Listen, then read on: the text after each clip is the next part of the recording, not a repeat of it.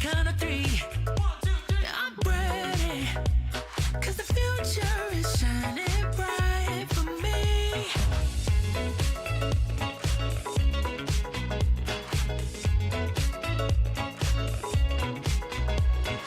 Walk with me, walk with me.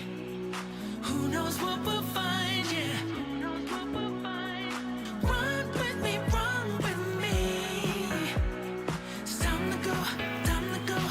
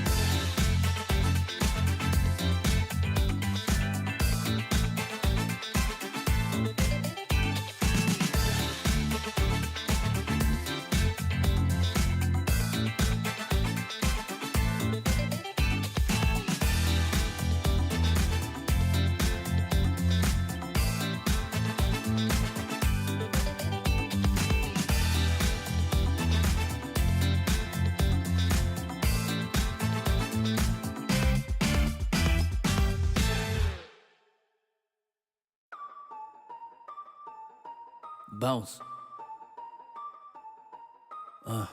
Everybody love a comeback. Gotta love a good comeback. Now you witnessing a comeback. Everybody love a comeback. Gotta love a good comeback. They say pressure bust pipes. So what's the win without a comeback? So what's the win without a comeback? Hustling every day to win. Now you witnessing a comeback. I'm not the one that you should play with. Better stick with who you came with. You ain't a thug, you a plaintiff. And I might jack dangerous. Moonwalking through a jam. Thread a slide for the bread. Watch them pray on my downfall. Hoping that they get ahead. So we don't give them no respect. It's just time to shuffle deck. Hit the body, clip the neck. Cause you know that more is less. Yes. Yes, Lord, I gotta win by any means. I'm all for it. I got a little strategy, and I won't blow it. I feel like I got Cali keys. Show me the door, cause they just want apologies and never war. So we hit them with apostrophes on they score. That's money, boy. Everybody love a comeback. Gotta love a good comeback. They say pressure bust pipes. So what's the win without a comeback? So what's the win without a comeback? Hustling every day to win. Now you witnessing a comeback. Everybody love a comeback. Gotta love a good comeback. They say pressure bust pipes. So what's the win without a comeback? So what's the win without a comeback? Hustling every day to win. Now you witnessing a comeback. Game 7 with the comeback. Second left with the comeback. Being Brian when I inspire. Real rap, that's all fact. Yeah. Tell me how you love that. Y'all middlemen, your fans. I'm trying to show them where to plug at. I'm trying to show them how to get back. Hustle up and get a kickback. That real motivation. Chill bumps when they hear that. Talking real demonstration. That Nipsey dedication. Hustling every day to win. That NEP mission statement. Never ending power. Look how I innovated. This that 10,000 hours. You get paid from your patience. Game need renovating. Hey, lucky I don't cave it. I ain't nothing to play with. Boy, I'm about to go ape shit. Everybody love a comeback. Gotta love a good comeback. They say pressure bust pipes. So what's the win without a comeback? So what's the win without a comeback? Hustling every day to win. Now you witnessing a comeback. Everybody love a comeback. Gotta love a good comeback. They say pressure bust pipes. So what's the win without a comeback? So what's the win without a comeback? Hustling every day to win. Now you witnessing a comeback.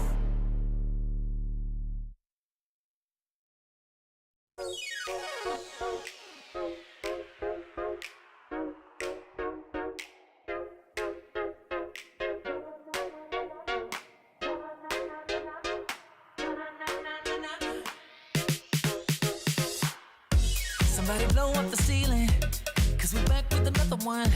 Can't get enough of this feeling. I can't sit around. Don't you wanna start over? Don't worry about a thing now. We were born for this moment, but we gotta go now.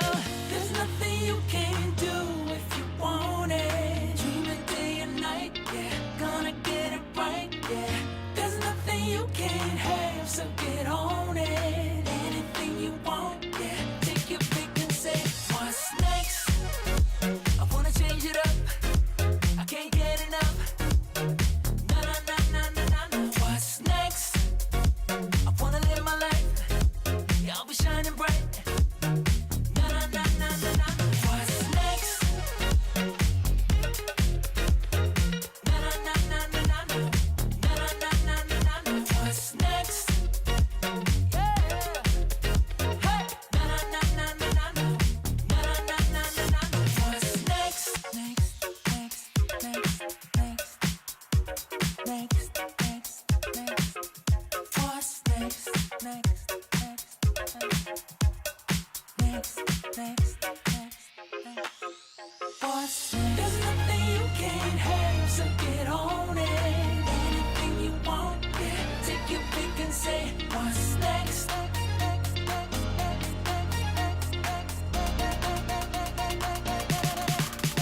What's next? I wanna change it up, yeah. I can't get enough. Na na na na na na. What's next? I wanna live my life.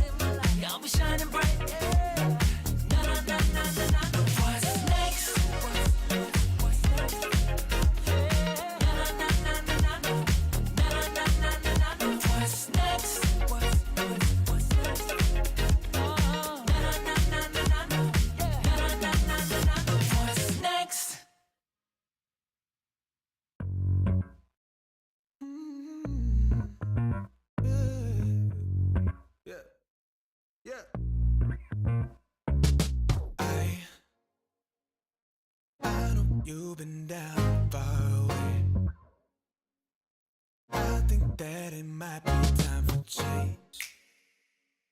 Maybe it's a sign to run away, and we'll never have to stay. It's a feeling that we've never felt. There's nothing wrong with sharing it with someone else. I'll lift you up. Hey! I'll never let you down. I'll lift you up. Your feet will touch the ground. We'll run away but never turn around. I'll lift you up. I'll never let you down. We could make a break for greener grass. I know that the weight is on your back. But it's just what we're waiting for at last. And I like it just like that. It's a feeling that we've never felt. There's nothing wrong with sharing it with someone else. I'll lift you up. I'll never let you down. I'll lift you up. Your feet will touch the ground. We'll run away but never turn around. Never turn around. I'll lift you up. I'll lift you up. I'll never let you down. Never let you down. Never let you down. I'll lift you up. Never let you down. Never let you down. I'll lift you up. Never let you down. Never let you down.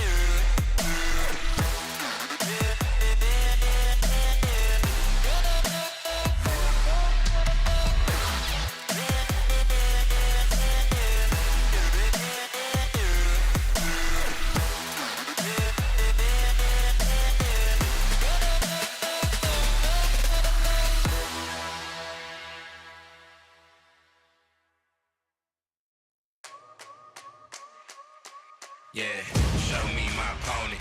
Top spot, I want it. My grind, I'm on it. Can't stop, keep going. One and only, can't clone me. I remember feeling lonely. I remember when they told me I would never get the trophy. Show me my opponent. Top spot, I want it. My grind, I'm on it.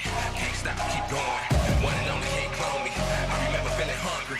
Now I'm coming for the trophy. Cause this is my moment.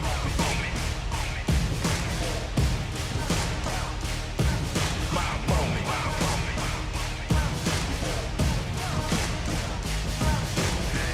I'm a ball till I fall. I'ma answer the call. I'm a beast, I'm a dog. And my back against the wall. I accept every challenge.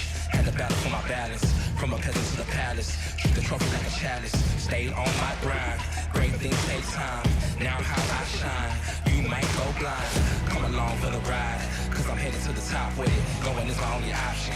They can never ever stop it. Show me my opponent. Top spot, I want it. My grind, I'm on it. Can't stop, keep going. One and only, can't clone me. I remember feeling lonely. I remember when they told me I would never get the trophy. Show me my opponent. Top spot, I want it. My grind, I'm on it. Can't stop, keep going. One and only, can't clone me. I remember feeling hungry. Now I'm coming for the trophy. Cause this is my moment. My moment.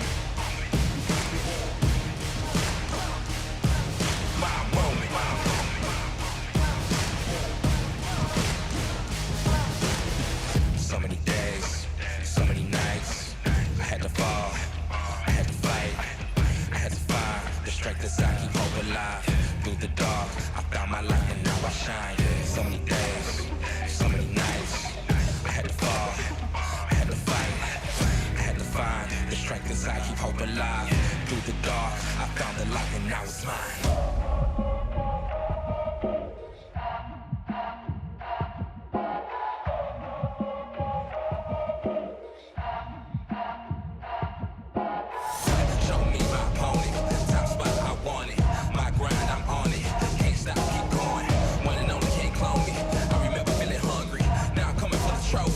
Cause this is my moment. My moment.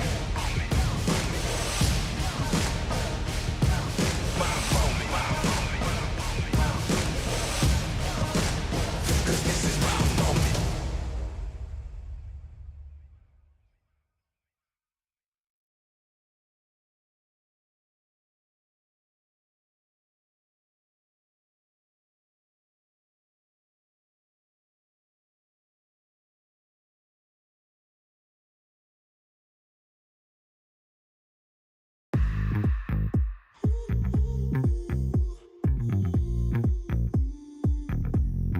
I say you can never have too much fun. You know the night is young, we've just begun. You gotta let loose and drop all your fears. Cause you're the life of the party and it starts right here. Dancing through the night, ain't no better time than now. I just wanna show you the magic of the night.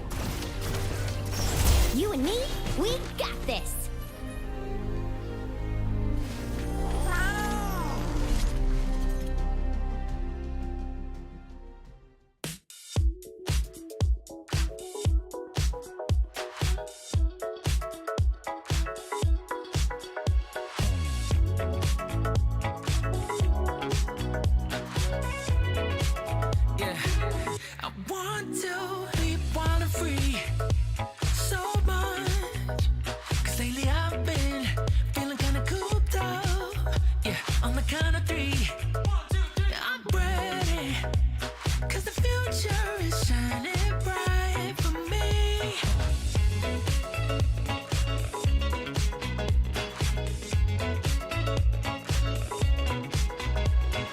Walk with me. Who knows what we'll find, yeah. Run with me, run with me. It's time to go, time to go, time to go, go. Too many seconds and minutes and hours I've been waiting. Countdown. Wanna go with you. I'm on the countdown. Hours and minutes and seconds getting closer. Countdown. Gotta go with you. Start a countdown. 4, 3, 2, 1.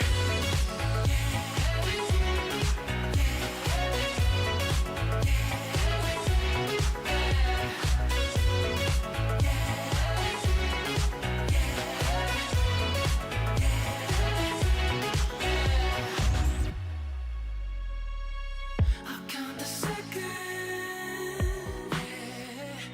Count the seconds. I'll count the seconds. Count the seconds.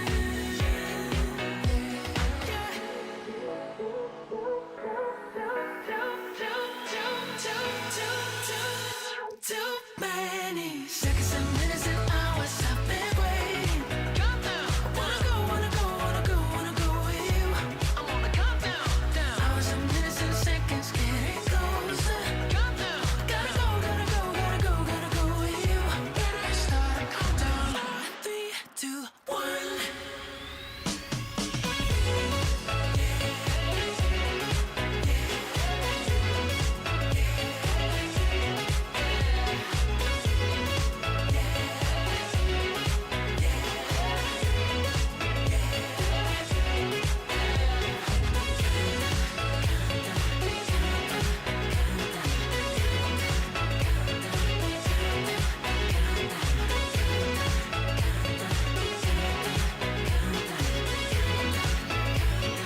Four, three, two, one.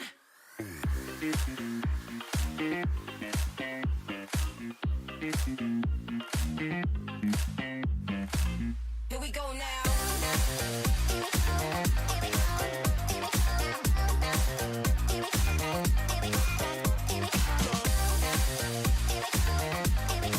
Here we go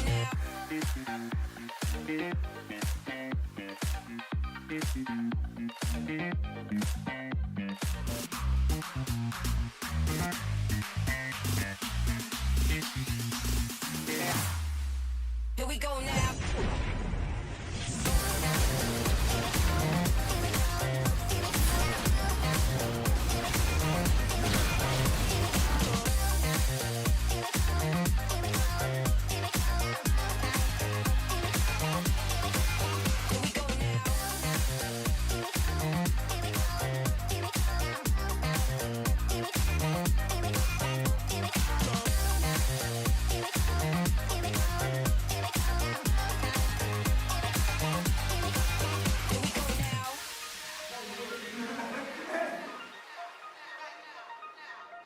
Here we go now.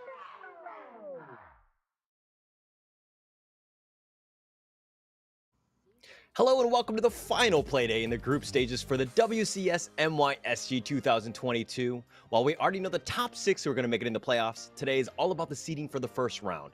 My name is Holler and with me is Contra. How are you doing today?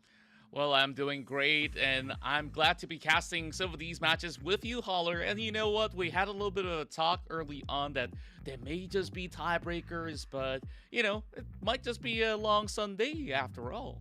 Yeah, it's going to be a bit crazy. I mean, 3 teams could potentially tie. I think it's going to go down to the numbers of strength of schedule, head-to-head, all of the things that I don't know off the top of my head. But people are standing nearby. They've got the league ops there in terms of, like, they've got the calculator and their abacus. Those things are all ready and good to go. But If you'd like to get in touch and interact with the show, with the players, with us, feel free to give us a shout at hashtag WCSMYSG. We're going to be happy to kind of give you our predictions, our expectations, and of the current correct timeline. We're going to have to see. That's right. Later on, we'll take you through the schedule of what's to come with all the matches that are being set for the entire afternoon, all the way to the evening. And of course, share us your thoughts, putting it down with the hashtag WCSMYSG. And you can follow us at Wild Rift Esports MYSG on Facebook. So, of course, from yesterday's rounds, we've got some pleasant surprise with Reach the Peak finally closing off their very first series. I wonder, could they come up with more for today? Yeah, I think that was a huge confidence booster for them. I mean, they got one. It was the one they really wanted because it was against TODAK there and made sure that they're, tied for last place as opposed to going for that donut of not getting a single win. And that was a big one for them. And congratulations to them. But they have one other game. That one's going to be our first series. And they're going to be up against Phantom 6, who have kind of struggled a bit. But what are your thoughts on that first matchup? Yeah, I do believe that Phantom 6 is making certain adjustments throughout their entire run here in the league stage. But of course, we'll talk more about that after this because we got to check out the entirety of the format if you guys are brand new to the WCS MYSG. Welcome to Wild Rift Esports Season 1, where teams from regions all around the world compete to qualify into the first ever Wild Rift Icons Global Championship. For the teams in the MYSG region, their journey begins today in the Wild Rift Champions C MYSG 2022. Here, 8 teams in the regular season will be competing against each other in a double round-robin best-of-3 format to determine the top 6 teams who will earn their spot in the WCS MYSG 2022 playoffs. From there, the teams will be placed in a double elimination bracket with a bye round given to the first and second seed. Here, only one team will qualify and earn the rights to compete in the next stage, which is the Wild Rift Champions C Finals. The regions involved in the WCS Finals are MYSG, Masters, Thailand, Vietnam, Indonesia, the Philippines, and Oceania. Here, 4 of the best teams will advance to the next global stage, the Wild Rift Icons Global Championship. The Wild Rift Icons Global Championship is the pinnacle for Wild Rift Esports in 2022. This tournament features 24 teams from all the Wild Rift Esports regions, which includes Southeast Asia, Brazil, Latin America, EMEA, Korea, North America, Japan, and China. This is where we will witness the highest level of competitive Wild Rift in the world, and we wish all the teams the very best in their journey with Wild Rift Esports.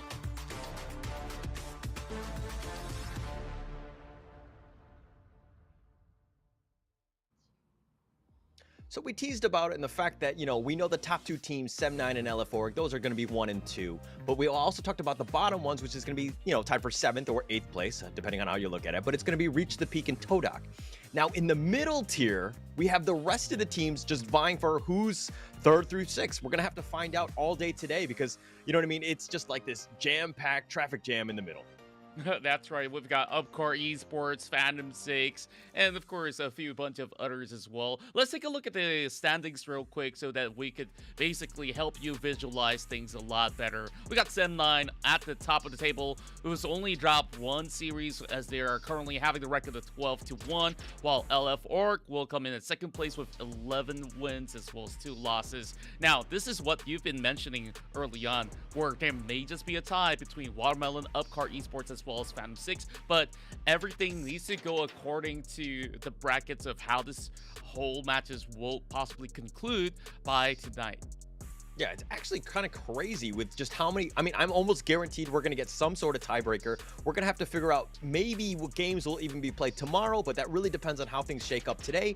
Strength of schedule, of course, head-to-head, all of the different matchups. There's too many variables for us to kind of figure out what could potentially happen, but I like the fact that even in the last day, things are very competitive with 3 through 6 because of the fact that it's actually very important in terms of the playoff. And so if we're looking at the schedule right now, it's going to be Reach the Peak versus Phantom 6. That's going to be our first game.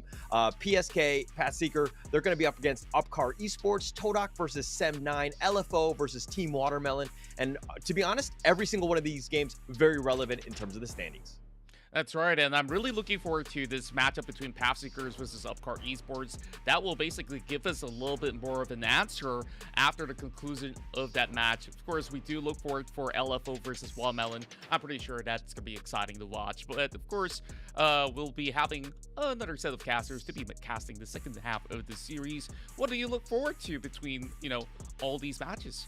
No, I'm looking forward to, Upcar Esports PathSeeker. I think that game is going to be the ultimate telling. I mean, you talked about the fact that it's going to be the most important in terms of where the teams stand, in terms of the standings and all of that. It's very important. But the thing is that, 3 versus 6, 4 versus 5 in terms of the playoff. And that's going to be how the brackets are playing out. But the thing is that, like, who do you kind of want to be in the 6th position? So you might not face, Sem9 or LFO. Like, you can kind of 200 IQ it.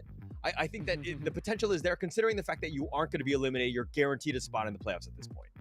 That's right, and when we do compare the two of them, I do believe that PathSeekers, they have found their rhythm already throughout all these matches. They did start off pretty slowly, and afterwards you see players like Evolution basically evolve throughout the course of the battle, and I really want to see even more to come. And if that tiebreaker happens, honestly, I don't know who's going to be having a better position to start off their playoffs run. But Holler, I guess we're going to start things off with Reach the Peak here, taking on another set of series against Phantom 6. This is the second time that they're going to be meeting each other.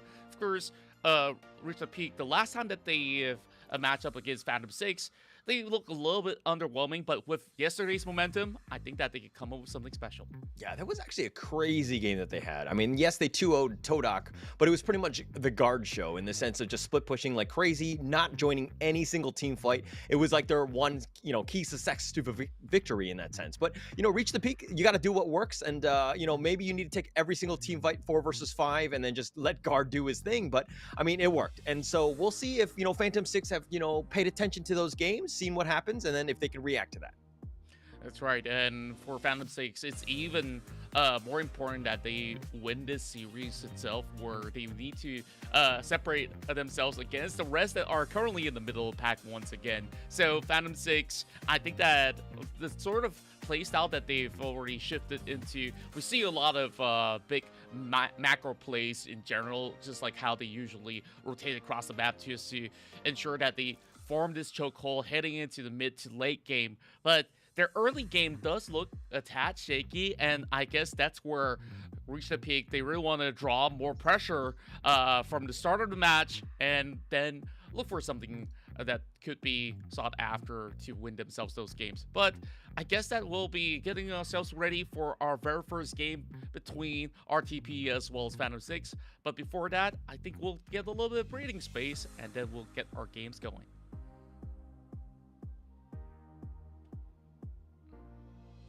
Well, I'm just trolling with you. Not just yet, I guess. Oh, no. I thought we were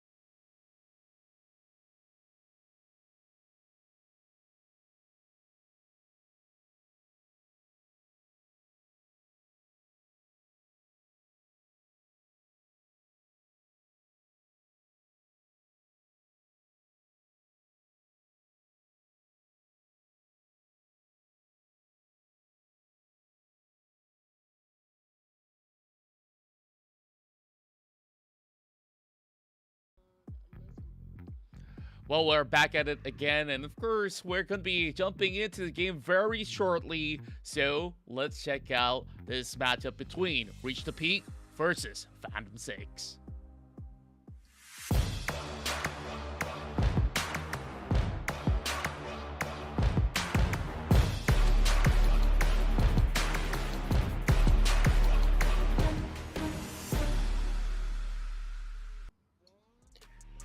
Reach the Peak, they got their first win yesterday, 2-0 against TODAK, with Guard being the split-pushing machine in both of their games, securing themselves the first win. Guard is going to be playing the top role. He's been playing all over the place in terms of support as well, but ZLB, jungle, Tenmo, mid, UA on the ADC, and Guilty is going to be the SP on this one. They had a great win yesterday.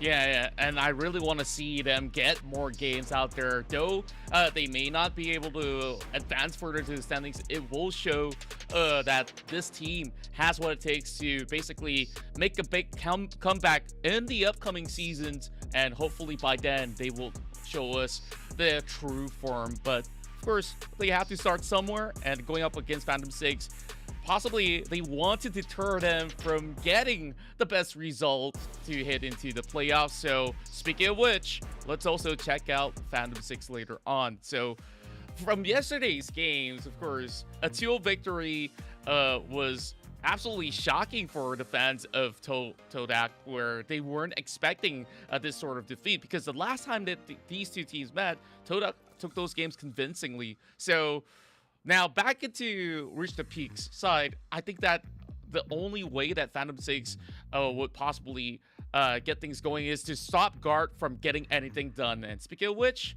let's check out the boys of Phantom 6.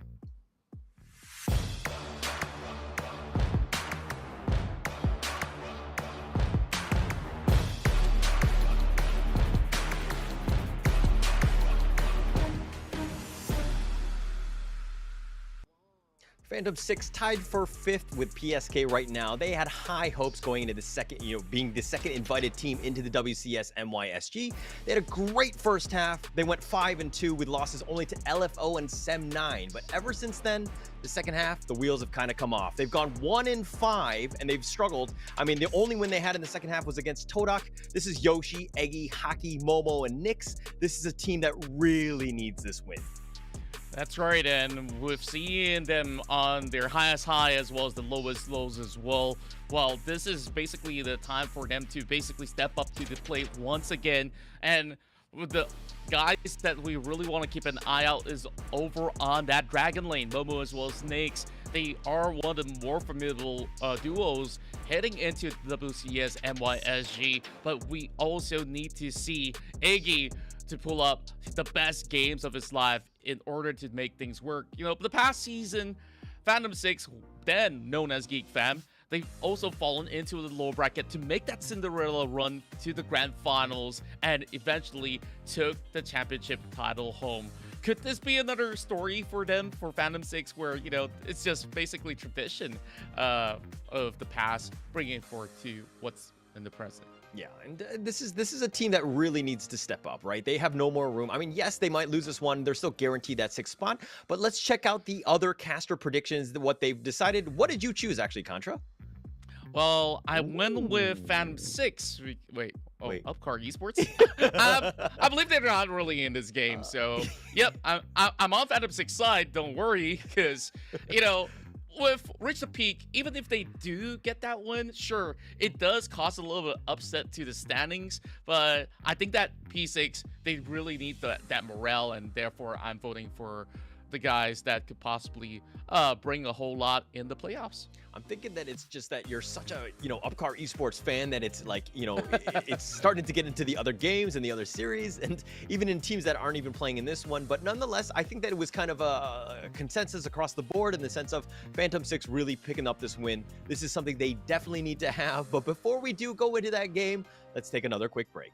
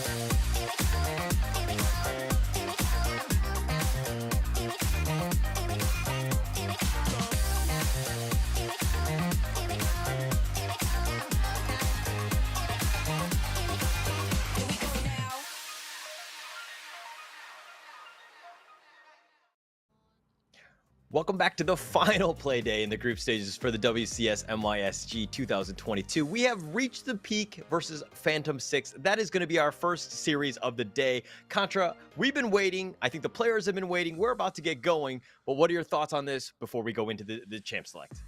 Well, I guess the team today is upsets, upsets, and upsets. So I guess that this is what we really want to see. Reach the peak. They've managed to bring TODAK down. Not that they needed to be brought down any further anyways, but I guess that at least setting a right track record before you go out is the best way to prove that, hey, they definitely have what it takes here to come back stronger in the next season of WCS. As for Phantom 6, I hope that they've got it all together by now, because first half of the group stages, they've been looking to be one of the teams to beat, and then they basically have their ups and downs, and it basically fluctuates from time to time. And I just really want to see Phantom 6 just go at a 200% level for this matchup itself. I think so too. I mean, they are guaranteed a spot in the playoffs no matter what. It might be 6th place, it might be 5th place, depending on how things kind of turn out later today in terms of all the different games. But Phantom 6, this is one where they need it just in terms of like confidence, right? I think that this is one where they need to look, dig deep. They had a terrible second half of the season. They've only beaten TODAK. If they get reach the peak, that's going to really help out in terms of confidence as they get into the playoffs, where it's going to be double elimination, but we are in the first game's champion select. And if we see some bans, Yuumi, Jax, and Gragas kind of to start things off, anything stick out to you there? Well, I guess that the Jax ban is targeted at JLB, that he picks this hyper late game carry into play in the jungle, but he still has more in his sleeve where he could still opt for things like the Kha'Zix and stuff. But you see, Phantom 6, they just really want to negate CLB from getting anything going on in the early game so that they have a smoother cruise. And one thing to take note of is, RTP, they use ZLB had the Master Yi yesterday. And I think that there is some suspicion that the champion might be a little broken. Unfortunately, we're not seeing anyone banned. And don't get me wrong, ZLB really plays an amazing Master Yi. It went, I think it was picked one time even before yesterday. So it's been picked a total of 3 times. It has 2 wins under its belt. But Master Yi, this is one that I think that you need to keep it on the radar. It could potentially be there, and it could be very strong. So, as I say that, Darius into Lulu, what do you think about that? Well, I guess that for Guard, this is something that he's been very used to going in with the Juggernaut. And you did mention the Master Yi. They're just going to go at it again, especially with the brand new patch. You have brand new items like Hullbreaker and even Divine Sunder. So you could basically pick your poison and see how you can basically either melt down tanks or basically go in for a certain split push of sort. But Phantom 6, they come up with their own answer here. They really want to ensure that Momo turns into a late game beast. So they're just going to double down on this by bringing Set to the front line, the offense as well. So things are looking good for Phantom 6. To be honest, I think that, Phantom 6 need even more CC. I think that just to deal with the Master Yi, I think, to be honest, I feel like it's broken. I've heard rumors of it. I've been seeing it on, even on Reddit. This is something that people need to, the pubs are definitely banning it. I haven't seen it, run rampant in the pro scenes, but we're about to see just how good it is. This is, again, the first series of the day, the first game that's going to be played out. I think the other teams are going to be watching to see if there's actually a counter to it. But as I say that, they pick up the Zed here. What are your thoughts into, the Zed vein? Well, I'm not really fond of this pickup here, especially when you do have a Lulu that could easily pop Wall Grove to give some extra health and basically stop him from getting those full combos going. But if Tenmo does get some really good early game kills to get up to speed, get his items up online, then it'll be much easier for Reach the Peak to secure this game. So long as all the lanes are holding up fine, then you have this Master Yi that could basically scale up. Things shouldn't go all too wrong. Like earlier, we did see Reach the Peak, they missed out on the ban, but this time, they're the ones turning things around to go in further to negate Iggy from getting aggressive jungle picks such as the Rengar as well as Lee Sin. I think that those are very good bans. Obviously, Eggy plays a great, Lee Sin and Rengar, things that you need to be careful of. And, you don't want things that can outfight the Yi or the Zed in this case. I mean, if you're looking at the roster of RTP, they just want to run at you, right? I think that there's no doubt about that. They've got, no real ranged, champions. Although Sona here is kind of ranged, but she's going to be in the back kind of playing her tunes more than anything else. Well, I'm not too sure about the Sona pick, though. That also makes the rest of RTP kind of squishy, except for the Darius, of course, whenever he does have his items up available. So what P6 plan to do is that, sure, you could go ahead, ban all these aggressive junglers. I'm just going to be playing a safe game, and when it comes down to team fights, I'm just going to outplay you. And they really want to double it down as well on the damage department, where they bring Akali up to the mid lane. So this mid lane matchup between Haki as well as Tenmo is going to be pretty spicy. Okay, well, they've got the piano player, they've got the singer on RTP, they've kind of added that in. They've got a whole bunch of buffs, which is going to be very helpful for ZLB's Master Yi. I think that those will definitely add up. I mean, especially since yesterday, his, he like basically rode on the backs of a Yumi, right? And it just made them this ultra scary hyper carry. But you kind of have that with Seraphine and the Sona here. So you have buffs, but we're going to see how this one plays out. But now that we know the draft, which team do you kind of give a little of an advantage to? Well, for creativity, I'm going to go with RTP, but when it comes down to reliability, Phantom 6 looking pretty good, where you have a well-balanced composition. The last time we saw both Sona as well as Seraphine down in the bottom lane was the past season, where Team Secret have basically came up with this genius draft where you want to ensure that you keep your jungler as well as anyone up front to be staying alive as long as they can. So all these heals as well as all the shields will be funneled into this Master Yi that's going to be hacking and slashing anybody at sight, while the Darius will just have to come in, drop that Noxian Guillotine, and hope for some resets. And there's so much sustain on this team. This is an interesting lineup. I mean, yes, it's brought up from the past or whatever, but I think it has a lot of play. We haven't seen this composition in this league thus far, especially with those two, singer, pianist, in the background. But it's one of those things that if they win one team fight, they could essentially just continue to roll because of that sustain that they have. That's right. I guess sometimes we would like to see a little bit of collaboration between the KDA member as well as the Pentakill member out there.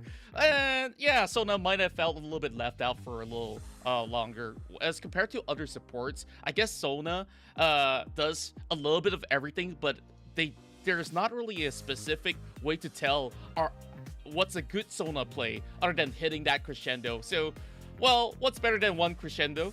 Make it two, where you have the encore dropping in, essentially doing exact same thing in some of these team fights. So I guess they just really want to counter the likes of P6. If they really want to go for a death ball, then sure, you drop the beat and you just let everything else fall perfectly into place. But I want to go back to P6 though. Their roster looks to be pretty well composed, and if they're gonna hit that late game, I think RTP's got to be careful, because you take a look at everyone else. Once again, I reiterate, it's only the Darius that's going to be able to soak up plenty of the damage other than the Master Yi. The rest, I think it's going to be easy pickings for Phantom 6. Yeah, and they need to be careful. I mean, it's one of those things where it really comes down to the Lulu play in terms of, is she able to get off the wild growth at that clutch moment when the guillotine might be dropping, right? It's one of those moments where we're going to have to see how this team fight happens. But the rest of P6, straight up damage, right? Graves is going to do a ton. Akali, Vayne, like these are scary, right?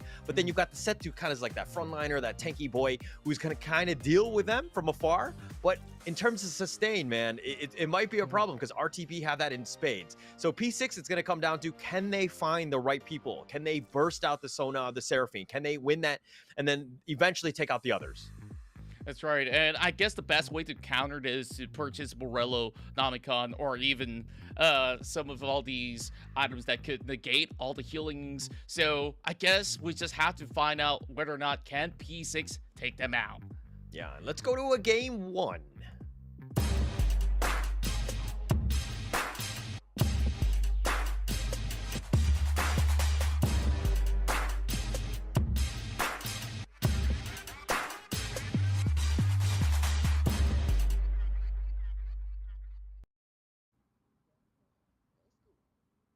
Game 1 reached the peak, Phantom 6. This is going to be the first series of the day, of the final day of the group stages. But we've got RTP with this, somewhat unique draft. And then we've got the typical Phantom 6, very well balanced. But you've got a set mid. What are your thoughts on that one, Contra? Well, I do like this sort of matchup where Zed basically can tank all the damage that comes out of the Zed. Even if you drop that Death Mark, you just simply pop Haymaker, you're going to be A-okay. So it's not really a clear-cut answer as to when Tenmo can go in for a full commitment. But this matchup, it's really jungler reliant, where it's all about the initial setups. You won't expect Master Yi's to gank really early, but with the changes as well as the brand new update, that Alpha Strike possibly hurts a lot more, where it used to bounce off of minions and, other units in terms of damage. Now, if you're basically using the Alpha Strike on a singular target, you get all the damage onto the same person. So I think that CLB is definitely onto something. Yeah, ZLB already invading the enemy jungle because he realizes that, hey, he saw Eggy in the mid lane and they were doing some sort of weird mid comp, but Guilty getting a little bit low. But my God, those shields and heals, no real chance to take this one out. It's just too much to stay. Yeah, and they can hold out for as long as they want, so long as they do have the mana though. But Momo's gonna commit. Oh, Guilty solo is able to... No, he's alive. Okay, Yui just kind of zoning up more than anything else, but my gosh, that was so close for Guilty. Yeah, I'm starting to get word for them, but here comes the dive. Yeah, and Guilty's already down. They focus fired. Eggy's made his way all the way down, and they get both of the bottom laners, Yui and Guilty, both down. All 4 from P6 are making their way here, and they've actually done some chip damage on that bottom T1. Meanwhile, over top side, they want to do the same against the Akali. So Yoshi, he's got to make a run for it. Oh, he gets the shuriken toss and he's back in, and yes, he's doing it in style, but he's still stuck here. The apprehend, and I think the observer was just like, I don't want to see this murder. This is too bloody for me. And oh, Yoshi somehow still alive. Oh, there we go. The death mark, that will be enough, and they do end up getting the kill. Tenmo will secure that one. They took longer than they supposed to basically clear him out early on. All thanks to that shuriken flip play, and I guess that when he's also low, he didn't really need to commit the flash. Whereas over on the bottom lane where we saw RTP went underneath the turret, there's already like, what, 4 members out there. And the problem with this Seraphine Sona setup is that they're both immobile targets. So if you really want to go for a dive, they're just sitting ducks. Yeah, it would be very easy for them. I mean, there's no real positioning more than anything else. Yes, they're faster, but there's no other mobility other than that, right? And yes, they can heal each other, they can sing each other's songs, and they play, they can sing karaoke and all that and have a great time, but laning is a whole nother story. If we're looking at the net worth lead, Vayne is already off Nick's, Momo that is. He's got about a 4K net worth lead, and this is one of those things where you don't really want to lose that bottom lane. Yeah, I hope it's not going to be an awkward duet, though, because technically, Sona can't really sing because she's mute, but she can play some fine tunes for sure. Now, I wonder when it comes down to objective priorities, what should either side go for? Will it be a Herald that they're going to be aiming, or could it be the first Drake? Because honestly, not many teams will prioritize the Cloud Drake overall, but it does benefit Reach the Peak hitting the late game. And ZLB a little bit behind in terms of the net worth. About 300, which is saying quite a bit, seeing as that Eggy's been very active in all of the other lanes. He does put a ward down, so he does have vision of that dragon if they want to go for it. But Eggy, one thing to take note of is looking to go in the top lane, as well as Nyx is making his way all the way in the top. They're going to meet with Darius right now. Yeah, great adjustments being displayed by both sides. While there's not really much of a contention here, I guess that they are happy to trade objectives instead, while you can have Momo to deal with the Darius with that sort of range. Yep, they do have those wards, but they don't seem interested at all. Yeah, I don't think they're going to go for that one. They're going to take the Rift here, P6 that is, and they're going to look to probably drop it top. They've got 2 members of RTP defending here, but with Shelly making an appearance and 4 members of P6. Oh, nice showstopper. That's going to start things off. Guilty's going to be backing up, and Hockey's looking to just go on to Guard. Guard is getting solo. He flashes away, but no real room. He goes down, and it looks like Momo is looking to do some damage. Yui is joining the fight as well, but Guilty so low. Does need to be careful, but a second charge is about to be charged from Shelly. There's not much that Yu could possibly do from here. Here goes the flash, and Iggy's gonna get one. I think that's more than good enough. They got 2 turrets back to back.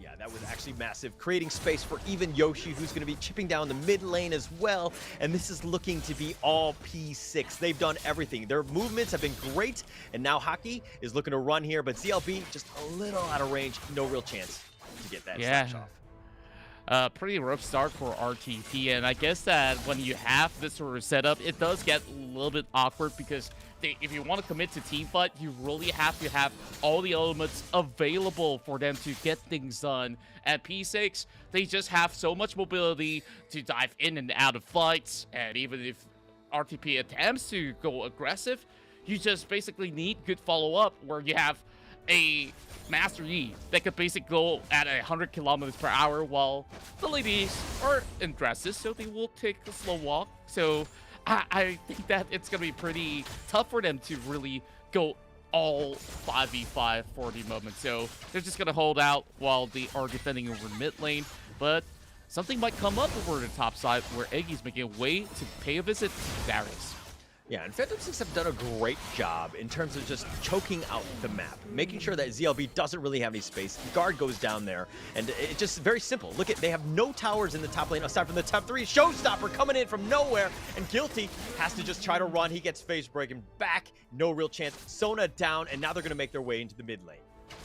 Yeah, you know those games when you go queue into your ranked games and you see your Master Yi and your team, and you're like, I guess I'm not getting any ganks after all, because Master Yi takes too long to ramp up. And up till now, I haven't seen him contribute all too much in either skirmishes.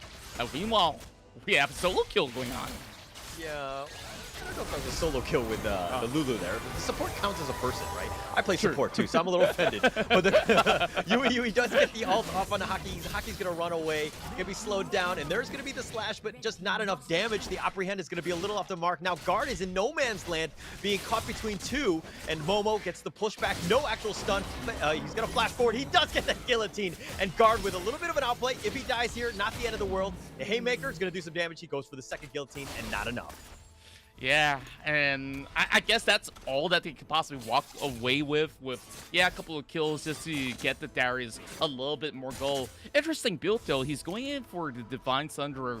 Well, what tanks are we looking to shred? I guess that he doesn't really need it, but I think it's just a great addition to what he could possibly come up with in the late game, judging from stats. Like, he gives him a little bit more of the extra health that he needs to survive some of these team fights. So RTP, they're just prepared for that late game, but can they even get there at this rate?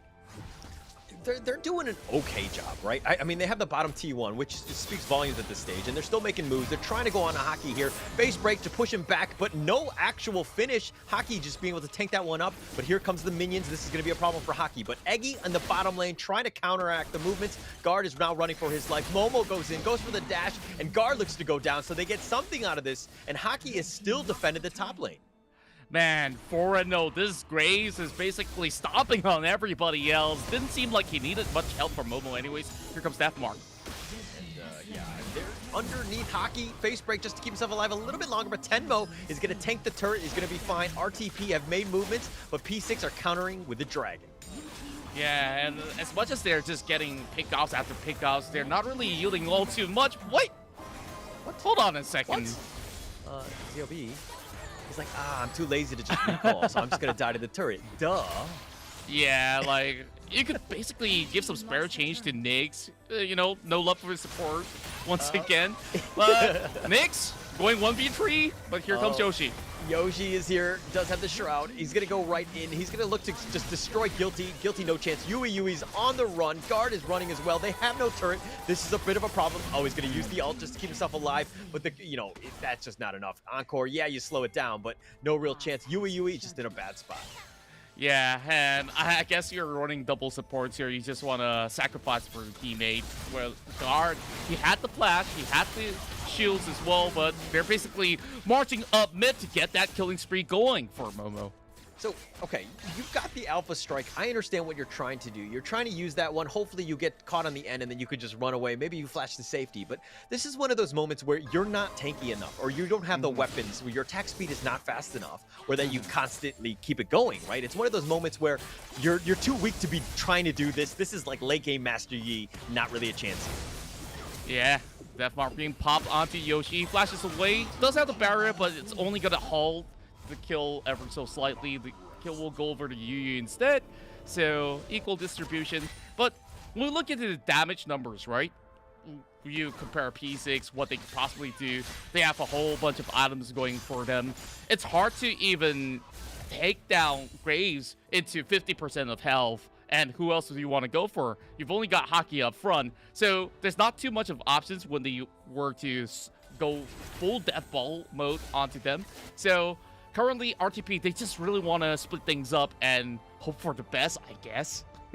And this is the issue with RTP's bad laning phase, right? If you're behind and you have these damage dealers who are literally just kiting you from afar, getting even more items, it's going to be way more difficult to take any sort of fight. Because, again, I think you talked about Darius and Master Yi. All of these guys are literally just going to run at you. If you see this guy chasing after you, you just back off and you continue to kite. Yeah, and it's so easy for Momo to do so. You could just tumble away, and Iggy naturally has dash. You got shurikens, and sure, you want to catch snakes? He's going to be having that wall growth. He's going to knock somebody up in the air, and then the rest of P6, they could easily respond to that. So, split push isn't going to be all too effective for the moment, but Selby's going to try while they have Yu try to pull this one out. Again, another issue is that you don't have any space, and I think Guard has been doing a good job of just continuing. Oh no, he's going to join the fight now. Oh, the recall gets away to safety. Blue's going to be stolen. They got something. Deathmark is going to be committed onto Momo, and he does go down. Tenmo that is, and it looks like now they have to run. Guilty and Yui are on the run. Guard is here trying to just space him out, but Haki getting a little Guilty a little bit low, but everything's going to back off here. Tenmo is the only death in that one. Man, this is a cheese Master Yi coming with split push, but Yoshi's coming right in. Though he does get those killings done, but eventually he gets out with the flash.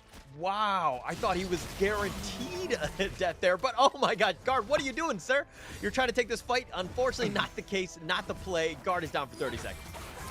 Man, it's a little bit of Fiesta coming at the both ends of the spectrum, right? Like, it feels like RTP, they start to have those damage numbers out there. I like that they chase down the rest of P6 in order to open up room for the Master Yi to go in for the split push. They did keep Shelly for quite some time in order to drop it down top, almost getting the inhibitor as well. So if they really want to try once more, this time the major objective, Baron, will be crucial for RTP to get things done.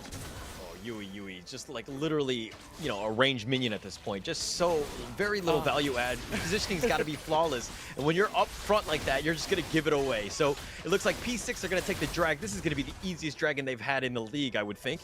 But it looks like they're continuing to roll. They've got 2 dragons to 1. Indeed, and I don't know, like, if you're playing as an AP carry down bot, like, you still have to worry about your own positioning. Like, there's no business for him to extend all the way up to mid lane. Now, he's not in the match for another 5 seconds, so they easily secure another turret up mid. Phantom 6, they can basically press on from bottom as well, and once things are well secured, with all the waves crashing in from all corners, they can easily do this Baron. They're going to start it off here. I mean, they saw that ZLB was just recalling away to safety, but this Baron is going down. RTP are not in the right spot. They are actually a little slow. Oh, they're going to actually back off. P6 sense it. It's like that spider sense was tingling, and they're like, okay, this is a little dangerous. We're going to back off. Yeah, I think it's a really smart measure coming out of Phantom 6, so especially when they understand all the elements are online where RTP could easily turn the tables on those choke points, but they're back at it again, this time just clearing some wards, but they've definitely drawn a little bit of attention from CLB. Mr. Krabs will eventually catch a little bit of praise there. ENG playing with fire, going into the ends of the enemy lines, but I guess they really want to reel the rest of RTP to pick up a fight. Oh, the high note, that's going to scout him out. They're going to just back off now, realizing that it's a little too dangerous. They do get the crescendo. That does actually connect, and they've got a two-man stop. The showstopper pushes them back into a bad spot for them, but Hockey is here. He's got the wild growth if he wants to go back in. Momo is not scared. He's going to look to take this one. 1 versus 3. Guilty is looking to go down. Is Momo gets it? Yes, he does with the proto belt as well. Yui does have, sustain, but it's actually no damage, and now she's on the run. She's just trying to do what she can, but no real way of getting away from this Vayne. Should be killed here. Does commit the ult as well, and Momo will just happily eat that one up. That's easily one of the best Vayne plays that we had in the WCS MYSG. 1 versus 3. Momo flashes inwards, and, now without the Master Yi, things are so much easier. Phantom 6 gets the Baron power play going.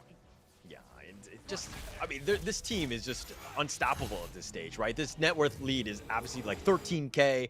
It's only 15 minutes, 21-6. This is going to be very difficult for RTP to come back, but they got to stick to their guns. What they did with previous games where they did win was just split push. Hopefully people aren't paying attention. You got to fix the lanes, give yourself a chance, give yourself a little bit of breathing room. Right now, with all the lanes as in as they are, it's very difficult for RTP to get anything going.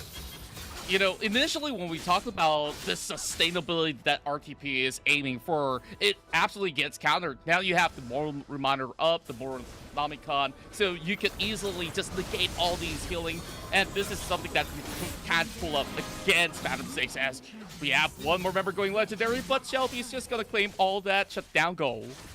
ENG trading for Tenmo here, but that's created space for P6 to chip into this T3 bottom, and Guilty wants no piece of this. Momo's continuing to just, to leverage, their advantage right here as they're looking to take both of the siege minions right there, but okay. What? They're going to look to go in. Yoshi going super ham, got the wild growth, but that seems a little too risky. A little bit of a, ambitious play, I would say, but RTP are sticking around. Momo is not afraid, apparently, but I would be as RTP.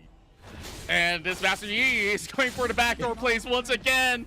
And things could possibly go worse for Phantom 6, but thank goodness, and Nyx would still keep his Baron buff intact, so he could just easily hold this one now. But I don't think that Phantom 6 should go for risky plays for a moment, because they could easily just close out the game. They just need to have those minions intact. There's no business here for Yoshi to dive so deep inwards to the Nexus. He just gets smacked. So now, question is, RTP, are they going to challenge this Elder Drake? It looks like they're positioning themselves to, but they're going to give up on the Elder Dragon right here, and it looks like they're going to continue in the mid lane. Oh, Guard is getting so low, somehow still alive. He flashes to safety. The Showstopper pushes him back. He goes for the Haymaker, and he does end up killing Guard in the end. And ZLB is doing some work. This is the damage. He gets face broken backwards. ZLB trying to survive. He does get the Q, and the one last Haymaker does get that, and Vayne is here. Momo is here, and Momo is he's got all the answers to all of your questions. And it looks like Momo is going to clean up. It's going to be the T3 and beyond. Man, oh man. Hockey, he survived to tell the tale. Do you see how many members of RTP did he tank all alone? And, well, I guess there's not too much left in game 1 for RTP. P6 will secure the matchup here as they proceed forward, looking for the second. That was a very easy GG game, I would think, by Phantom 6. It was one of those things where they had full control. They were kind of styling on in the end. No real potential of losing that game as long as they were smart with the lane, the lane equilibriums for all over all 3 lanes. And they were pretty smart. They had really no chance of losing that game. Yeah, and I guess things started to get going for Phantom 6, especially they knew who to prioritize. Over the bot lane, there's basically vulnerable targets for them. Just hop over onto either Seraphine or Zona, or you could basically get both, where Graves, he just easily surfs in from the back of the jungle and just get things going for him, and there's nobody stopping this Grave, so he just keep ramping up while this Master Yi takes too long to activate, and I guess that RTP has got to find another formula. Yeah, it's gonna be. They're gonna have to come up with something. I mean, we're gonna find out, but it's gonna be coming up in game 2. But first, let's take a quick break.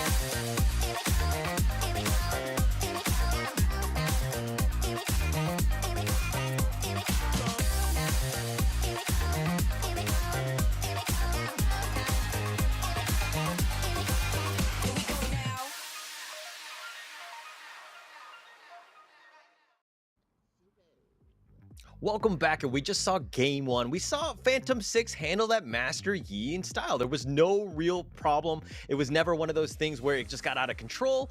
What did Phantom 6 do well, Contra?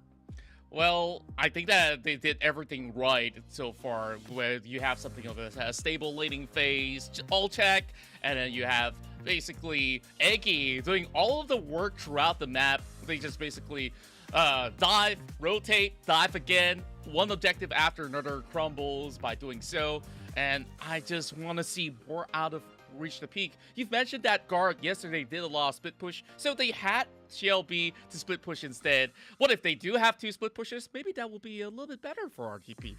It was one of those things where, yeah, you got split pushing, but then you're not strong in other areas, right? You're taking on team fights at a deficit in the sense that, because the other guy's split pushing, right?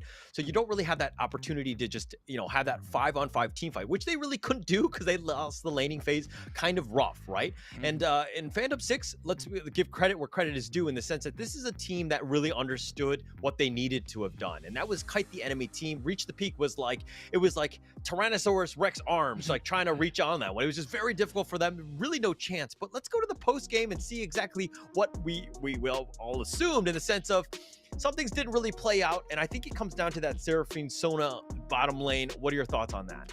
Yeah, and well, the result speaks for itself, where you have Yu who's basically building onto Redemption, which they intend to survive longer in all these skirmishes, but when you don't have Guard or Shelby plays into these team fights, then what's really the point of having this sustainable comp, where all that is being countered by all the items that Phantom 6 is building up. Hockey easily just answers with the Torn Mill. On Eggy's side, he will be able to build a second item on the Mortal Reminder, and more on Namikon is basically the standard build for any Akali anyways, so everything's going pretty much as intended for P6. Easy answers to all the questions that RTP wants to throw to P6 early on. And don't get me wrong, ZLB was trying to do what he could. I think in terms of net worth, he was the highest in terms of his team. He had about 15,000, which is actually pretty commendable considering the state of the game, right? But that pretty much means that there's no farm on anyone else. Everybody else has to ensure that they stay alive. They weren't really able to do that considering the fact that they were always taking team fights 4 versus 5, making it very difficult for them. So I think that this is a strategy that they've kind of found that kind of works, but they just need to refine it. There are little micro mistakes that they're making that is really making, kind of hampering them in the end. Yeah, and it's really painful to watch them go into the late game, not having really the best of plans other than Master Yi to basically hack down all the turrets out there. So other than all these sort of mishaps that have happened, I really want to comment on big plays that did come in for Phantom 6. We saw that team fight around at Baron, and Momo, despite being stuck around that corner brush, he saw that opportunity to flash forward. Shelby's basically the target that they won, and then he dealt with both Sonas as well as Seraphine to secure that triple kill. I think that was a beautiful play coming out of Momo. Momo had a great game, don't get me wrong, but I want to give credit also to Hockey. I think the amount of control that was provided, the showstoppers were like unmatched, right? They were perfect. They put him in the right position. It was just really great, very smart play of just understanding the limits of the set. Because once he starts getting those haymakers, he's got the shield. It's very difficult. You think that he's low, you think it's an easy kill, and then all of a sudden he gets that shield from the haymaker. It makes it very difficult. And so he was constantly like a nuisance, just controlling the fight so that, again, Momo just had free reign to just pick off whoever he wanted to. Absolutely, and Tenmo had really a tough time to basically single out a target. Despite playing a Zed, you just really want to go for the main carries, but when you're basically hitting brick walls and having your face broken over walls, I just don't know, like, if Zed's gonna be a good pick against this composition where P6 time and time again have gone for that set pick. So I guess if they really want an easy solution, game 2, they got to remove that set. And anything else, I guess Graves under the list of all the other junglers that they found out. Okay, don't get me wrong. If RTP had target prioritization, I think it could have been a different game, right? You focus out the Lulu, make her wild growth herself, and then deal with the Vayne shortly after. I think that if you kind of have that situation where everybody makes a beeline for the backline, make sure that they have no room to breathe. Because at the end of the day, the Akali, the Graves, just very difficult, just kiting you from afar. So you need to get to the one that's kind of not as fast, not as mobile, and really doesn't have any outputs and just wants to stay alive in the fight. If you take down the Lulu, maybe you have a chance at the other ones. It's one of those things where you need to make sure that everybody's on the same page. Yeah, but then again, to get to that Lulu, you gotta deal with the Graves, you gotta deal with Hockey. They did try on that final fight over the mid lane, and no matter how many things that they really want to throw to Hockey, he's just being absolutely annoying. That he's just drawing every attention, including Shelby, who's basically diving over the back. Hockey not only stays alive, but it's like, okay, I guess I got another small problem to deal with. But guess what? We'll just look for more answers here on game 2, where or not if RTP can turn this one around. They have no chance. I mean, this is the last game no matter. I mean, well, okay. They're not playing for their tournament lives or anything. They're already in 7th place. They've already been eliminated in that sense. But this one is for pride, and they can play a little bit of spoiler in the sense of, make Phantom 6 really think about themselves. If Phantom 6 were to lose, and that would be an upset, it could be one of those demoralizing things as you're going into the tournament because of the fact that, hey, you haven't really had a win in the longest time. The last win for them was against TODAK. And, that was also against a team that is on the bottom of the standings. Of course, no disrespect towards TODAK. They had games that were going good as well, but there are, of course, times that they do look sloppy in some of the team fights, which is why that they couldn't really find answers to, and yet it's already too late. So as we go into the second phase of picks and the second set of the this matchup, we're looking at RTP not banning anything for the first pick. They go for the Gragas, and P6, they just easily ban it with Darius, forcing Guard to play something else. Okay, do you think that these are respect bans? They're like, oh yeah, we beat you with these champs, but we're gonna ban them now? What is that logic right there? Because usually you only ban after you lose games, right? Well, I don't think that it's just about respect bans. It's just about, yeah, I'm just gonna mess with you. Like, you think you're all too good on that Zed? Yeah, I'll give you a harder time. Go for something else. So I wonder what that something else is at this moment. But they did basically take my advice. Go ahead, ban out Hockey's set right there. So Guard's got a lot of options. So they did leave Yuumi up in the open. Perhaps they could go for it. Instead, they go for a Malphite. Are they serious though? Now, the question is, where are you going to put this Malphite? Traditionally, a Baron laner, you can still go with the support role. Some Dark Technology would place this Malphite up over the mid lane. So, I wonder. Yeah, I wonder too. But it does have a little bit of flexibility. P6, on the other hand, are going with a Lulu, who has a little bit of flexibility. I think we've seen it in the mid as well. But I think that it's pretty much a stock standard support. I think it's, at least that's where most people would play the Lulu. But does it counter the Malphite? Even if this is okay, as I say that, they picked the Yuumi, so this is going to be great. One of the Lulu is probably going to be the mid, or maybe a Yuumi top. We're going to have to see, but I like this. It's very annoying to deal with both of these champs. Now, this is a better sustained comp. I think that P6 is giving free lessons right here, but they really want to answer back by picking up the Yasuo. So I guess RTP, they're going back to basics, where you come in with the Unstoppable Force, the Malphite charges in. If he does get 5-man knockups, or in this case 4, because Yumi's always attached to somebody, right? So there you will have a perfect setup for the Yasuo to come with the last breath, and to further commit to that, they pick up the Lee Sin.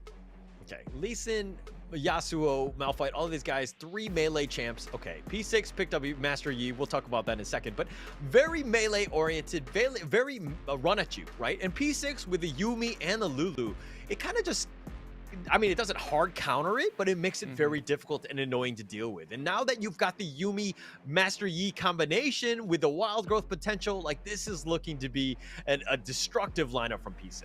Oh, I love this already. And, well, second phase of the picks and bans honestly doesn't matter from here. The game plan is solid from both ends. It's like, okay, we both commit to something. Now, this is how Phantom 6 really wants to play this game out, where you want to just ensure this Master Yi have the best time possible in this match.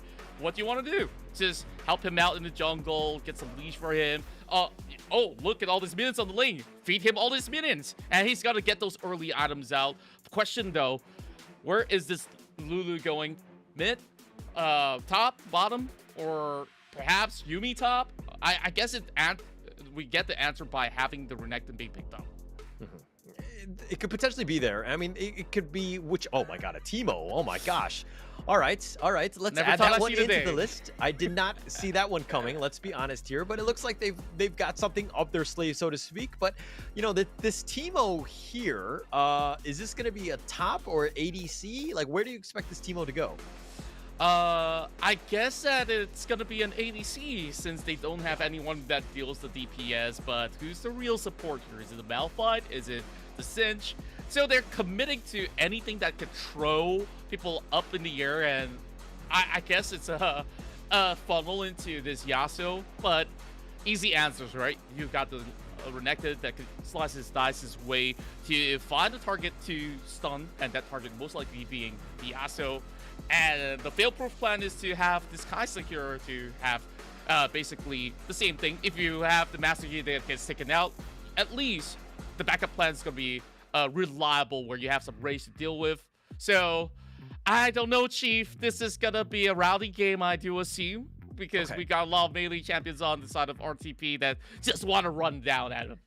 All right, Singed As a last pick, okay, usually the last pick, I like to reserve it for like that Trump pick, that like, haha, gotcha pick, you know? But the Singed one is kind of one of those one of those moments where you're running at the dude, and yeah, you throw him back, but like, who are you looking to target, right? Yumi's obviously out of the picture. Lulu, maybe if you can get to him. Kai'Sa, who has a decent amount of mobility. I don't know if this is really, there's a straight up answer for this. So like, they must have something in mind for this Singed. And I honestly don't know. I love that question because if you want to run at Lulu, she's just gonna pop that whimsy, turn you into a little critter, while the rest of the P6 lineup would say, hey, free picks. Okay, I'll take this Singe down any day. But if he's gonna be able to get enough items, become tanky enough to soak in all the damage, to have all this being drawn out so that the Malphite gets that perfect setup with the Yasuo, I think it could work out. Hopefully, I'm just keeping my fingers crossed this time. But I mean, if you want to go for the combination, it's that Wombo combo, the miracle highlight reel. Let's do it, right? You know, this is going to be potentially one of the last 2 games. We might as well go all in. We might as well just do something to just pat it on to our highlight reel and just, you know, let everyone see that we did this amazing combo. Indeed. And I guess we're going to have a whole lot of fun casting this matchup. Like, there's going to be a lot of mushrooms. There's going to be a trail of smoke. Well, you got so many supports in the game somewhat to be playing this entirety of Fiesta that we're about to get. So, Yoshi facing off against Singe over the top side, but are we seeing a jungle Yasuo? I don't think so. Is this really the plan here? Man. Okay, interesting. This is kind of weird to me. Okay. I guess it's a switch of role. Tenbo in the jungle and Shelby up mid. Maybe that's the way that they really want to run things. Since he's been having some practice with his Master Yi wielding his sword, I think that the Sword Master here, Yasuo, is going to do exactly the same for him. I think so at the end of the day. I think he wants to just kind of get his free farm, and he was looking to, I mean, he did it last time, in the sense that last game he was the Master Yi. He did get a decent amount of farm, and they tend to prioritize him, making sure that he get his farm. But this is going to be game 2 underway. Sorry.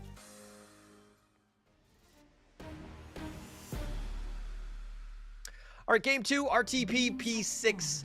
This could potentially be RTP's last game, considering that today is the last stage of the group stage. It's going to be the final one that they're potentially in, but Yoshi is kind of sticking around. I don't know if RTP are going to look to go for like a cheesy little gank, maybe catch somebody off guard, but if anything, just a little bit of more, you know, just a little bit of zoning in the mid lane.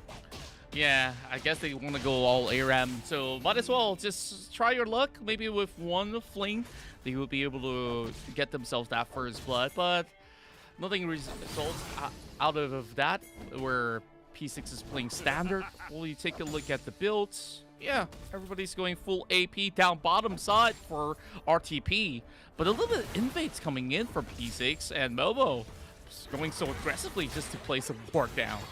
Yeah, you might as well at this point. I mean, you've got a little bit of a range advantage.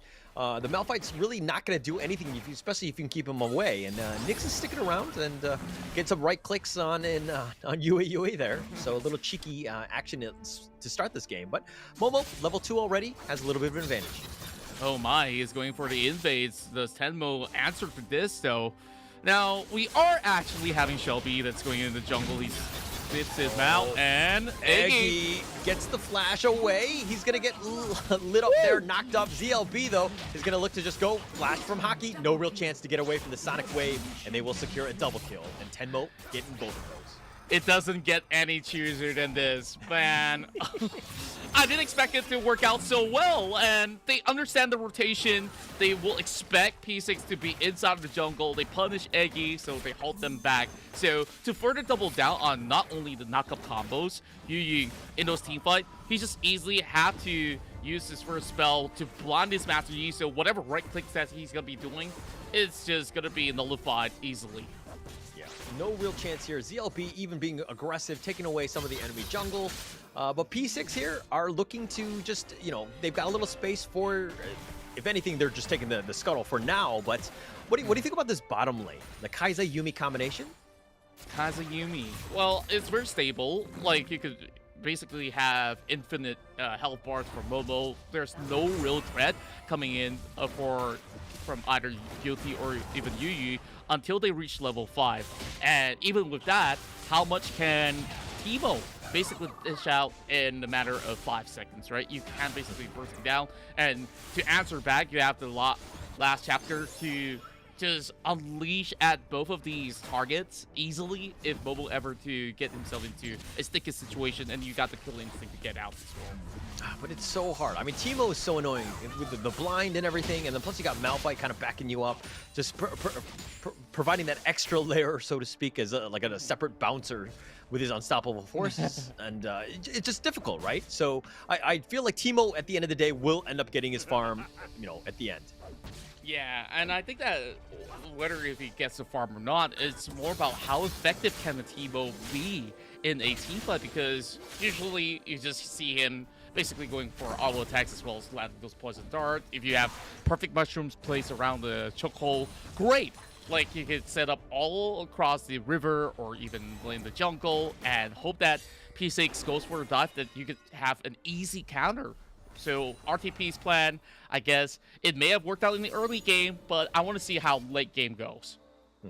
All right, well, Teemo late game, I mean, I know it's called Noxious Trap, but it's literally an obnoxious trap because it's literally everywhere. It makes it so difficult for you to get any sort of movement because mines could be anywhere. You got to have your sweeper. You got to make sure that everything is safe. It becomes very difficult, and it's just so annoying to play against.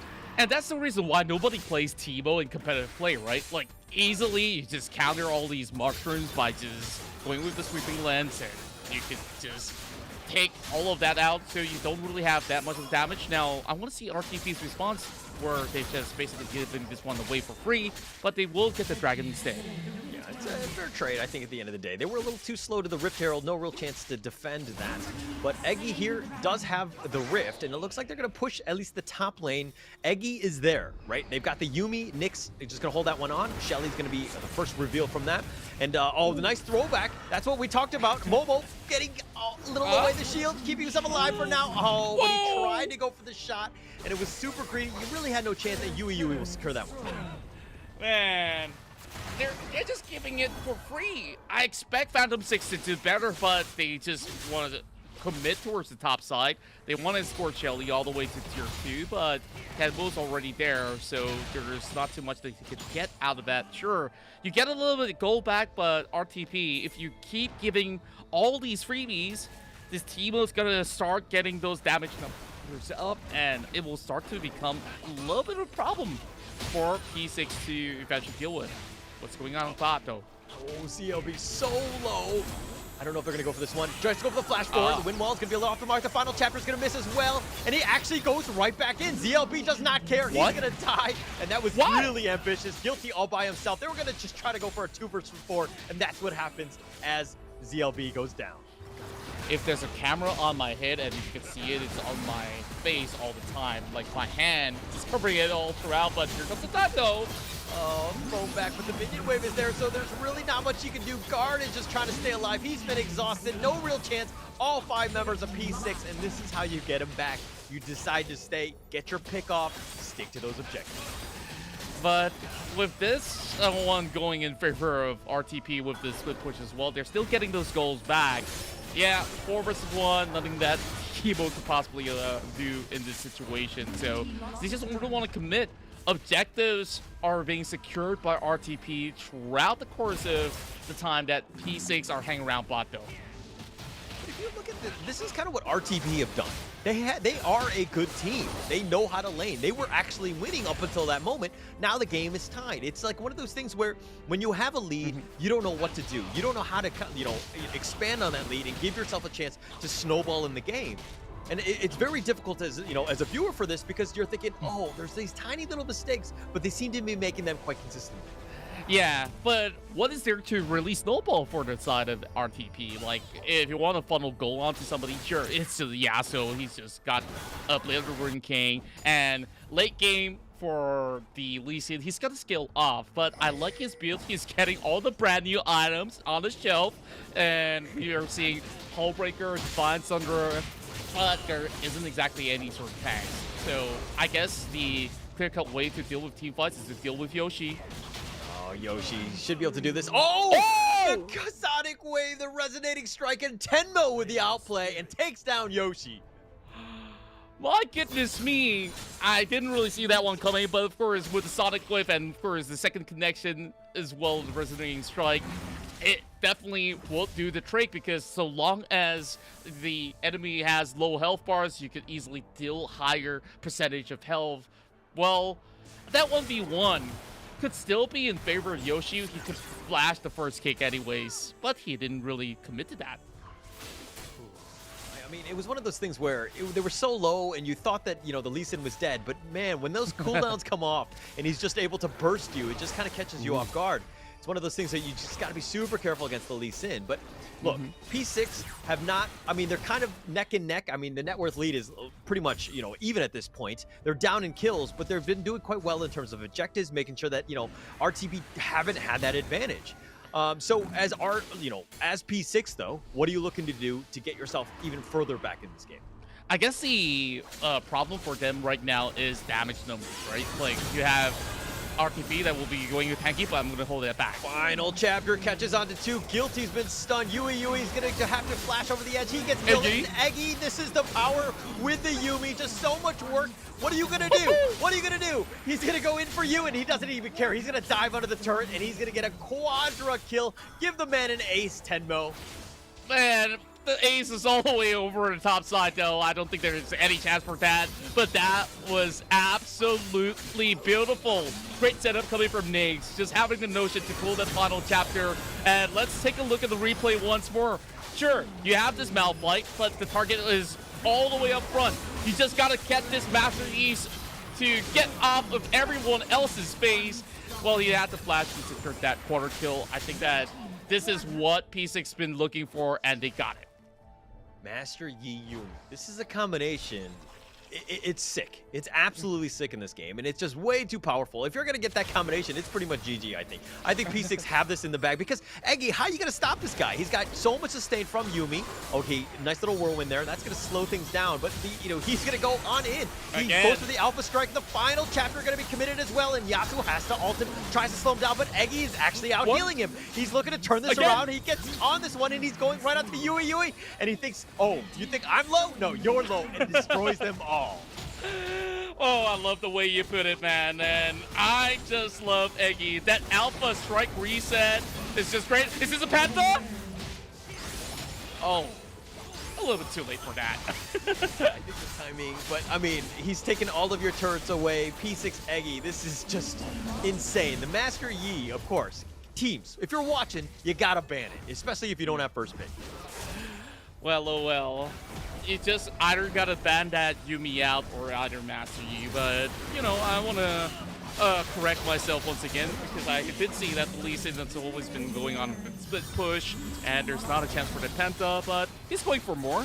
Unstoppable Force. Nice little knockup, but Guilty flashes, tries to keep himself alive. Eggy goes right at him. He's got Highlander, no real chance of getting away, and he will take that one out. And Eggy just turning, this game on its head with this 8-1-4 stats.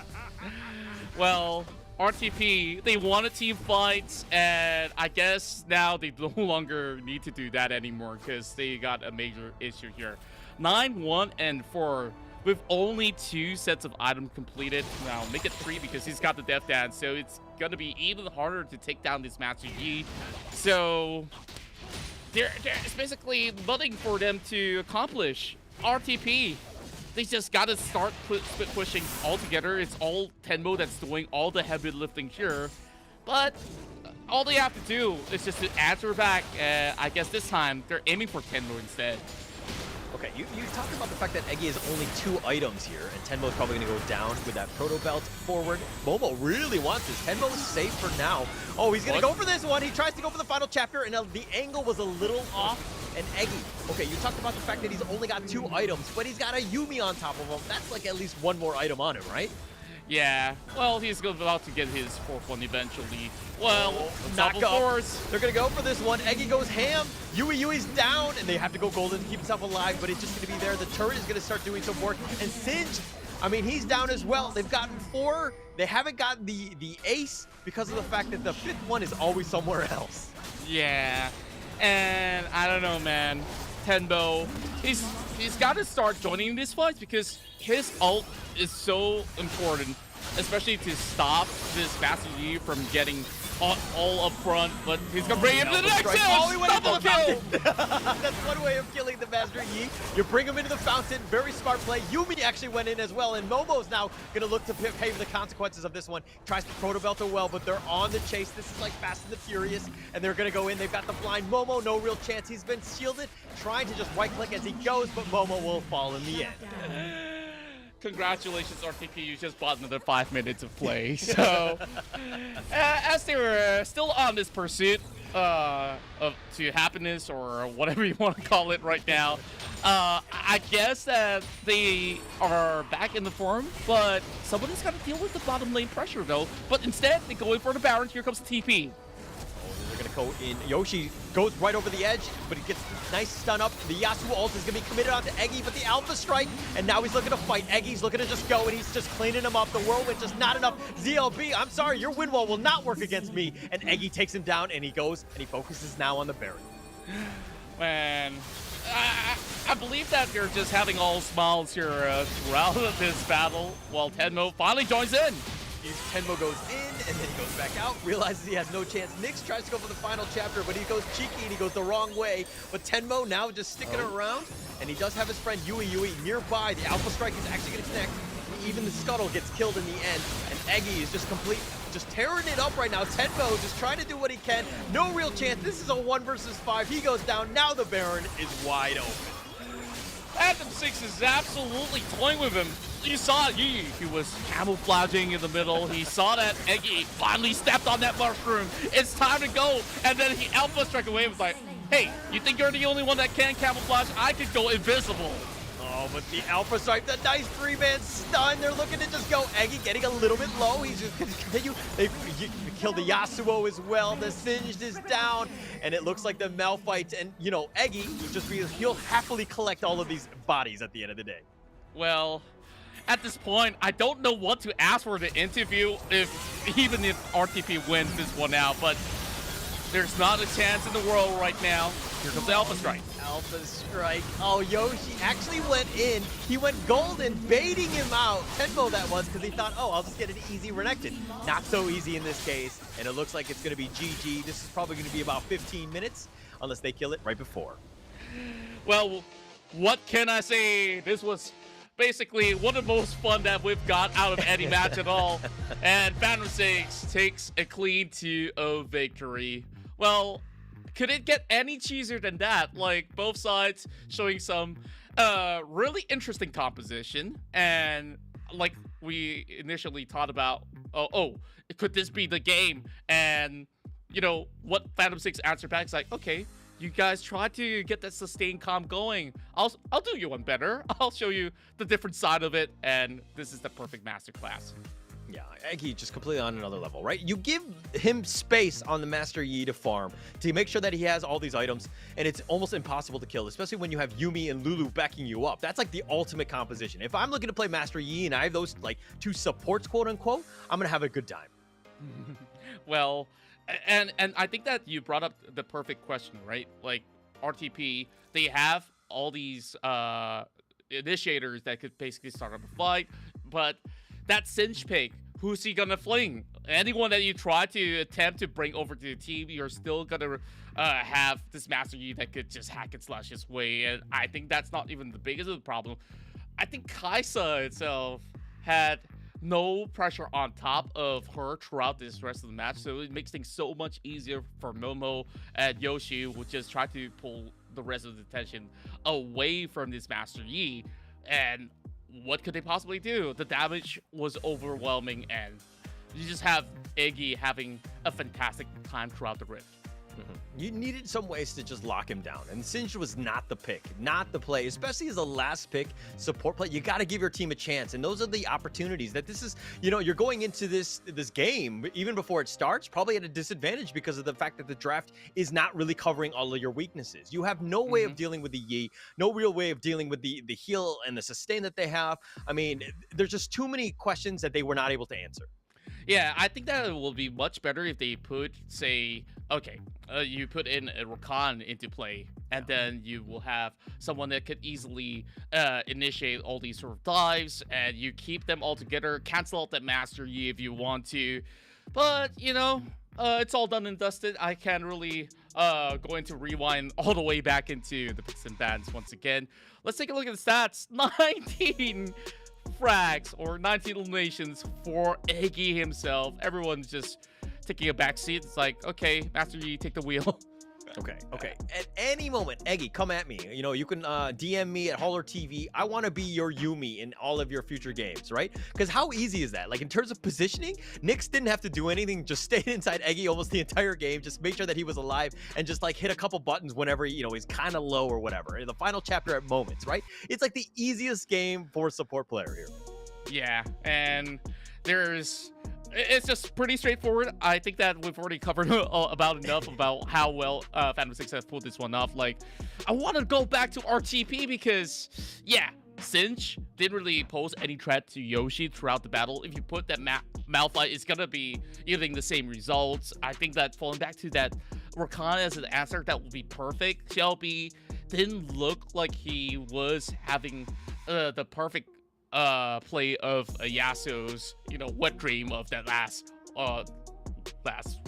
win? What do you call it? Last breath. Okay. Yeah, last breath. I finally got it. So, but, I mean, I guess the only thing was the first blood. Yeah, that's all I want to say. Yeah, and that helps, of course. But like again, RTP, man, if you see the Master Yi, you play it yourselves, right?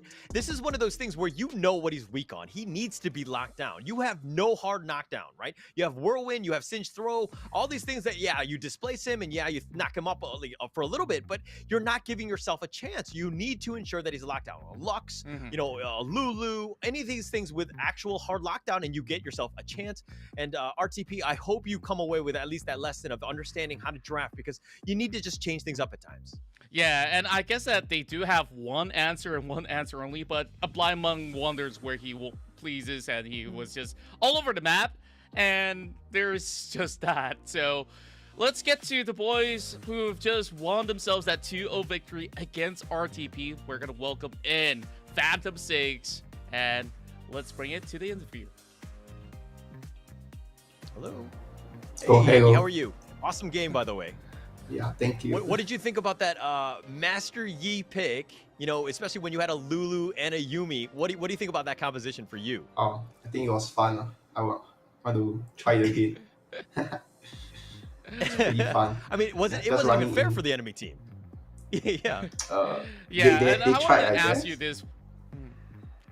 Oh, yes. Yeah, well, of course, that they did come up with something of an interesting composition. They want to go for all those knockups. Was it worrisome for you when you tried to invade the blue buff and then the attempt kind of got botched? Yeah, I was trying to steal the blue, but I guess I failed them badly. Yeah, and got my teammate killed also. Yeah, but I think the most the most troublesome hero on their lineup is actually the Singe. I think because of the sand thingy, I couldn't use my Alpha Strike. Yeah, I think that's the only worry part. That's a fair point. Okay. But yeah. But so long as you got your ultimate, like, you could easily run away from it, isn't it? So I guess that it's not really the perfect counter after all. You still got like what, 19 kills by the end of the game. I believe that, you know, the rest of your teammates must be feeling like, this one, we'll just leave it up to Eggy. Let him do all the rest. So yeah, was it a lot of pressure on you last match? Not really. Not really. I think it's just all about me running down. If they trust me, then not that fragile, I guess. Yeah. All right, so I'm just gonna reach out to you so that you can friends me and we can play together, because I want to be your Yumi whenever you play Master Yi, because I feel like you'll shore up all of my weaknesses with my bad positioning. What do you say? Well, I mean, now the rank is reset already. Yeah, it's a new season. He wants to grind by his own, so no chance for you, Holler. But I want to talk to you about this, you know, like going to something that's, of course, back to the focus of P6 aim heading into the playoffs. This is a really important win for you to get yourselves positioned well enough by the end of this group stage. So does it relieve you guys that you got yourselves a 2-0 win after beating RTP? 2-0 win after. I guess it's kind of a relief, but I think the more important is like how we're gonna train before the actual playoffs. I think that matters the most, since a lot of the meta might change because of the recent patch. Yeah. Yep, agreed. All right, so I think you had an amazing game, but if you had to think about yourself or your team in terms of an MVP of that series, who do you think did the best? And you can nominate yourself if you want. I think I just straight nominate myself. Don't need to think. Okay. All right. All right. I Let's love see it. the answer. So, production, let's roll it in. Who's going to be the MVP for this match? Eggy there, 87% kill participation. I think in the second game, there was just like no chance. There was no way of stopping you, Eggy. I think you're on another level. I mean, look at that damage per minute. That's pretty insane. 2,341. That is actually sick. Well played, Eggy. Thank you. I believe that you've put a lot of effort into coming up with this sort of graph, and I like the fact that you've brought up about all these new changes in patch 3.1. So I guess that there's going to be a lot of experimentation. Do you think that you guys have the time to draft up, something that's suitable with this new patch that came in? Oh, I think there's actually still time to keep trying different stuff. Like I think cause the playoffs is gonna run over like two weeks or something. So if we manage to pass like the first stage, I guess we can still keep trying for another round. Yeah. Okay. Well, speaking of the first stage, you're potentially up against Team Watermelon, Upcar Esports, or PathSeeker. Which of those teams would you rather play in the first round? I think either one is fine. Just that if I'm to choose, I think I'll just choose PathSeeker instead because why not just have a easier start compared to fighting the other two. Yeah, but I think at the end we're still gonna fight each other, so it doesn't really matter. Yeah. All right, I guess that if PathSeeker is currently listening, they gotta do some extra pep for themselves. It's like, okay, we gotta prove Iggy wrong, but well, maybe you might not get any more Master Yi games after that. That's probably coming. So I definitely want to see a whole lot more coming in from Phantom 6. Last season when we go back into how the rest of your teammates back in Geek Fam have basically pulled through a Cinderella story run from the lower brackets all the way upwards to the championship title. I believe that this is also what they aim, but of course with a cleaner run this time around. Yeah, I think that's the most frustrating part because they win before, so I supposed to have a higher chance of winning, I guess. Yeah, it's all about your chances. I hope you, in the future, I hope you do an awesome job, especially in the playoffs. We expect big things out of you, Eggy. Any quick shout outs to your fans, your team, your sponsors, anybody that you would like to give a shout out before we go? I would like to just thank those that have been supporting me throughout the whole group stage. I hope they just continue for the playoffs as well. Yeah. Okay. All right. Well, thank you so much. For the record, I was supporting you, Eggy. Contra, on the other hand, was not supporting you, but I wish you all of the best throughout the entire league. Well, thank you. Of course, I'm still supporting you no matter what. So, of course, thank you very much, Eggy. We'll catch you in the playoffs. Yep. See you. Good luck. All right. So he called it what it okay, two things out of that interview, right? The fact that he knew that he was the best player on the team by being MVP, I think that says a lot about yourself because you got to know yourself, right? And I think that that's, very important for you. And the second thing is that they want to take on PathSeeker, which is going to be quite interesting considering that's going to be the second matchup of the day, the second series. And I'm looking forward to that one. Yeah, I'm definitely excited for this. And we just got to take a few minutes and we'll come in with the PathSeekers going against Upcar Esports.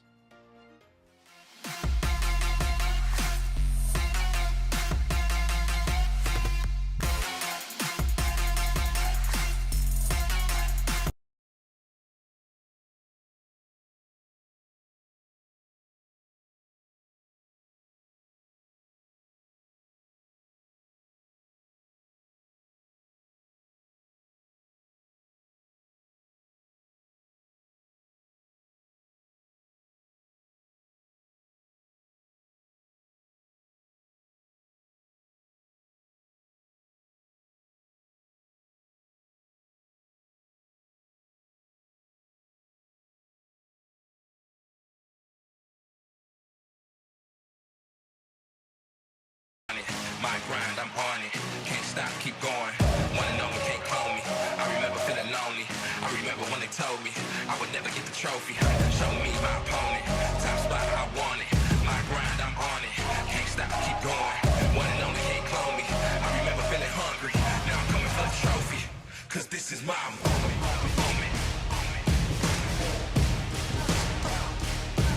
My moment.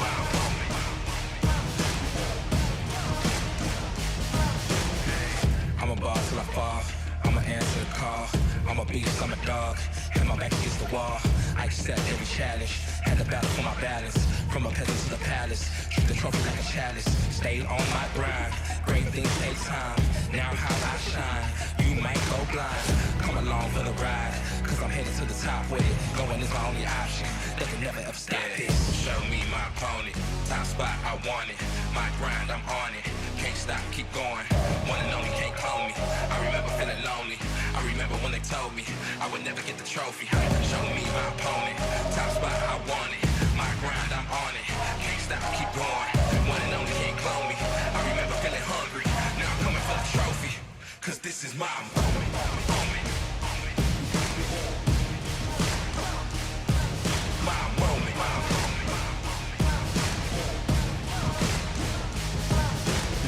So many days, so many nights. I had to fall, I had to fight, I had to find the strength inside, keep hope alive. Through the dark, I found my light and now I shine. So many days, so many nights. I had to fall, I had to fight, I had to find the strength inside, keep hope alive. Through the dark, I found the light and now it's mine.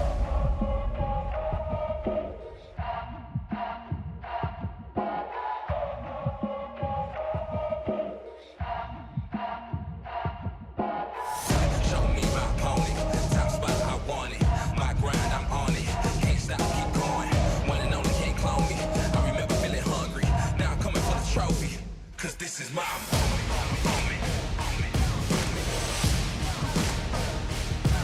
My moment.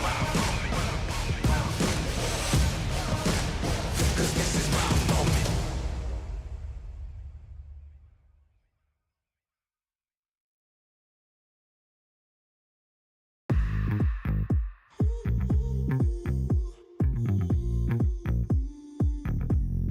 I say you can never have too much fun.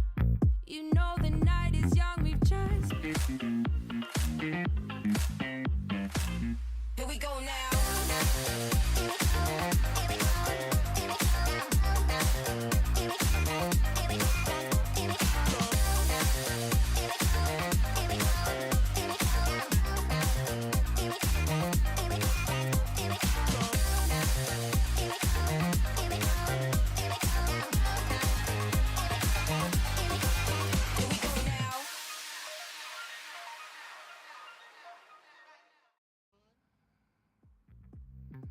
Welcome back to the Wild Rift Championship.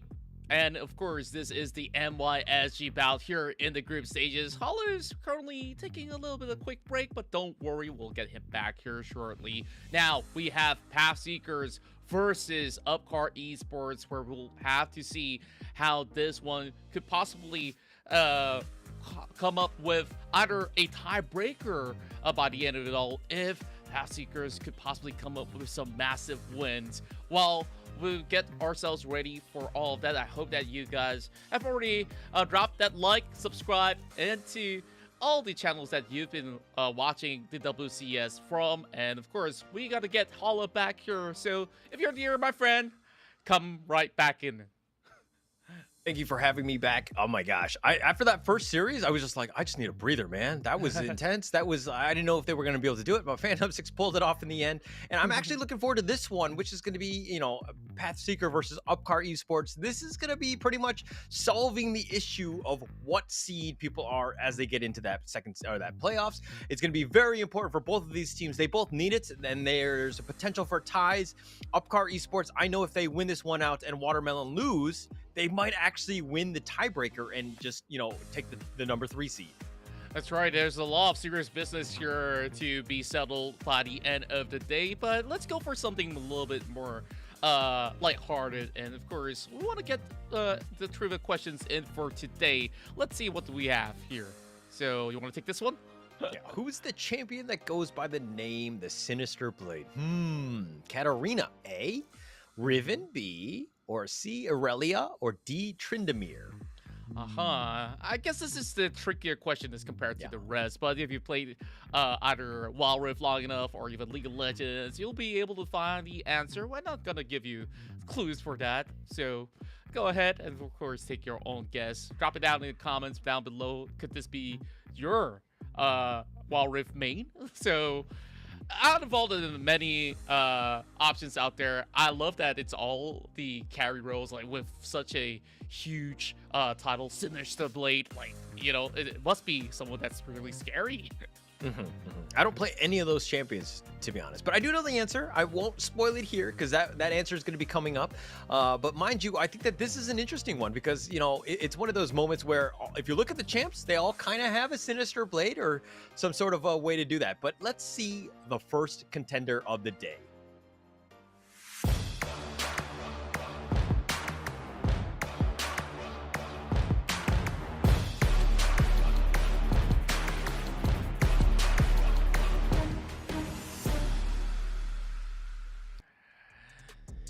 And this is Upcar Esports fielding Zizune, Arashi, Ravens, Coffee, and Beyond. They've been switching around with this support role, but Beyond have definitely put on a very consistent performance, going with some aggressive support. You got to keep an eye out whenever he takes that Galio, and I love for the fact that in this brand new patch, Galio has been buffed up, and they want Galio to be played more as a mid laner role, where the ultimate hero's entrance will have 100% AP ratio as compared to previously was like only like what 40%, 60%. That's a lot of damage that could be offered, but Ravens could also play it.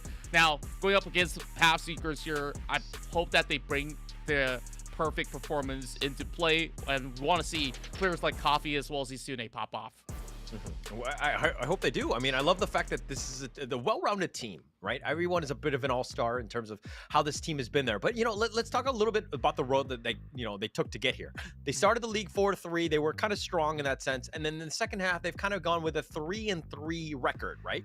They've kind of evened out in the end. They have a potential to get themselves into, the number 3 position. But let's find out who they're going to be playing up against today.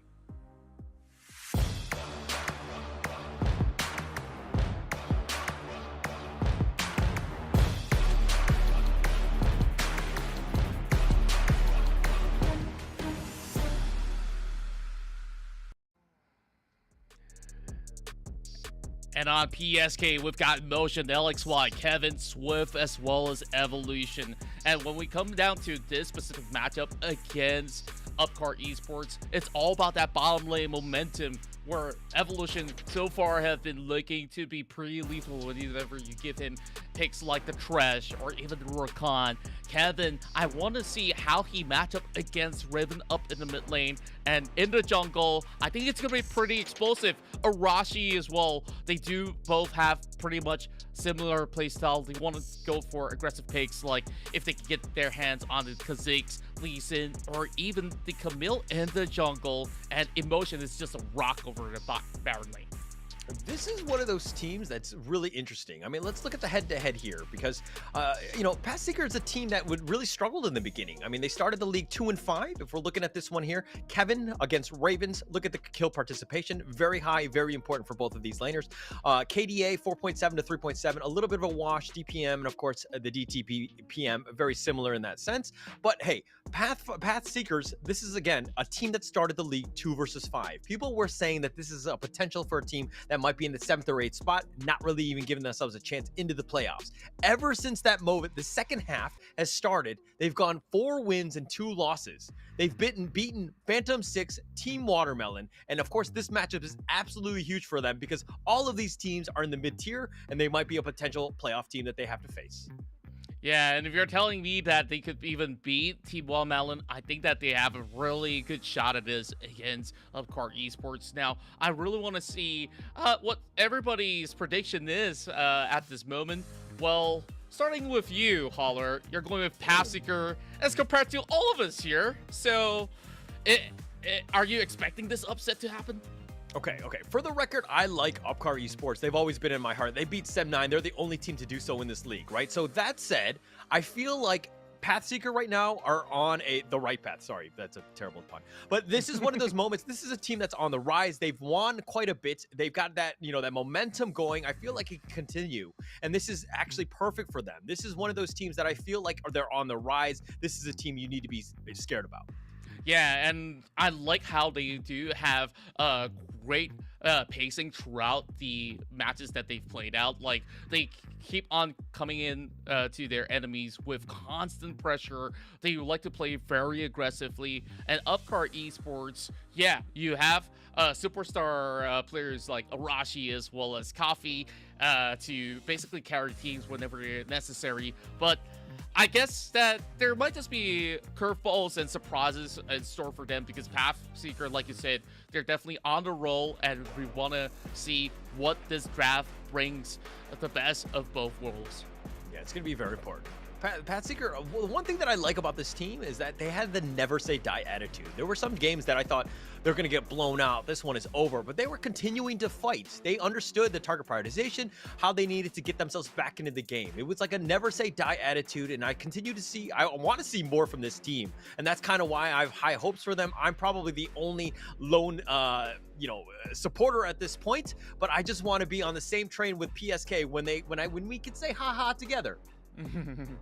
Well, I guess that, we've already got so many predictions wrong. Well, I guess that you might be getting one more X on that list, but hey, I'm still on the Upcar train because they have shown that they have been consistent as well. Though second half of the group stages, they may not have the best of rhythm as compared to PathSeekers, but they have very reliable players on all front of their lanes, and I think that to crack this one open from PathSeekers, they're gonna have to work really hard for it. But we want to jump quickly into the bans. We see picks such as Zed, as well as Camille being unavailable. Lulu has been one of the favorite supports as of late, so I think that it's just might as well just get it out of the way. All right, one interesting ban here, Caitlyn. We don't see that too much, and obviously this is directed right towards Coffee right here, but that seems to be one that sticks out to me because, first phase, you don't really just ban the ADCs. Maybe the Vayne because Coffee is such a specialist on her, that is, but this is definitely unheard of.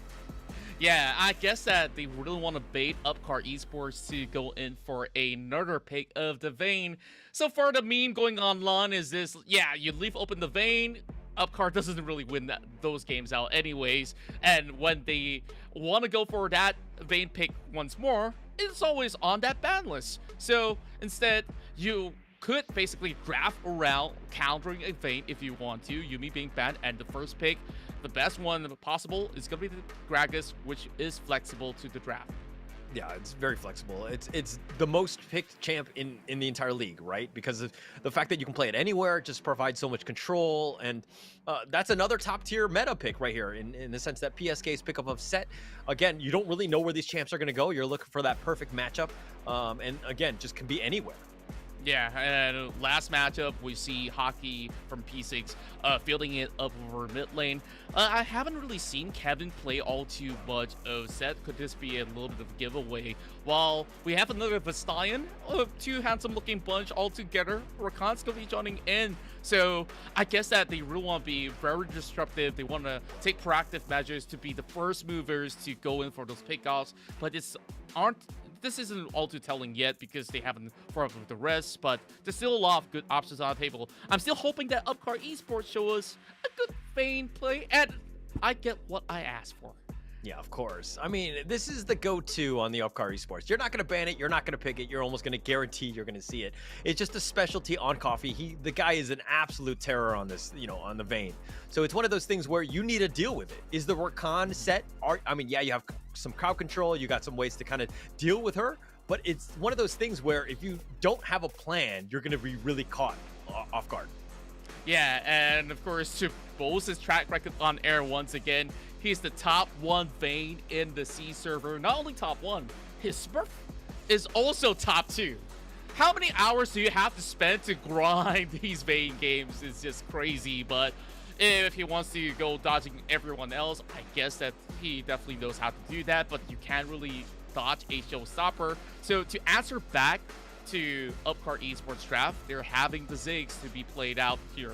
But the question is it going bottom lane, where you could possibly control a lot of all these bouncing bombs, but the Vayne can easily dodge it, so I still prefer up mid, where you could have a decent matchup against Raven's Ahri. Okay. For the record, I did not know Coffee had... I knew he was the top Vayne player in C. I did not know he was the second top Vayne player as well. But one question to that is, how do you kill that which has no life? I don't know. Is there do you have an answer to that? I don't. No.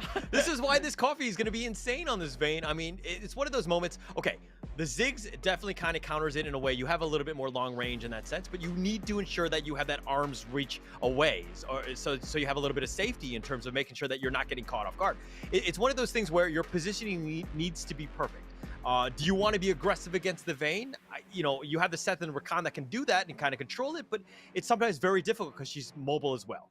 Yeah, and I guess that to really get the Vayne, you have to go through everybody else. So PSK, they gotta draft something with even more explosiveness into their draft right now. And with those bans listed right down below, I like that Upcar Esports choose to ban the Wukong. Sure, it's unheard of throughout the other matches throughout the group stage, but that leaves the Jax wide up in the open, so you can go on for those long drawn-out fights, basically take them one after another, and it's a natural counter to a Vayne, where you rely on auto attacks. He's just gonna be spinning with his lamppost and just negate all that damage, just dodge it throughout. Well, I want to see Upcar Esports answer back. How do you stop this Jax?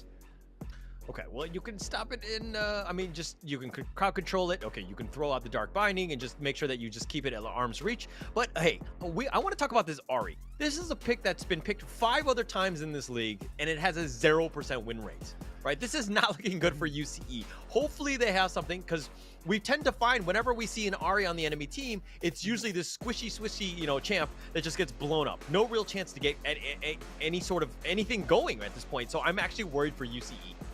Yeah, and I guess that Ahri as a mage assassin, she has this thing where you have to play aggressively in order to get leads, and sometimes playing aggressively couldn't seem to be a good answer, especially now that PSK, they drafted this perfectly. Okay, take a look at this. You got the Moonfall setup, you got the Rakan to also bring them back whenever he has the quickness. You drop in with the Mega Inferno Bomb, and voila! I think that there's just gonna be Upcar Esports members that will get overwhelmed with this, and they will have the final pick of the Riven to at least draw something back for Upcar Esports.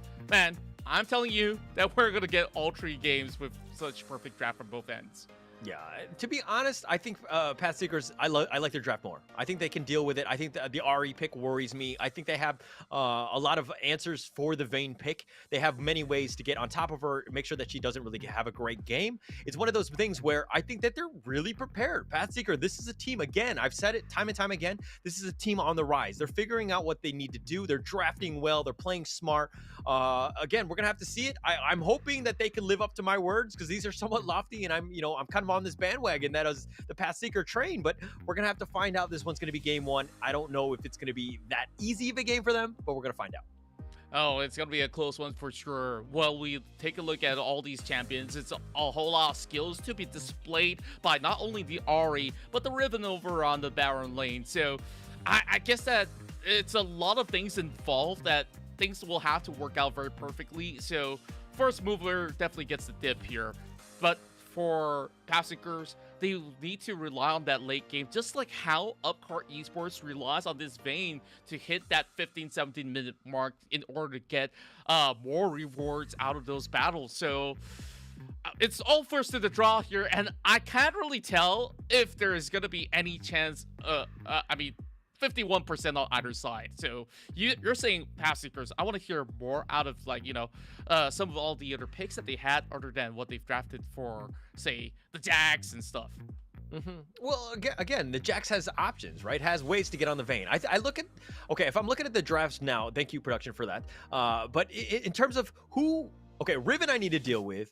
Vayne I need to deal with. These are probably the heavy damage dealers. The other ones are kind of control. Yeah, they have the Mage Assassin and the Ahri, but you know, as long as you kind of lock those two down, I think PSK will have an easier time, right? How can you do this? Diana can Lunar Rush on top of you, got the Moonfall, pulls them all in. Jax has got the control, has a little bit of stun as well, and Set and Rakan just control for the Ziggs, who's going to be shooting bombs from afar. So again, you have questions, you have answers, and I feel like PSK has had a lot of those.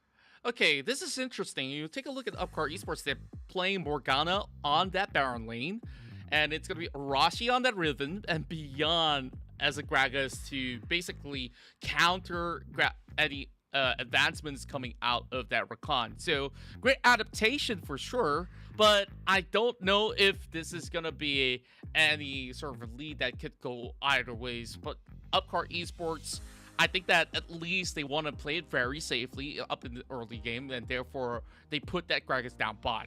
But if you were to put that Gragas against a Set, it would be much tougher matchup. So I like what I'm seeing here, so I can't wait for this to start. Yeah, it's going to be game 1, Upcar Esports, PathSeeker. Let's find out who wins this one.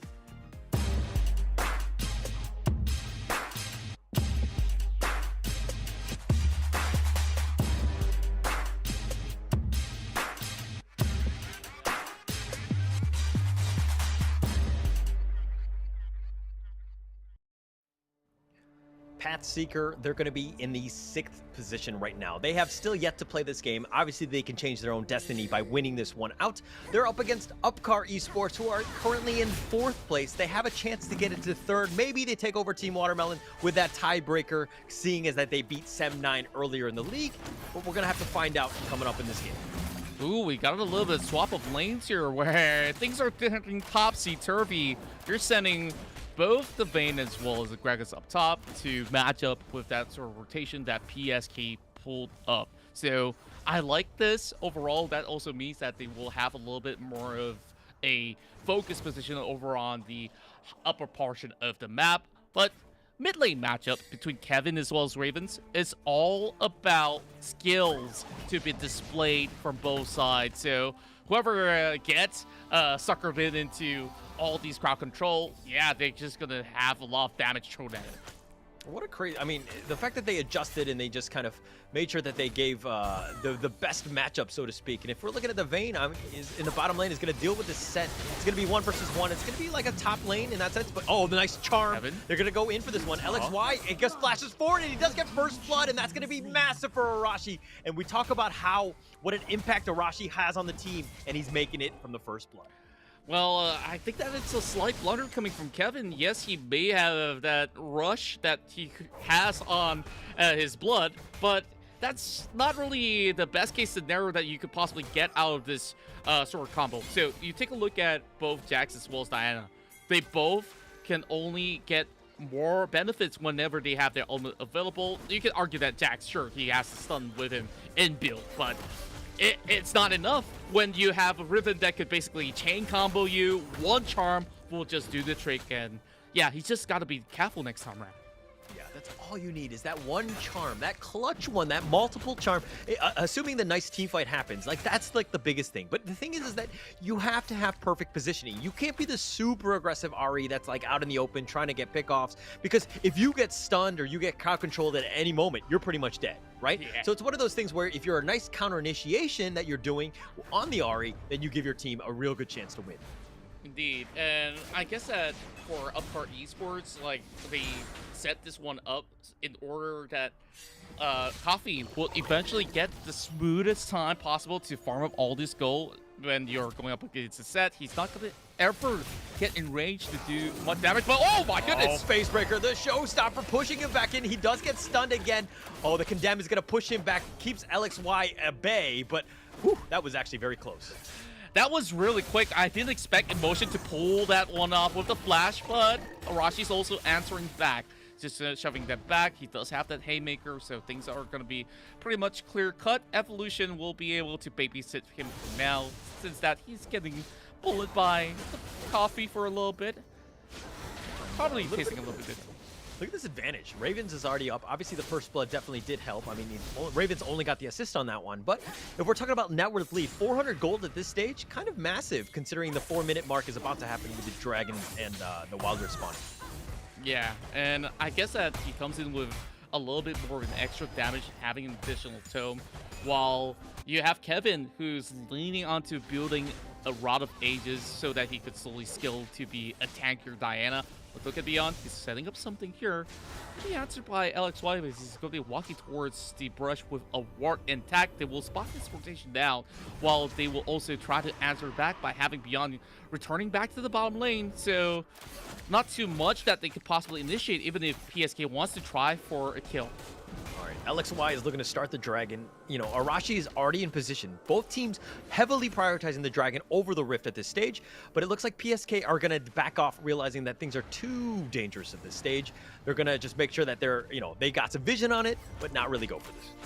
Yeah, I guess it's a good call from both ends where you don't really want to commit all too early. PSK is they've got this 4-man setup, and Diana could easily join into the party, and that's where you just save that Moonfall for big moments. Arashi's going to solo this one, though. So the longer they stay put, not doing anything at all, they're just wasting resources, so might as well try for the Drake while they don't have the jungler around. Okay, Arashi was within the vicinity. They did see that it was nearby, but then they realized that PSK had gone off. Arashi, realizing that there's space in the Rift, well, took that one up. Oh, nice Grand Entrance. Does connect onto Ravens. He gets charmed back, but Emotion's got to play, Evolution, excuse me, has to play a little safe here. And through that all, they did end up getting the Rift, and the Dragon is still up. Oh, no, it's not. Excuse me. It's taken down by PSK. Yeah, and Ravens used his Spirit Rush pretty early on. There's nothing much that he could possibly do towards the rest of PSK other than having the rest of the damage already done onto Evolution. The cooldowns definitely take some time in the early game. While Coffee just takes his sweet time, yeah, he's just going to be having a little bit more of attention being drawn in. Here we go. Oh, the face breaker, the quickening into the Grand Entrance. The Zig ult is going to be used as well. And they're looking to just continue to go in. Beyond is trying to space it out. The nice haymaker, and Bane is already down. Coffee down for 17 seconds. What a great gank by PSK. Indeed, and they're just going to be able to siege throughout. There's no way to stop the rest of PSK.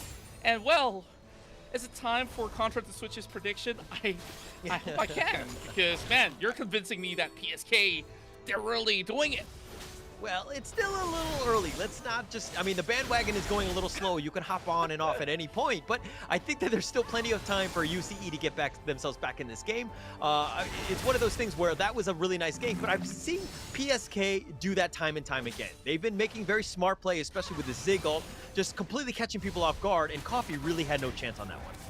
Yeah, and I really want to highlight Zizumi on a mage. This is something that we've never seen before, right? Like, how well can he play this Morgana? Is he gonna be a little bit more passive? Well, first, when playing Morgana, you just really have to land that Dark Binding. Speaking of that, not the right target for Evolution. As we go into itemization, we've already had decent builds coming in from both ends. Luden's Echo being set up by Upcar Esports, and this Graga is going to go on a full tank build, so he just really wants to get a lot more constructive.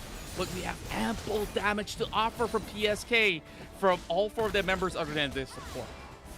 PSK right now, map control probably about 70% or so, especially with that bottom T1 taken out. But look at how deep they are. They're ensuring that they do that, but they trade the top T1 for this, and they're looking to go for the T2 bottom. And Coffee, yes, he's the #1 SEA Vayne player, but when you have no space to farm, you're pretty much just a ranged minion at this point. Yeah, a heavier hitting one. Okay. All right. So it's not too bad. I guess that he just needs a little bit more breathing space so that he becomes like a mega minion or Baron empowered minion in a sense. But oh, nice Grand Entrance, catches it on. He goes Battle Dances away, but it's going to be 4 from UCE, and they are heavily prioritizing. This is a showstopper, pushing back Emotion. He's going to go for the haymaker, and the Zig ult on top of that one. That one's doing the work. Emotion, nice 4-man Grand Entrance. He's going to die for that one, but it was all for the highlight reel. If anything, no actual follow-up, no kills. UCE is going to get away. If only Diana was around, that could have been the big win for PSK, but he did what he had to in order to keep that turret intact up mid. And PSK, they still regain better control overall in the map, while they open up the T1 up top. So they can slowly play this one out. In terms of goal lead, it's still swinging in favor of PSK. And so long as they are having this, yeah, LXY is going to be happy because he's slowly getting all his items that he requires in order to fight everyone else throughout all the 5v5s that he could possibly get. Now, just looking out at this once again, I'm not really fancying the twin shadows that's being built there by Zasune. I guess that they just really want to slow down the pacing for PathSeeker. Okay, they've got vision. They understand that UCE are at least starting the rift, but I don't think they're going to continue on this one. Kevin is within vicinity. Oh, nice charm. Evolution getting very low, super low on that one. Has to be a little bit careful here. But it looks like UCE, they really want to stick around. They have all 5 members here, and it looks like they're going to make their way into the Dragon and start that one off. Oh. Nice charm. LXY is going to shake that one off. He's going to back off here, and they've created so much space for Arashi to just solo the Dragon. That's right, and so far, Ravens have been on point. Every single spells are hitting the mark, and there we go. The moonfall, the quickening, that one's going to come in for that one, and they have Zasune, he's down. They have that nice haymaker, gets pushed back here. Beyond is looking to fight this one. Arashi's down as well. The Dragon, who's going to get it? They end up getting it, and it looks like Ravens does pull that one off, but at what cost? Kevin is looking to fight. Ravens gets it over the edge and is fine. Swift is on the run. Coffee's looking to just keep himself alive, and he does get away, and it looks like it's going to be a 2 for 3, but they lost the Dragon. Yeah, and Ravens definitely pulled up the perfect play. He lands the charm onto the Drake in order to secure it for the team. As we saw, Arashi was stuck in the pit with Emotion just blowing him up, and Emotion possibly survived or even give chase. He had both barrier as well as flash available. Could have actually resulted to even more stuff going for the rest of PSK. As we draw back into the replay, you saw that moonfall suctioning in 2 members, while the rest of Upcar Esports, they tried to bring the battle in a little tad late, and I guess that with that disposition, PSK, they lost that priority onto Drake, but Ravens really played it out perfectly. You saw he was having the best of priorities on any targets that's inside a pit, and still walk away with the Drake. Is this the first win for Ari in the league? In the WCS MYSG. This is the first time. This is the 6th game. I have not seen an Ari win, but Ravens is literally doing everything to just, go against the grain, so to speak, with a 2-0-2. I'm seeing the impact of the Ari. The charms have been on point, the damage as well, and it's just his positioning has been amazing.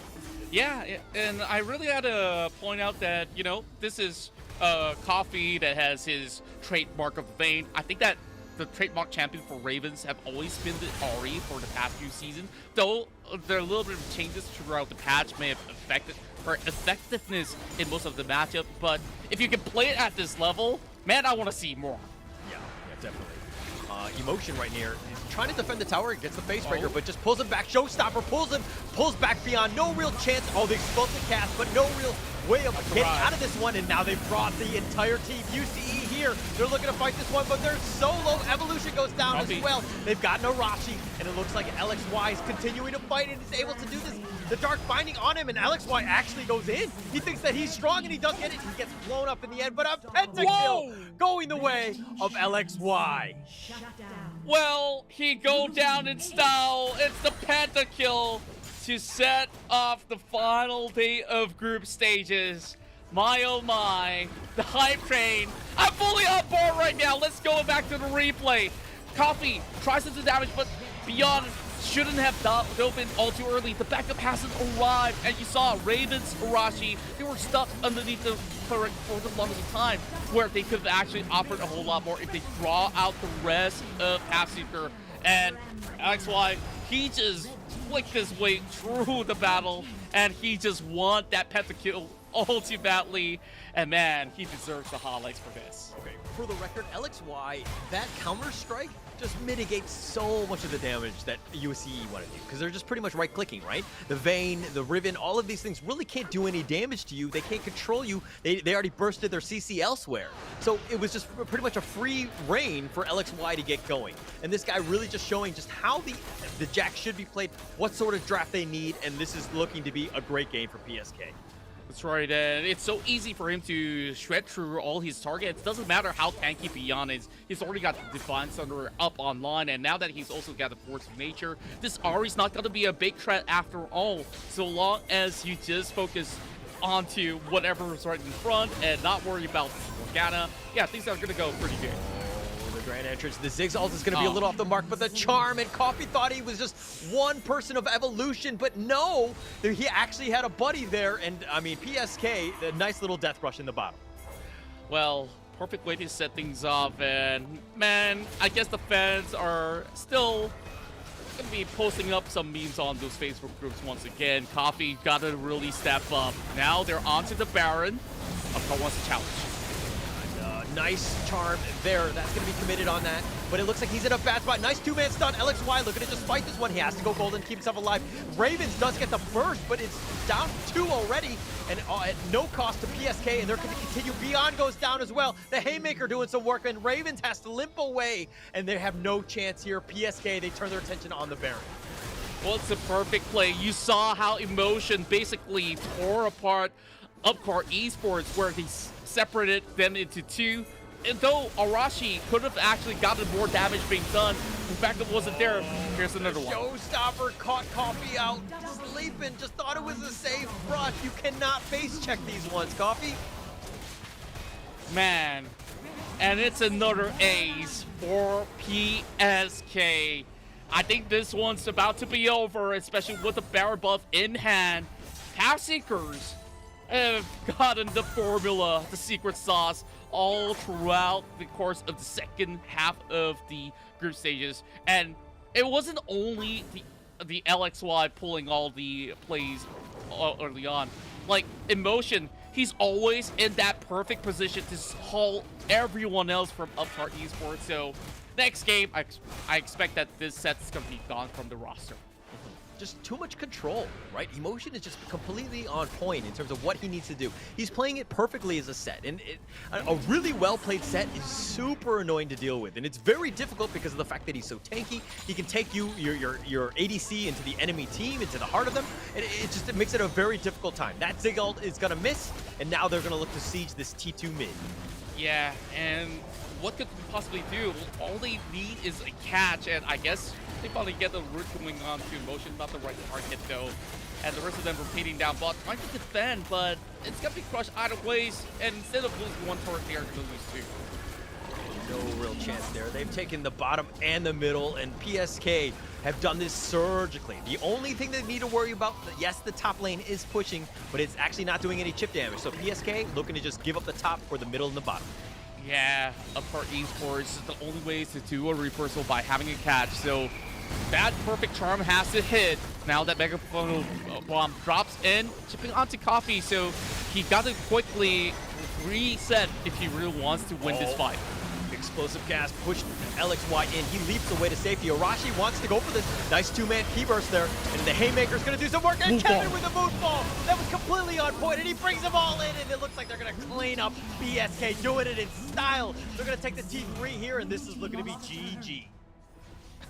Well, it's all over for Upcar Esports on the first matchup here, and PSK really turn it up a notch. Well, you might have your car flipping over. Now you will have to get on the right path once again. PathSeekers here with the first win. Ooh, okay. I was a little worried because I was going against the grain. I know everybody wants Upcar Esports. They've seen what they've done. They're the Sem9 destroyer of the league. But whenever I see PathSeeker play the past 2 days, they've just stepped up after, each game. I thought they were going to lose. They had no business winning previously, but they've just really stepped it up. Something has been gelling. They've been playing very well together. Yeah, and it's not just individual performance, it's basically the cohesiveness that's really showing from every member of the team. We saw Beyond was in every corner of the fights. Then you have Emotion, who's basically drawing blood whenever he has someone right in front of him. And you saw Kevin in that final fight got that perfect 4-man moonfall that have gotten that set up for PathSeekers to just run their way into the Nexus. And I guess that if they repeat this, they could get a 2-0 against Upcar Esports. Well, hold your horses. I don't know about a 2-0, but we're going to find out. Game 2 will be coming up, but let's take a quick little break.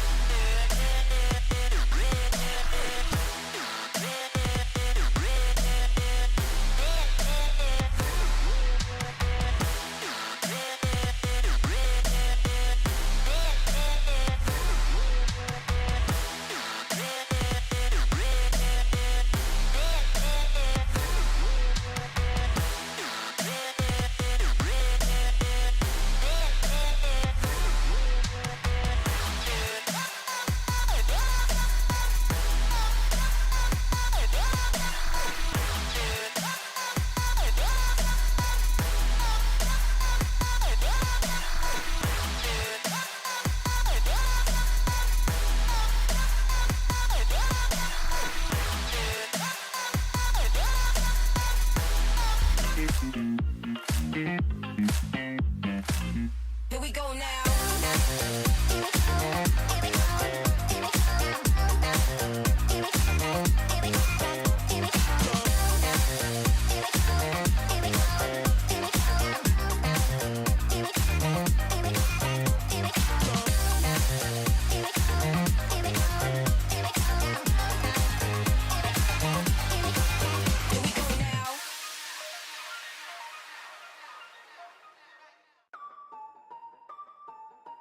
Bounce. Everybody love a comeback. Gotta love a good comeback. Now you witnessing a comeback. Everybody love a comeback. Gotta love a good comeback. They say pressure bust pipes. So what's the win without a comeback? So what's the win without a comeback? Hustling every day to win.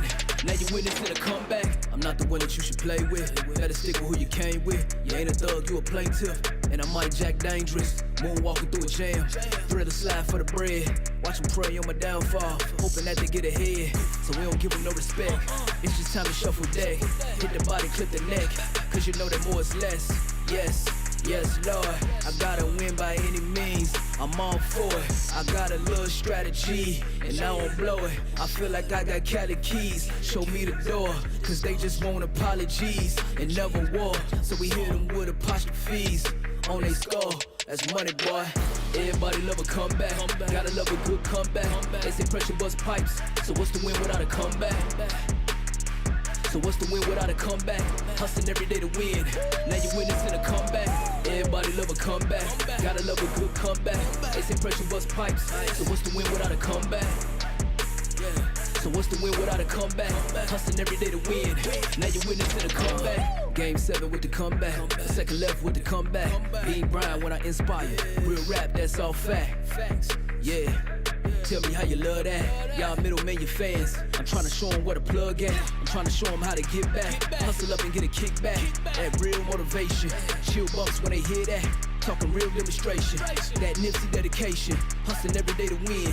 That NEP mission statement. Never ending power. Look how I innovated. This that 10,000 hours. You get paid from your patience. Game need renovating. Hey, lucky I don't cave it. I ain't nothing to play with. Boy, I'm about to go ape shit. Everybody love a comeback. Gotta love a good comeback. They say pressure bust pipes. So what's the win without a comeback? So what's the win without a comeback? Hustling every day to win. Now you witnessing a comeback. Everybody love a comeback. Gotta love a good comeback. They say pressure bust pipes. So what's the win without a comeback? So what's the win without a comeback? Hustling every day to win. Now you witnessing a comeback.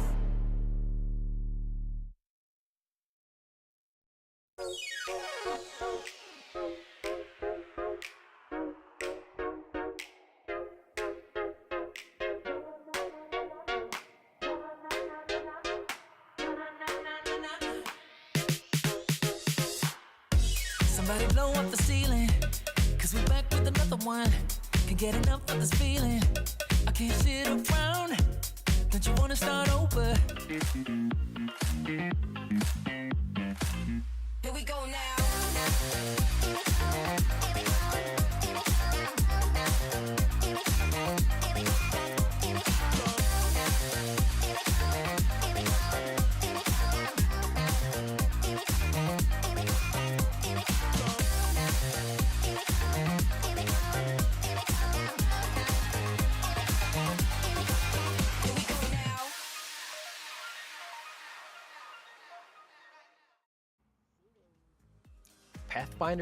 PathSeekers took out the first game against Upcar Esports. They did it in style.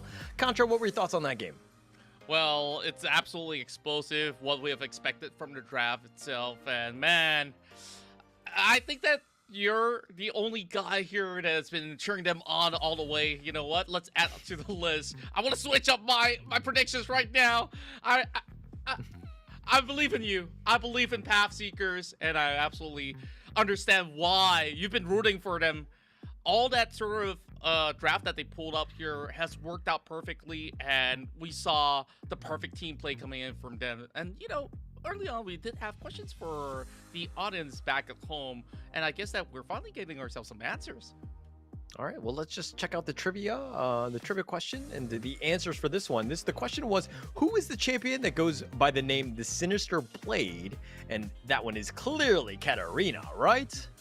Right? Yeah, indeed. And of course, if you guys have seen some of all these great cinematics out of League, you've seen her spinning around. Like, she just basically takes on so many opponents at once. And speaking of Katarina, we haven't seen too many Katarina players here in the WCS. I guess that it's hard to really pull her off. Though she does have some big chunk of damage, it's easy to shut down. But we've seen some sick plays of montages all the way up in YouTube, Facebook, and everywhere else. So I hope that we could one day get it. Maybe in the playoffs, we'll be able to see some Katarina plays. I hope. Yeah, I'm hoping so.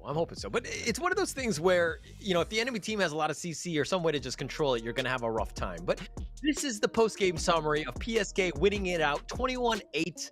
Really didn't give UCE any sort of room to breathe, because if you're looking at the stats alone, I mean, look at how much damage people were doing. Like the kills, 514 from Kevin, Swift with 1012, but LXY with 727 and Emotion with 837. Like, who's the real carry?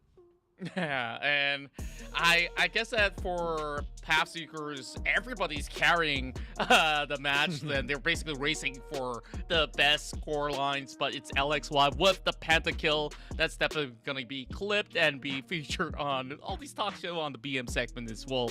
But Upcar Esports, I guess that they don't really have a solid game plan. I think that PathSeekers definitely came in prepared. They expected Vayne, and then therefore they brought in the Jax to absolutely counter Coffee in this matchup, where he did significant damage but couldn't really secure himself anything in those sort of battles. So when it comes down to damage, you got to take a look at Ravens though. He did quite significantly well throughout the match, that he has the highest damage numbers, but there's only so much that an Ari can do.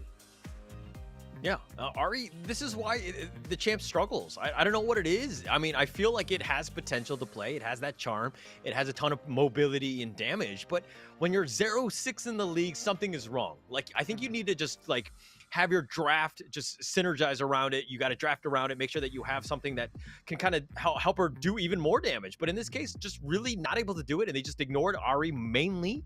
And they just focused on making sure that Coffee had a bad game. Yeah, and I guess the plan for most of the members of Upcar Esports have always been a focus around their marksman. I hope to see a little bit of a switch up where you give this a better time in the laning phase, or even ramp up with Ravens making plays. Like you said, if you want to play Ari, you need good follow-ups, and I don't really see too much of it in that particular round, where Arashi, yeah, he did all right, but as a Riven, you can only do so much, because you're also going to be bringing a lot of tension in that team fight, and so long as the front line falls, there's nothing much that Upcar Esports could do, because the rest of PathSeeker could easily give chase. So, what did you think it was more of a draft issue, play style issue? Were they not synced up enough? Like, what were you like? What can UCE do better in this game? I think it's a habitual issue where, you know, like, whenever you see, oh, Vayne is available, let's go for the Vayne draft. And I think by now every team have known this game plan all along. So I don't think I want to see any more Vayne plays from Coffee, unfortunately. Like, you gotta go for Arthur Marksman. We've seen him on Tristana, and I think that he's got some great results. Yeah, the Caitlyn was banned out, which is his secondary option, but if you had Tristana on the pass round, that Jax wouldn't be any issue. You could just easily use your ultimate just to shut them all the way back. So I guess that's what they could possibly go for in round 2. Okay. I feel like that they definitely need to make some sort of adjustment. It wasn't really playing out, and again, you hit it on the nail in the head, so to speak, with the Vayne pick. They're kind of going all in with this. They're really wanting to make it work, trying to do something, but it can be counterpicked. Teams can play against it, and they're going to have a hard time against it. Yeah, and if they really want a smoother trail for this Vayne to be activated, I think you gotta go back to order picks as well, where you don't only need a support to babysit the Vayne all the time, and whoever else that's gonna be up front in this battle, you need someone who could offer the same amount of burst so that they come in low enough for the Vayne to clean up. Apparently that wasn't the case. You have like a Morgana, sure, if you get a catch, then who's going to be the next source of damage? You only have the Ahri. Yeah, I think that it's investing too much of all these single target spells onto just one unit, and that's not going to make the cut. Okay. All right, well, speaking of something that doesn't make a cut, at least in my eyes, okay, if we're looking at PathSeeker, like, let's look at the names alone. You have Emotion, LXY, Swift, Evolution, and then you have somebody named Kevin, right? And to me, when I hear Kevin, it doesn't have the fear of God in me. You know what I mean? Yeah, like, if I see Faker, Showmaker, Perks, like, oh, okay, those guys are kind of scary. They've got great names and whatever, but Kevin? He might sound like any other average Kevin or so, but I can tell you that there's more than that other than, you know, him using his first name in the matchup. So just gonna give you a little backstory about Kevin. I just found out early this season where he previously have played competitively in Battle Royale, and I was really impressed because I have met up with him personally back in the past, and he definitely is a very dedicated guy, and he's been able to reach the top of the level in all these national leagues and stuff like that back in the past. To switch into a MOBA as compared to the FPS, you're basically bringing back a whole lot of different type of game sense, where you see his reactions on that Diana feels like a 180 flick to me, and I think that's pretty cool, where maybe we get to see a whole lot more Kevin if they do make it to the Southeast Asia bounds. Actually, that's one of the craziest things, right? Seeing the level of play that's being played, you know, and playing the mid lane, which is definitely not easy, you know, coming in from a different genre of game altogether. So I think that some of the skills are, you know, transferable in that sense. And so I think that you're seeing the power of that. But game sense, awareness, all of these things are definitely unique to a MOBA. And to see him play at that level is very impressive. So, okay, all right, I will fear Kevin. Well, I hope he doesn't haunt you in your sleep, that's all.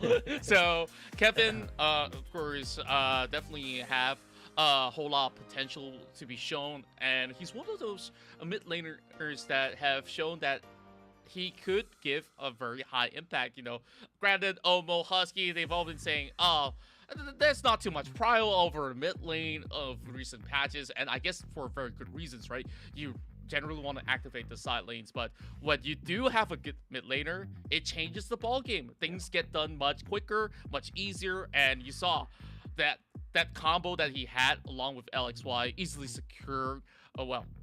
Actually, hold that top for a bit. I remember he got first blooded, so my bad. Forget it. Scrap that. Yeah, but he redeemed himself, right, in majority of the team fights, and I think that's where he shines the brightest.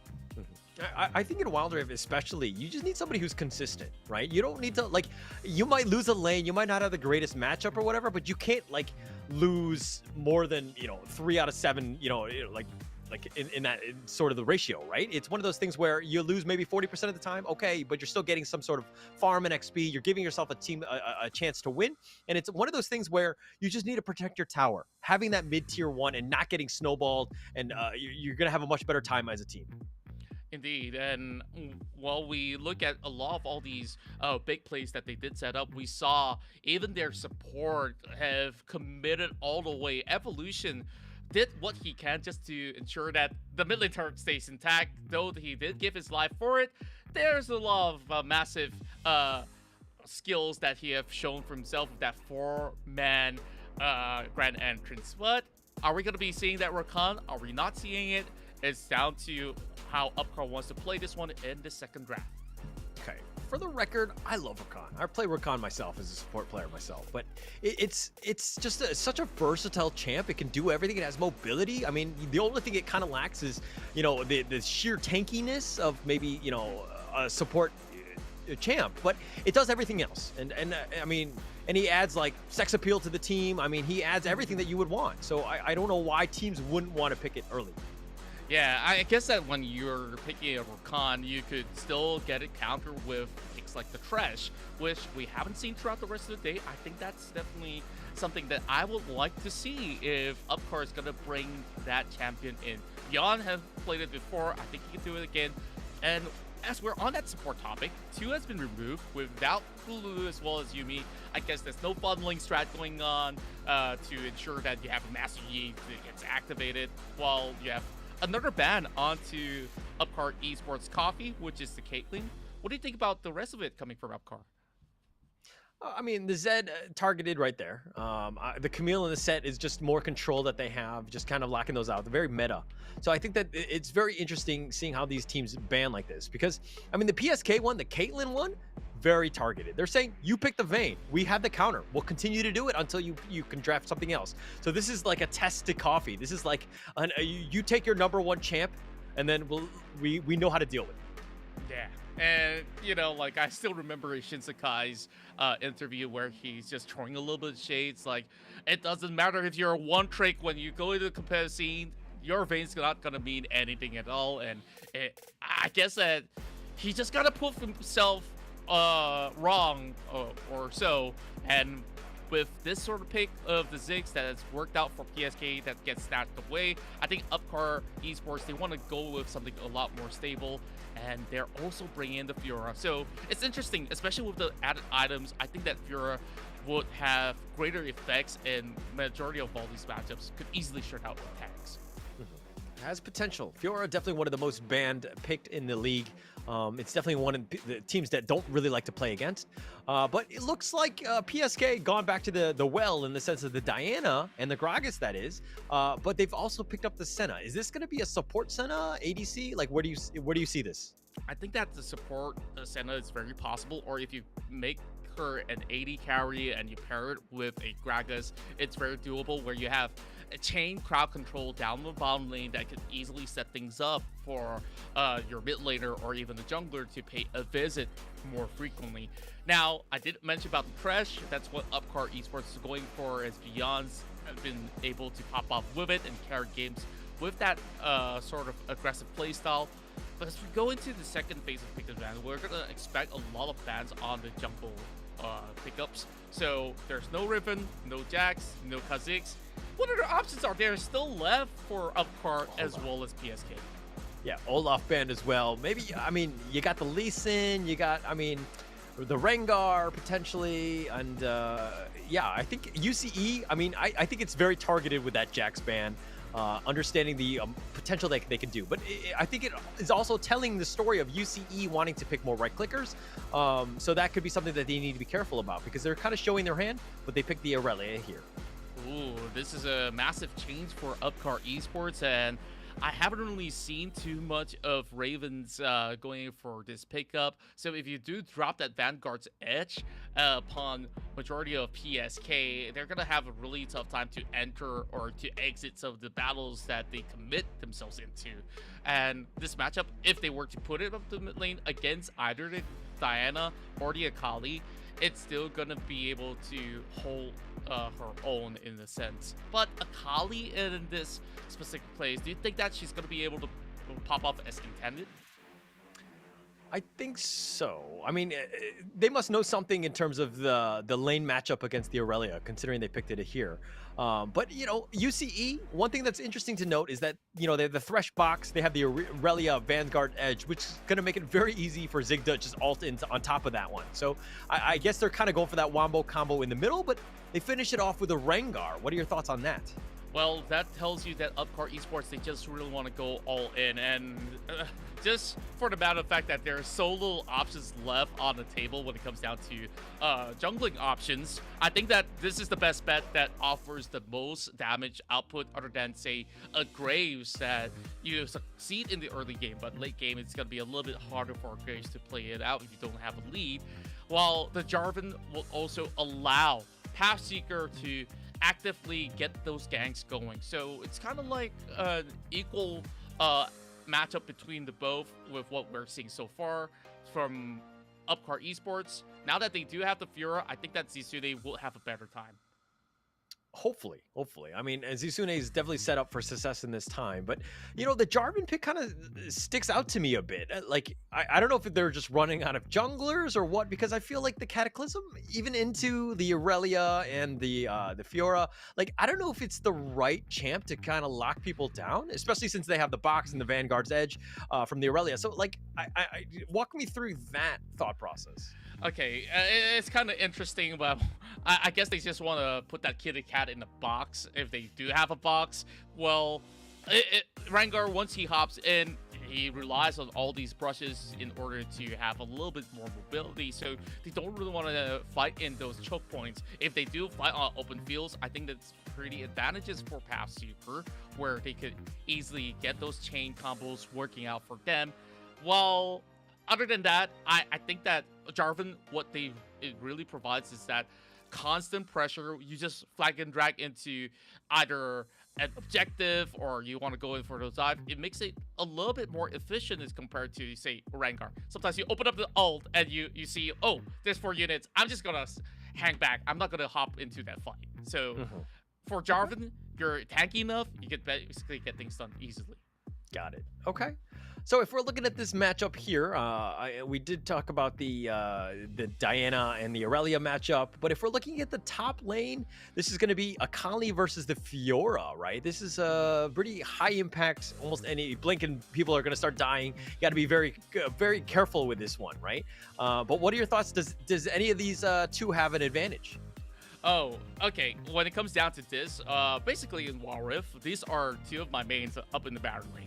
And early game, you will expect this Akali to at least do a decent amount of damage. Mid game onwards, there's a chance that if there's any misplays coming in from the Fiora, she's just gonna get absolutely punished with the perfect execution. But Fiora, if you keep on putting enough damage in the early game, it's gonna be hard for the Akali. But you know what?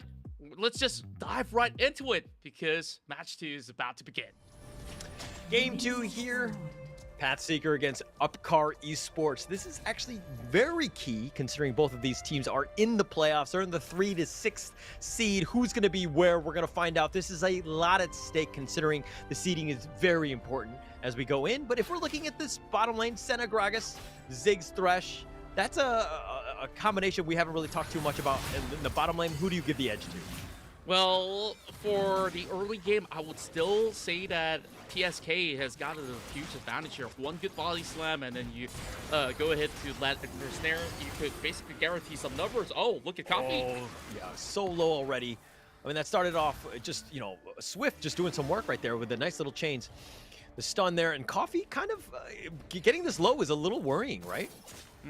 And you could only rely on a couple of honey fruits. One more gank is gonna do the trick, and all you have to do is burn Coffee's flash, and it's gonna be vulnerable to a lot more pressure, and you just have to rely on that satchel charge, which you need it for key moments to displace enemies if they were to dive in. So using it defensively is your last resort.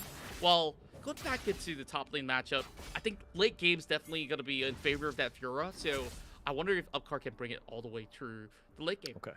Look at LXY already making moves right now and is going to be sticking around. UCE realizing that, hey, they've got some 2 low champs. If anything, this is going to create a lot of pressure in the bottom lane. Jarvan goes in.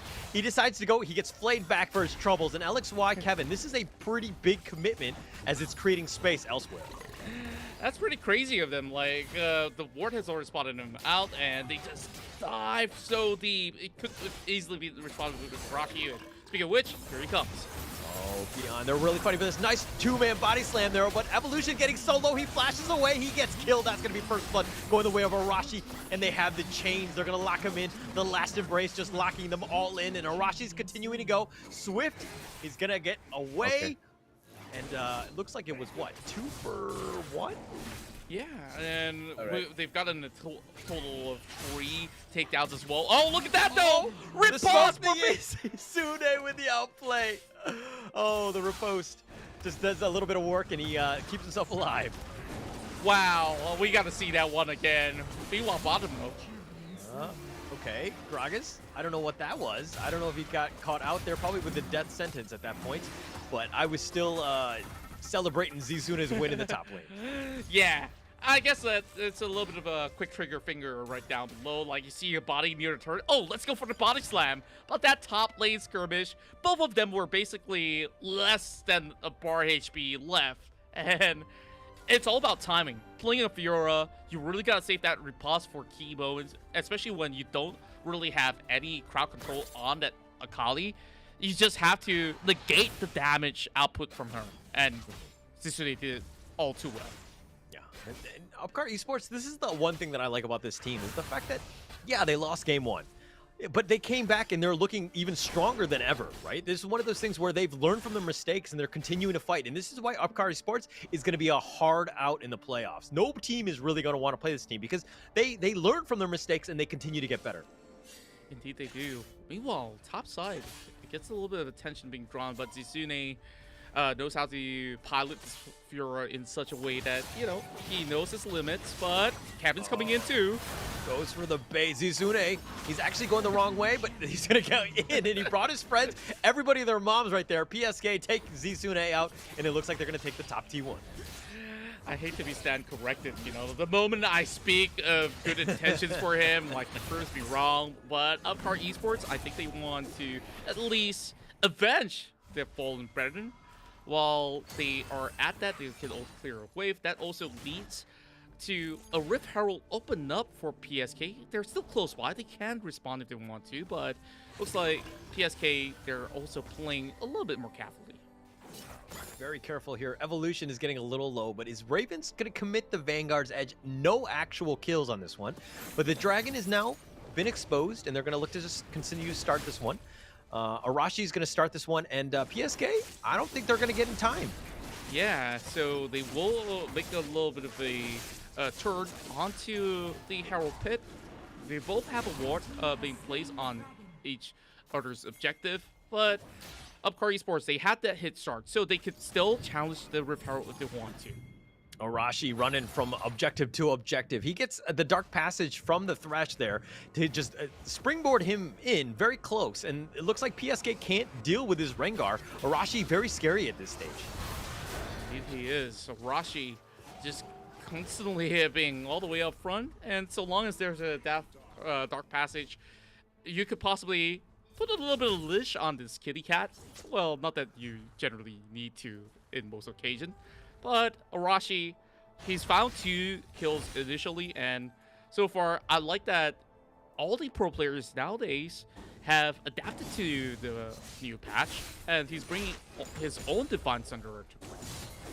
Look at how angry Arashi is. I mean, the fact that he's up like 1.3k, just him, you know, in the jungle, it's a jungle diff right now. But as I say that, Emotion looking to go in, he gets his shuriken toss, he gets passed back, and Ravens realizing that somebody was coming, and they back off here. But it looks like it's going to be the Rift. Indeed, a little bit of a tussle here between the two, not really securing the necessary kills as of yet. Now that gets spotted out by the Sparrows Bloom. And Jarvan they're going to go the Vanguard's edge, and it looks like Jarvan will take that one. LXY secures the kill on the Rift, but he might pay with his life. He does go down. Ravens continuing to fight, and they go on to Swift, who has to flash away to safety, but they've got 3-0 UCE in firm control. Indeed they are. Double kill going for Arashi. It's a rampage. Just like you said, he's angry. And he's got this bloodlust, just wanting more and more. So this setup from Upcar Esports allows them to continuously go for dives while you have Zisune that does all the split pushing that's necessary for them to gain goal lead as well as objectives. So they finally found that answer to halt PathSeeker after that game one. No real chance. I mean, this is one of those things where you see who the good players are, right? When they lose a game, how do they take it? Is it one of those things where, I just lost a game, I'll just go next? Or is it something where, oh, that pisses me off. I lost that game. I want to get back at these guys. And Arashi, you're seeing that rage. I mean, he's playing the perfect champ for this in the Rengar.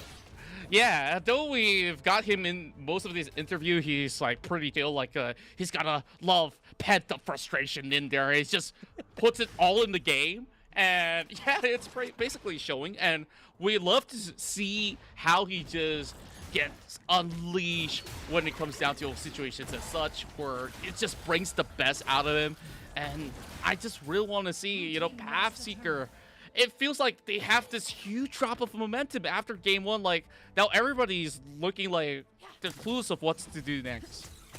And don't get me wrong, I don't want to think that Arashi, like oh, he becomes this angry beast, right? It's like personality-wise, and I'm sure he's just the same level of emotion, but his play style changes. That's where, you know, he goes into that next level, that Michael Jordan level. As I said, that is Zisune. They're going to look to continue on this. Kevin has to continue to fight. He wants to go. He lunges away. Lunar Crest, he's by himself. The Lunar Rush, no real chance. And Zisune with the outplay. Yeah, he overextend all the way into the corner of the lane where you don't even have the turret to protect yourself from. Now that Herald's just gonna be crushed pretty quickly. And we've got more coming in. LXY, he could easily get out of that with the flag and drag. Now, no objective spawning until 15 seconds later. I want to see PSK go in for at least a trade of swords.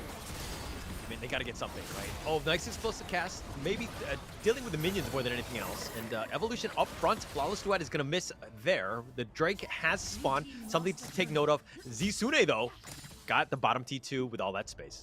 Yeah, great pressure. Just having a whole lot of effort being put in just to get it all the way back while they're also working on the Drake.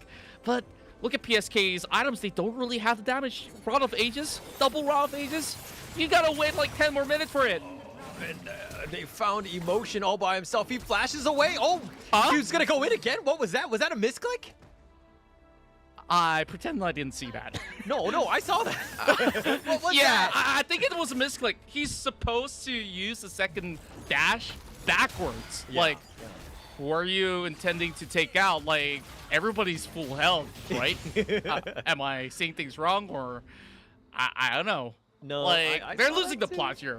Definitely. Okay, we're gonna see what happened. I'm pretty the Flawless Duet, that nice started off, the explosive cast, no real chance. He flashes away, and then that, he's like, oh shit. Yeah. No way out from there on. I guess I give him the benefit of the doubt that, hey, maybe I have enough damage to take out Copy, but he didn't even press barrier in time. If you want it, you gotta go He get it. goes for the Proto Belt, and he actually went forward though, but the last embrace is gonna slow down most of that, beyond getting chained up, that is. But this tower is taking some damage, and with no minions, I think they're gonna back off here. Yeah, it's so easy for Upcar Esports to see, especially when you do have a Ziggs that can just satchel charge a turret off whenever it's just brittle. So it's just easy control from here on. Upcar Esports, they can continue with a 1-3-1 push if they want to, but they're doing a 2-1 as they just want to keep PathSeekers up over the mid lane because their own mid turret is also pretty low. So if they give them enough space, PathSeeker could open things up. Oh, Zisune, he was going to 1 versus 4 them. I was very ambitious. Flawless Duet's going to actually miss here. Beyond, he gets the death sentence, throws out the box. LXY, though, he gets knocked out. And, sorry, he probably uses his standard to get out there. But that was a lot of space now being provided by... Kevin, what are you doing, sir? I don't know at this point. Upcar Esports, they are already seizing through mid, and they want this inhibitor, but the fight will break loose. Oh, emotion getting so low. Arashi was almost going to go for it, but he decides to go back into safety, realizing that's just a little too dangerous. That sense is going to be a little off the mark. Shelly even getting on the action. Oh, Ooh, almost got the charge close. off on the Nexus. Well, that was a close one. Well, any damage that he could get, that will be great for Upcar Esports. But currently, Upcar is on the driver's seat. There's no going about it. You just look at the ballooning goal lead.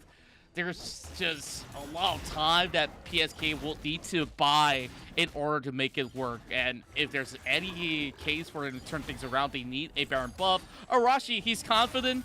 He's going for the Infinity Edge build. Man, he's gonna basically go hit somebody from 100 to 0 in a blink of an eye. I mean, you have somebody like Beyond, who's got some amazing dark passages for you, so that you know that you go in, you get you do as much damage, you burst somebody, you dark passage on out, you can do it again, rinse and repeat over and over and over. So, it's one of those things where if you realize you have a good team backing you up, you can do these sort of riskier item builds. Like, most often than not, you won't have all these Rengars to commit towards an Infinity Edge because it's a very costly item to build, and generally Rengars don't benefit that much from critical damage where you have to build even more expensive items out there. But now that he's got the Solari Charge Blade, he's got Divine Sunrook, he can even melt the tanks off, so he's got not too much to worry about for this particular match. While Evolution, he's already dropped to like what, 70% after just a little bit of poke. Here comes the Black. Oh, the Black Mist has already been committed. They threw him in the box. The Vanguard's Edge is going to be committed as well, and LXY is stuck in this one. He has to go golden, but he will just die in the end. No real chance to get away. Kevin is here. He's been flawless duetted, and he dies as well. And Aurelia, Raven just getting the double kill, and now they take the game. It's going to go to a game 3. Well, this is so much cleaner from Upcar Esports, and we will have a tie between the two. And it's only one game that will set them apart. That's coming up next. But Upcar Esports, what a change of pace that we're seeing here. I definitely didn't see this one coming because I expected an even pacing coming out of PathSeekers themselves. No. It's go, go, go. You saw that lineup and you knew that they were going to be super angry. They just wanted to attack and attack. And they basically had no room to breathe, that is. PathSeeker, that is. It was one of those things where they had a taste of their own medicine. They're not going to like this. They're going to have to go back into the drawing board, figure out a better draft as they go into game 3 coming up. Yeah, and I really wonder what's the game plan here. I doubt if they've already exhausted a few of it. So we just really have to give them a little bit of space to think things through. So the third game's coming up next, so we'll see you after a few minutes.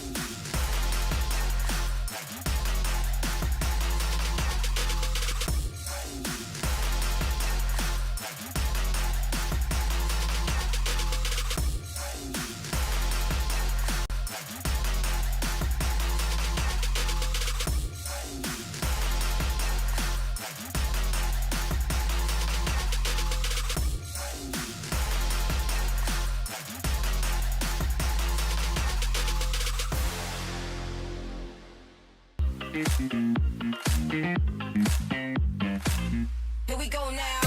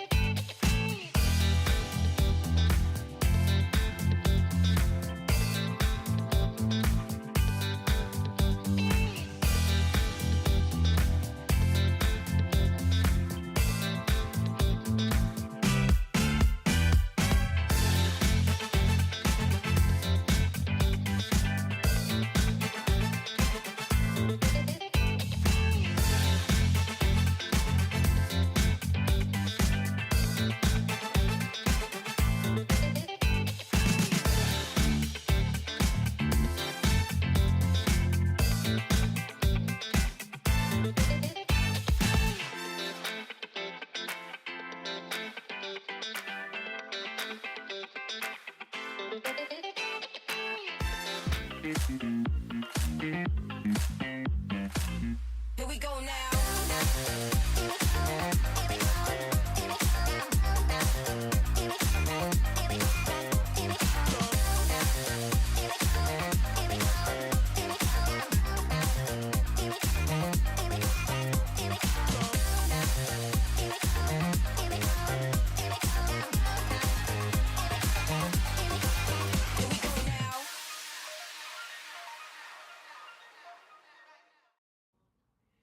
Welcome back to the WCS MYSG 2022 with the second series of the day. And Upcar Esports coming back.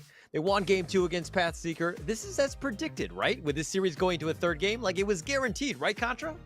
Yeah, and I guess that it's all destiny to go down to that one final game. And it's of utmost importance that PathSeeker force the tiebreaker right here if they do win it up against Upcar Esports, so that the standings will remain to be pretty stiff, and you know, we get a little bit of OT for tomorrow.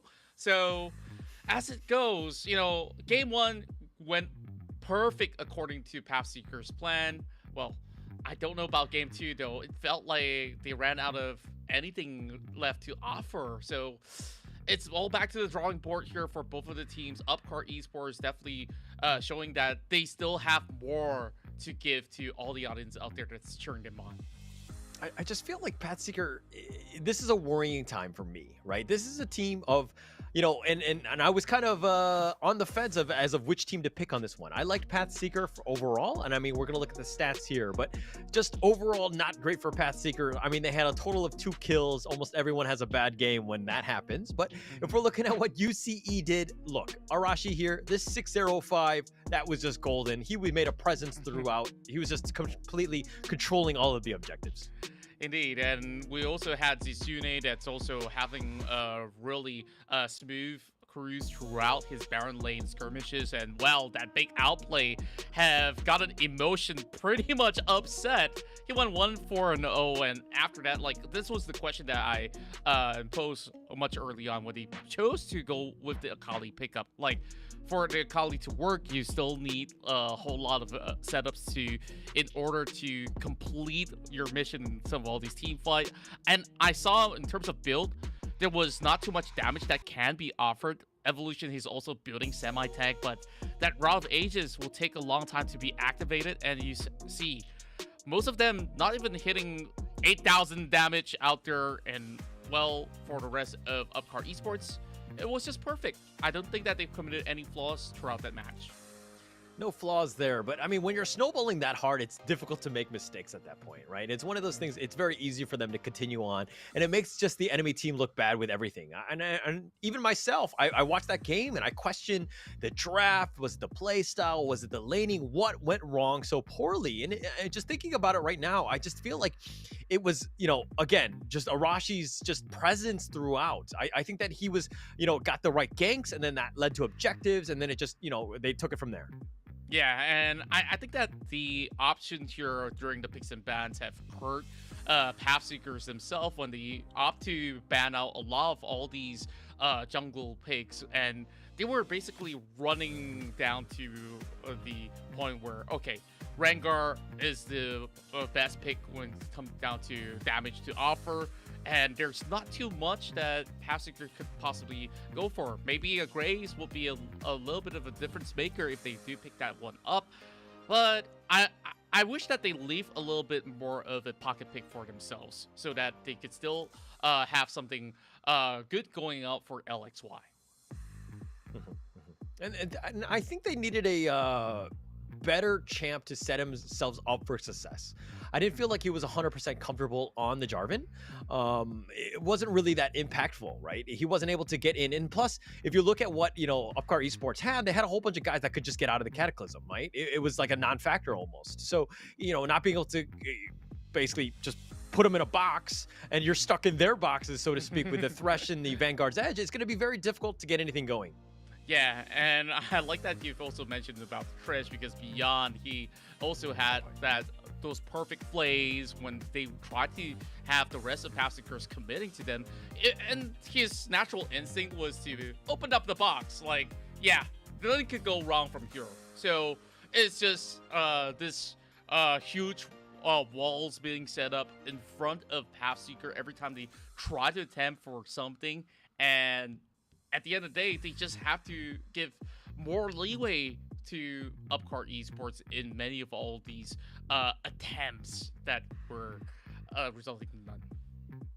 But we're gonna find out who's got the championship pedigree, right? Who's able to just kind of, shake that one off, pretend like it's a non-factor. Yeah, sometimes you lose games, it's gonna happen, right? And I think both teams are gonna look at this one as like a fresh one. We're looking at it as a 0-0. This is a best of one right now. Which team is gonna step up? You can't let that one really affect your motivation, your momentum and all of that. This is one of those things where, again, you just need to start from scratch and figure out how to beat this team in this next game. Yeah, and looking back at the journey of both teams, they possibly have some of the highest records of going into game 3, and this is a usual state for them where, yeah, they're probably accustomed to this sort of pressure that's been built up for how many weeks already. So whoever has the level ahead and also to have ice in their veins will possibly pull through with a clean win. But with the rest of Upcar Esports finally finding something that they could work with effectively without relying on Coffee's vein, I think that things will be much smoother for them. But with that being said, the time that PathSeeker have won, I believe they were on the red side, so could this be it for them? The funny thing about this game, though, is that if Upcar Esports win and Team Watermelon lose later on, then technically in a tiebreaker, I believe Upcar Esports wins because of the fact that, we're going to have to go check the head-to-head and the strength of the schedule, but they did technically beat Sem9. So I think they actually might be in the third slot, and PathSeeker being dropped down again, considering Phantom 6-1, they actually might face them in the first round of the playoffs, which would be interesting. Whoa, that would be pretty scary if you ask me. Well, it does get a little bit confusing until we get this game sorted out, and then we could later take a look at the standings real quick. Now, going back to the bans, we are seeing something that's pretty much constant. 2 supports being taken out by PathSeekers, not allowing for any hyper carries into jungle, while you have the Zed as well as the Camille being removed. So I guess that it's similar to game 2 in terms of the game plan of the first phase, but that also leaves a little bit more of those picks opened up now that you have another Gragas that's up and available for Upcar Esports. Yeah. And PSK just very consistent with their bans. I mean, I think Yumi and Lulu, both of those, nobody really wants to play against. I think it makes it a very difficult game, but they do ban the Ziggs. This is a little interesting, considering it was a menace last game, right? It just had free reign. Coffee was just like a menace on that thing. So, but Zizune picked up the Fiora again. I think that this is a very meta pick. I think that it's very powerful. And again, another champ I don't want to deal with. Yeah, and with how well Zizune is playing that one now, I want to see those 1v1s again.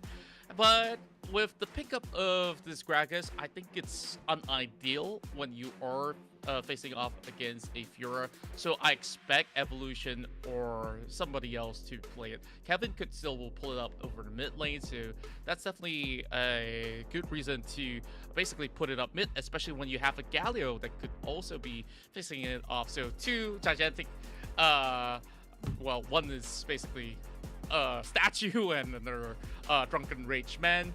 I think that's just a little bit of answer to drag it into the late game. Okay, but the Riven pickup here, this is definitely very different. I think that this is going to be probably a top Riven.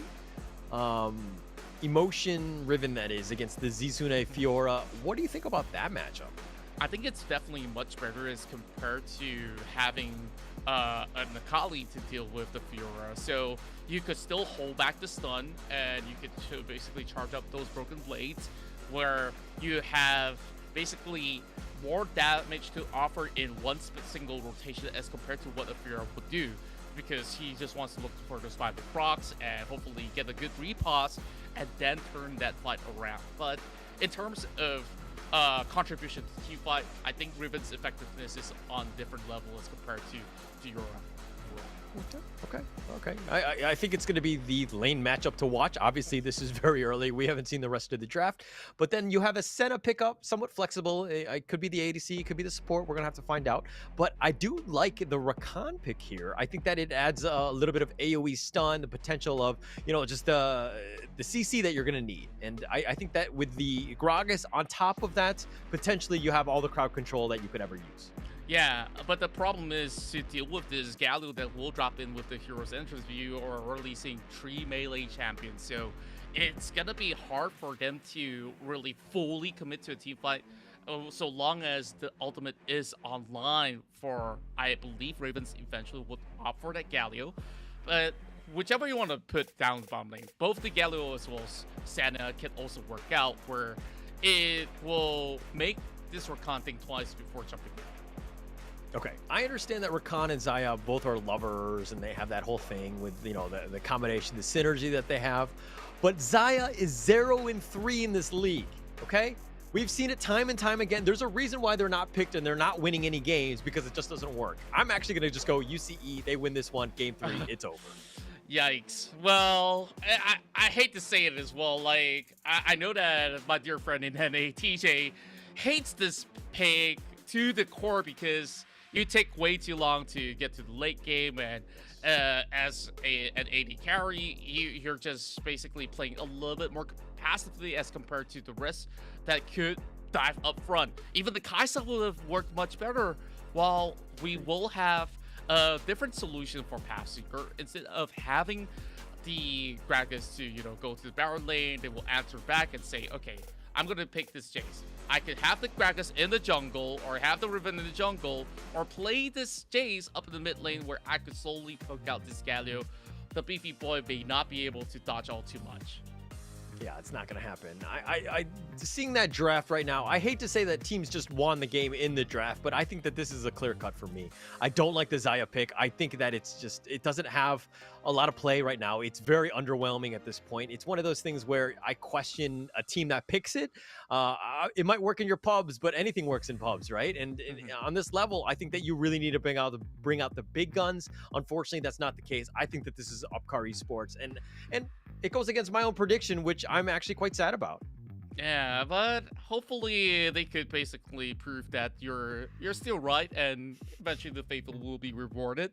So in order to pull out a perfect game for the Xayah, the positioning has to be on point, because she relies on those feathers that's being placed on the ground. So long as you get some good roots, and of course with the effect of the feather storm, it does actually give them at least some spacing in some of these team fights. But it's very early game dependent when you look at this setup. You got the Riven, you got the Jace, as the skills to the late game. I think that Upcar Esports will have very easy answers, because Irila as well as Furo, they can skill off the roof. Same goes to Coffee, that can hit into the late game with even more damage to offer.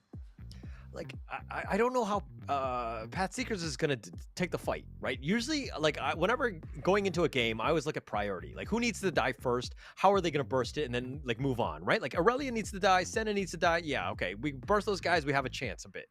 But it's one of those things where it's not easy. Aurelia has so many outs. Senna has her own, tool of escape, tools and tricks. So it's very difficult to get on these ones. I feel like PathSeekers are going to have a hard time trying to get anything going in this game.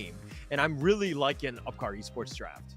Yeah, they got some really good pokes going on, and I really want to get into the game already. So let's hop right into it. Final battle between Upcar Esports versus PathSeekers. This is it. This is going to be for all the marbles in terms of the regular, the regular season, that is. It's going to be PathSeekers, Upcar Esports. This is going to be a game 3. We wouldn't have had it any other way. We knew this series was going to go to the 3rd game. It's here now, and we're going to find out who's going to be 3rd through 6th place through this game, practically. So there's a lot at stake. Indeed. And, well, I hope that there are wonders that could be pulled out from PathSeekers, because they do have some pretty good early game phase where they come in with setup like such. Evolution dives in. Doesn't really get the proc on his rune though. While over the top side, Emotion wants to show that he won't be easily bullied this time around when he's on that Riven. And, a little bit more aggressive here, just pushing out the wave more than anything else. I thought he was going to go for the jungle creeps, but instead he's just going to go for the honey fruit, go back into the lane, let the lane push back onto him. And he doesn't want to actually fight in a, a static lane, so to speak. But look at this bottom lane. Galio, Senna, who do you give the edge to?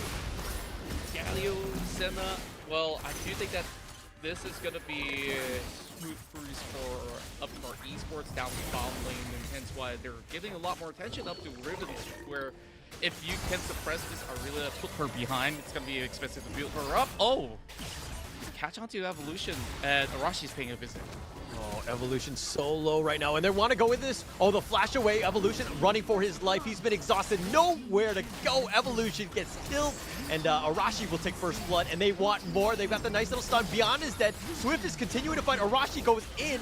He actually goes super aggressive, but LXY is here, and that's the cleanup crew with Kevin, and they take a double kill in return. Wow, the backup has arrived, and PathSeeker, they knew how to respond well enough. Kevin gets a double out of that skirmish, and it's a little bit of an overdive as well when you take a look at how Upcar initiated. Yeah, that flash was expected from beyond, and they have responded well enough, and Swift has shown good efforts. Take Any motion, we'll take that one.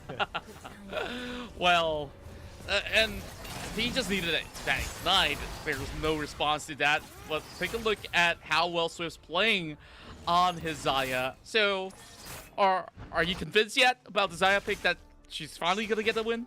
Still early, still early. Yes, she has a lead, but it's only about 500, 600 net worth lead. Not the biggest yet. As I say that, Kevin, okay, gets stuck in the Vanguard's edge, gets caught on the edge to the skies, he says, but Kevin barely, he gets picked off in the end. Rashi, another good rotation. Swift looking to fight this one. Coffee a little bit low. Swift uses the ult, but Coffee will go into the black mist. So many close calls happening up mid as well as bottom. Meanwhile, top side, somebody's getting stopped right there. Zisune suffering a lot of blows, and well, PathSeeker, they're still pretty much ahead. And I don't know, Swift's got to back out. If he stays any longer, then Gallo's going to pay a visit. Okay, for the record, I predicted overall that PathSeeker was going to win, but in that going up into game 3, I was like, yeah, PathSeeker is going to lose. But I've actually contradicted myself. I don't know who's going to win this game. Yeah, it definitely is confusing. So far, things are well responded from both ends, and I just love it where, both sides, they know what's at stake. If they do drop the game, they will have to face off against tougher opponents up in the playoffs. Oh, that's a good snare. Got him with the last embrace. Taunted back as well, but no damage yet. Coffee just, a little, very little damage at this stage. Yeah, it's not substantial enough, especially when you don't have the rest of the teammates surrounding the rest of PathSeeker. Now, we've been getting a lot of Infernal Drakes as a starter Drake, and I just love that we're going to see a little bit more of the contest going on. You can see that the top side of the Herald is cleared up. It just tells you that they want to put out more damage heading to the late game, and therefore they want to secure it. So let's see if Upcar can snatch it away. Oh, has him with the last embrace, but they're going to back off. The dragon is going to be low. The positioning is going to be a little awkward. The taunt, the hero's entrance is going to be used, and it looks like Gragas will take that one. LXY takes it, and Beyond is continuing to fight. They get the explosive cast. Evolution running the wrong way. He actually gets shot down by Arashi, and Kevin goes to the skies, knocks him away. Arashi down as well. Coffee's looking to go down as well. LXY. But they do have the stun. The last embrace is not enough, and LXY continuing to fight. Kevin is back in as well, and Beyond is gone as well, and PathSeekers are doing it. That's crazy. That recommitment coming from PathSeeker. I thought they've already lost the Drake, and it was LXY's shoulder just basically stunning off all of the Upcar Esports members, and there's just nothing that they could possibly react with after that. They did get a few trades, but it's still in favor of PathSeeker by the end of it all. That was a very close fight. I mean, PathSeekers, I did not expect that one. Oh, but Zisune, he's gonna just skirmish with Evolution, but he's just buying time for Emotion to get here. And while the Rift is up, do you go for it as PathSeeker? Well, you got to go for anything that's available on the map, and I do think that they do have an advantage there with a little bit of dive over bottom side. Kevin, there's too many minions here. Oh, but he's going to back up. He's going to be fine. He's going to look for the pickoff. He's looking to turn this around. Oh, he misses the shot glass, and Ravens will just limp away. Well, if only he had the gate opened up, he could have actually reached the distance with the shot glass. But at least surviving is already good enough for him. But Tsune, man, this guy's getting stopped. Motion. He's doing the outplay. He got beat last time, and he's like, okay, give me my Riven. I got this one, and I'll be able to outdo it. But now Emotion very low. Arashi, okay, not going to be able to chase. Yeah, and really want to draw it back to some of all these skirmishes that we had back on the race, right? Like, here's, well, hold that for now. Ooh, the Shadows does actually commit, but Coffee is dead, and PathSeekers are doing it. They're looking to just push this one in. LXY does need to be careful. The Flawless Duet does connect onto LXY. He's been stuck into the Vanguard's edge. LXY body slams him back, but it's a two-man stun, and it looks like they do get him in the end, and Swift will secure that kill on the Ravens, who is a little ambitious on that one. Oh, it's unfortunate that Tsune did not connect onto the launch. If he does, he would have actually gotten a good reset, and that damage coming out of the Irelia should be good enough for Ravens to draw blood. Now, though it's 17-14, there's a good chance that Upcar Esports could still find a way back into the game if they continue on with this hot pursuit. We saw PathSeeker, they've been piling on members of Upcar Esports, forcing dives, and usually you see a little bit of slight room where Upcar Esports could still go in for some refrags. But for now, I guess that they just have to settle in with a few more items. That's a really good snare. Forces out the Featherstorm.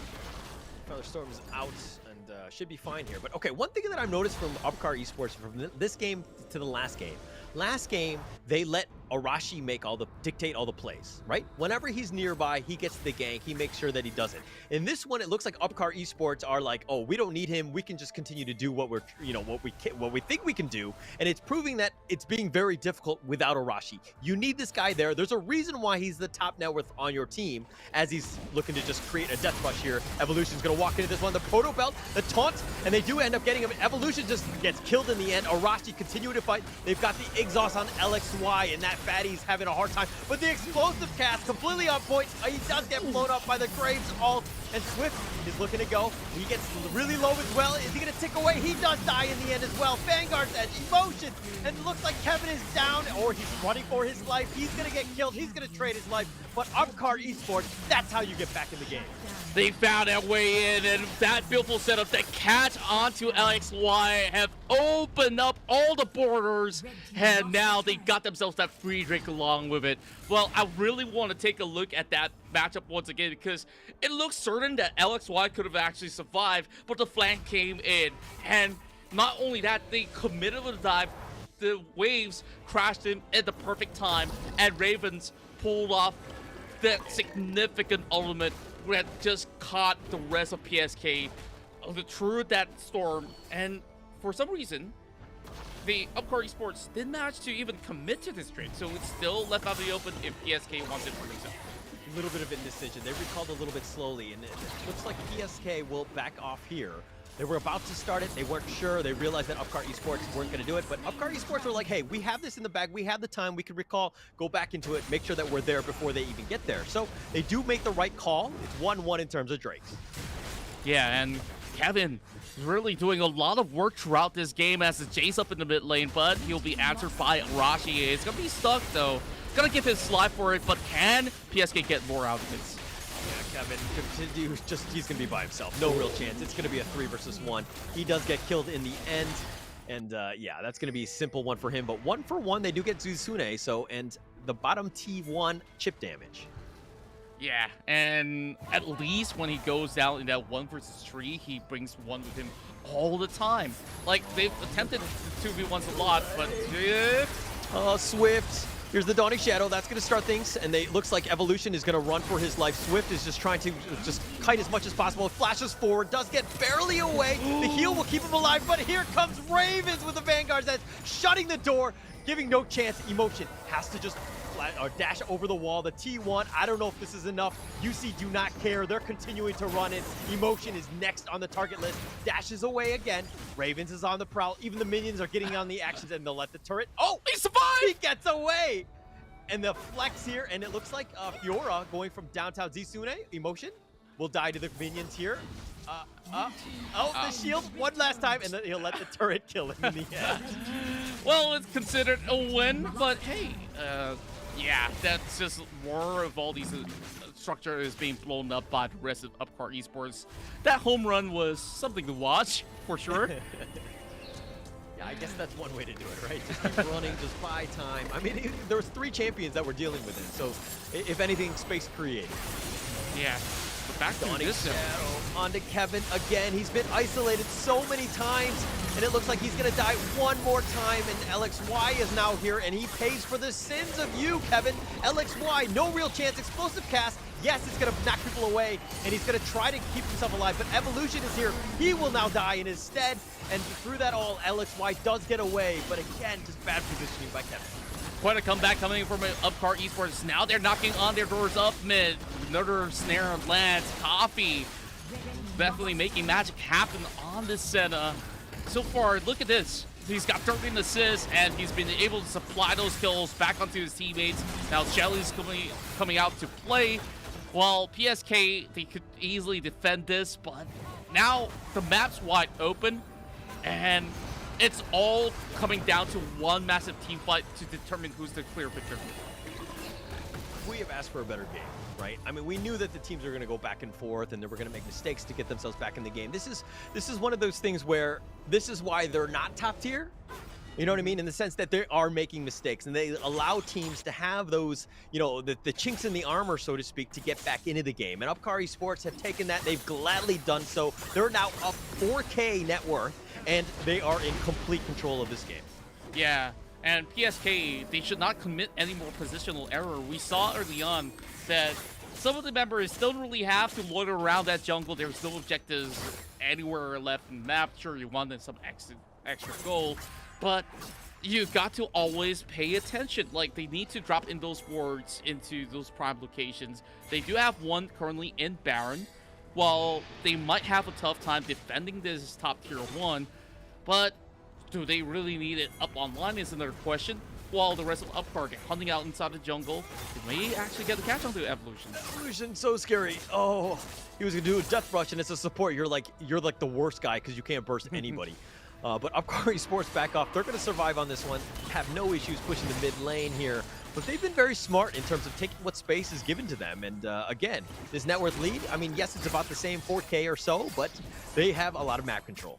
Yeah, one good team fight could set PathSeekers back on track. They could give away this Drake. It's going to be all right, but also means that it will be harder for them to stretch through some of these units where you have Ravens as well as Rashi that can still hold on to these team fights pretty well. And with the ward still up there available, they don't really have to commit themselves in the jungle. So it's just a little bit more of a passive play. Kevin will have to live this turret eventually. We got to give credit where credit is due in the sense of this is the Arashi show, right? He's 8-3-4, 14K net worth lead.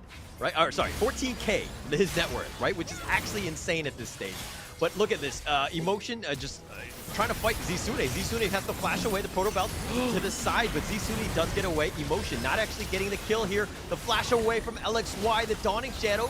Just a little off the mark on that one, but they're going to turn this one into a T3. No real way to fight for PSK. Yeah, and I guess that they just really want to take this Riven away from the rest of the team, and then you could basically have the rest of PSK not having enough damage to offer, because Emotion is basically the richest member with the most weaponries to basically draw blood. Well, LXY. Oh, he walks into this one. He found him. Oh, nice 3-man grand entrance with the quickening on top. The hero's entrance going to be used. He's going to whiff out. Oh, no, he's going to cancel it. Evolution's going to continue to fight, but they do get the chase. Kevin is down for 40 seconds, which is an eternity. Now they turn their attention to the top T1. Evolution going to miss. He's going to battle dance to safety. He's going to be fine for now. But Ravens, do they want to commit for this one? It looks like they're going to back off here. Maybe take Baron. Nope. Here we go. Man, Upcar Esports, I thought that at least they would have had one member drop right there, I swear. Well, beyond that, they have been able to salvage that situation and turn it around against PSK. It was Kevin that gets caught in that scuffle, and they could just continue on this same pursuit. But let's take a look at this 1v1 though. All right, Zisune's got enough of that. He's like, nah, I'm backing out. Yeah. You can't kill me, I can't kill you. Let's just get on our way.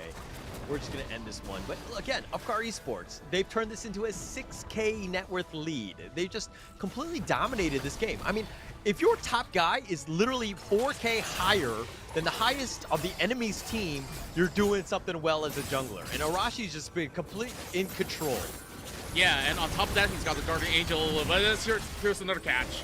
Yeah, that's going to be taunted. No real way. LXY, explosive cast to safety, at least for now. Proto Belt forward. And they actually going to miss this one. Arashi, buddy, I speak highly of you. I give you praise. And then you miss your ult like this?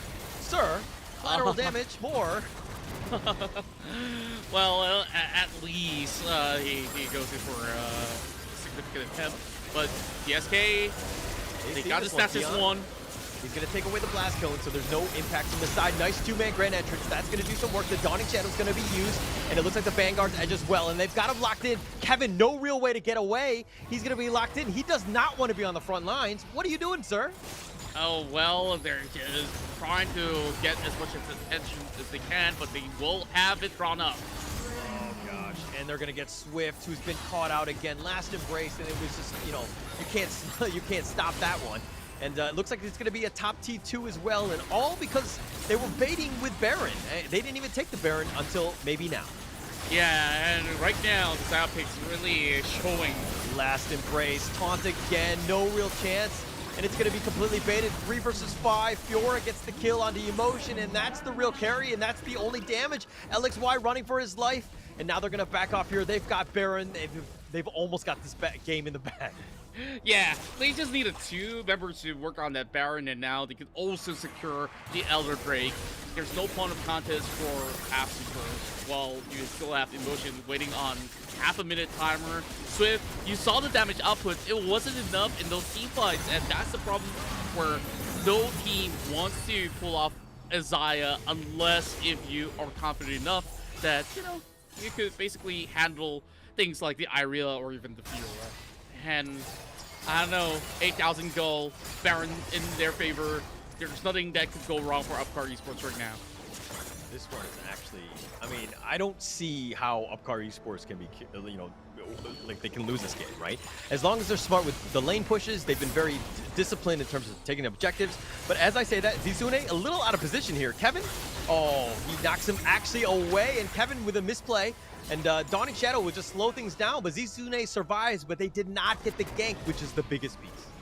Yeah, and I guess that they just really have to hold on to their Nexus for now. They can't clear up this wave while they get the catch.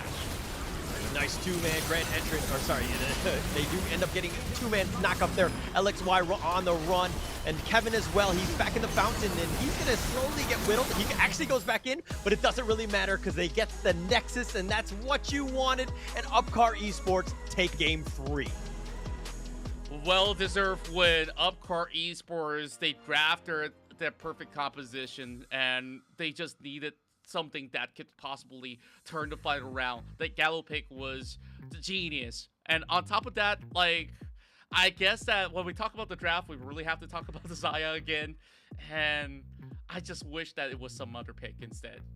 That we will. Do you see what I mean? Like, yeah. Okay, for the record, all of these stats are out there, right? If you want to go dig up for this data, it's there, right? People will see exactly who you can win with, who you can't win with. And there's a reason why there's a meta. If you're trying to do things that are, very next level at this stage, I think you're doing it wrong. Things are not really working. Yes, we got a new patch. Things might change. And I applaud you for trying to be exploratory and trying new things. That's great for the game. But sometimes when your back is on the wall and you're looking to pick a 0% win rate Zaya into that game, I'm going to question it.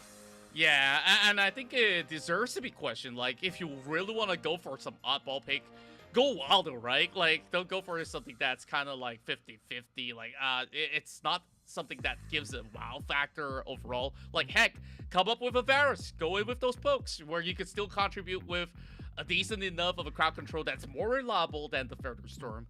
Well, I guess that's enough scrutiny for the Zaya. Swift did play well enough in terms of position. It's just that there's not a point of time where he could basically have the rest of his teammates survive long enough for him to have significant effect in these battles. But let's take a look at the post-game stats real quick, because early game, PathSeekers, they show a dom form, and I love that Kevin have shown up on this Jace, but late game, Jace doesn't really have too much to offer.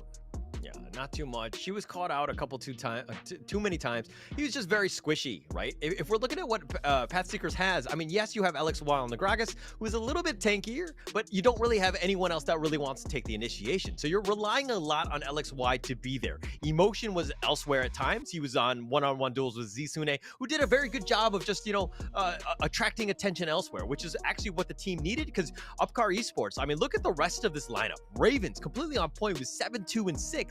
But Arashi with 13-3-8. This guy was a nightmare. He's almost double the net worth of LXY, right? Jungle Div? Yeah, that's insane. Like, for a Graves to achieve close to 30k, you're doing everything right. But same goes to Kevin. Like, he did so much work. I just wish that we've seen more out of, say, LXY as well as Emotion, so that they could work in tandem as compared to play their own battles, because we saw Emotion was just chasing after Zisune, where you're beating a dead horse. You want to go for more. You should be basically hunting out for Arashi. Hey, I want that shutdown goal. You've been harassing my teammates. Yeah, take some of this. Like, there was not a single occasion where they could challenge that, and I think the biggest thing that they brought in team fights for Upcar Esports is that they have two game plans. Like, you can have someone to start it off, and then the Gallo will come in much later on. Or if you have the Gallo to start the fight, sure, the Vanguard's edge will come soon after to keep the rest of them in that fight. Yeah.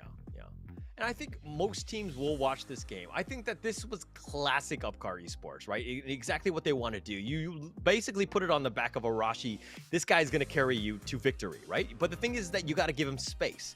And I think that all the other teams are going to realize that, hey, we gotta prioritize, dealing with Arashi in some fashion, because if this guy goes left unchecked, and he wasn't even in some of the team fights because he was just so busy farming, but it just proves just how great he could be by getting all those items. If you give him space, he's gonna carry the game. You're gonna have a hard time.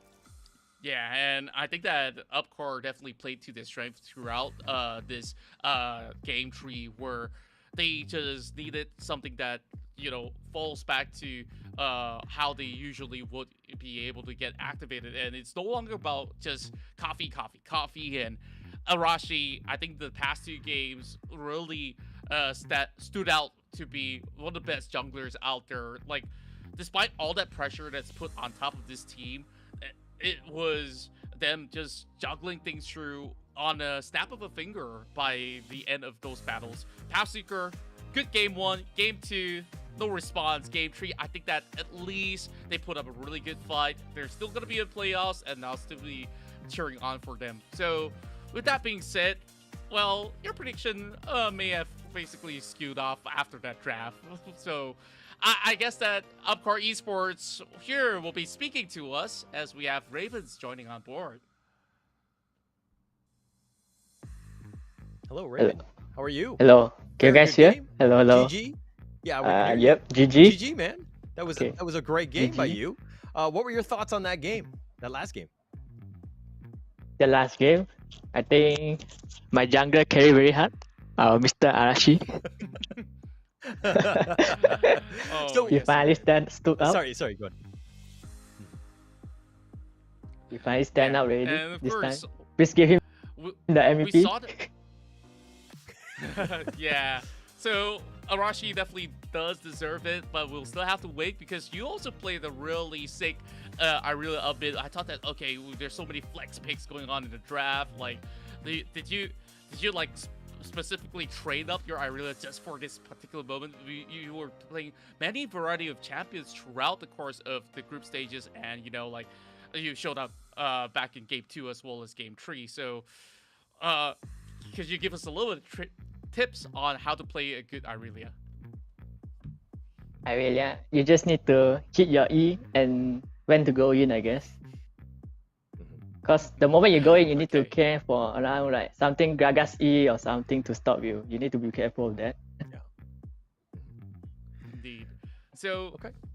after this massive win, of course, you guys might be a lot more relieved because like it won't force you guys to a very awkward tiebreaker of sorts. So heading into the playoffs, is there something that you look forward to? Any teams out of the rest of the other 5 teams, who would you like to take on first? I think it would be my old teammate, Sam9, Ahish. Ooh. Okay. Okay. I think first round you're going to be probably in the 3-6 one, right? Where Sem9 and LF4 have that bye. Between Team Watermelon, Phantom 6, and PathSeeker, though, which team do you want to face in the next round? Watermelon, because we want our revenge. Okay. Okay. Okay. Okay, that's fair enough, and we definitely do look forward to that. So for back in game 1, when you guys go in to pick another vein for coffee, do you guys have already expected that PathSeekers have such a smooth game plan? Because like it looked that you guys were shaky back in game 1. Can you talk us through some of the struggles that you had back in the very first game? I think since the day Sam9 opened the win, every team is like they prepared a lot for the win to counter the win for coffee. They know how to punish him hard, very hard. I hope he learned his lesson already then. Any Yeah, questions coffee for say you, no more win. Holler? Yeah. So, okay, like after, when you're drafting in game 3, I felt like you just won that game in the draft. Like, I don't think that they had a chance. You could check the replay on this one, right? I felt like Upcar Esports, your draft was far superior. Going up against the Zaya, I just feel like that was very difficult to play. But what were how was your confidence going into game 3? For the last pick just now, the grief between something other carry, then I actually say he won the grief. Then we just go for it. He's confident enough for it. Okay. All right. I thought that was an amazing series, that amazing game. Really showed just how good of a team you are, right? I think that this Upcar Esports team, you guys learned. Like you lost game 1, but you came back even stronger. That was very commendable. But again, I think that was a given. Arashi played well, but if you had to say somebody else stepped up as well, who would that be? Coffee? Okay. Coffee. All right. Why coffee? Because he have to play the epic carry, the sacrificial role.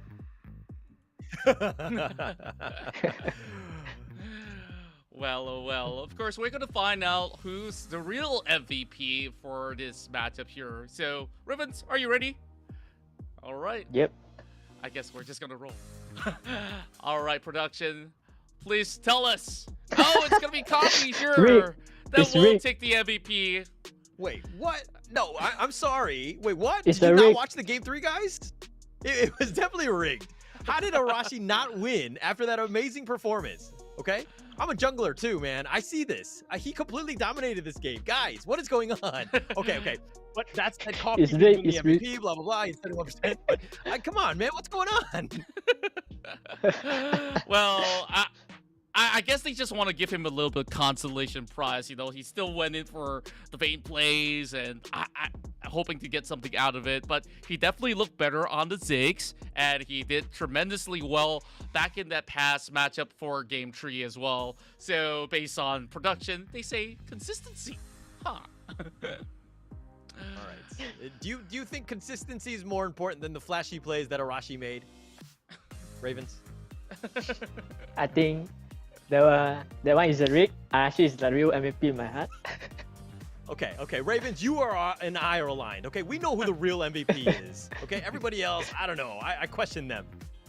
Yeah. It's a rig. Well, I hope that next time round, Arashi will get his chance once again. So do you, Ravens. You've been outstanding so far. So, is there any words that you want to give to all the Upcar Esports fans out there? And also, are you prepared for the memes that are about to come on the Facebook group? Oh. Thank you for supporting us, and Please make more memes. I guess. All right, so all the viewers back home, they're going to be on it. They're going to be creating those memes. Thank you so much for the interview, Ravens. We wish you the best of luck throughout the entire playoffs that are coming up. There's going to be some great games ahead, and I look forward to talking to you even more after these games, and then we can talk about the real MVPs then. Okay, thank you. All right. Bye-bye. Thank you. Till then, we'll see you at the playoffs. Thanks for joining us. Bye-bye. Okay, Arashi, really? Consistency. Game 2 and Game 3, that was consistent, right? Game 1, you kind of faltered off, but yo, something is up here, guys. I don't know what the deal is. Well, I guess like he just wants to collect all the accolades and leave none for his teammates. Like, yeah, it was like, hey, I could still boast that I'm still one of the better ADCs around the WCS, other than having that top 1, top 2 Vayne in the C server itself. Now, I really wonder, this journey for Upcar Esports, now that they've won, their placements are pretty much well secured in the standings. They're going to make it to the round of all 6 teams anyways, but I really want to look forward to who they'll be facing off against. Yeah, and I think checking the head-to-head, even if Team Watermelon loses and they end up with a tie, I think the head-to-head means Watermelon actually pulls out ahead. I think they beat Upcar Esports twice in the league themselves. So I think it's going to be Team Watermelon almost guaranteed 3rd place no matter what the outcome of the later game is. But Upcar Esports is going to be 4th, which is actually very important because it looks like they're going to be up against Phantom 6 instead of PathSeeker. All right. And I guess that PathSeekers on the final game, yeah, if they had a little bit more juice, they could have possibly forced that for another tiebreaker game for tomorrow. Then I guess it's all sorted out if that's going to be the case. So we're going to be looking forward to our upcoming match. We still got more on the way. Of course, the final game will be LFO as well as Watermelon. But before that, it's going to be TODAK versus 7-9. And there's a lot at stake, I would say, in the sense of the, just sticking it to them, right? You want to stick it to Sem9, you want to stick it to LF4, now is the time to do it. I think that it's great, you're going to get some great reps in terms of just playing against these teams. TODAK, that is, and Team Watermelon, both of these teams that I have a high respect for. This is going to be the last that we see of TODAK in today, and at least in the league for now, but I expect to see them in the future. I think this is a team that's going to be up on the rise. So I do actually look forward to that one. But that's going to be it for Contra and myself, Holler. Thank you so much for being with us for the first 2 series. We'll pass it off to Omo and Hound, and they'll take it through with the next series, the next 2, that is. But we're going to be signing out.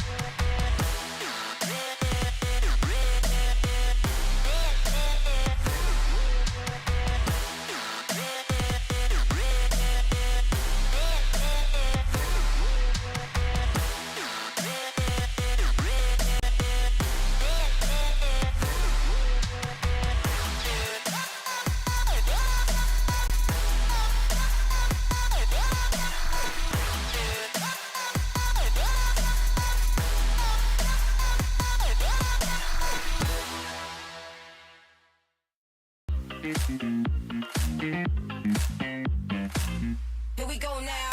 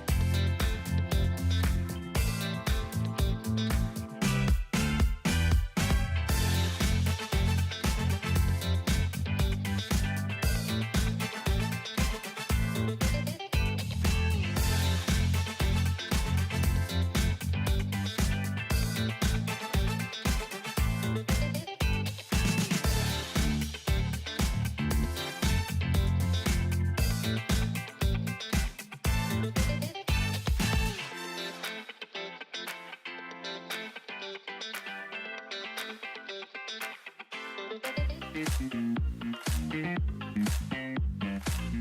we go now.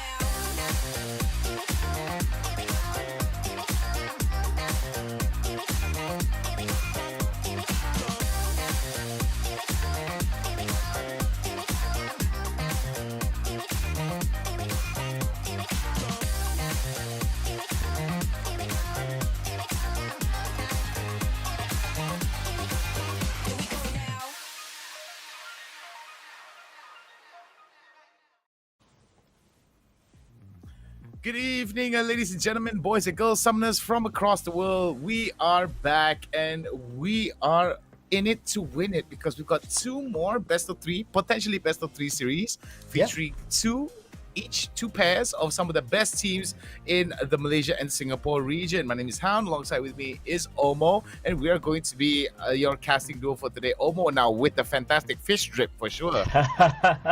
Well, you gotta be a bit ironic sometimes. I have no justification for this ship, but it's comfortable and I like it. And maybe it's a little bit of a support for TODAK. I heard they were swordfishes. I don't have a swordfish. This is the best I could do.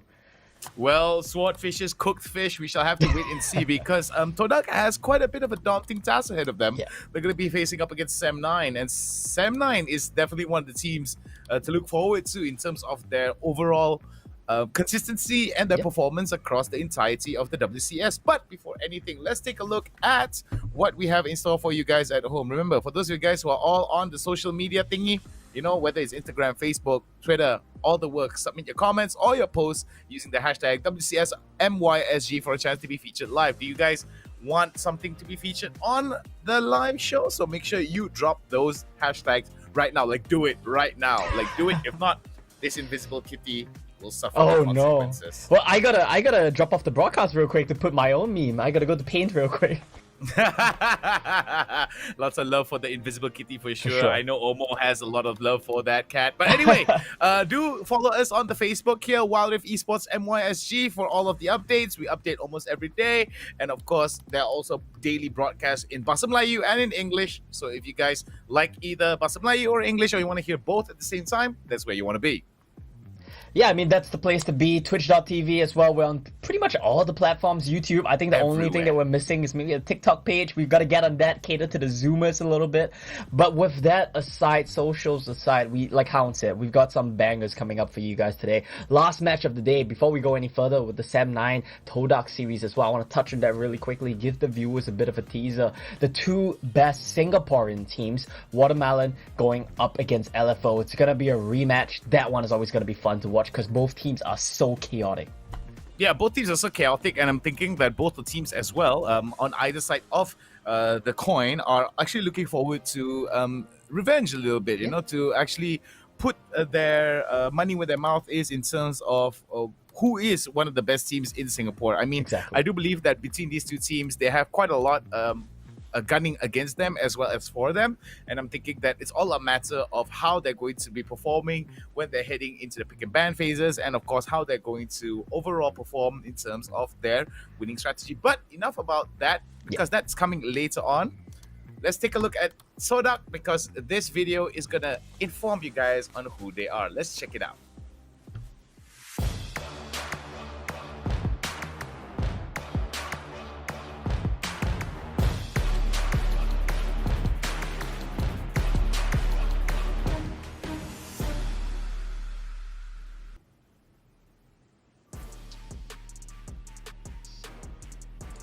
Crown, Newgate, Skylo, Kuya, Kaido. Looks like we're going to have a bit of a different roster today, unless we're getting bamboozled again. No Shanks back on the roster. I think this is rather a surprising thing, because Shanks has been very, very proactive in terms of setting up some of these winning strategies for TODAK. And I do believe that TODAK has been in a little bit of a rut here in terms of them trying to close out the games. From the last time that we were casting on TODAK, they were doing really well from the early to mid stages, but it seems that the late stages of the game, they just didn't know how to put the bow tie on top of the on top of the package here, and they just weren't able to deliver in terms of ending winning game strategies in terms of ending the game. Yeah, and the best example of that, the game where they were marching on the nexus of Sam9, they were hitting the nexus of Sam9 before they threw, and they weren't able to close out. Sam9 came back, ended the game, 2-0 series. That's the disappointing thing about TODAK. They have so many flashes of brilliance, but they're unable to string it together. They're unable to close it out. And if we do actually see Kaido come in today, well, my hope, my goal for this team is maybe for them to just get experience on the newer players, on just all their members here, and hope to see them come back stronger next split. I'm really hoping to see what TODAK is able to provide on towards Sam9. I'm just hoping that we're not going to have to beat the dead horse with a stick. I mean, in terms of TODAK, I mean, as if they keep repeating the same mistakes, then there must be a huge problem in terms of their overall strategy or their overall execution of such strategies here, Omo. Because I mean, we've talked about this previously off the streams and during our caster meetups where we discuss the very big question mark in terms of TODAK and how they're just unable to close out some of these games. I mean, I don't want to be repeating the same point over and over again, but it's just that's just it. That's just what TODAK needs to do. But Sam9 though, to go up against the giants such as Sam9, they've only lost, I think, one game thus far. I think they've lost 2 games, but 1 match total. Wait, hold on. I'm wrong here. Like 4 games, but 1 match total. Yeah, that sounds about right. I think that's enough about the numbers here. Let's get to know Sam9. Here's a video for you guys to get to know Sam9.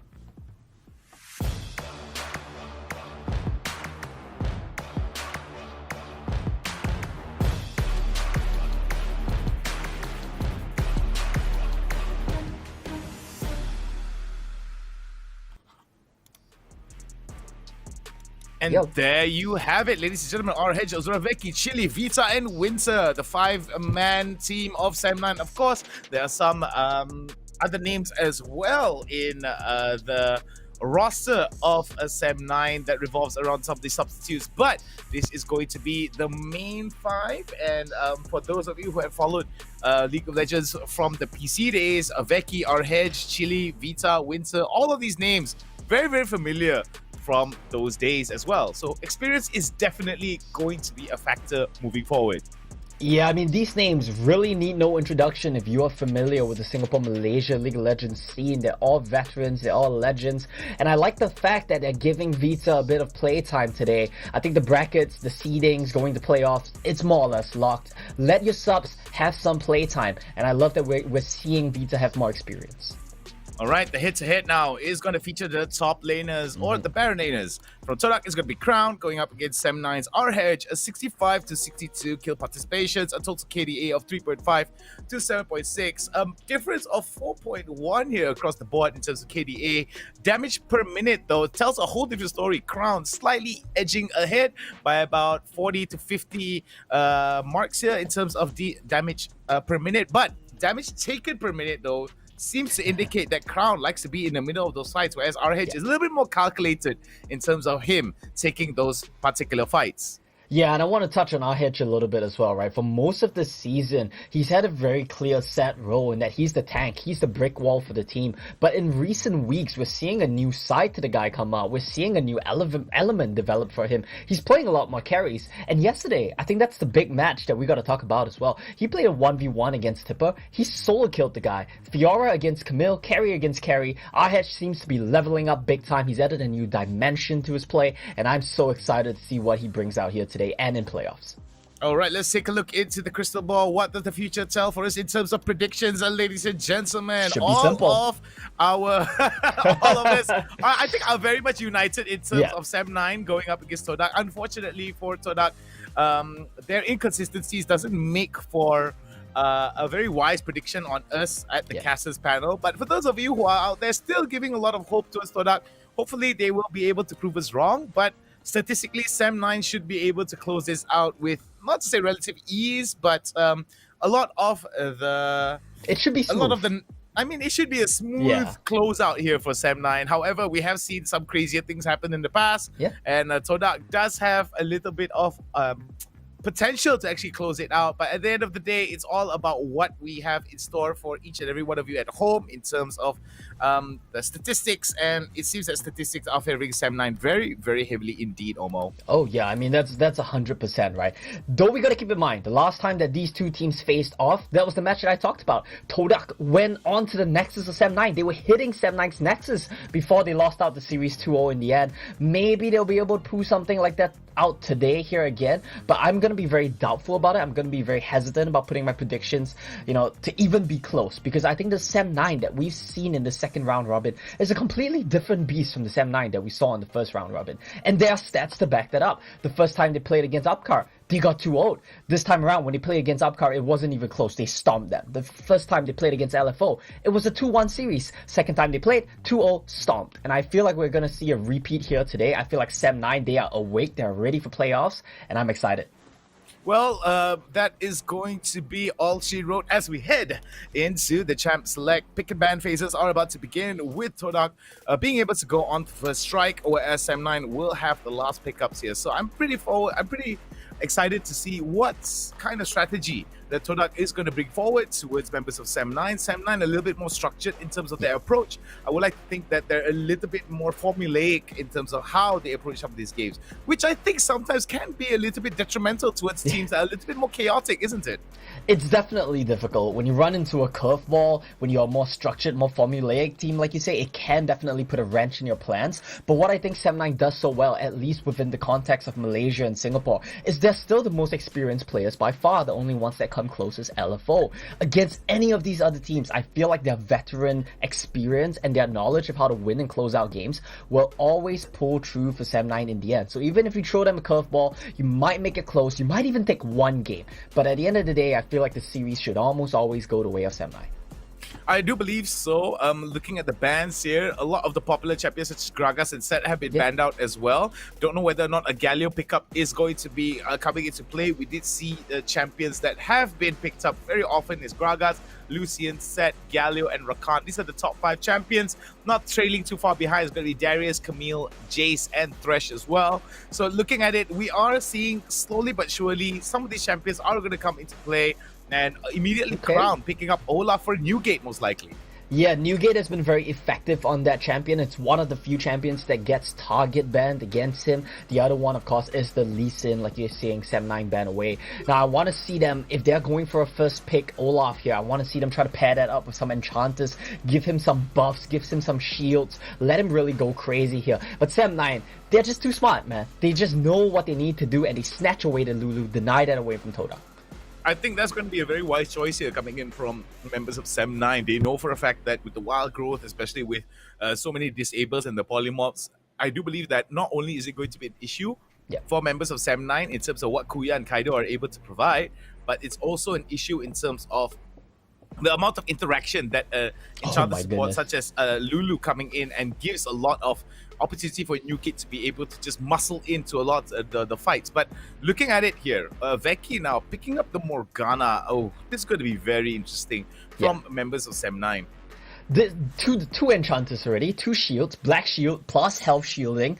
It's going to be a very tough time for the Olaf, right? If you think about it, Olaf has a good matchup into the Morgana. He runs into you, ignores all your crowd control. But the problem is your team then has a very hard time following up through the Morgana Tormented Soil, through the Morgana Soul Shackles. They're going to have a hard time for sure. And a champion like Yasuo, I think it's just going to be very difficult to play against a double enchanter comp. Once again, I think they're trying too hard to make the Yasuo work when it doesn't look like a Yasuo angle. But the question that I want to raise, the big thing that I want to look out for on Sam9 now, you have these double enchanters. Who's going to be your hyper carry? What champion are you going to set up to buff to carry the game?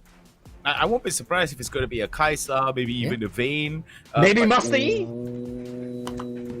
We saw this yesterday, reached the peak against, reached the peak, pulled it out. Seer LB played the Master E with the Yuumi. The champion just looks broken right now, frankly, and I feel like, Sam9, they're more than free to pick it up. They can do whatever they want. I'm just this is just a big question mark here coming in from Sam 9 in my opinion, because normally I would like, I mean, just as we say it, Omo, right? Kazakhstan is such a real thing. Whenever we say something such as like a Sam 9 is a very formulaic team that tends to follow like not to say certain patterns, they immediately pull out the Master Yi and say, no, Kazakhstan, you guys got it immediately wrong. So that's a meme right there. So for those of you guys that are watching, for sure are able to get those memes up and running. But I think let's talk a little bit more about technicalities here. Skylo with the Yasuo, Newgate picking up the Yamin, that's most likely going to go to Kaido here. I do like the fact that there is the tidal wave, but like I said, all that's needed is a black shield.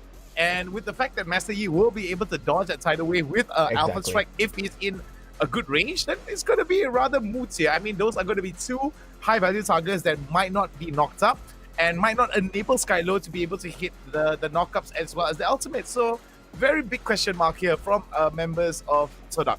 Yeah, exactly. And you also got to keep in mind the fact that Morgana and Lulu are still flexes, could go solo lane, could go dragon lane. Something like a Braum right now, I think would really just shut down TODAK's comp if they want to all in on Master Yi 1v9ing this game. And I think, you know, we talk about Sam 9 being formulaic, but we also got to keep in mind, it's the last day of school. School's out for the summer. Group stages is over after today. They maybe just want to have a little bit of fun, you know?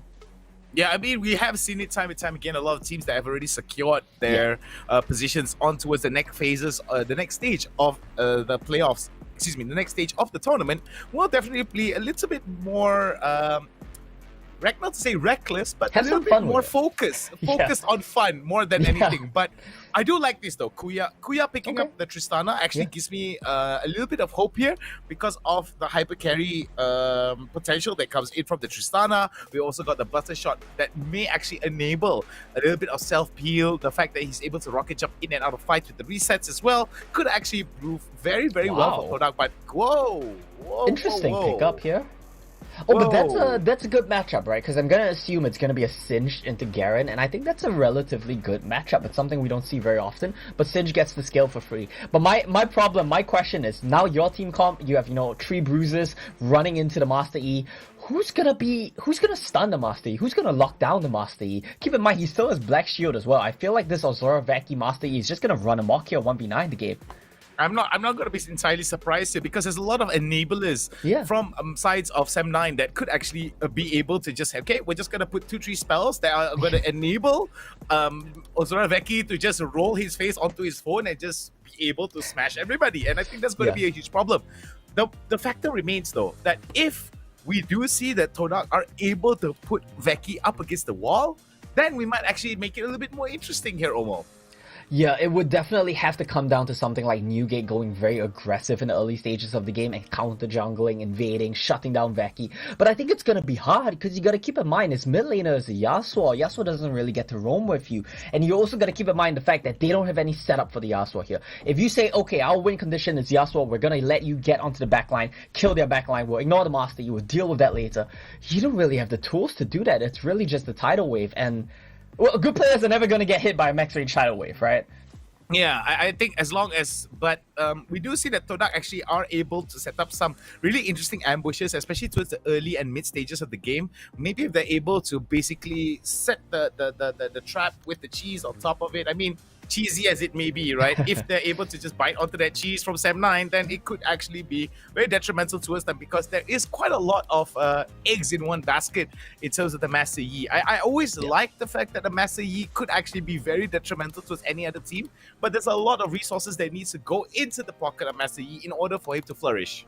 Yeah, and yesterday we saw 2 iterations of these hypercarry comps. We saw Yuumi Master Yi run by Reach the Peak, and then we saw, I think it was the Tristana hypercarry, but with like 4 enchanters run by Watermelon. So I think this is a mix of both iterations. You have a hypercarry Master Yi, but with 2 enchanters, and you have a Black Shield as well. Because if you think about it, what's always been the counter Master Yi? Lockdown, CC, don't let him run around, don't let him reset. Well, TODAK's team comp already doesn't have good hard lockdown. You're really relying on the Singe, and all your lockdown is so telegraphed. 1 Black Shield, Master Yi just ignores everything, he 1v9s your team, and I think, you know, we talk about Master Yi being a cheesy pick, but this looks like a really good Master Yi spot, and TODAK don't seem to have answers for it. Yeah, I do believe so. In terms of variety of damage though, coming in from the sides of Sam 9, I'm not entirely happy with the fact that a lot of the damage are going to be very much focused onto Veki. Vita as well will be able to scale fairly safely in terms of what he's able to do, but damage per second wise, I'm going to give a slight little advantage to TODAK, mostly because of Kuya and his scaling capabilities. Newgate will be able to just smash in if he's able to hit some of those item spikes as well. With the fact that Crown will be able to just run into everybody and just fling everybody into the middle of the fights, then that might be a little bit more variety that comes in from the side of TODAK. But like you said beforehand, the execution of Skylo here is going to be rather important in terms of how he's going to be able to fight it out. But enough about all the speculation. Let's go into the game. But before that, let's take a look at the videos facing off against Sam9 and TODAK. Over to you guys. Check it out.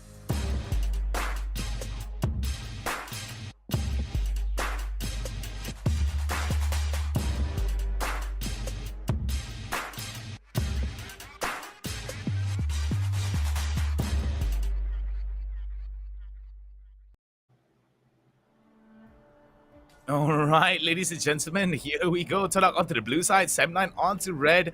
We do see that there might be a little bit of lovely interactions, love taps between these two teams, but nothing too detrimental thus far. I don't think that there is going to be big opportunities for them to be able to score big, massive damage across the board here, but it is going to be rather standard across the board here with fairly opposite starts here. TODAK starting off onto the blue side, bottom side of the quadrant, of the jungle quadrant, whereas Sam9 will be starting off on towards the red side of the jungle quadrant.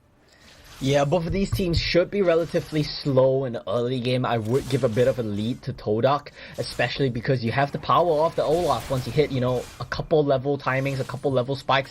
I feel like Skylo is playing this lane way too safe. He can't afford to be more aggressive. Yeah, look at the damage you do to Lulu. Just all in him, you have Ignite.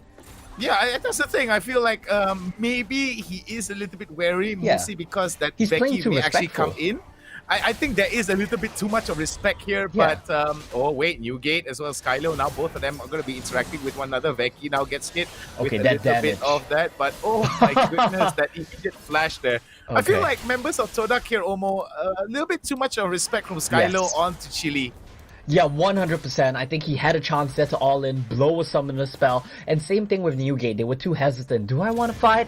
Do I not want to fight? What do I really want to do here? And they can't really make up their minds, and that gives Sam9 so much space to do whatever we want. Of course, there's going to be a solo bolo onto Crown. I said he was in a favorable matchup, and he had to go get solo kill to prove me wrong. Yeah, I mean, like I said, Casters Curse is of course the meme dream team for sure when it comes to the casters here. But for members of Sam9, level 5 Hound. 2 minutes in game.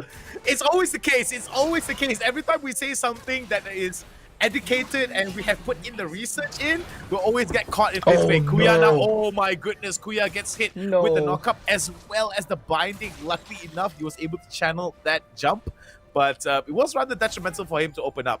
Yeah, it's a good buffer, but Newgate gets executed by the Grom. That's heartbreaking. I've never once, in my 30 years of playing League of Legends, seen an Olaf die to jungle caps. Well, like I said, maybe there are a little bit of jitters here coming in from members of TODAK. Maybe it could be a little bit of the engines warming up for them, but with First Blood going over to our hedge, it seems that Sam9 is slowly starting to open up a little bit more opportunities for themselves. Skylo now getting poked up a little bit, but let's take a look at the replay here to see spinning to win, gets the fling, but it seems that just a little bit short of the range of the turret here over in top side. No, the problem is he used the reckless swings. Okay, let's look at the dive. Okay, the dive there is going to be happening up for Sam9. Sam9 right now being able to catch it. Winter now one more flick and he could have been taken out. But for Veki as well, 4-man dive over to the bot side. But Crown right now gets onto our hedge. That's more like it. That's what this matchup should look like. The last time around, the 1v1, our hedge had his spin on and Crown ate the entire thing. That's the only reason he died there. Let's break all these moments down one by one. Rylai's getting picked up. That's a good little timing window for Crown. Howlbreaker, new item coming in for our hedge. That's a good buy as well. But I think it's not great on Garen because you want to be grouping a lot, but it's fine, right? At least for the laning phase, it's not a big problem. Newgate, when you're low on health, when you want to clear a camp, you can't use Reckless Swing because it costs your health. And the Gromp is just going to one-shot you. He just needed a lifesteal with his W. And of course, the bot dive, what is there to really talk about? Sam9 just run the show right now. Yeah, Sam9 seems to be the composer of this orchestra, and it seems that TODAK is following the beat of the drum that Sam9 is starting to set up for themselves. But it seems that for members of TODAK right now, they may actually be very concerned with trying to get the dragon here, and members of Sam9 may actually collapse onto them. TODAK right now may actually have to be very wary about this. Yeah, this is a dangerous setup because the gold is heavily in favor of Sam9, but Newgate, he wants the contest. All right, tidal wave goes up. We'll be able to hit up. Oh, beautifully done there from Skylo, but immediately gets hit with the ultimate from the Rakan. So this is not entirely good. Winter there immediately recognizes what he needed to do. Double kill going over to Ozoraveki. And this could be the Master Yi show for Ozoraveki if he just keeps this up. Okay, yeah, it's really looking like the Master Yi show, and with the Hullbreaker R-Hedge, he's gonna get this turret. We have Newgate rotating the mid, but he was late to the fight as well. It's just disjointed once again for TODAK, right? And playing a game against Sam9, a team as good as them, they're really gonna expose every little mistake you make. All right, Kuya now gonna go for the explosive charge there onto his Chili. Nothing entirely detrimental here, but over to the bot side. Man. Oh, Crown, one more hit and it could have been game over for him. Vita now gonna be very, very sneaky indeed, dropping in the second skill here to make sure that Crown's waste just a little bit of time. And this is what the things I really like about Sam9 here. Even if it costs like 100 mana, but it's able to delay a recall by 2 to 3 seconds, it's actually worth it because Sam9 are able to just work with those small little timing windows and mitigate whatever advantages or basically try to steal away the pace from TODAK. I want to point out something, a little bit of a sidetrack from what you've raised. Look at R-Hedge's items right now. Look at Becky's items right now. They're not itemizing what you would normally itemize on these champions because they're saying, I don't need it. I don't need a Gargoyle Stoneplate. I don't need a Zhonya's Hourglass. I'm going to get a Redemption to buff my team to keep everyone topped off. And Becky, you know, put about, I'm just going to run you down. Yeah, it's going to be a very run into your face Alpha Strike, double strike by Ozoraveki for sure. And we're going to be seeing a very interesting Arco Prison there, heading on to his Veki. Veki right now taking a few shots from Kuya, but nothing that he can't meditate away from here. But from members of Sam9 here, I'm looking at how they're moving up, and TODAK is just responding to what Sam9 is showing them. Yeah, Sam9, they are running the show and they want another dive here, it looks like. Okay, might be another dive there. Winter is caught in the middle of it. Skylo comes in and look at that. Beautifully done. We do see that the tidal wave will be able to hit onto one. Exhaust going to be hitting onto Veki. Oh, it's beautifully done. Look at that. The follow-up is good. Veki is in the middle of it. Has to flash away. Will be able to. Oh, but here comes the Demacian Justice. They're coming in from R-Hedge. R-Hedge is going to be spinning to win. He is in the middle of it. Oh, Hullbreaker will not be able to give him the defensive stat, but he doesn't need it. The offensive stats will be able to give him a lot of opportunity to get it all away. Crown right now may be the one that gets taken down. Alpha Strike goes down onto him, and we see Unstoppable going on to a Veki. Triple kill for Veki, and it seems that dominates. Oh, wait, no! Just before I say it, just when I thought that they could get away, Chili comes in with a flash and just says, nope, we're gonna end you right here. Drop you down by 4 members. Dead. Oh, Newgate! Newgate! Oh my days. I don't know what that was. Like, there's no way he wins that. I don't know either. Just a big question mark here coming in from the side of TODAK, but Skylo right now gonna be in the middle of the fight. Veki gets flamed in the middle of it, gets hit with the airborne, but finally gets taken down. The first death for Veki, and I think that there was a little bit of greed there for Veki, but nothing that's gonna put him back too tremendously. 100%. There's still 8,000 gold up. They're still more than happy with the game state. I just want to know how big of a shutdown Skylo got from killing Veki there. And that whole situation, that whole team fight, just when you thought it looked good for TODAK, R-Hedge arrives. No reprieve for TODAK, no rest. Every chance they get, Sam9 will just take the fight and they will win it. Yeah, oh boy, R-Hedge now gonna go spin. Look at that, 112, 110 ticks there, and it seems that he wasn't able to get it. And oh my days, it seems that Kaido right now is going to be the next one to be hit. And look at that, Winter in the middle of it. Charming is the Rakan on towards Kaido. Kuya and Kaido now taken down for the count, 14-4. And it seems that Sam9 is just like, yeah, we're not gonna have fun. We're just gonna school members of TODAK very wisely here. The binding is now gonna come in, gonna go golden is Winter. Is Vita, excuse me, but we're going to be seeing one kill there going to the pockets of TODAK. Crown in the middle of it all, trying to chase, but it seems that he wants to be the one chased there, not the one doing the chasing. Sam9 having a bit of fun there for sure. Vita gets caught out. But then Inferno Dragon is up. It's a 4-on-5. 7-9. They're still gonna start this. They still feel confident, and I think they still win this fight. Look at this TODAK. They're calling to trade in a 4v5. Yeah, they might actually call to trade here, but I think that going for the Herald is actually a very wise choice here for members of TODAK, but they've got to be very, very careful here. The timing could actually be very impeccable for members of TODAK to be able to score that objective without much of a threat that comes from the side of 7-9, but 7-9 right now could easily collapse on towards Crown, and this is going to be a huge problem for them because Becky as well as RH are very, very much painful in terms of what they're able to do. Bjork as well as Wits End being able to negate a little bit of that magic damage that comes from members of TODAK could be a huge problem here. Yeah, it definitely will be so annoying because the fact that Master E can build tanky, the fact that he can buy items like Death Dance coming right up, and he has a Wits End already, makes him so hard to kill. And the traditional counters to Master E is just CC him, just burst him. Well, these counters no longer exist anymore. You no longer have these options. Then what's the answer to Master E? TODAK, we've talked about this, they don't really have it. Sure, they managed to trade the Rift Herald, but Rift Herald, it's just a useless objective when you're playing from this far behind because you're never gonna let it bang a turret. It's never gonna have space to do so. They're desperately trying to find some avenue on the map to attack right now, but I think it's gonna be hard.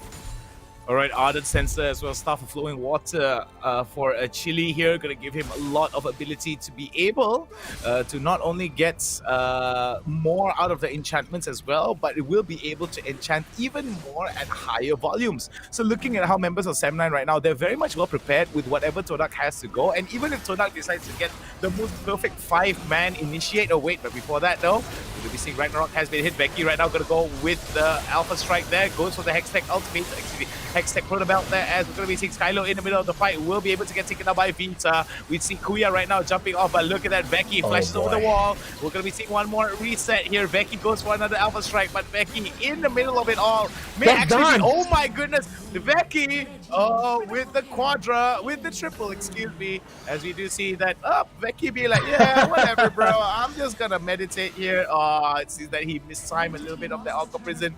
As Becky right now just be like, yeah, Kaido. I mean, nothing much you can do for me here.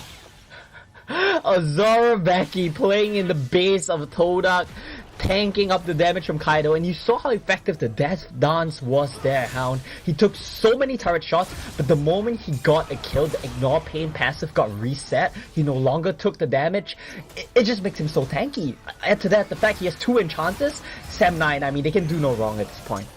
Alright, looking back at the replay there, Veki right now very reckless indeed with the Alpha Strike, goes in for the Proto Belt there, gets a little bit more on top of that, but he is pretty well there in terms of how he's able to just lifesteal on top with the Boyok, as well as be able to negate a lot of the AP damage that could come from the side of TODAK. Even if he is chasing a crowd for like 20-30 seconds, he still will be able to sustain it out. Look at that easy triple kill there, just by rolling his face on the attack button and the Alpha Strike button for sure.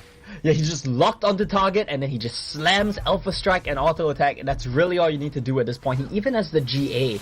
You thought you couldn't kill him before, well, you definitely can't kill him twice now. Baron Nashor is going to be up in 30 seconds. 7-9, I don't even think they need it, but to close the game out in good measure, they should just pick that one up. I want to see them do a bit of lane swaps right now. Do it a bit cleanly. Move RH away, move him to mid, move him to bot. Let the Howlbreaker really be effective, and take the 4-man Baron. And then you run down the game, you control the game, and you just close it up. I mean, looking at the itemizations from Chile as well, with the fact that Staff of Flowing Water gives a lot more in terms of heals and shielding power, on top of, on top of the fact that he does have Ardent Sensor as well, that's almost a 20% increase in terms of healing and shielding power. And on top of that, we'll be able to enhance those attacks. But oh my goodness, I just wanted to call that out, but it seems that it was really much self-explanatory there. RH spins, RH wins, RH just drops the ultimate. Yeah, there's nothing they can do. Crown, he tried to flip RH in. Sky, I mean, it's just disjointed right now for TODAK, right? They don't know what to do at this point. And who can blame them? Oh, my days. Skylo now getting in the middle of it all, will be able to get it. But the tidal wave comes up. But it seems that although there was very flashy coming in from Skylo, I felt that even if the tidal wave hit all 4, it was just a matter of time before 7-9 be like, yeah, that was an impressive ultimate, but I'm not entirely impressed by your performance. It's just a solo queue moment. It looks flashy, it looks fancy, but it doesn't do anything. You get, I mean... Oh my days. We thought Chili could have been able to be taken down there. Staff of Flowing Water as well as Ardent Sensor giving him a little bit more leeway here in terms of the shield. So it would have been a different story though if he didn't have Ardent Sensor or Staff of Flowing Water here, Omo. Yeah, I mean, the shield's definitely paying off big time. You gotta keep in mind as well the redemption from our hedge, the locket on Chili, they have extra shields, extra heals on top of what they already have inbuilt into their kits. Now Baron gets picked up. I feel like time of death for TODAK, it's coming within a minute or two. Shields, heals for the kills, to deny the kill steals from members of TODAK here. And as much as I want to wax poetic, I'm very, very much sad for members of TODAK here. Not even a single turret, not even much in terms of objectives. I mean, they were able to get the Herald just now, but it seems that Sam9 just be like, yeah, we'll just give you the Herald for free here. And we do think that from members of Sam9, it's just going to be a matter of time before they slowly but surely turn the choke into a death grip on towards members of TODAK. Yeah, honestly, at this point, I genuinely think they can dive. Alright, so we're going to be seeing Kuya Like right that. now. Kuya, one more hit. Oh my goodness. It seems that it is going to be unstoppable there for Veki. Veki gets flipped, but will be able to turn it around in his favor here. We're going to be seeing knock in on TODAK's door as Sam9 right now may want to close this out as quickly as they can. They are going to be able to close it out right now, right here. That's going to be game one. I mean, when the casters predict that Sam9 were going to win it out, I mean, this is the reason why. I mean, Sam9 is just grade school T-ball versus NBA style basketball. It's just a huge difference in terms of skill here. I do hope that TODAK are able to at least adjust and try to be not so intimidated by what is being present by Sam9, but willing to take a little bit more risk. I mean, just now, like you said very, very poignantly, that Skylo just respects Chili a little bit too much in the early game phase.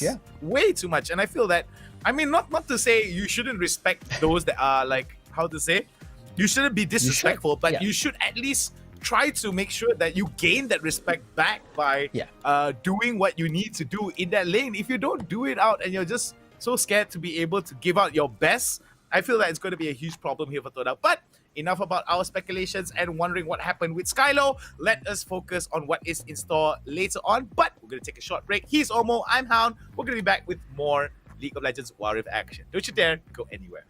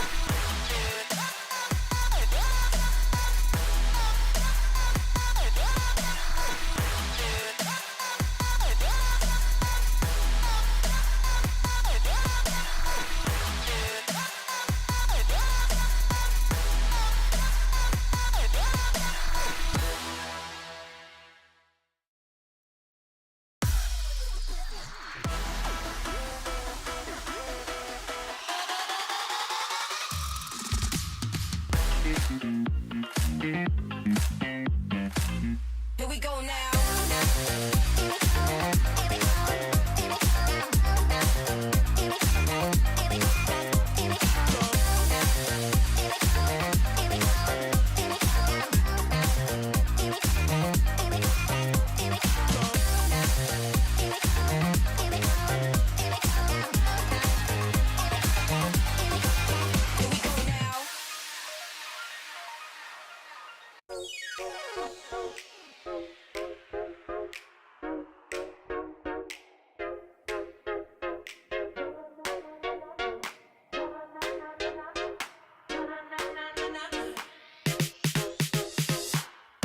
Somebody blow up the ceiling, cause we're back with another one. Can't get enough of this feeling. I can't sit around. Don't you wanna start over? Don't worry about a thing now. We were born for this moment, but we gotta go now. There's nothing you can do if you want it. Dreaming day and night, yeah.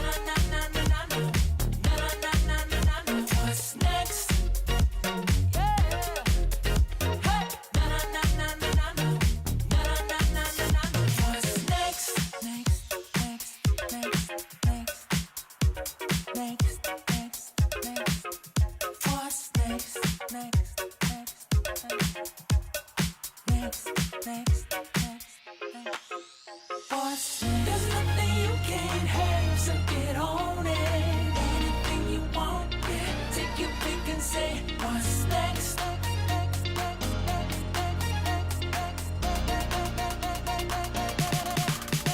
What's next? I wanna change it up, yeah. I can't get enough, can't get enough. Na na na na na na. Here we go now.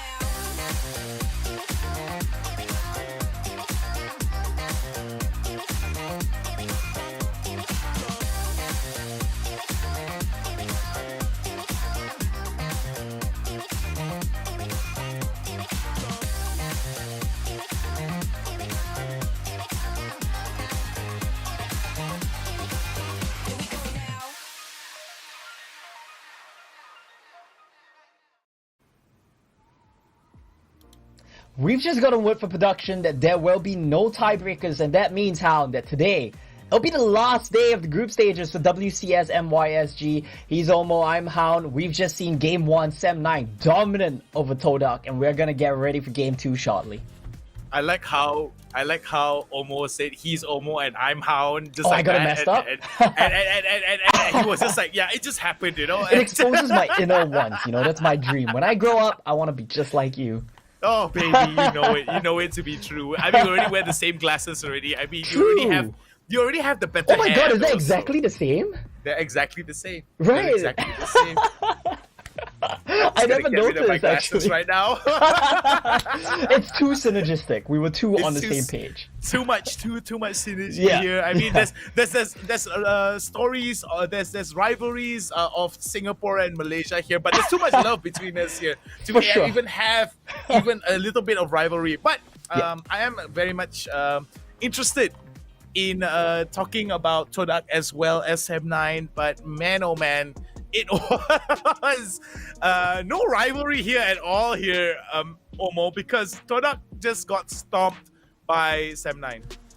Yeah, I mean, there's no word to describe this game other than stomp. It was dominant from start to finish. We saw from level 1, Chili's Lulu was past the wave, zoning Skylo out. It's just outclassed, right? Like the example you use, it's NBA versus Low League, and that really is the case here. TODAK, it's their last game of the split, very likely. They need to go back to the drawing board. I hope they learned a lot. I hope they took away a lot from this split, because they have a lot of growing, a lot of improvement to really work on. And look at the damage here, 23,000 for Zoroveki.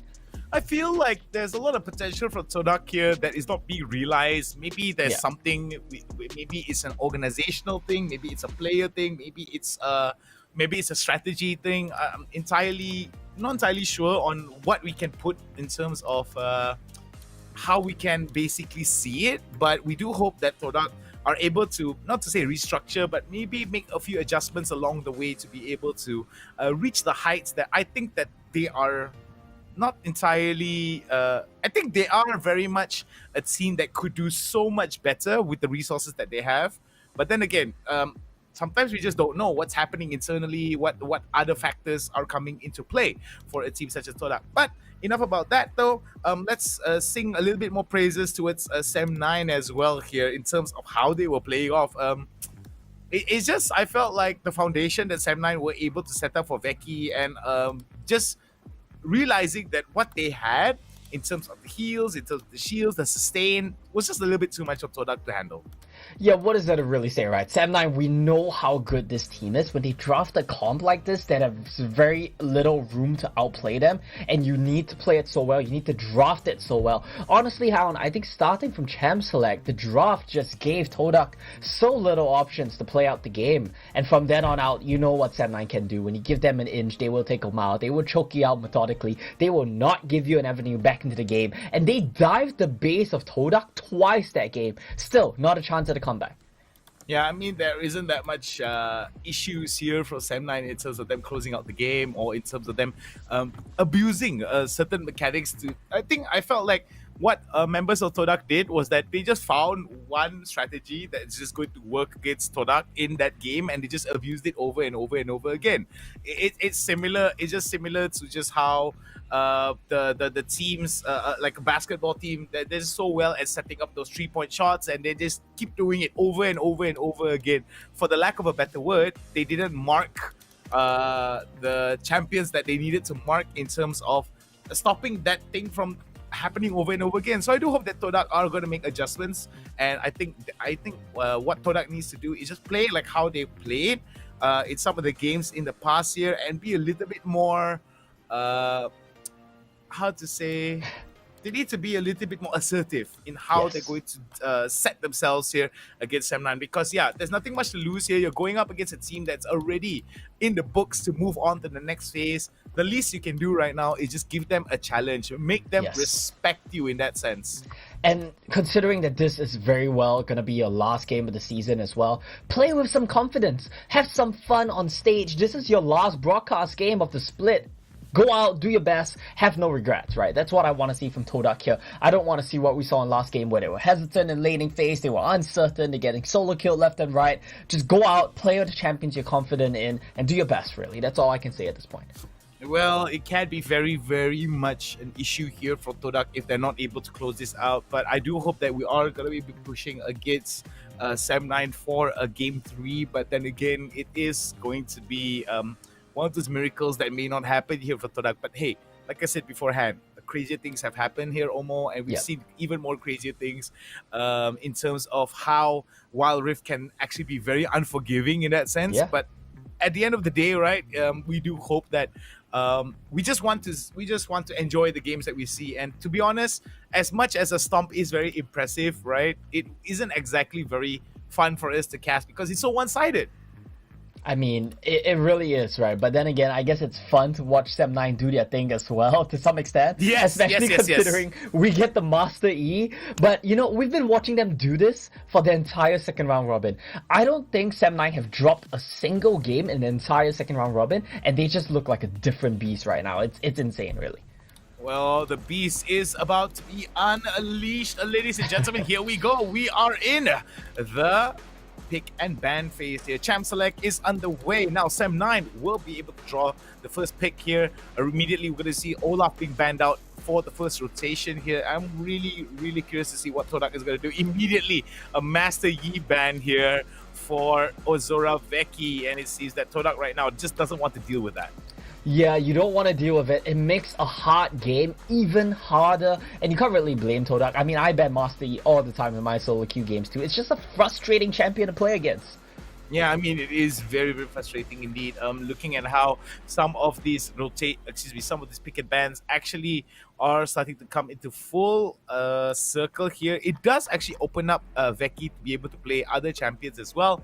We did see champions such as Jax, such as Kha'Zix, if I'm not mistaken. Let me just open up my stats here really quickly. Kha'Zix actually was very popular in the jungle as well. We did see Riven as well being played in the jungle, and I think there were a few times that Fiora as well were actually played in the jungle. But hey, the fact remains that TODAK right now immediately lets go of the set, and Sam9 just immediately picks up the set. That's strong, a great pick for Sam9. It's a triple flex, quadruple flex for them as well. I think everyone except a Dragon Laner is ready to play it. Ooh, Crown and Newgate here bringing out the big guns, looking at the Vayne as well as the Lulu here. I do like the Lulu and Vayne pickup, but it does open up quite a bit of questions here because Vita now is going to be picking, Veki is going to pick out Caitlyn onto Vita, and we know for a fact that if Caitlyn is in a lane where she's enabled to be able to come into range and just keep building up some little pokes against Kuya, then it's going to be a hard time for Kuya to be able to actually get even a little bit of priority, even a little bit of tempo against someone like Vita and Winter here, because they are going to be going for the Caitlyn and Yumi combo. Okay, that's gonna be very interesting. You have an Enchanted combo, we have an Enchanted combo, and we know that Caitlyn traditionally has been the counter pick to Vayne as well. I've been very vocal about the fact that I think Caitlyn is kind of useless in Wild Rift. Why? Where does she excel? Laning phase. How long is laning phase in Wild Rift? 3 minutes. Then you swap, you go mid, laning phase no longer exists. How can you really bully someone out? But we'll see what Vita and Winter can do up against Kuya and Kaido here. If the Vayne Lulu scale, if they pop off, we know that this can be a very devastating combo to play against, considering the fact they have a Nunu front line to zone as well. It's possibly very winnable so far for TODAK. You can tell I'm being very cautious with my word choice, but it's possibly, maybe, perhaps winnable right now. Yeah, perhaps winnable indeed here. We're not going to be entirely putting all of our eggs in one basket here, because every time we do so, the predictions all go down drain in terms of making us look like we're unprepared and we're not we're not doing our jobs properly here. But at the end of the day, the Irelia pickup here for TODAK, I'm liking it indeed here. But I totally agree with you in terms of the usefulness of Caitlyn. I mean, the laning phase is so short. I feel like Caitlyn definitely benefits from laning phases where it's slightly extended, and the fact that they're able to scale up with mid-game towards the mid-game in terms of itemization, then we might see some better chances here. But Kale being picked That's up crazy. for Sam9 here. Yeah. I think Kale is one of those other champions as well that has not been picked. So this is going to be the first time we're going to be seeing Kale here across, I think, 50 games? I think so too. I mean, I feel like Kale is just not a good champion. I'll be very upfront about that one. But Riven gonna get locked in now. That is a good champion. I'm just really curious about where the Kale is gonna go. I feel like it's gonna be a solo lane. Yeah, it's the last day. School's out for the summer. Let's have a little bit of fun here. I mean, we've got one unpicked champion on Sam9. TODAK decides to be like, hey, you pick unpicked champion, I also pick unpicked champion. So they're gonna go for Teemo as well. I think that a pickup of Kale could actually be a little bit more beneficial, not only because of the scaling, but also because of the ultimate. Being able to come in with that divine intervention, if I'm not mistaken, that's the name of the ultimate, right? So looking at it looking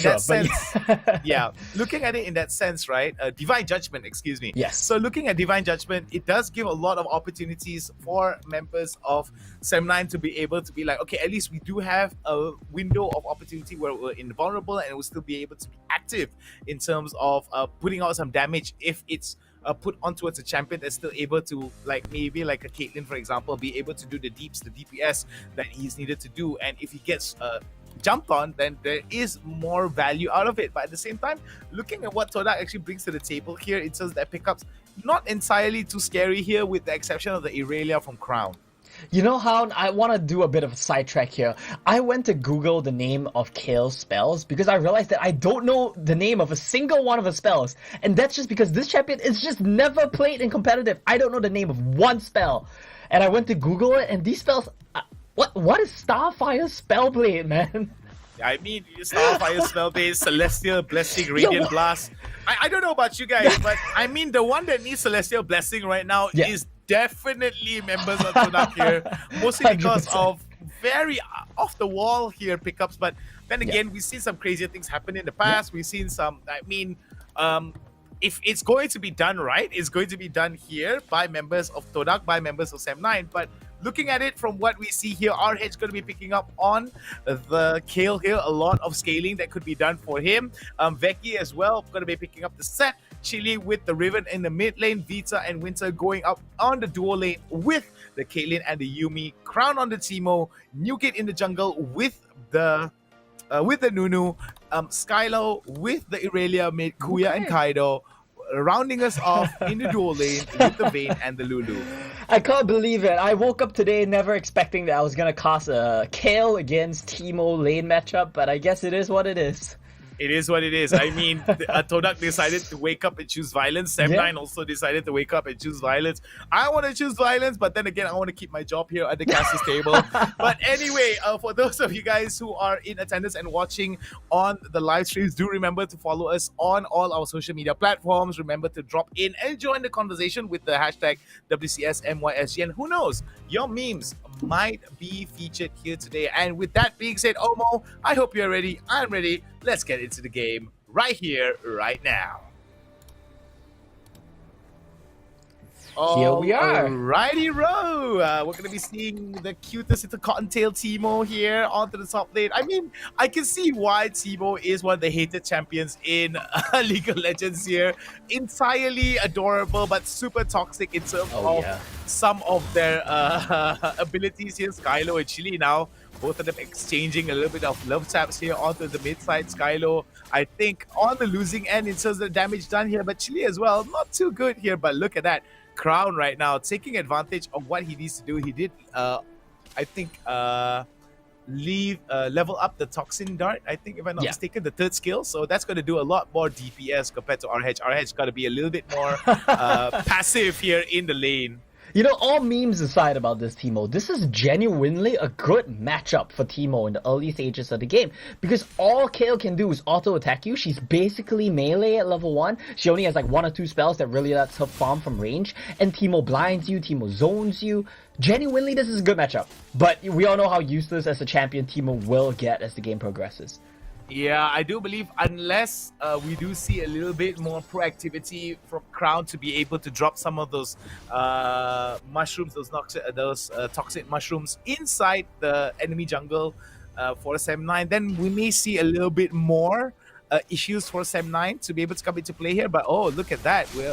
Very interesting to see that Kuya is going to be going onto his top side here, and this could actually be more of a funneling strategy that Sem9 is trying, actually the TODAK is trying to play. But oh, Newgate there, get the hit with the biggest snowball ever onto its 2. We do see that Veki right now is going to be in trouble, but look at that, the charge is going to be good, but oh no, Kaido will be taken down here, but first blood will go over to TODAK. TODAK get 2, in fact. Yeah, TODAK gets 2 in fact. Could it be 3? I don't think so. Ultimate comes in. Very aggressive. Oh my goodness. The triple kills here for triple the kills for the TODAK, but Sem9 will be able to get down 1 as well.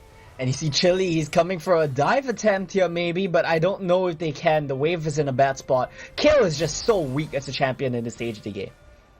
Yeah, and it seems that we know for a fact already that Obo does the least favorite champion of Obo is going to be Kayle, at least for these next few minutes. But we do see that Chili right now may actually be able to come in here. Oh, luckily enough, Newgate and Kaido weren't able to follow up. RH now almost hitting levels, hitting level 5 already. Ultimate is already in play. That means that he will have that range attacks here.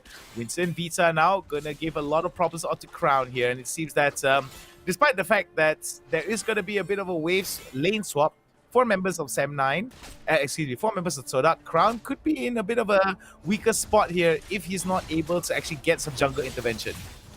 Yeah, it's gonna be a hard time for really just everyone on the side of TODAK right now. The only one that's happy, I think, is Kuya, because he gets to farm up for free. They're basically saying at this point, we'll match your scaling with our scaling, and let's just see who does better in the late game. So unlike last game, which was a bloodbath, one-sided for Sem9, this time around, it looks like we might go a little bit later. Alright, so we're going to be seeing RH right now with a little bit more range indeed. We do see that Crown as well as Kaido now trying their level best to stop this advance here that's coming in from members of Sem9. Vita as well as Winter now being very aggressive indeed. Built over Peacemaker hitting onto its Crown and Kaido. They got to be careful with that though as this progresses. A lot of things to be careful for, frankly, on the side of TODAK. The only thing I guess they can be happy about right now is the fact that Skylo is in a pretty decent state. He has some kills, but I've also talked a lot about how Irelia is just such a difficult champion to play in Wild Rift. There are 1,000,001 things that can go wrong the moment you approach team fighting, and he might be huge right now, but it might not even matter. That's bot turret gonna be dropping. Sem9, they're gonna pick up first turret. Alright, Skylo there coming into the fight. Newgate as well, opening up the floodgates, but not going to be able to follow up onto Vita, Winter, and Veki. Skylo now going to be dropping a little bit of a vision onto its members of Sem9 here. Going to be very aggressive indeed, but it's got to be careful there. For members of TODAK, I think this is a very wise choice for them. They do have a little bit of tempo here onto its members of Sem9, and they are going to go for the Drake. They're gonna pick this one up without a real problem here, and considering that both of these teams, they're kind of playing for scaling, getting the Drake early, that's gonna be nice for TODAK. Minute goal advantage for Sem9, but it looks like Rift Herald is gonna be the next objective for both of these teams. This might be the first real fight we're gonna see.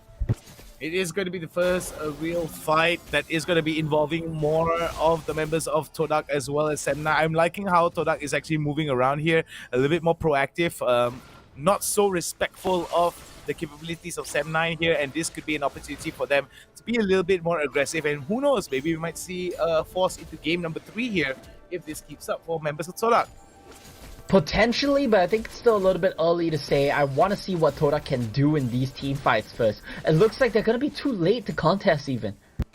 Yep, this could be very interesting indeed here. Members of Sem9 very well aware of the fact that members of TODAK were able to secure one Drake in their favor. Really, Sem9 doesn't want to lose out this objective here. It's very imperative that they give a little bit more zoning here on members of TODAK if they want to move out. Veki, Winter, as well as Vita, very close by to one another, gets polymorphed for his efforts here. As you could be seeing, ultimate there, going to be hitting the mushroom, going to be hitting onto him, but oh my goodness, Kylo there almost gets a stun, but lucky enough will be in a bit of a better spot. Our Hedge now has to deal with Crown and Kaido pushing him onto the top side. Yeah, Rift Herald gonna get started off again here. I feel like Sem9, they can't just take the fight. I feel like they're favored for this one. But look at the positioning. Alright, we're going to be seeing the ultimate there coming in from Veki. Veki gets blinded and polymorphed as well. He may be the one to go down first, but you're going to be seeing the ultimate there coming out from a member, R-Hedge here. R-Hedge definitely going to be the savior of Veki. They were able to get that off and running in their favor, and we're going to be seeing that the Herald is going to be in the hands of Newgate. Newgate gonna pick that one up. Don't try to smite fight against a Nunu. He's almost always gonna win. And TODAK, it looks much better for them this game than it did last game. Random mushroom there just stops Veki in his tracks. Yeah, random mushroom there, definitely going to be a bit of a pain for Veki, an annoyance, so to speak, hindering his ability to get a little bit of pressure onto the top side. And you see that members of Sem9 here, compared to game number 1, it's a little bit more closer here, for at least for the early stages of the game. Oh, we're going to be seeing Ace in the hole, blocked beautifully by Kuya. Yeah, it's gonna be a pretty even game state until the Rift Herald gets popped. That's the big thing I want to look out for. I want to see if TODAK can break mid turret right now, because that would be frankly very huge for them. It'd be very huge for them indeed here, detrimental for members of Sem9 indeed, but they were able to get at least one turret in their pocket already. And see that TODAK right now very much concerned with trying to build up some leads here over towards Baron lane as well as mid lane. Could be an opportunity for them to at least get a little bit more breathing room for themselves here, because we see Sem9 actually work really well. As soon as they open up one turret, they're immediately moving around the map and are more proactive in using those leads. Yeah, they're always going to be more proactive right now, but TODAK, I like that they're kind of dictating the pace of the game with the Nunu. This pickup has been big for them in the past. It's let them really dictate the tempo of the game, but Kaido gets caught. Alright, Kaido almost gets caught there, gets stunned, but will be able to flash away. And it's definitely worth there for Chile. Silently getting onto Kaido could be a huge problem for members of TODAK, because Kuya won't be able to be enabled by Kaido. We're seeing that in terms of itemization, BF Sword as well as Static Shiv in the pocket of Vita here. A little bit of wave clear as well as AoE damage that could come for members of Sem9. Yeah, now the Dragon, that's going to be the next big objective. The movements from TODAK, they're coming in earlier, they're chunking out Veki. This is potentially a winnable fight. It is a very winnable fight here, with Veki being forced away from the fight mostly because of Kuya and those silver bolts. I think on what is happening for members of TODAK, they are going to be opening up the Herald onto mid-side here, forcing members of Sem9 to give a lot of attention onto it. Oh, we're going to be seeing there the ultimate there coming in onto it, Veki as well as members of Sem9. Sem9 right now losing out onto one. You see that it's going to be a turnaround. Kuya right now being able to do quite a bit of damage. Double kill going over to Kuya as well. Ultimate goes over from our edge, but it's not going to be enough. Oh, we're going to be seeing one kill there. Kuya has to flash away, but it's not going to be enough. Vita will be able to get that kill, but no, it's going to go over to RH. Double kill credits there on towards RH, but let us not sing just the praises onto RH. It was because of his teammates there, but I spoke a bit too soon here. Coming in from Crown dropping in those deeps, those toxic deeps there, and will force Winter to get away. I thought Winter could save RH there. I'm not sure if his reattach was on CD or what. But all my criticism of this kill, it doesn't really matter anymore because she's kind of hit critical mass. Well, maybe not critical mass just yet, but she's extremely close. 2 items, almost level 11. That's the first breakpoint in a kill. Of course, once you get to max level, you're out to max level. That's your main power spike. But she's getting pretty strong right now. Yeah, I mean, with the wave clear that she has with the Exalted, I mean, as soon as she hits that full Exalted, it's going to be a huge problem for members of TODAK here, especially with the fact that they do have Nash's Tooth as well as Lich Bane. So that's going to be a big source of damage here, at least a mixed damage, hybrid damage that comes from members of SEM9, specifically our hedge. But looking at how TODAK is, I mean, they are ahead by 2 kills here, and I'm liking it. A lot of those fights were actually enabled by Newgate, so I'm looking to see that. I'm hoping that Newgate is able to at least create more opportunities for Skylo and Crown to open up. Kuya as well. All he needs to do is stay alive in some of these fights, and you could see an auto win for him. Oh, but over the top side though, I spoke a little bit too soon. Look at that, the 4-man fight there, and it seems that Becky right now will be popped up. Kuya with the hit onto the wall bang there, gets him stunned, and the fact that the ultimate, final hour as well. But oh wait, before I could even finish my point here, Newgate is everywhere, just like Pitbull would say. RH is in the middle of the fight here. We'll try to do a lot of damage onto Kaido, but no, it won't be enough here. The shields will be the wheel of the day for members of TODAK here, and it seems that TODAK may actually force this game into game number 3 if this comes up. It's looking very likely right now, and the problem is not the kill at this point. The problem is that Caitlyn is just a useless champion. Like I said, she does nothing outside the laning phase. Even in laning phase, she broke 1 turret. What else did she do? No kills, no zoning. Chili, he's gonna be able to get a turret here, or at least he's gonna get it real low, but he's gonna get chased down. I've always given a lot of weight here for champions that not entirely counter the lane here. I feel like, yeah, you win the laning phase, sure, but because of how you said that the laning phase is so short, but wait, before that though, Veki as well, gonna be catching Otto Skylo, gonna make him get clapped, and gonna get hit with the ace in the whole contribution. Wow, press ultimate, there's my contribution, guys. That's really about it, but Rift Herald, this could be big, they could get a tier 2. Yeah, tier 2 for members of TODAK here. Like you said, I mean, because of the short laning phases that comes from how Wild Rift is just designed in such a way, right? I mean, shorter laning phases, even more explosive and shorter fights here. Definitely, we do see that Vita on the Caitlyn here, not entirely the best choice. I do believe that Caitlyn does need a little bit more. I mean, at the state of what Wild Rift is, and the fact that itemization is a little bit limited, I do hope to see that Caitlyn gets a little bit of love here, or maybe more changes or more itemizations that could benefit champions such as Caitlyn could come into play here. But enough about that though. Becky, Chili, as well as the rest of the members of SEM9 here, moving a little bit more disjointed across the map, whereas TODAK a little bit more tighter in terms of their movements. Yeah, TODAK have definitely been playing very closely packed. As a result of that, you do lose some farm, but because they take so many teamfight wins, that really doesn't matter at the end of the day. The only thing we need to look out now for is SEM9's KO Yumi combo. That's basically it for their team comp in terms of scaling, but it's a very hard scaling combo. It comes down, I think, to KO Yumi against Vayne Lulu. Who's gonna carry harder?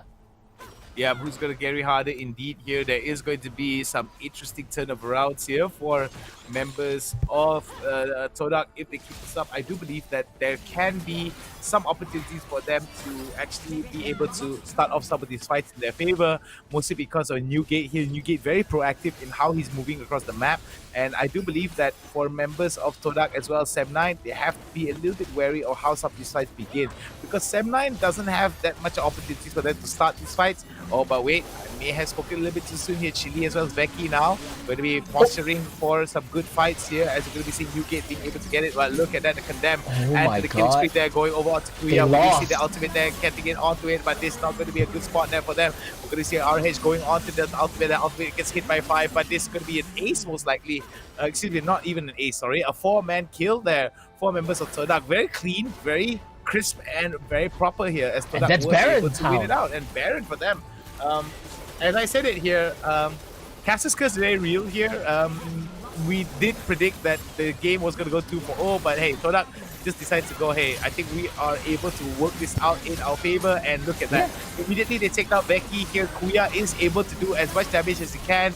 Absolute zero, flash absolute zero by Newgate was able to lock down Vita from getting away, as we see Chili be like, yeah, I'm not going to partake in this fight. I'm just going to get out of here. Yeah, it's just complete domination now from TODAK. They have a scaling comp too, but because they didn't pick terrible champions like Caitlyn, their scaling works out better. Even the Teemo is more useful than the Caitlyn. We literally just saw the Teemo run down the Caitlyn, and Caitlyn had nothing she could do. So Vita, once again, not having a great time on the stage games.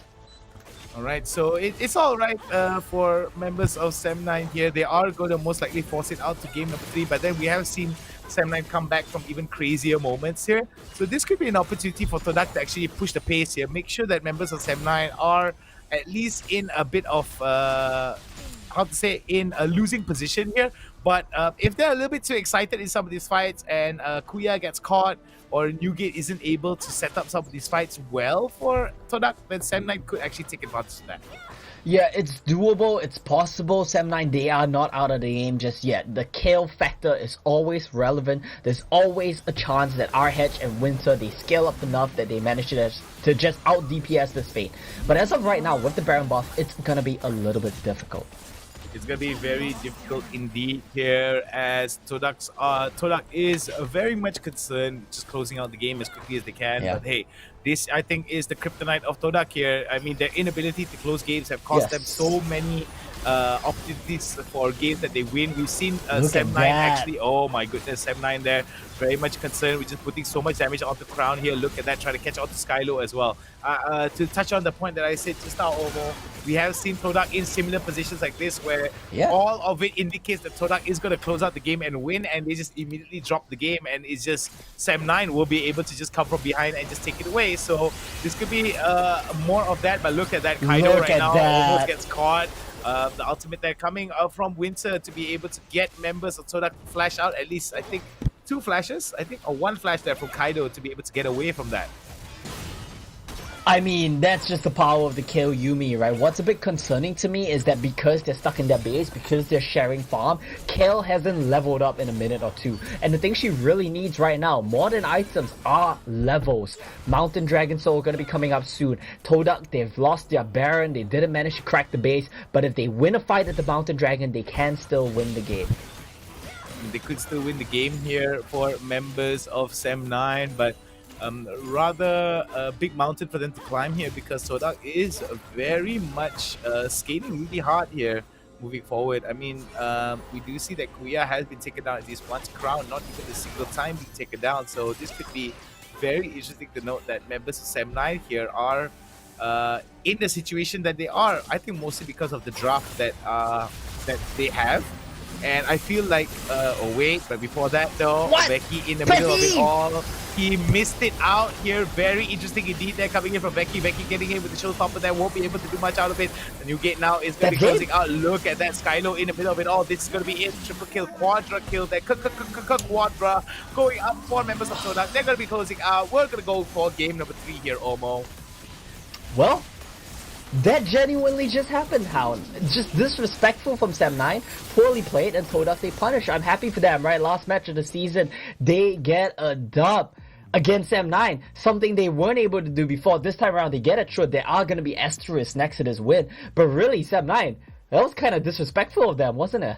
I mean, it was to pick up those kind of... To be able to pick up a very disjointed composition, I feel... I get it, right? Their position is very much secure, so they're able to take some of these risks. But come on, I mean, calculated risk, guys. Calculated risk. There is in no world where a Kale is actually like, unless you set up in such a way where maybe like using the ultimate from Kale to set up like some kind of a fight or engage. Sure, maybe that might work, but. Enough about us theory crafting, Omo. We're going to take a short break and get us some coffee while you guys stay right there, and we will be back. See you guys in a bit.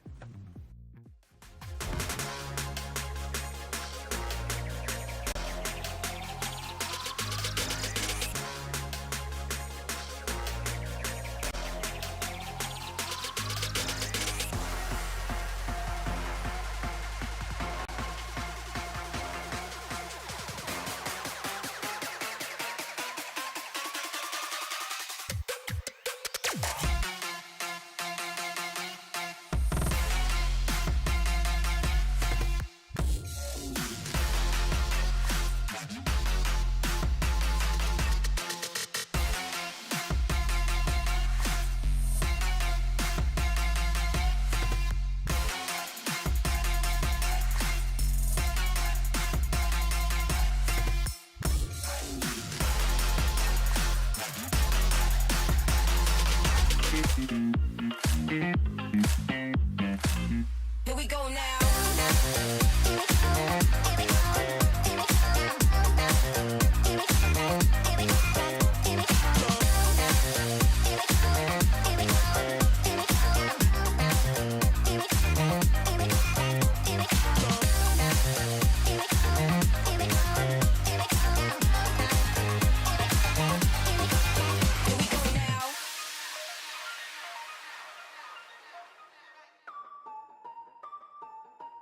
Bounce. Everybody love a comeback. Gotta love a good comeback. Now you witnessing a comeback. Everybody love a comeback. Gotta love a good comeback. They say pressure bust pipes. So what's the win without a comeback? So what's the win without a comeback? Hustling every day to win. Now you witnessing a comeback. I'm not the one that you should play with. Better stick with who you came with. You ain't a thug, you a plaintiff. And I might jack dangerous. Moonwalking through a jam. Thread a slide for the bread. Watch them pray on my downfall. Hoping that they get ahead. So we don't give them no respect. It's just time to shuffle deck. Hit the body, clip the neck. Cause you know that more is less. Yes. Yes, Lord, I gotta win by any means. I'm all for it. I got a little strategy, and I won't blow it. I feel like I got Cali keys. Show me the door, cause they just want apologies and never war. So we hit them with apostrophes on they score. That's money, boy. Everybody love a comeback. Gotta love a good comeback. They say pressure bust pipes. So what's the win without a comeback? So what's the win without a comeback? Hustling every day to win. Now you witnessing a comeback. Everybody love a comeback. Gotta love a good comeback. They say pressure bust pipes. So what's the win without a comeback? So what's the win without a comeback? Hustling every day to win. Now you witnessing a comeback. Game 7 with the comeback. Second left with the comeback. Being Brian when I inspire. Real rap, that's all fact. Yeah. Tell me how you love that. Y'all middlemen, your fans. I'm trying to show them where to plug at. I'm trying to show them how to get back. Hustle up and get a kickback. That real motivation. Chill bumps when they hear that. Talking real demonstration. That Nipsey dedication. Hustling every day to win. That NEP mission statement. Never ending power. Look how I innovated. This that 10,000 hours. You get paid from your patience. Game need renovating. Here we go now.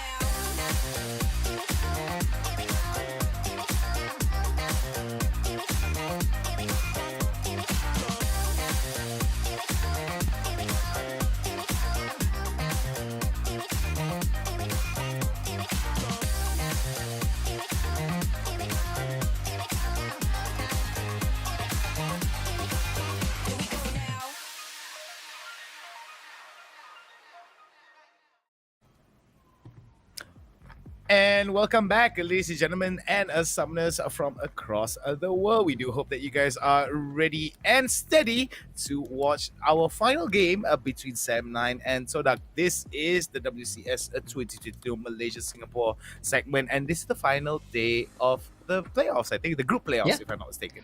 100%. It's the last day of groups. It's the last game we're going to see from the team that's going to be playing very shortly. TODAK, they've been eliminated. This game has no stakes. Mathematically, it doesn't affect any of these teams going to playoffs. It's set. Sam9's number 1. TODAK are not going to make it. But you know, the players, they like to have a little bit of fun sometimes. They like to have a goof and a gaff. And Sam9, they just got taken down a peg by TODAK.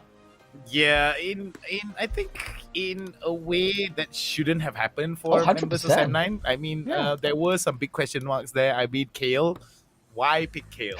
Like really? I mean, in a composition like that, where I mean, if I felt that if Veki picked Nunu in that regard, maybe the Kale could have had a little bit more utility.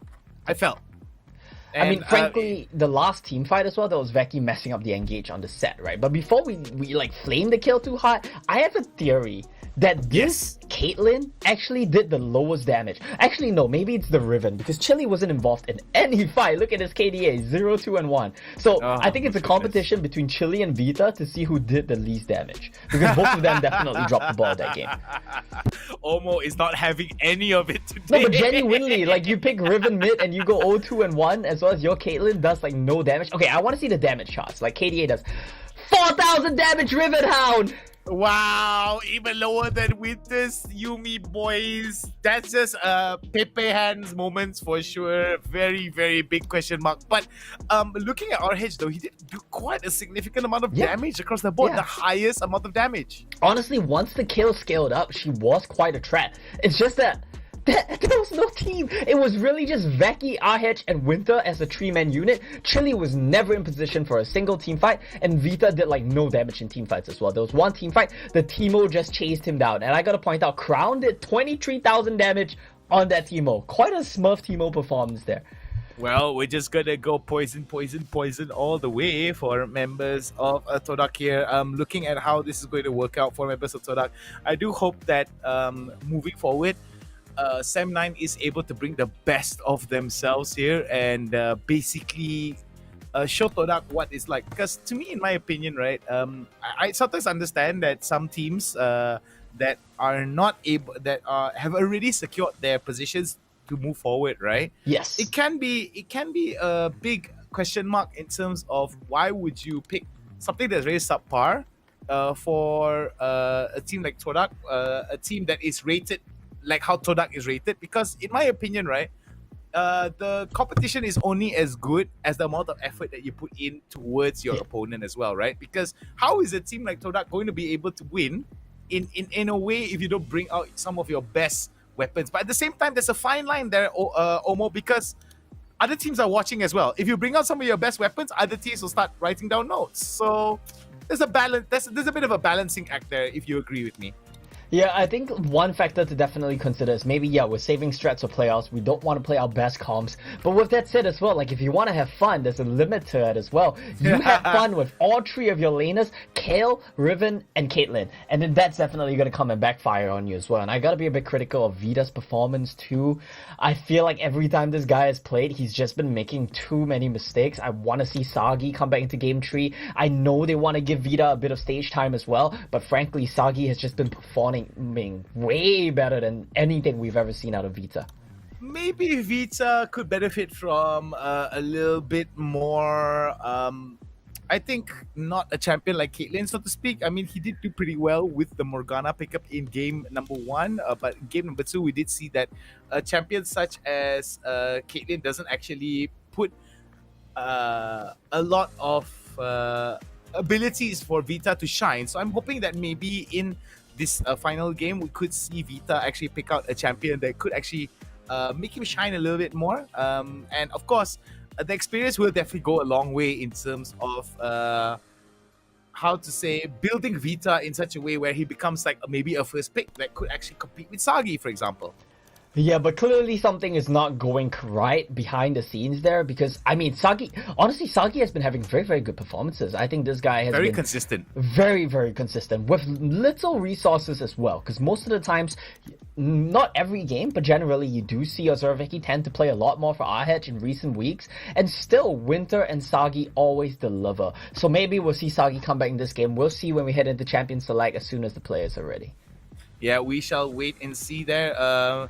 For what I predict, not what I predict, from what I see from members of TODAK here, I do hope that, I think with Shanks being out of the game, right, the roaming potential that comes from Kaido, if I'm not mistaken, is a little bit more limited in such a way. I do believe that in terms of playstyle, Shanks does give a lot more weight onto champions such as Thresh, such as Rakan, champions that are able to maybe be a little bit more proactive and are able to set up some very good fights in some of these exchanges. But then again, maybe TODAK could actually benefit from the fact that Shanks is relegated towards giving Kaido his slot here for these games, and maybe with the difference of playstyles, it could benefit members of TODAK to be able to deliver to Sem9. So I'm hoping that game number 3 here, we do see a lot more sweat coming out from members of TODAK here moving forward.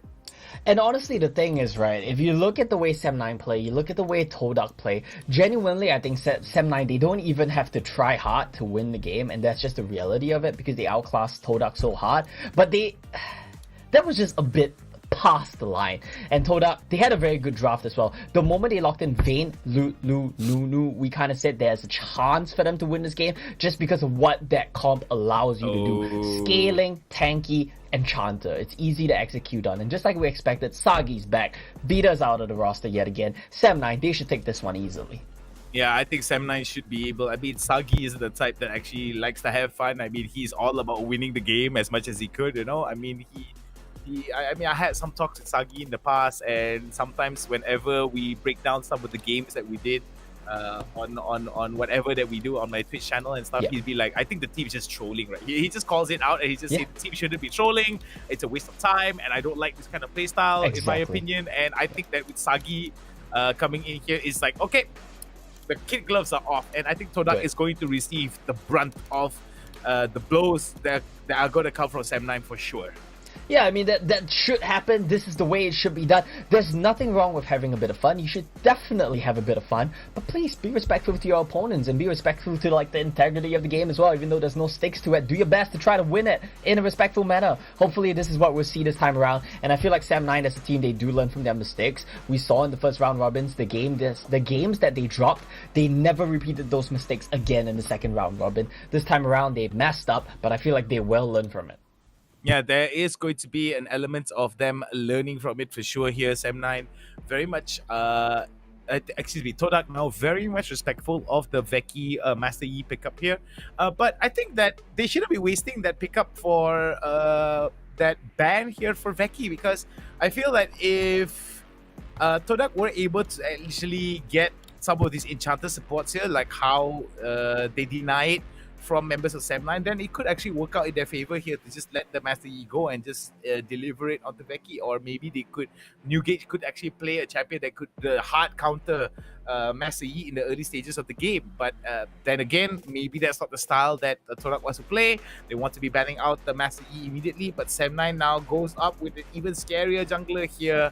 Veki gonna get the Olaf picked up by our hedge most likely, and Veki is gonna be picking out the Thresh on for Winter. So I do believe that there is going to be a lot of pressure on the bottom lane, on the duo lane from Sagi and Winter for sure.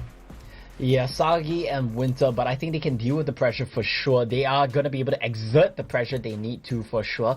This Trash pickup, it's going to have a lot of pressure on the Lulu lane, and I feel like you want to try to scale for free with Vayne Lulu, you're not going to be able to do so against Sagi and Winter. This is the right way to counterpick this matchup, not by picking something like Caitlyn. I like this draft much more from Sam9.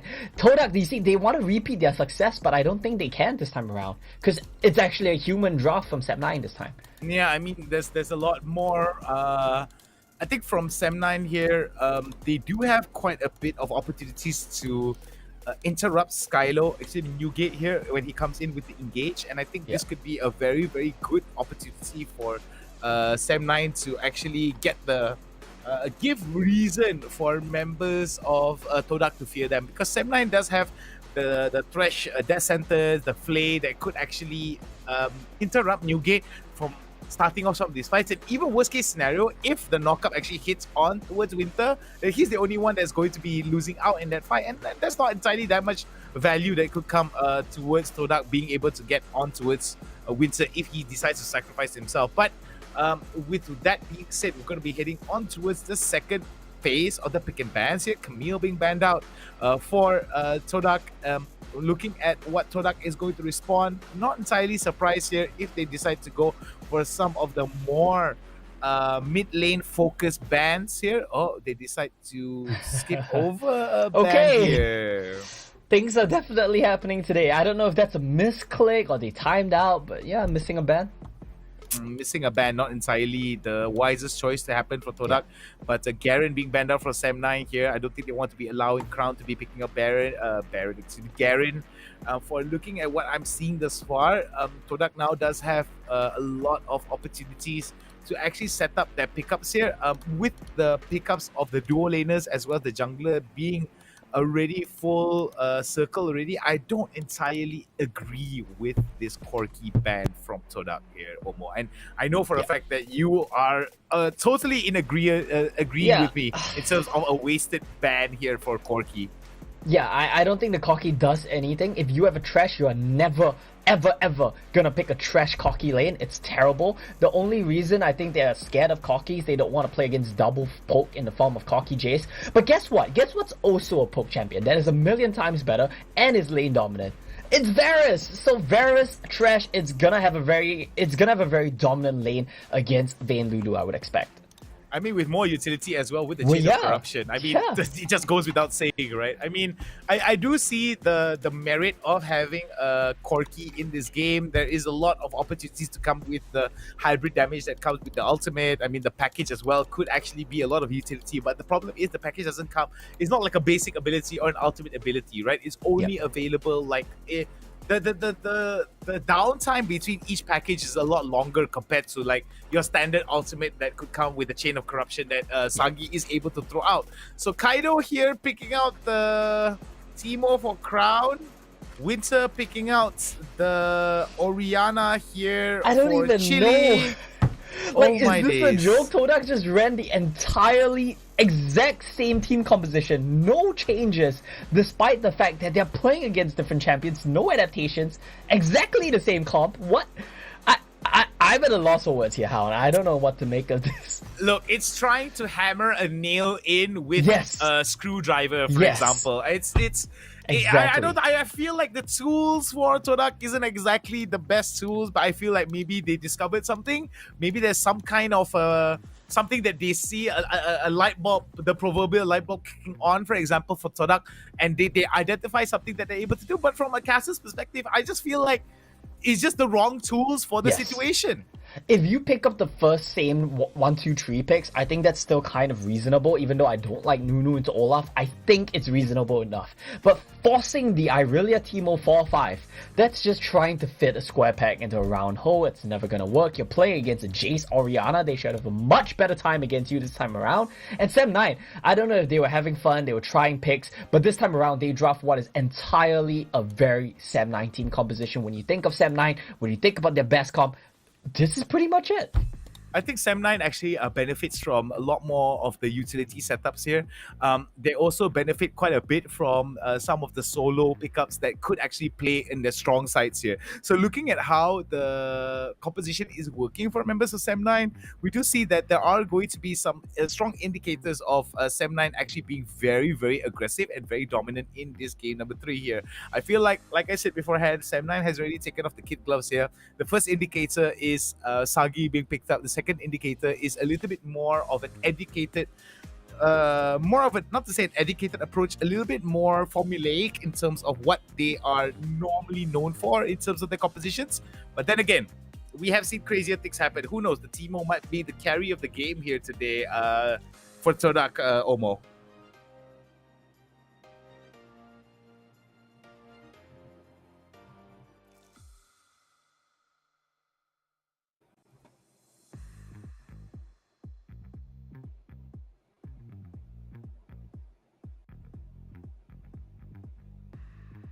Yeah, I think there's a little bit of an issue here for Omo. I think I can't hear Omo in terms of what he just said, so I'm just. I'm back. I think. Hello, just had a quick reconnect. Can you hear me now? Perfect. There we go. Yeah, I mean, I am just thinking that this top lane, Baron lane matchup, Teemo into Jace, completely different than Teemo into Kill. So Crown, I don't expect him to have nearly as good a time as he did in last game. I mean, our head just goes. Just shock blast with the third ability on towards Crown, and I think the only ability that Crown will be able to do if Jace decides to go all in on him maybe is the blinding dart. But then again, RH isn't exactly like any kind of Baron laner here. He's very well aware of the windows of opportunity that Crown has to operate on, and I feel that RH has a little bit more variety in terms of the windows of opportunity for him to be able to stop Crown. So it's really important that I'm not saying that Crown doesn't have any opportunity to do so, but as we talk about that, let's go into game and let's see what is in store for us here, ladies and gentlemen and summoners from across Malaysia, Singapore, and the rest of the world. Here we go. It's going to be TODAK onto the blue side, Sem9 onto the red side. I'm going to touch on this a little bit more here, Omo. Like I said, RH, I'm not trying to discredit or disparage Crown in terms of his abilities to actually be able to close down on towards RH. But like I said, the windows of opportunity for Crown to be able to shut down RH is a lot less compared to what RH is able to dish out onto Crown. Yes. 100%. I mean, I think that makes a lot of sense, right? This Jace matchup, he will just be able to poke you out with Shock Blast. You are very squishy as a Teemo, so he lands maybe 2 or 3 combos on you. You have to base. The Blinding Dart isn't as effective against him as well because he's not as reliant on autos, but here we go all in. He's dead. Kaido's dead.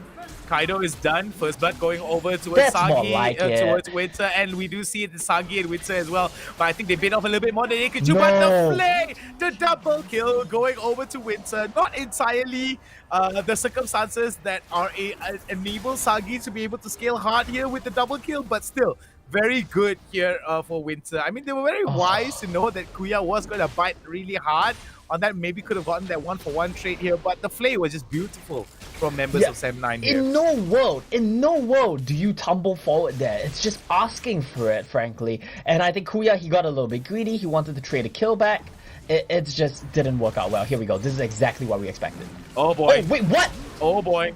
Oh boy, RH gets taken down there. Veki was able to come in, but that was a big question mark there for RH. Yes. Definitely gonna have Sagi going, bro, stop trolling, bro. Stop trolling. I think he definitely got a little bit confused there. I think Becky, okay, he doesn't win this because of the Ignite, but close. Yeah, close enough though. If he did the X properly, if he didn't throw a max range X, if he threw a point blank X and tried to fight it, might have been able to win. That's just the power of Olaf. But he tried to run, so it didn't work out in the end. Yeah, that was definitely a big question mark there from Sem9. I'm starting to see now that Crown just used his Blinding Dart at the best time there, was able to get that hit, but look over the top side though, it seems that Crown bit off a little bit more, RH bit off a little bit more than he could chew here. Skylo was able to get away from that. Crown just comes in and tosses out the deeps as well. 2 kills already. We do see a dagger as well as an amplifying tome. No, excuse me, a fiendish codex. But look at that. Oh my goodness, that was just beautiful there coming in from Windsor. And we're going to be seeing a bad day here coming in. Oh, the Chain of Corruption is still out. dead. Flay is out. We do see that the Flay is out as well as the hit that came up. And on top of that, the exhaust. So even if Kuya was able to take him down, I felt that it was just the end there for both Kuya and Kaido. 100%, and I think the problem there is Kaido. You know, Kuya tumbled away from the hook, but it landed right on Kaido. That's exactly who you want. It's even better, frankly, than landing the hook on Kuya. Gave them a double kill. Sem9's bottom lane, chef's kiss right now. This is what you expect from them. A far better performance. Well, sometimes that's the thing, right? I mean, you see it so many times in solo queue where you want the Thresh to hit you and get that Flay, not to say get that Flay, get that death sentence there, and what Alulu will do is just put up the shield, buff up the ADC, and then maybe they'll be able to fight it out. But sometimes dodging that thing and making sure that you're not enabling your teammate to get that information could actually work out. Oh my goodness, that was just beautiful there from Winter, right in the channel. Right with the channel up, as well as the Flay and the Protobelt working out wonders for him. Sagi and Winter now a force to be reckoned with in the top lane for sure. Yeah, they're gonna set the tempo of the game. I like this lane swap. I think it's fine. They want to play for Rift Herald. That is their priority. It would let them dictate the pace of the game, and I like this from Sem9. Much better than last game. Why couldn't they have just done this last game, you know?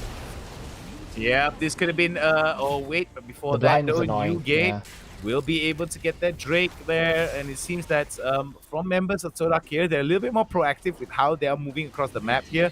But the same can be said for Sem9 as well. They aren't looking to slouch on this, and I feel that this could actually be a very competitive game moving forward. Yeah, but I feel like with Sem9 having a lead, this is a team that won't let up. And you see this on your screen right now. They don't even have to use the Rift Herald to try to take down this turret. It drops so low. One more wave, they're likely going to get it. And they still have Rift Herald from mid turret. Skylo, no flash now as well. Going to have a tough time. Missteps once, Chains of Corruption, hook, Flay, he is going to die. He has to play extremely careful right now. Yeah, Skylo is going to be very careful here. I mean, the ability from Oveki, Sagi and Winter to just steamroll onto him is just going to be very much an opportunity that Sam9 doesn't want to miss out on. We do see Okay. Kaido as well as Crown come up and give a little bit of Why assistance is on Crown Skylo. still here, Hound? Crown has not farmed the wave for like a minute. I think that's the case here. They are going to be... Oh, but wait, over towards bottom side What? here, we do see Kuya as well as RH. Both of them fighting off. And very, very interesting there from Kuya. I felt that even if... oh my goodness, what are you doing, Kuya? Seriously? Why are you... What? I mean... I share that exact same sentiment, Hound. It's just a big question mark there from members of TODAK. Kuya, Kill him! Kill him! definitely not entirely the smartest thing for him Yes. to do. And look at that, Veki as well as Chili now going to be very aggressive indeed here on towards Newgate. Newgate has to flash away. I'm just gonna say this, right? I mean, our hedge coming up onto you, Kuya can just tumble away, do a lot of damage from range, and just be able to win out that extended fight. And I felt that when he went back in Yes. without the exhaust, it was just why are you delivering the kill to him? Like, really? Exactly. And he exhausted so early on and then backed away from the fight. It was just extremely questionable. I mean, TODAK this game, Sam9 this game, this is what we expected to see. Last game, such an anomaly. And frankly, Sam9 did deserve to get punished for that. It's just, oh my god. You know, it is what it is. It's one of those days. It's one of those games. It is one of those games, but like I feel like TODAK just needs to stick to the basics here. Be a little bit more wary of what they need to do. And Sam9 now very much playing a little bit more aggressively. And look at that crowd there getting popped like a pimple there. Beautiful hammer down, and it's going to be basically that. And over to his mid side there, Shockwave? Skylo gets hit. Oh my goodness, beautiful death sentence there. Winter there, definitely working overboard. Overtime is working out wonders for him, but look at that, Winter there tries to get ahead and catch Kuya, but Kuya is very slippery indeed here. But can we not repeat the same thing that happened over the bot side here? Too many factors here that could come and bring death towards Kuya for sure. Yeah, and they're just gonna back away. They got the first turret, they got the charge on the second. 7 minutes in game, and it's full domination from Sam9. They had to lose one game to learn a lesson, and this is Sam9 back away. All right, we're going to be seeing Crown here as well as the fight that comes in from RH. The replay is going to work out wonders there. And like I said beforehand, Wow. the window of opportunity is very, very limited. But look at that, Winter there. Definitely working overtime here, clocking in those extra hours of death sentences that could come towards members of TODAK here. I do like the fact that Winter is kind of like Shanks on steroids here. I mean, just comes in and just sets up everything for Sam9 very, very well. And keep in mind, the last time that Sam9's bottom lane had an insanely oppressive performance, they were playing Trash Ash against LFO's bottom lane. Trash Varus is basically just a variation of that. It's a similar bot lane. They play the same way. And this is kind of what you would expect. If they did those dirty things to LFO's bot lane, what chance did Kuya and Kaido have? Really just none. I think really just done. I totally agree with you. I think the fact remains that even if the extended fight doesn't pan out for Sagi misses out the chain of corruption there. I mean, Winter is still very much a person that is able to disrupt the fight in such a way with the plays, with the death sentence, as well as the box. It puts Kuya and Kaido immediately on the losing end of the spectrum here. But we do see here Crown now in a lot of trouble there. Oh, look at that. The flash is going to work out wonders. Kylo there in the middle of the fight goes in for the ultimate, but the sustain is a little bit too much there. It's going to be a 1-for-1, 2-for-1 there. Double kill going to work out wonders. Oh, we're going to see Winter there. Going to be in the middle of the fight. May see another death sentence come out, but I like this. Winter is actually playing in such a way where he just, even the threat of a flay or a death sentence that could work out very, very well for him. But look at that. Piercing arrow on top of that with the shock blast, the improved shock blast on towards members of TODAK here actually puts them on the back foot. Yeah, this is a very good usage of the Pokemon, very good usage of the pick spells from both the Trash and the Varus to really just keep TODAK locked in their base. This fight starts off, Crown gets caught, of course he's wandering around yet again. He's been pretty lost this game, to be honest. Turns out Teemo is not such a great pick when you don't have a free lane to play against. Well, looking at how members of TODAK here are performing, it isn't that much of a surprise that members of Sam9 are having the way that they have. But oh, look at that RH there. may actually be safe in that, but loses out on his Edge of Night Shield. Yeah. Oh, but look at that crown there. Immediately gets taken down to about 40% HP from that shot glass through the hyper acceleration gate. Man, this is a lot of damage there, especially on towards crown that's so squishy. It feels like paper. It feels like hitting a paper with a shotgun for sure. Yeah, this is what we talked about as well, right? Because you're so squishy as a Teemo, Jace just punishes you so hard. Olaf is Ragnarok here. Alright, Olaf opening up the Ragnarok here, gets hit Shockwave. with the third shot. Oh, there goes the beautiful chain of corruption there by Sagi. Sagi goes up with the piercing arrow, will not be able to hit the intended target here, but still, damage is damage there, working for members of Sam9. Sam9 now knocking on the tier 2 turret.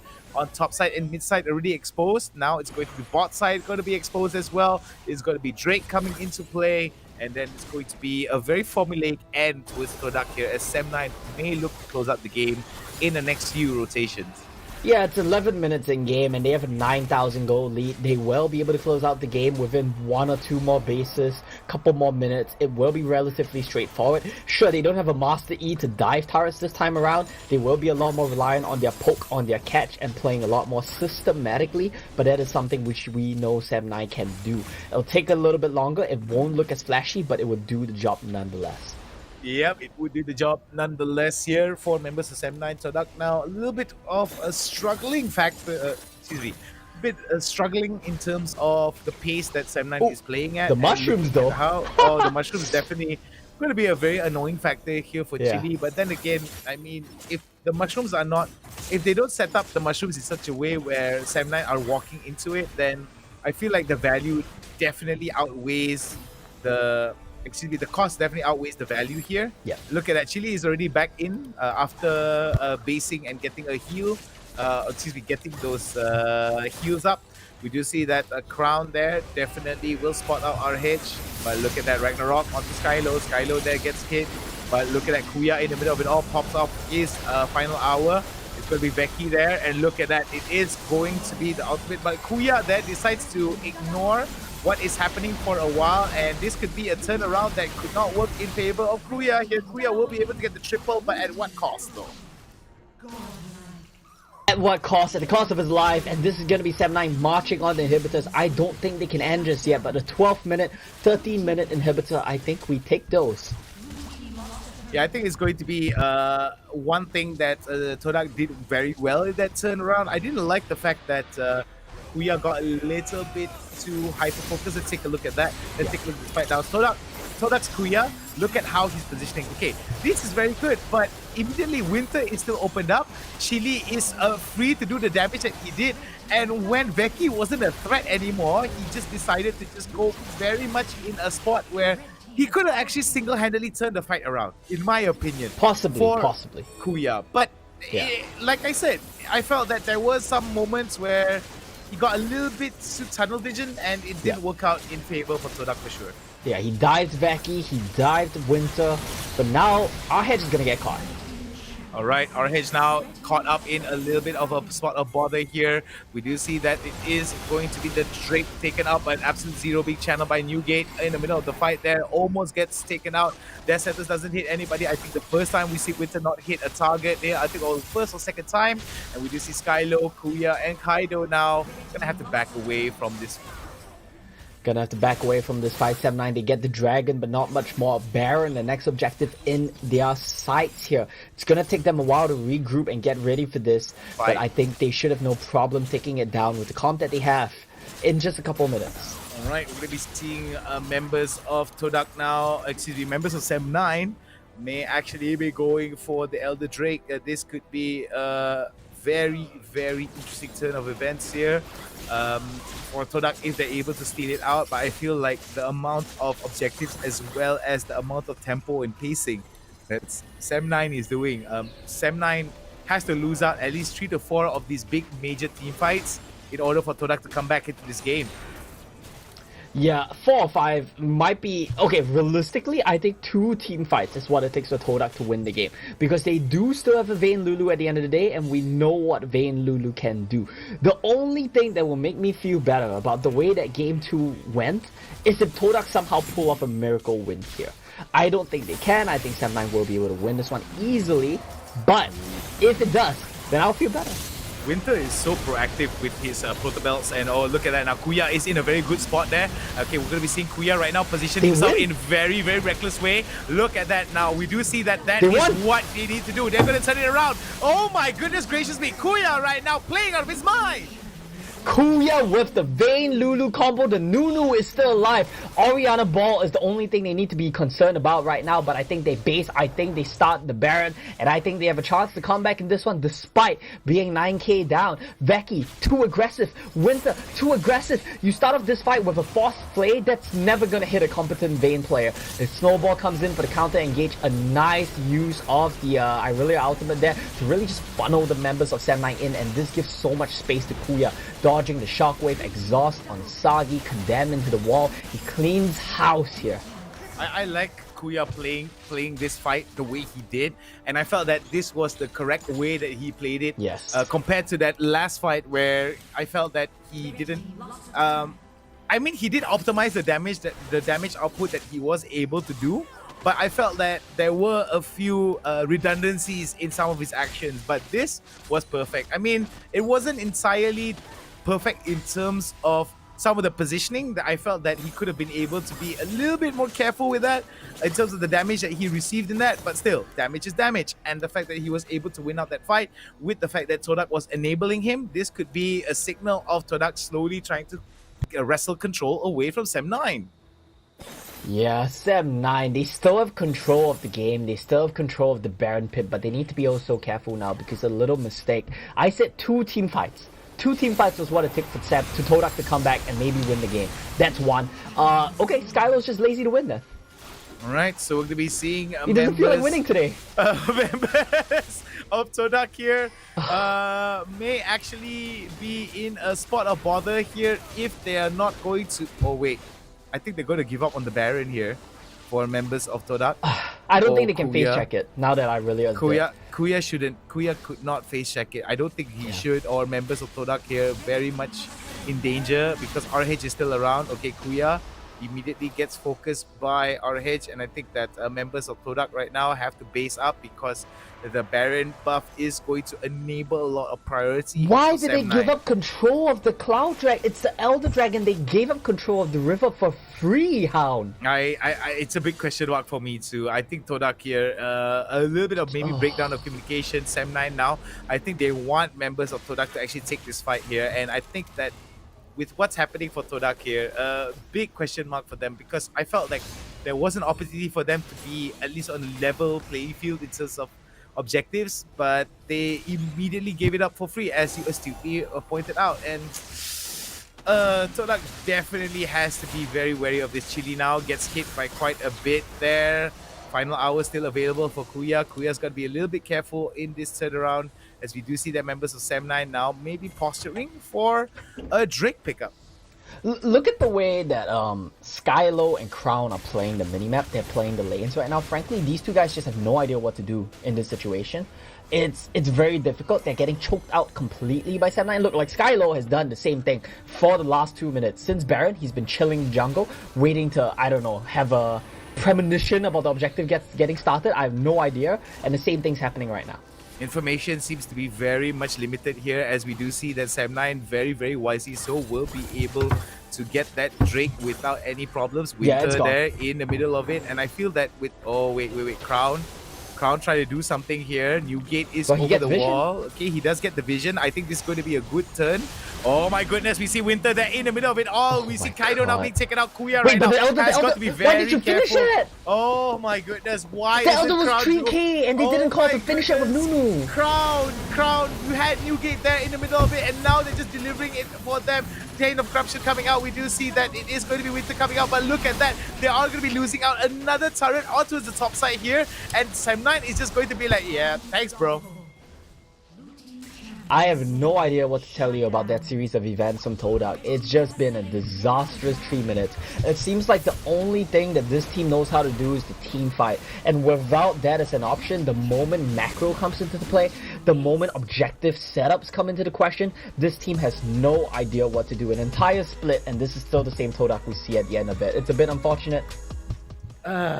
Very unfortunate here. I did believe that TODAK has more potential that we actually. It was give such them. a winnable game, by the way. I mean, after that yes, mid-team fight. I totally agree, and I feel that the Yeah. potential that TODAK has, it just needs to be sharpened a little bit more if they want to be A lot more. a lot more. If they Yeah. want to be the sharpest tool in the shed in terms of how they want to fight off against Sem9. But looking at what they've shown against one of the top teams in Malaysia, the fact that the only reason why they won game number 2 was because of a very considerably questionable draft that came up for Sem9. Look, I think we can just come out and say because Sem9 were trolling. Yeah, I mean, honestly. that's very obvious there. And Yeah. looking at how TODAK is performing, I'm thinking that it's going to be a long, hard walk back home. A lot of reflecting and a lot of thinking back on what they really needed to do here in order to put all of the puzzle pieces together to form a more cohesive unit. Because looking at how the TODAK has been performing and the fact that I gave so much, I felt like TODAK had more potential. I think TODAK has more than they can offer. I feel like it's just a very close one here indeed. Yeah, I mean, that series was way closer than it should have been, frankly. And, I mean, the whole series should honestly have looked like game 1. Sem9 refused to ban away the Lulu Vayne. I honestly think that's fine because they played around it very well in the laning phase.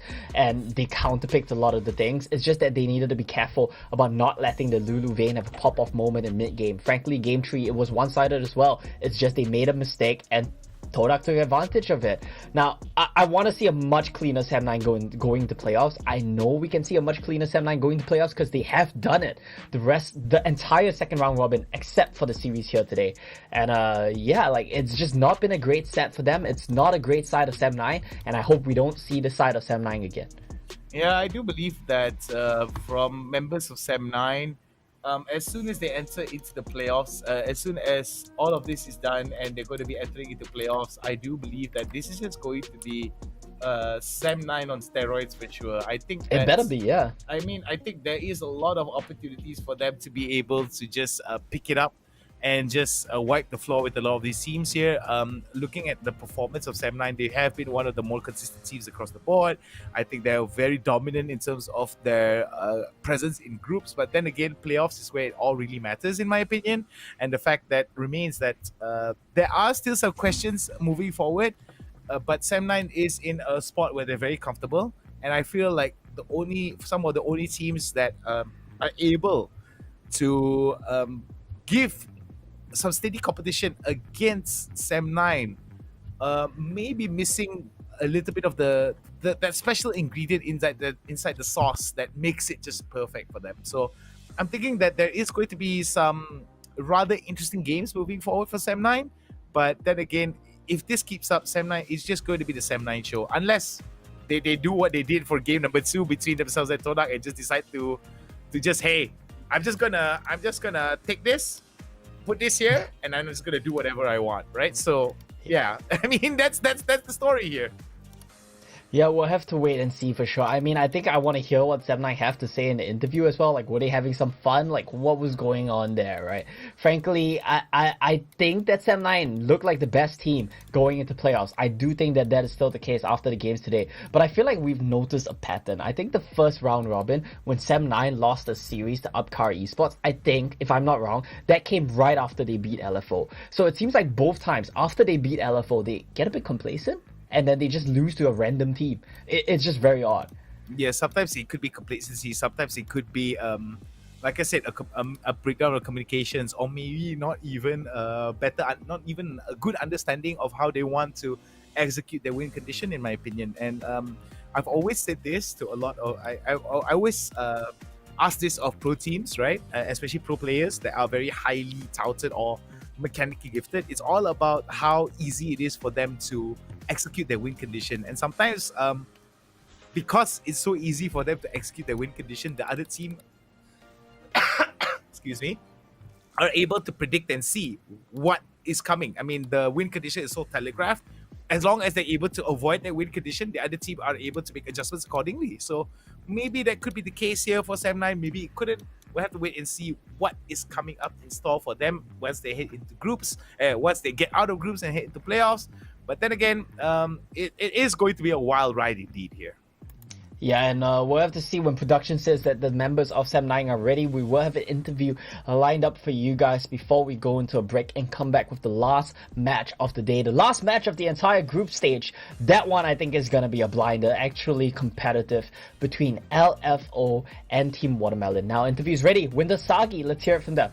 All right, let's go hear them. Hey, hello guys. Hi. All right, so Sagi, I mean, you have always been. I mean, we've talked a lot in the past in terms of performances, in terms of sometimes teams making some questionable decisions against. You smile, so you know exactly what I'm gonna ask, right? Game number two, RH picking up the Kale. Was that a big question mark for you guys, or was it like all part of the plan? I mean, the viewers said that Kale is one of those champions that we haven't picked in WCS, so we had to, like, you know, settle the Make-A-Wish Foundation, you know? So it's like, you know, settle the Make-A-Wish Foundation. Yeah, that's so it's the like, Kale is one of those picks. Yeah, it's like, okay, the viewers want it, they get it. It's like, even the Mastery pick was actually also requested by viewers as well. Well, I'm glad that you guys are like letting the fans have a bit of fun. And honestly, I think the kill pick did a lot of damage at the end of the game. But what happened there with like the Caitlyn, the Riven? Was this picks that you guys have practiced? Like, what went wrong with those two picks specifically? I feel like it was more of a draft gap in game 2 because we can see that the draft had like no identity, I was supposed to say so. Like, and then it's just everyone playing what they want to play. Is like a typical solo queue match, I would say. Like, oh, you have this scaling bot lane, and then you have this bruiser mid lane, and then you have this top hyper carry. But who's gonna tank? No one's gonna tank. Yeah. And then the Ireland just jumps in. Is like, hey, thanks for the 300 gold, buddy. Okay, thanks for the win too. So I want to ask you something, Sagi. Watching that game from the sidelines, how did it feel for you specifically? Since you weren't like able to help, you weren't able to take part in it. Was it like frustrating? What were the emotions for you? Oh no, I was just laughing how my team was in thing. Okay, nice. And then Swag was like, my very... analyst Swag was like telling me, hey Sagi, get ready for game 3, because he told me like after like the start of game 2 is like draft gap very big, we might see like game 3, so get ready. I'm like, oh, okay. Okay. I just love how very off color, very honest you guys are. Okay, now Sagi, one thing I've always I mean we've had a lot of back to back on the DMs. We had like podcasts together. In terms of like teams identifying easy to execute keys to victory, right? Like identity wise, right?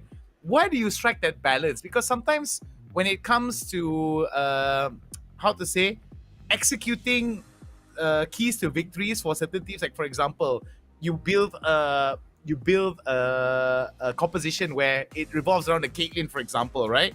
Does it actually open it up in terms of like other teams being able to identify those keys to victory and work around them, or is there other specific ways for you guys to play in that sort of way? Because people often tell me that sometimes it's very beneficial for you guys to keep it simple. Sometimes it's all about being a little bit more mechanically complex. What are your thoughts on that?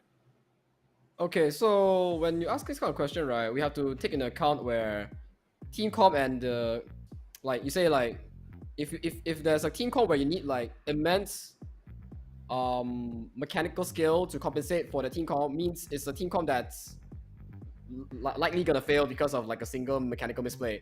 Like I would say that Vayne and Lulu is one of those team comps that's like very easy to play. Like considering you have a front line, you just need to like stand there and don't have any mechanical like major misplays. And Caitlyn is one of those champions where if you pick in this meta, you will need at least like 3 times or 4 times better than your enemy to be able to execute that comp, because of how, I'm gonna be honest, ADC is like quite trash in this meta. That's why you see like a lot of like AP, like, you know, like, cause like, bro, you get like 4 items on the ADC and then you're just gonna do like a 200 damage crit onto the enemy like bruiser with like a 2 item Thunder Death Dance. Like, what's the point? That's why we see like a lot of like AP bot laners coming in, which is like relatively easier to play in terms of mechanical skills compared to like traditional ADCs that need you to have like immense like mechanical gameplay, like positioning, damage output, even like you need to put into account of like your itemization. There's too many things to take into a factor when you pick in like a team comp that revolves around like too much mechanical skills. It puts you at a disadvantage. Like that's why you see like in WCS or MYSG, right? When the team picks Ziggs, they automatically has like a 60% increased win rate because of how easy the champion is. If the enemy like fails draft. I mean, this is like my take on like your question just now. All right. So, I mean, of course, there's going to be a lot of different answers. And of course, it's going to raise even more questions because there's just so many ways to play Wild Rift. But before we go and reveal what the MVP is, who do you think is the MVP for those games just now? Maybe Vecchi. I mean, he had a very good game one. Yeah, he had a fan service game one, I would say. Fan service game one. Right. Yeah, he was playing like the master. He was cosplaying Vendetta. You know, he was doing pretty good. I love the little bit of love towards Vendetta for sure. Okay, let's go find out who is the MVP for the last 3 games. And here we go. Hey! This monkey got MVP. This monkey. I'm kidding. The full fan service was enough. Of 52%, a goal per minute of 860. Damage per minute of 1,210 and damage taken per minute of 780. Do you feel, Sagi, do you feel that RH deserves this MVP? I mean, I don't know, man. Omo, what do you feel about his game 3 performance, man? It was better. It was better than. It was okay. It was not bad. I honestly think he was MVP too. Really, I think so. It's either one of you or him. I would say. I would say so. But I your think... mid jungle not that good this game. Yeah, there was a few. There was your mid jungle a bit shaky here. There was a few shaky moments there from Sem9 for sure. Okay. Before we close out, Karma and Shen has already been released, right? So what are your thoughts on that? Do you feel that there's going to be any big meta changes in terms of Karma and Shen? Wait. But Sagi, you can't answer this question. I want to hear from Winter. Yeah. You think Karma can be meta?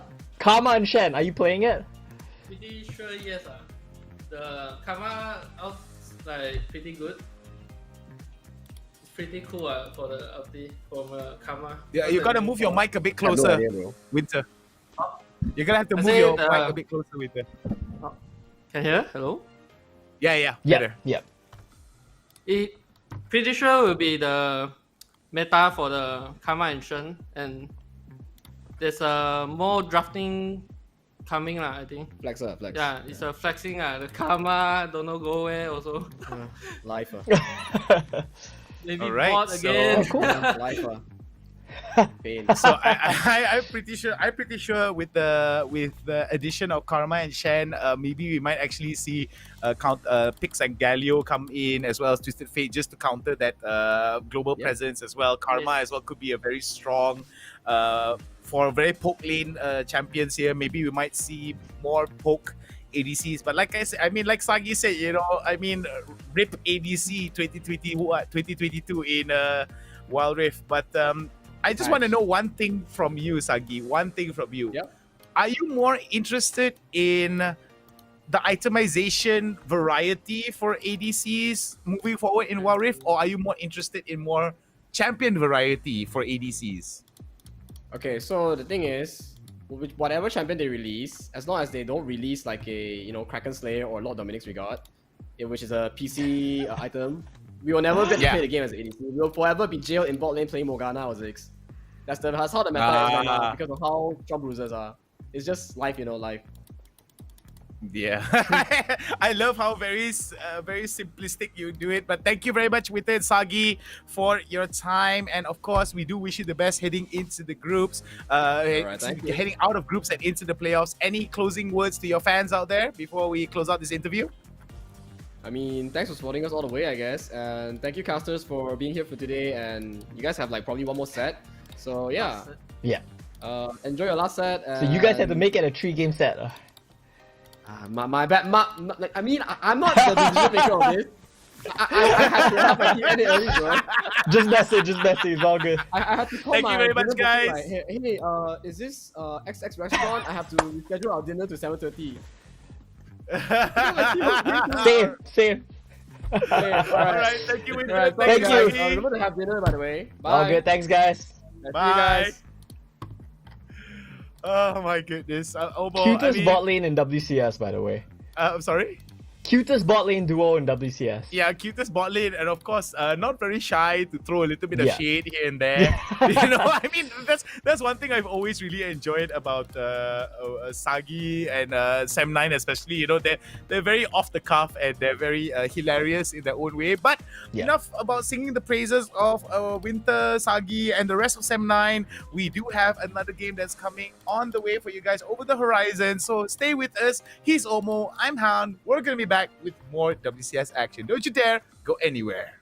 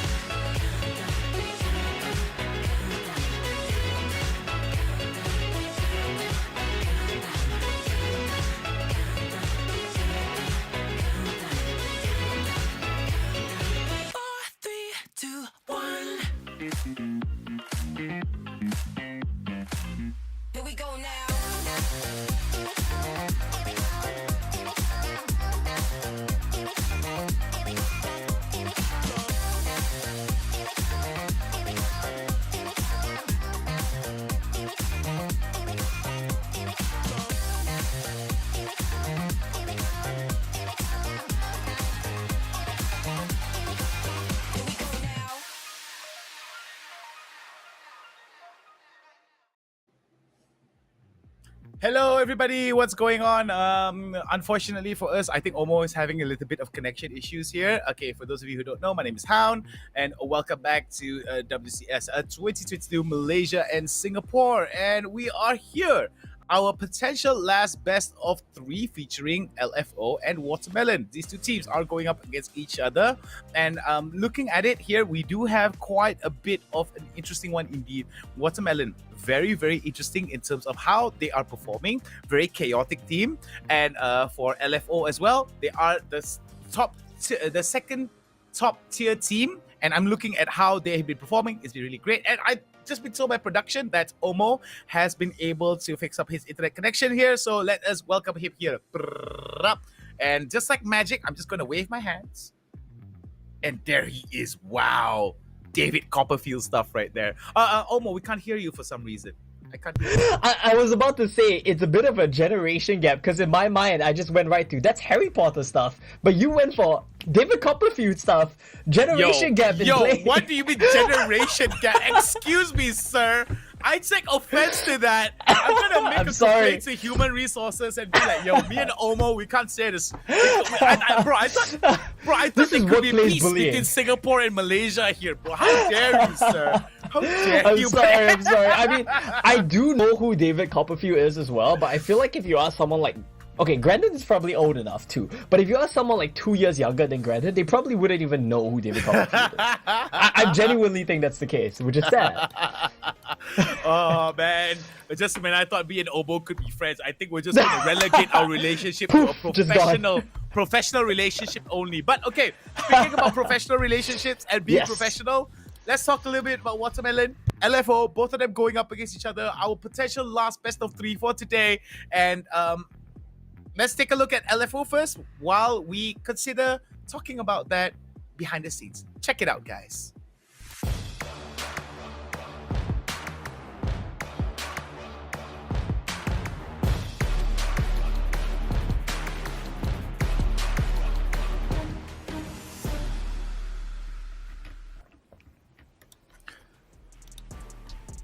All right, there, Omo, LFO looking for all Tipper, SSK, CWJ, Raven, and Rich. Tipper, one of the more aggressive Baron laners from Thailand, if I'm not mistaken. And I think one of the best Baron laners overall for the MYSG WCS.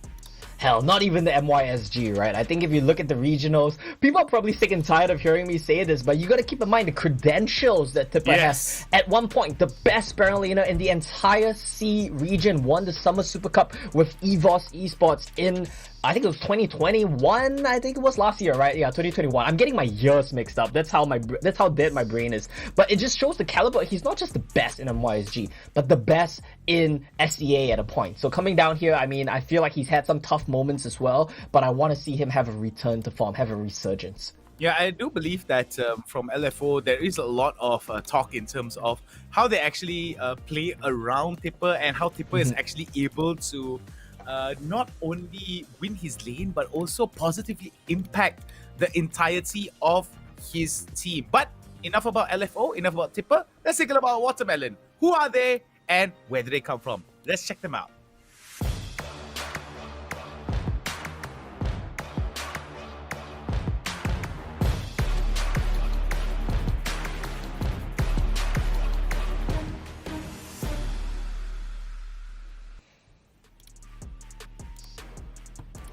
And there you have it. Team Watermelon, Jinkai 2, Vendetta, Ale Major, Scarlet Petal, and Smurf. The 5-man team of Team Watermelon. Very chaotic indeed in terms of how they perform, in terms of how they play out. But in the chaos, sometimes we do see victory come out from that chaos. And I mean, you agree with me on this, Obo. There is no other wildcard wilder than Team Watermelon. Yeah, 100%. If you think LFO is chaotic, you think LFO is a wild card, they are still a top team. They still have top team macro. Watermelon, they take that to the next level. This team, they love to brawl, they love to skirmish, and beyond that, they love oddball draws. You heard the shout out from Sagi and Winter just now. Shouts out to Vendetta and Ozarveki with his Vendetta cosplay. There's a reason for that. This guy loves to play hyper carry junglers, Master E, Kai'Sa, Tristana. These are not jungle champs that in anyone else's place. And his team, they are not afraid to funnel into him. They play 5 supports, 4 supports to let him have the success. All right, let's take a look at our head-to-head here. Vendetta going up against SSK. Both of them very, very talented indeed. But we're going to give a slight little advantage to Watermelon here in terms of the KP, the kill participation, 74% compared to 59%, 8.5 compared to 5.2, 1,233 damage per minute compared to 937, 971 damage taken per minute over 798. So looking at both these teams here, Omo, we do see that there is a slight difference, a huge difference actually, in terms of kill participation, KDA, damage per minute, and damage taken per minute here. So I'm looking at it, right? Maybe it could be in terms of a slight little skew, maybe in terms of champion choice in the jungle? Yeah, definitely, right? SSK plays a bit of tanks here and there. He does play carries as well. But Vendetta only plays carries, exclusively a carry player. And I think that's one of the reasons why his DPM is so insanely high. He's also one of the only junglers, if not the only jungler, to pull out Kai'Sa, Tristana jungle, marksmans in the jungle. I also want to point out something. I think if we do have stats for damage percentage, how much damage you deal as a percentage of your team's overall damage, I'm pretty sure Vendetta will have something insanely ridiculous like 50-60% of his team's damage just because of how they draft. Alright, so let's take a look at our predictions here from the casters panel. Comparatively, I'm pretty sure that everyone is going to be very much united here. LFO, I mean, the stats definitely are going to be very much in our favor here. Looking at how LFO is the second highest seed in the entirety of the groups. No surprises here. They are very much structured in how they approach. There has been a little bit of a few question marks in terms of them losing out some of these games, maybe in terms of how they were performing overall in some particular games. But when we look at it as a whole, looking for Org is, in my opinion, just below Sem9 in terms of consistency. And the fact remains that looking for Org, the talent that is surrounding looking for Org shows that they are one team to not be trifled with. Yeah, this team, they might not be clean, they might not have the cleanest macro, they might not be well structured as a whole, but do they have the firepower? And I think that that's going to be what sets them apart from a team like Watermelon, which has a lot of firepower as well, right? But I think that if both of these teams come in with one style, we want to play chaotic and we want to fight fire with fire, at the end of the day, the team with more guns, bigger guns, is going to win, and that's going to be LFO. Yeah, I do believe so. And looking at how LFO has been playing as well, I mean, there is going to be a little bit of rigidity here, maybe for Watermelon in terms of their jungler pickups. I do believe that the carry junglers may actually be in a little bit of a spot of bother here, because we have seen Tipper actually play very aggressively in the jungle to enable SSK to be able to thrive in the jungle, especially if it's a composition or a jungle pickup that actually counters him. So maybe that could be a case here. Maybe there might be some changes that Vendetta has to do moving forward if he wants to be able to strike blow for blow against SSK. But we shall have to wait and see what the draft is going to say and what kind of draft is going to be put forward for Watermelon as well as LFO. Of course, we do have to point out as well that this match is another one of those matches that don't have stakes, but unlike the last match, I think this one is going to be a lot more fun to watch just based on the playstyle of these two teams. Add to that the fact as well that both of these teams are very likely going to face off again in playoffs, because if you look at the way the standings have played out, LFO are locked second, Watermelon are locked third, and the second place team and the third place team, they're going to be on the same side of the bracket. Now, that means that if Team Watermelon wins their first match against PathSeeker, which is very likely, they will go on to rematch against LFO in the second round of the playoffs. So this could be a setup for that. This could be a bit of a playoffs preview here. Yeah, I do believe that with that being said, right, playoffs preview, the question remains, right? I think a very good question is, will they be bringing out the big guns, or will they be bringing out something that is actually something that they've been working on and isn't exactly their main so to speak, their main weapons that they Yes. want to be bringing up against teams LFO. So I'm really looking forward to seeing what Watermelon is going to be bringing up. Watermelon is, in my opinion, one of my more off-the-wall teams, just because of I always value scrappy teams, right? I always like teams that are a little bit not the most structured, not the most like clean in terms of how some of their gameplay are, but their willingness to make them not to say degrade the more to structured pull you team, down to their level. to pull them down to a more scrappy fight. I mean, Yeah. like it's just like watching a brawler and a technical Yeah, fighter, right? I exactly. mean, if the technical fighter just loses all of that discipline and starts brawling alongside with him, then the chances of the brawler actually winning is higher. So maybe Yes. Watermelon could bring that out of LFO. So that's actually a very exciting bit of thing to look forward to, in my opinion. And I like that analogy about a brawler against a technician as well, but I think that this matchup, it's a little bit more chaotic than that. I would even say LFO, maybe they are the brawlers, and that would leave Watermelon as like maybe the drunken Kung Fu master or something like that. It's definitely something way more far out, and I think drunken Kung Fu is a good way to compare that, because this team, the way they play, it's just crazy sometimes. Yeah, and sometimes, I mean, I think we have casted it in the past, right, Omo, where every instinct of us as a caster saying they're not going to go for it. I mean, there's no way in this world they're going to go dive in so haphazardly, so recklessly, and still able to win it out, and they still do it. And I think that's one of the reasons why Watermelon is one of my more favorite wildcard teams, Yes. because that ability to just, not to degrade, but to debase them, to pull them down to that ability to just make them brawl with each other. I feel that's going to be the difference here. And who knows? Watermelon could actually put LFO up against the ropes and maybe cause LFO to lose out a little bit in terms of them playing a little bit more structured compared to Watermelon. Yeah, I mean, I do think LFO is still a little bit more structured, but at the end of the day, it's just, it's like, who's the cleaner team between two messy teams? And that's why this is such a fun game. And a little birdie told me as well, I'm not sure if this is confirmed, we'll wait to get word from production, that maybe Scarlet Petal won't be able to play again today, which I think if that's indeed the case, then it's gonna hurt Watermelon a lot, because in a team of maniacs who just play chaotic style, you know, balls to the wall, they don't give a crap, they just do whatever they want to do. Scarlet Petal has been the stable one. He's been the one kind of holding down the team, being consistent. When you see he plays mages, he doesn't die the entire game. Even when his team has like 30 deaths, he's sitting there with a respectable KDA, like 5-0 and 5. He does his job. So losing him will really hurt them. I mean, Scarlet Petal would like to be in the middle of the eye of the storm and still see a sense of still see how all of these things fall into place, and I feel that could actually hurt, like you said, Watermelon in such a big way if they lose out on Scarlet Petal here, not being able to play on. But we shall have to wait and see when we go into picks and bans. But any kind of predictions here in terms of what kind of drafts we're going to see from either teams here? Oh man, I mean, I will expect to see yet another hyper carry jungle con come up from Watermelon, because this is pretty much just a given for them. It's what they love to play, and if Vendetta pulls out the hyper carry, you know that El Major is going to be playing an Enchanter for him. You know that Zinkai is going to be playing an Enchanter for him, and that means that very likely Smurf will be on tank duty, engage duty. And I think that this has been a recipe that they've followed a lot to varying degrees of success.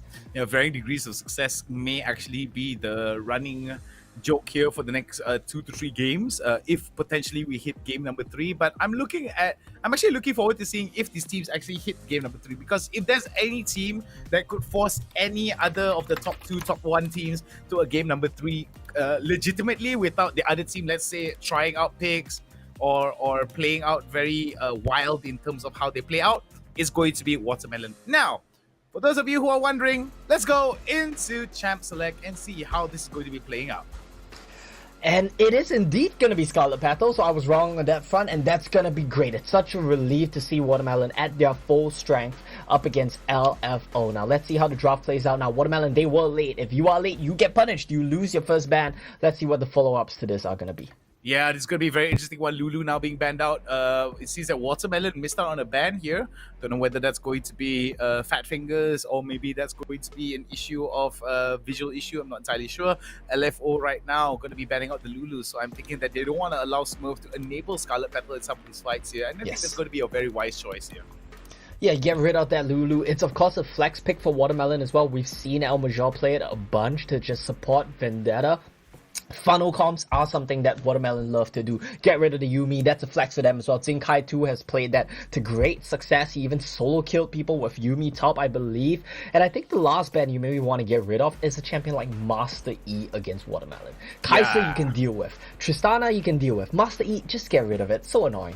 Yeah, that's going to be a very interesting one indeed here, because we do see that Lulu, like Asagi just now brilliantly put it, I mean, sometimes Lulu is so capable of buffing ADC and being able to cover up for a lot of these mistakes. And with the fact that Lulu is one of the more easier champions to play around and play with, taking out Lulu is definitely going to be a very wise choice for members of LFO here. Denying Smurf, maybe Smurf might actually play out a champion, maybe a tanky support, or maybe another enchanter like a Lulu or a Nami or Morgana. But it is going to be the Galio pickup here first for Jinkai. A strong flex pick here. Could go mid, could go mid, could go support.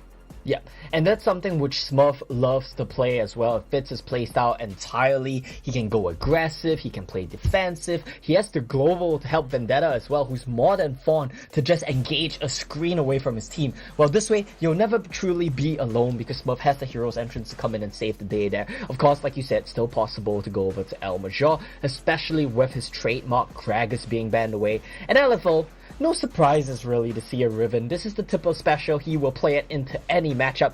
And a Camille being picked up for SSK now as well in the jungle here. All right, so this is going to be a good one here for either of these teams. Tipper as well going to be picking up the Riven. SSK going to be picking up the Camille. I do like this because there's a lot of lockdown with the Hextech Ultimatum. Tipper playing on the Riven. Either he plays Riven, either he plays Camille. I think it's going to be a good choice either way because there's a lot of damage, there's a lot of utility as well. Vendetta going to be picking up the set here, which may actually signify to me that it's going to be another flex pick here. Could be an opportunity for him to be played top, could be another opportunity for him to be played in the jungle. Very dependent here, but Vendetta, I don't think he's actually played that much of set in the jungle, if I'm not mistaken, right?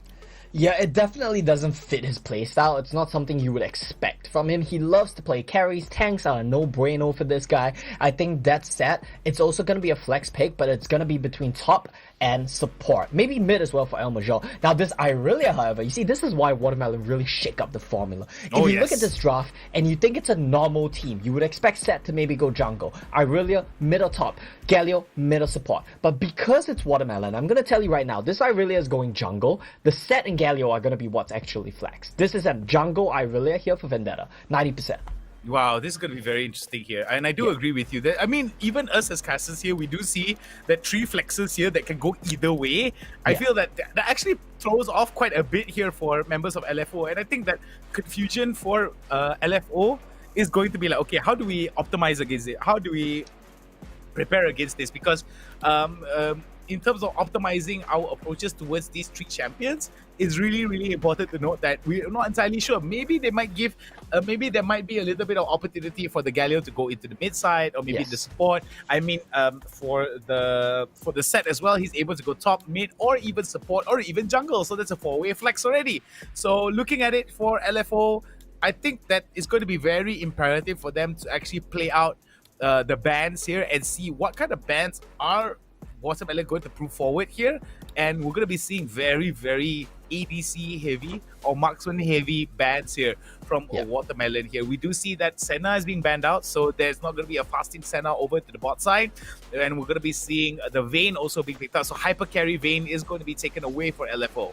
Yeah, you do want to get rid of Raven's Vayne. This is something which he has been very successful on in the past. And Vayne, frankly, just counters your entire team comp. It's great against all 3 of your picks. So to get rid of that, that's a very good ban. I like that LFO, on the other hand, ban away both the Ziggs and the Morgana, 2 very effective mage picks for Scarlet Petal, as well as the fact that you don't want to have a black shielded Irelia diving into your team. So both teams banning very well in the second phase. What is the pickup going to be here? I feel like this is an AD or Dragon Lane a pickup for LFO that would just let them hide the rest of their draft. I think what's really important here for the that's brand good. That's pickup great. here. That's actually a really good pickup. For Watermelon here, 3 marksman bans here really shows that they do not want to have those scaling bans. I mean, Senna with the infinite scaling. Vayne with and the Kai'Sa, Vayne, yeah. Vayne and Kai'Sa with those percentage health damages that turn into true damage as well. Oh, Okay, what is Ezreal. this? Well, I think Ezreal is less of a trash champion now because of Divine Sundra being a thing in the game now. I think that item is actually really good on Ezreal. So hopefully we see a resurgence of Ezreal. I think he's a fun champ to watch, but we'll see. Maybe he is. I mean, I agree. Ezreal has been in a very weird spot because of the itemization issues. But with Sundra coming into play, maybe there's going to be a very strong change up here. But I mean, Ezreal is one of the strongest champions in the early stages. If you're able to hit those mystic shots as consistently as possible, especially in the early stages of the game, you're able to set up in such a way where you're able to slowly whittle away at the enemy team, then sure. But we have seen time and time again that sometimes poke compositions do not work really, really well for teams in Wild Rift, mostly because of how strong some of the tanks and some of the bruisers actually play out. Because, yeah, you're able to poke them down, but all it takes is a bruiser to just come into the fight. But Rich now, picking up the Renekton. Ooh.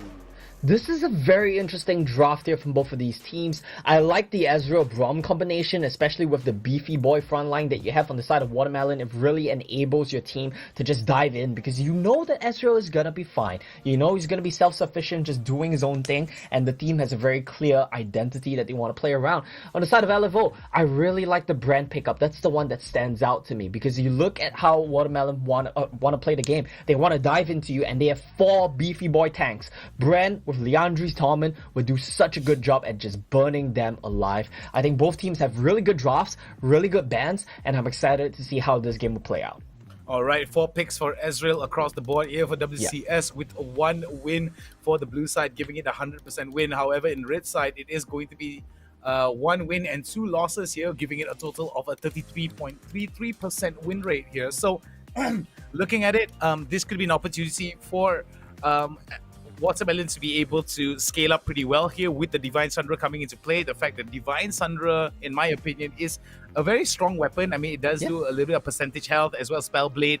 It has a Spellblade passive as well. It does give a little bit of HP, if I'm not mistaken, for every time you hit with your skill shot. So that could be another opportunity as well for scaling to come into play for members of Watermelon. But then again, there is a lot of opportunities for members of LFO to dive onto the Ezreal. And yes, I mean, Ezreal is able to be self-sufficient in terms of getting away from the fights, but it's only 1 arcane shift, right? So 1 arcane shift, 1 flash, and then it's immediately you're open to so much after that. So it's really important that Watermelon actually plays off in such a way where they keep Scarlet Petal safe, and there's a lot of opportunities for them to keep them safe. I mean, Seth is able to keep him safe as one, is in my opinion as well. I think Braum is one of the best supports to actually pair up with an Ezreal because of how self-sufficient the Ezreal is in terms of mobility, as well as the Braum being able to just jump to the Ezreal once the fight gets a little bit too iffy.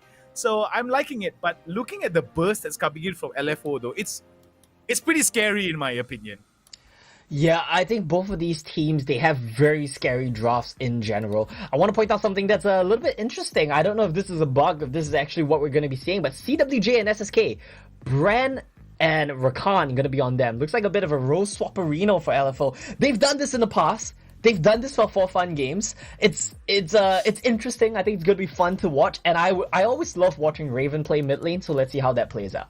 That's going to be very interesting indeed here, ladies and gentlemen. We do hope that you guys are ready. So for those of you guys who are here, let's check out the video. Let's see them go head to head against each other. Check this out, guys and gals.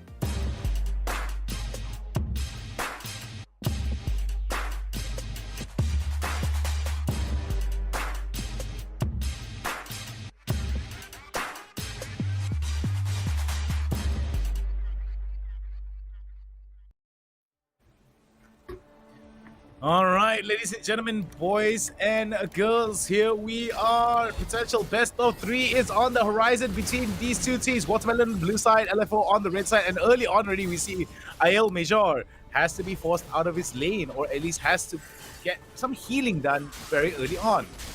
Yeah, he's gonna have a hard time, forced to back away already. This is not an easy matchup for sure. And something a bit interesting actually, it's Camille for Tipper, not playing his usual Riven pickup. I thought for sure it's gonna be a Riven top and a Camille jungle, but they're just swapping things around here. LFO, experimenting, having some fun, whatever it is.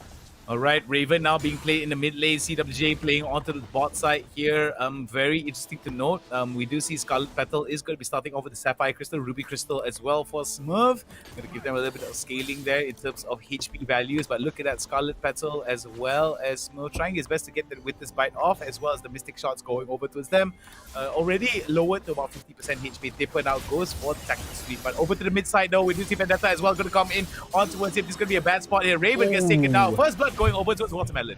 And that's what's so good about this combo here. Galio will give you so much gang setup, so much crowd control, that it really works very well. Nice play from Tipper, but Zinkai reads it like a book. Very nicely done there. Oh, wow! Watermelons, Jinkai coming up. Rich right now going to be chased out of his lane here. Has to go up over to mid side. Very interesting start here for Watermelon. 2-4-0 at start of the game. 2 minutes in. Oh, wait, I spoke a little bit too soon. There might be another one here. Gets it off, but Vendetta's going to get taken down. Vendetta gets dropped. Now bot lane trading pretty well here for LFO. It's the other lanes that are having trouble. Alright, so we're going to be seeing Smurf right now. Going to be able to hit that, but oh my goodness. He gets caught off. Goes for the exhaust here very wisely, so Smurf will be able to get that kill. Oh, and you see that CWJ is out of position. Won't be too detrimental to him, mostly because of how Rich as well as Ravens are going to be at least in position to respond here. But looking at it, definitely a big win for Scarlet Petal as well as Smurf over to the bot side. So greedy from SSK and CWJ that they burn the flash from Scarlet, but they both flash in to try to chase him down and they get punished for it. They lose the kill. Now LFO, the game state's not looking great for them, losing every single lane right now. That's huge. Alright, we do see that the game state for members of Watermelon right now are starting to work in their favor. 5-1 at 3 minutes. Man. And it seems the LFO right now in a very interesting spot. Oh boy, Glacial Pigeon gonna hit onto Rich. Vendetta doesn't miss out on the stun. There goes the man. will not be able to hit. And Scarlet Petal. Oh, my days! Oh my days! Wait, and SSK went roaming top and died right now. Whatever this is, this fun from LFO, it is backfiring. Oh my days, what is going on? LFO right now, I mean, they are supposed to be the ones in control of the situation. It seems that Watermelon right now very much in control of the opening stanza here. Yeah, Watermelon, they are playing a good game right now. Vendetta and El Major leading the charge. They've killed Raven twice already. So aggressive with this Galio. I really a combo nowhere for Raven to run. And now 3,000 gold lead going to the first objective fight. That could potentially be huge here for Watermelon. Alright, we're going to be seeing El Major, Raven right now going up against each other. It'll be very interesting to note how some of these players are going to be going up against each other in terms of the matchup here. I'm liking the Manamune pickup here for Watermelon's Ezreal here, if I'm not mistaken, Scarlet Petal. Yeah. So I do see that with that, he is going to be getting a little bit more attack damage scaling across the board. Sunderer normally is going to be one of the items that normally is picked up very early on, but with the fact that you want to be hitting those scaling targets here for the Manamune, I think Manamune pickup is definitely going to work wonders. So their Smurf may actually be caught out here by Rich. He's got to be careful. Vendetta now flashes off, and it seems that Smurf may actually be in a lot of trouble. Gets taken down. Glacial Pigeon for his problems right into it. Tipper goes in for the Hextech Ultimatum. Will be able to take him down. 3 kills all in all for LFO. 2 members taken down, Vendetta and Smurf. And LFO, they arrive late to the scenes here. They lose the Rift Herald. That gets picked up by Vendetta. We know how effective Watermelon can be with Rift Herald usage, just funneling gold into Vendetta, who then proceeds to 1v9 a game. But all this while, El Major didn't leave the bot lane. He's eating plates. He's getting gold. He's gonna have a lot of gold on this Galio, who we know can do a lot of damage. LFO, they get 2 kills, but I feel like that's still a big L for them.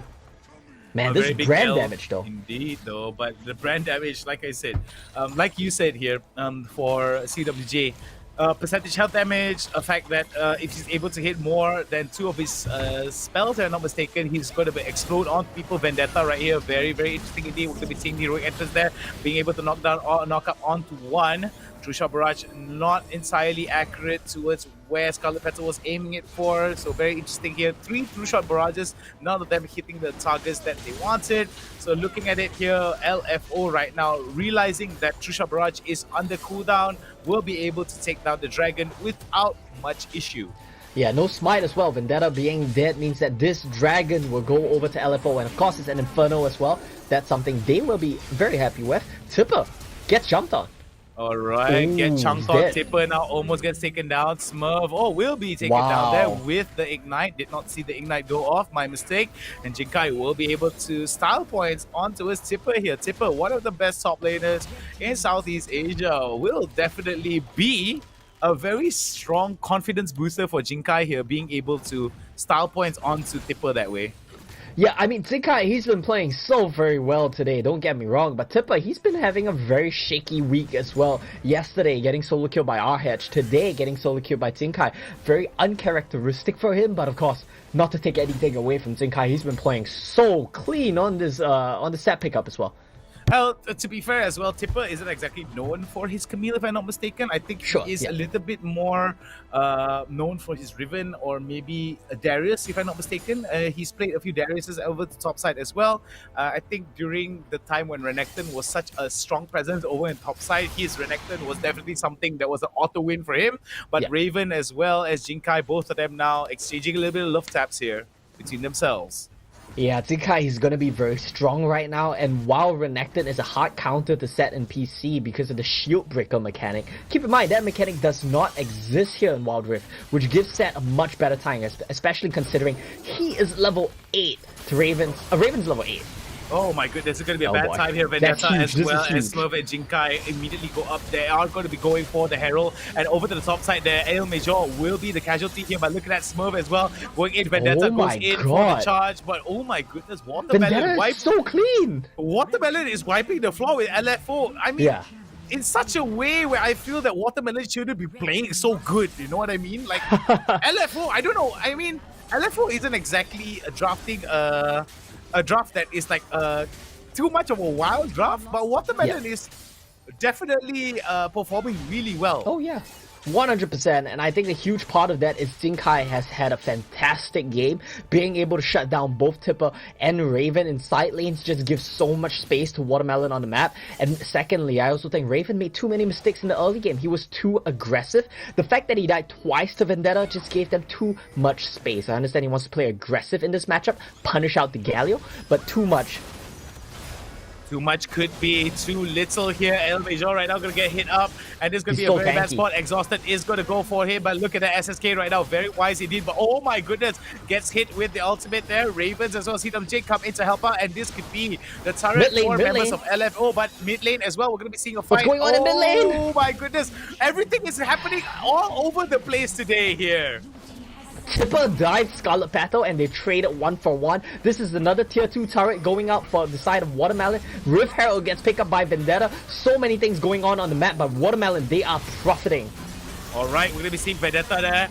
Going to go into the middle of the fight. Very nicely done there. Rich immediately gets in with the ultimate from the Riven. But we do see that Smurf as well as Vendetta. They're going to go in. CWJ has got to be careful. There goes the ultimate, but will not be able to do much out of it. Vendetta is so huge right now. 2 items. I think he's going to be able to base and pick up a third as well. We saw the effectiveness of the brand, but because Vendetta is just so big, he does not care.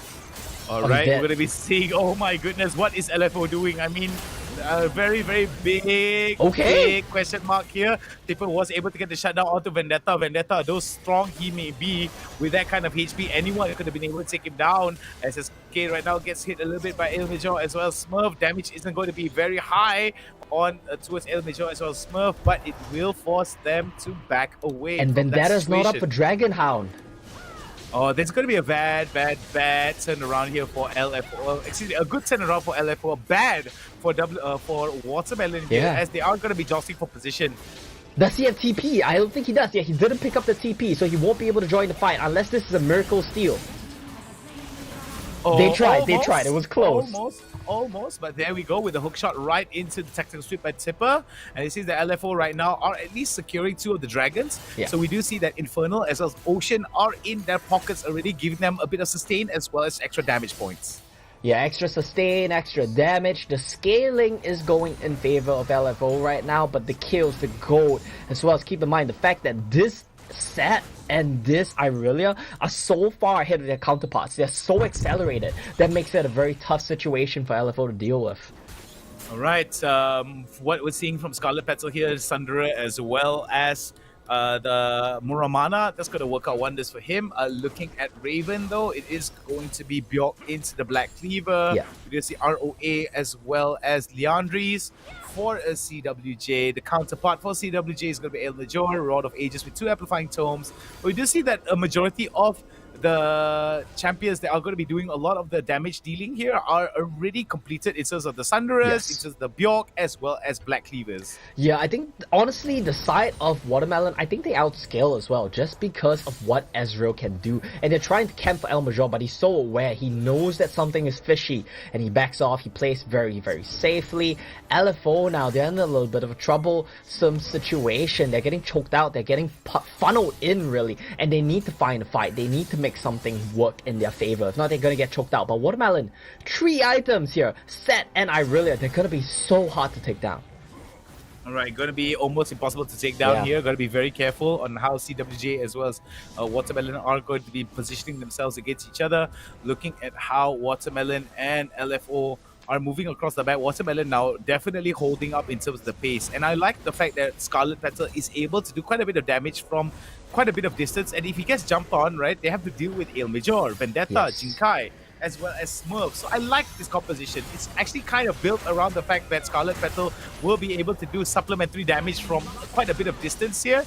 And the siege potential that comes from Watermelon, although not the highest amount of siege potential here, like compared to like having a Ziggs, Ezreal, and maybe like a Morgana on your team, is still very much detrimental towards LFO trying to come into the fights. Tipper is going to lead them on a wild goose chase right now. He's so smart about this. Oh, very nicely done there. Hextech Ultimatum, but I don't think it's going to be enough here. Scarlet Petal as well as Vendetta now going to go for him. El Major is nearby. True Shot Barrage finally hits its target, but it's going to be Vendetta that scores the kill. That was smart in the sense that he knew not to run to Tribrush, and he tried to lead them on a wild goose chase, but Vendetta correctly identifies the situation, and he flashes in to stop any further attempt at an escape from Tipper. Now Baron's going to get started. Baron's going to get started here for Watermelon. Ren Watermelon could be now. huge here.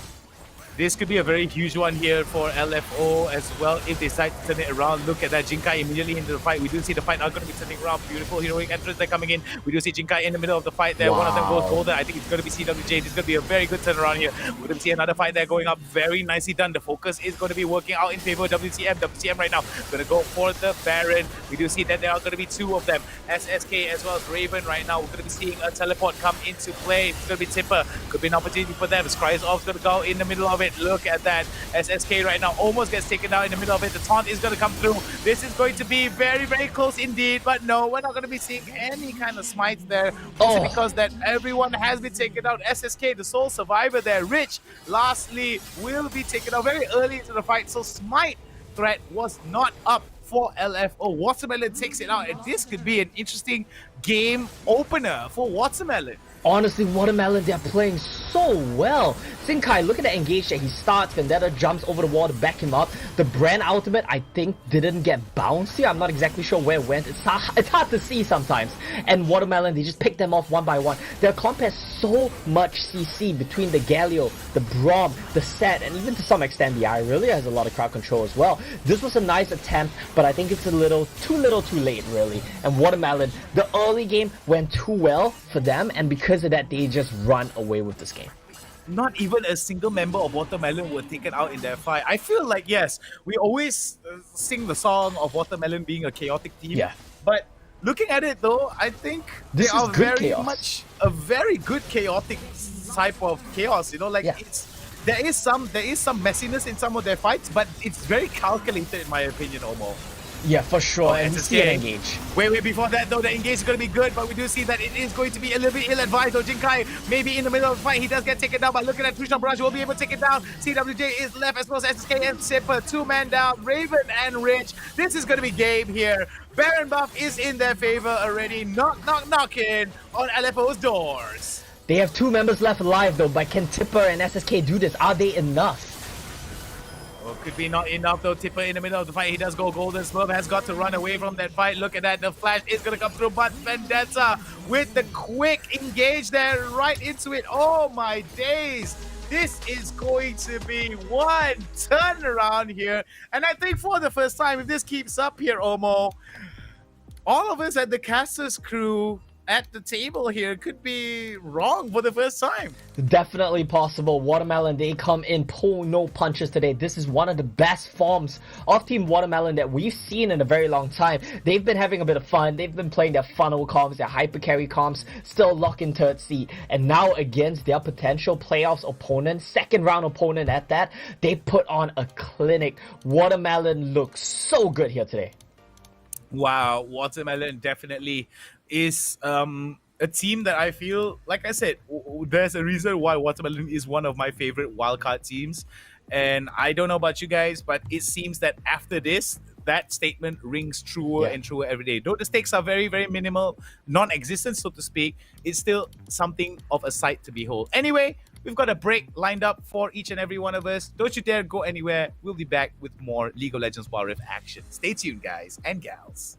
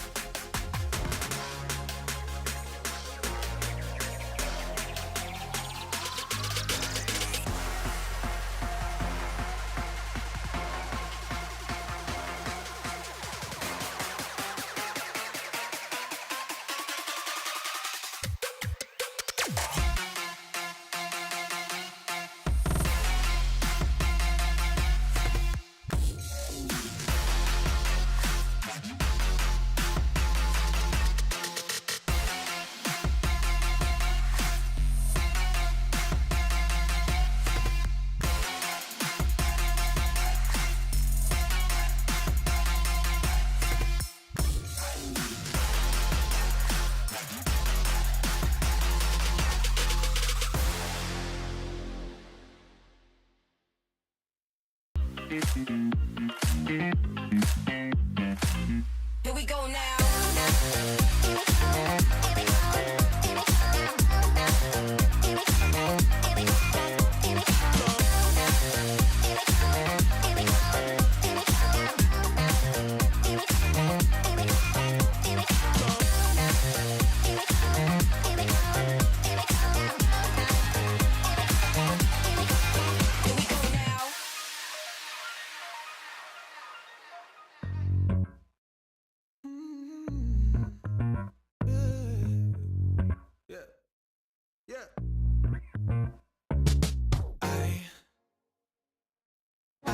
You've been down far away. I think that it might be time for change. Maybe it's a sign to run away, and we'll never have to stay. It's a feeling that we've never felt. There's nothing wrong with sharing it with someone else. I'll lift you up.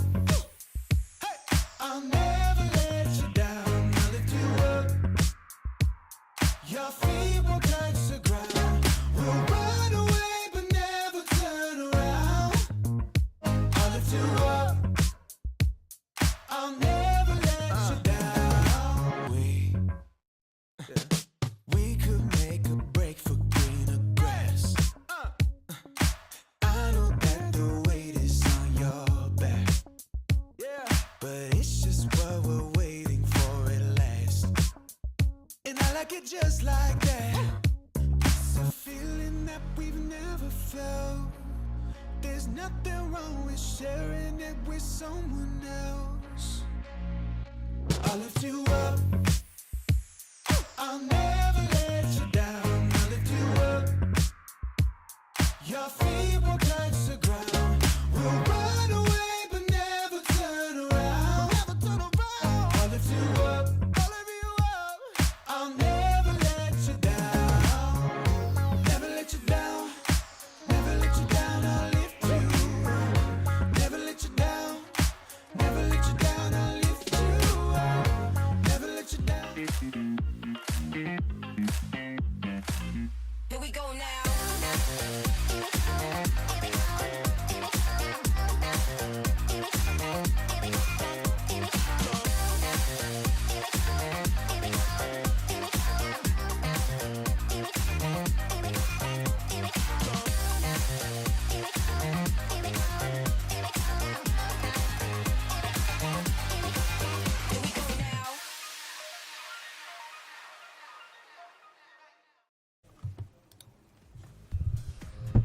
And we're back! WCS MYSG, last series of the day, last series of the entire group stages. He is Hound, I'm Momo, I got it right this time. We're here for game 2 between Watermelon and LFO. Watermelon dominant in game 1.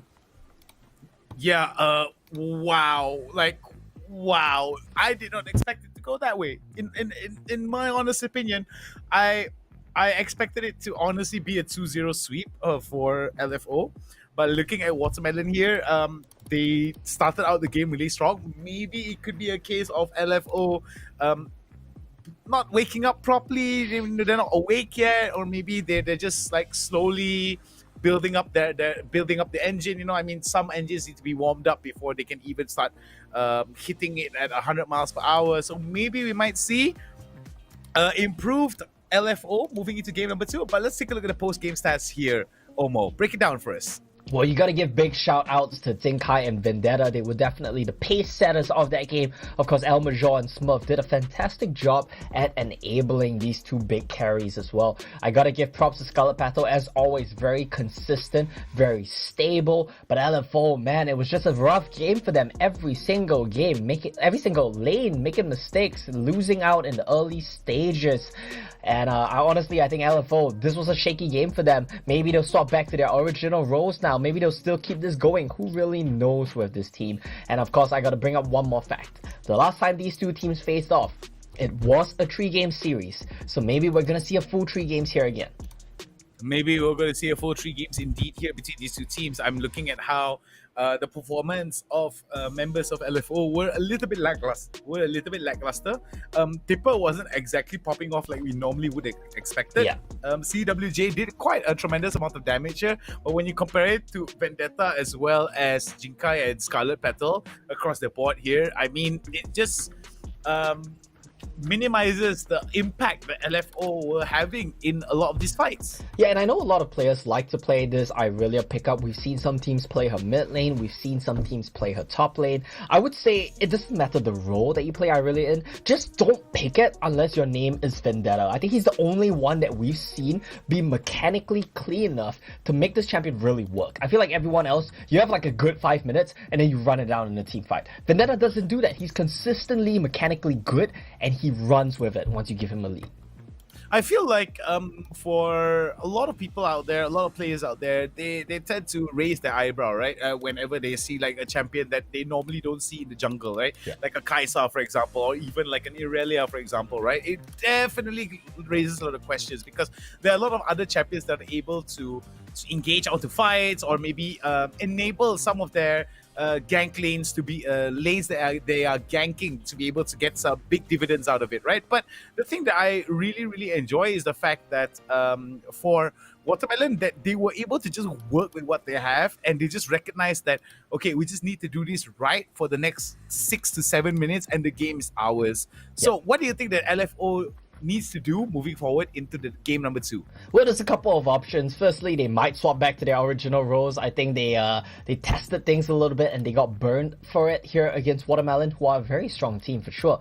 And of course, keep in mind, this game has actually no stakes here. These two teams are going to face each other again in the second round of playoffs. So maybe we'll see them pull something crazy out for that game. Maybe this is just a warm-up. Maybe this is a saving strat, as teams love to say. We won't really know until we get there, but let's see how it goes. I mean, sometimes it could be a case of like LFO, they don't mind losing it 2-0 here because, like I said, like you said, very, very poignantly, is that nothing is at stake. There isn't going to be any threats towards their positioning. So maybe they are saving some strats, or even on a crazier conspiracy theory kind of stuff happening right here, is that maybe they might just pick up some of these crazier strats and say, who knows, okay, if we win with Watermelon, against Watermelon with some crazy off-the-wall strats, then when we go into playoffs, we'll be a little bit more confident moving forward. Or maybe they could just, never mind, let's just give them 2-0 here, give them a false sense of security, and then when it comes to playoffs, then they unleash the ace in the hole, so to speak. Could very well be the case, and of course you got to keep in mind as well, I think LFO, their sights are set on Sem 9. That's the team they want to take down. It's not going to be an easy task for sure, but maybe that's part of the reason. I know we're grasping at straws, it sounds like a lot of copium right now, but maybe that's part of the reason why as well. Honestly though, not to take anything away from Watermelon, mechanically, draft, everything, team fighting, they were very clean that game. Very clean that game indeed. I do like the fact that Watermelon is cleaning up the act, so to speak. Like there were a lot of fights during the first few weeks of WCS that made me go like, wow. Sometimes it's just the reason why they won it was maybe because it was a very coin flip kind of fight, right? But now a lot more calculated, a lot more tactical in their approaches, very well aware of what they can and cannot do. And I felt that a lot of those fights, we did see that maybe there were some fights where they were members of Watermelon were limping away from that fight, right? But for the majority of those fights, they were able to actually crux out very, very well indeed over members of LFO. Yeah, and I think they mechanically for sure outperformed LFO. Let's see if they can keep this up going to game 2. And this is why I get so annoyed as well when we see Watermelon play all those Enchanter funnel drafts, because I feel like they're a much better team than that. They don't need to do these cheeses. They don't need to do this weird oddball drafts to win games. Just play standard solid drafts with champions that you guys are good at, and you can win games. All right. I don't know about you guys. The screen has changed. That means it's going to go into Champ Select, ladies and gentlemen. Right now, looking for org is LFO is going to be on the left side of the screen, and Watermelon is going to be on the right side of the screen. So that means that LFO is going to be on the blue side. First pick, first ban. Watermelon is going to be on the red side. A second pick, last pick, and final ban here. So going to be very interesting to see how these two teams are going to go up against each other, what kind of pick compositions they're going to go for, and what kind of pick cadence they're going to go for. Because pick cadence, I think, in my opinion, is something that a lot of us as casters actually don't really cover up a lot. Because in terms of pick cadence, it's always flex picks or strongest picks here. Yes. I mean, I feel like that's the priority in the meta right now, especially since it's so coincidental that the flex picks just so happen to be the strongest picks as well. So I think that's the priority of the meta for a lot of these teams. Braum being banned away for LFO, I think is a good call. It was so annoying to their draft last game. Yeah, and looking at Watermelon, I'm not entirely surprised that they are going to be banning out the Senna here. I mean, infinite scaling, we did see that. We do know for a fact that LFO does give quite a bit of priority here for some of the scaling champions. And if Watermelon are going to go for beefy champions, right? I mean, champions that are... high health pools, high amount of armor, high amount of magic resist, right? They want to be able to take away those opportunities for LFO, Raven, especially SSK, to be able to basically pick some champions that are able to maybe pick champions that are able to whittle away at them with true damage, so to speak, or maybe even infinite scaling. We've seen Kai'Sa being picked out, we've seen Senna being banned out, we see Lulu being banned out here for LFO towards Watermelon, and Watermelon now banning out Senna, Yuumi, and I think they're going to go ban out Kai'Sa again. Oh no, it's actually going to be the Olaf. Okay, the Olaf ban, it's a little bit odd. I don't really think that's something which LFO has a high priority on, but we'll see. I mean, it's just a strong champion in general, so I can't blame them for wanting to get rid of it. Also, it's a good champion into Vendetta's champion pool. Greg is going to get first pick now, very versatile champion. We talk about this a lot. Can go pretty much any role. Let's see where it does end up going. Yeah, and let's talk a little bit about Gragas here. Gragas has said both these champions are definitely going to be the highest pick champions across the board here. Closely behind is going to be Galio and Lucian, like I said beforehand. And a lot of it, I think, really revolves around the fact that Gragas had said both of these champions are very, very strong in terms of their flexibility. They have a lot of opportunities to fill up a lot of the gaps that are available for either side of the teams. So looking at what Watermelon decides to go for, they're going to go for Jinkai onto Galio. Maybe they might go for a relatively similar composition, because we did see that their composition really worked out well. But the fact remains here that LFO does have Gragas, and Gragas, in my opinion, is very strong in terms of disrupting some of these team fights and being able to penetrate the back lines here. So this could be an opportunity for LFO to start clapping back onto its watermelon. Yeah, and Gragas is a good pick against Ziggs as well. We talk about what champions like Ziggs and Varus really suffer from, and I think that that's against displacement. Gragas is one of the best sources of displacement, so we need to look out for that one. It really comes down to how the team can protect Scarlet Petal. Of course, like we said, he is very consistent, so maybe he will be able to be self-sufficient. Now, Ashe Trash getting locked in. We saw an Ashe Varus early on. We talked about how that's very similar to the Ashe Trash that was picked up by Sam9 earlier on this split. It can be a very lane dominant duo, very high bully potential, especially against something like a Ziggs. If you walk up, you flay him, you can outpoke him. This is a lane that we definitely want to be looking out for. I think Vendetta is going to give the Ziggs over to Scarlet Petal. I mean, there is a lot of siege potential that could come in. Looking at it, I do like the fact that Ashe is being picked up here. A lot of pick potential with the Enchanted Crystal Arrow, coupled with the fact that Rich is going to be playing the Thresh. I think that's going to be very good in terms of keeping Raven safe in some of these fights. But when we look at it, right, Jinkai will be able to come into the fight very, very well with the ultimate. Also, with Il Major playing the Irelia, in my opinion, could be a huge problem here, because if he's able to just dive in, then Ashe won't be able to do much out of it. Even if he throws out the Enchanted Crystal Arrow, will be able to be blocked with the Irelia third ability, if I'm not mistaken. So it's going to be a huge problem here for members of LFO, because there is going to be quite a bit of ability from Watermelon to be able to come in from the flanks or basically penetrate into the backline. So looking at it here, what do you think is the best option for LFO moving forward here, now that we have Tipper, SSK, and CWJ locking in respectively for their teammates? Well, I think it's pretty much the reverse of last game, right? What their team suffers around this time is a lack of damage more than anything else. They have the utility, they have the crowd control, they have the engaged tools. They just need a carry champion somewhere. I think if you look at Watermelon's team comp right now, it can be hard to think of the right one. Now with Zed getting picked up as well, it's gonna, like you said, it's going to be a tough time for this Ashe. But I want to see what their answer is. What carry champion would you pick up in answer to this?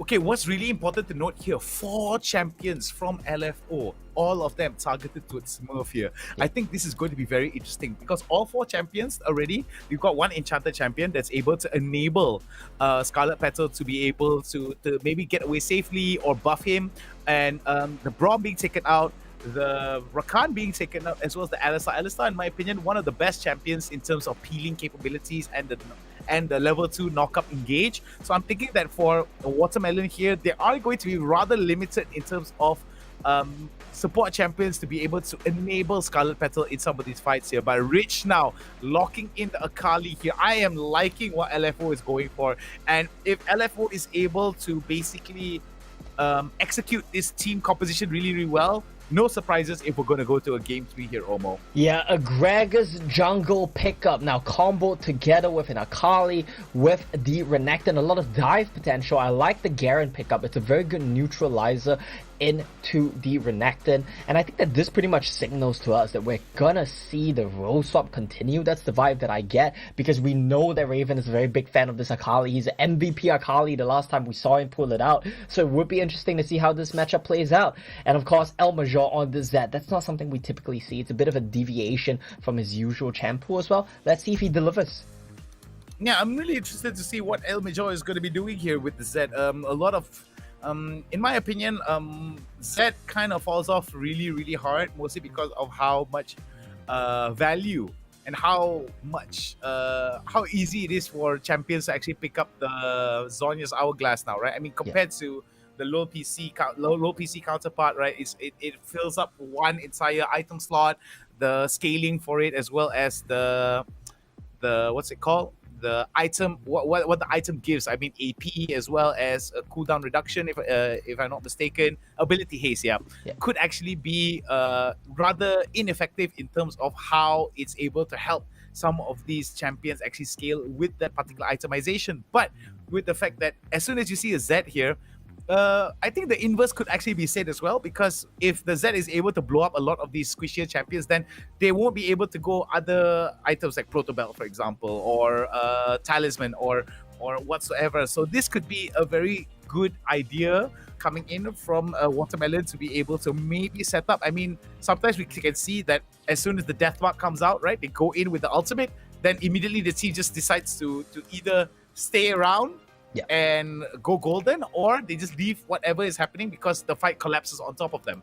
Yeah, I mean, I think both of these drafts, yet again, are very good. Both teams have clear win conditions, and I think it plays to their strengths as well. The only thing that I would say is a deviation from their usual strengths is this Zed pickup for El Major. But like you said, he has clear conditions for what he can do to win this game as well. If he picks off some of the squishier members, the Ashe especially is a notable one, then it can be very difficult for LFO to play out the game. We'll have to see though as we go into game whether they can tie it up, bring us into map 3, or if it's going to be a clean 2-0 shutout for Watermelon ahead of playoffs. I'm personally not a big fan. of the fact that DPS is going to be an issue here for Watermelon. I do like the fact that El Major is going to be going the Garen mid lane here. I mean, there is going to be quite a bit of... Oh, hang on. Vendetta is going in the jungle. Vendetta is going in the jungle with the Zed. Jinka is going to go with the Irelia. El Major is going to go with the Garen, Scarlet Petal. Okay, this is actually great. Why? Because if El Major is actually... how to say, given a little bit more leeway to itemize a little bit more aggressively, then maybe the DPS may be slightly in favor of Watermelon, but I'm thinking that consistent damage across the board for LFO is a lot higher comparatively. So this is going to be very interesting moving forward here, Omo, because I'm thinking that both these teams have, like you said, very clear visions of what they need to do, what they need to achieve in terms of winning, but identity-wise, there's I think a few things that LFO does better than Watermelon in terms of the composition. With that being said, let's go into game number 2, potentially of 3 games here in our final series of the group stage. Alright, LFO, they're gonna keep the role swap going, and we will see Tipper as the one on the Akali into this Irelia matchup. That is a good matchup. I've talked about it before. It gets to... Well, Irelia has a decent time early on, but eventually gets to the point where Akali has full control of this lane. Yeah, so SSK, oh my goodness, almost gets the flay there onto Scarlet Petal. Scarlet Petal right now going to be very aggressive indeed here. Look at that, SSK gets taken down to about almost 50% HP here. Smurf as well, Scarlet Petal, very, very healthy indeed. And we're going to be seeing a bit of a focus here onto his bot side, CWJ right now. We're going to get a little bit of the priority here, being able to push out. But over to mid side there, we're going to see El Major as well as Ravens now going to try to get each other into a little bit of damage troubles here. But over the top side, gonna be a bit of an island here over the top side. Yeah, now Vendetta, he wants more mid lane as we see some scuffles in bot lane. Alright, we're gonna be seeing Satchel Charge there going over to his SSK. We're seeing the Winds of War hitting onto CWJ, nothing too detrimental here. Scarlet Petal still very healthy. Mid lane, 2v2. Oh wait, but mid lane, we're gonna be seeing El Major, Vendetta, both of them now.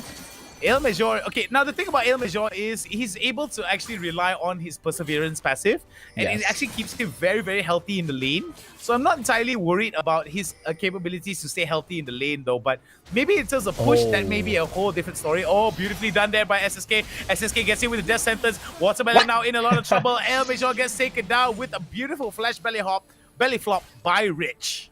And that is huge for 2 reasons. The first one, SSK, you got a good timing to roam. That's very nice to see. I love seeing supports get involved in the action early on when they know they can. Tipper goes aggressive, but behind him, his Thai friend Rich is here, burns the flash of Ting Kai 2. And this is huge also because it's a reversal of last game. Last game we saw Vendetta get the lead, and we know what he can do with the lead. Now, Raven, he's the one with the lead, and we know what he can do as well. Both these guys, you give them an inch, they will run the game. They're threatening a dive, they're forcing Ting Kai away. Looking good now for LFO in game 2.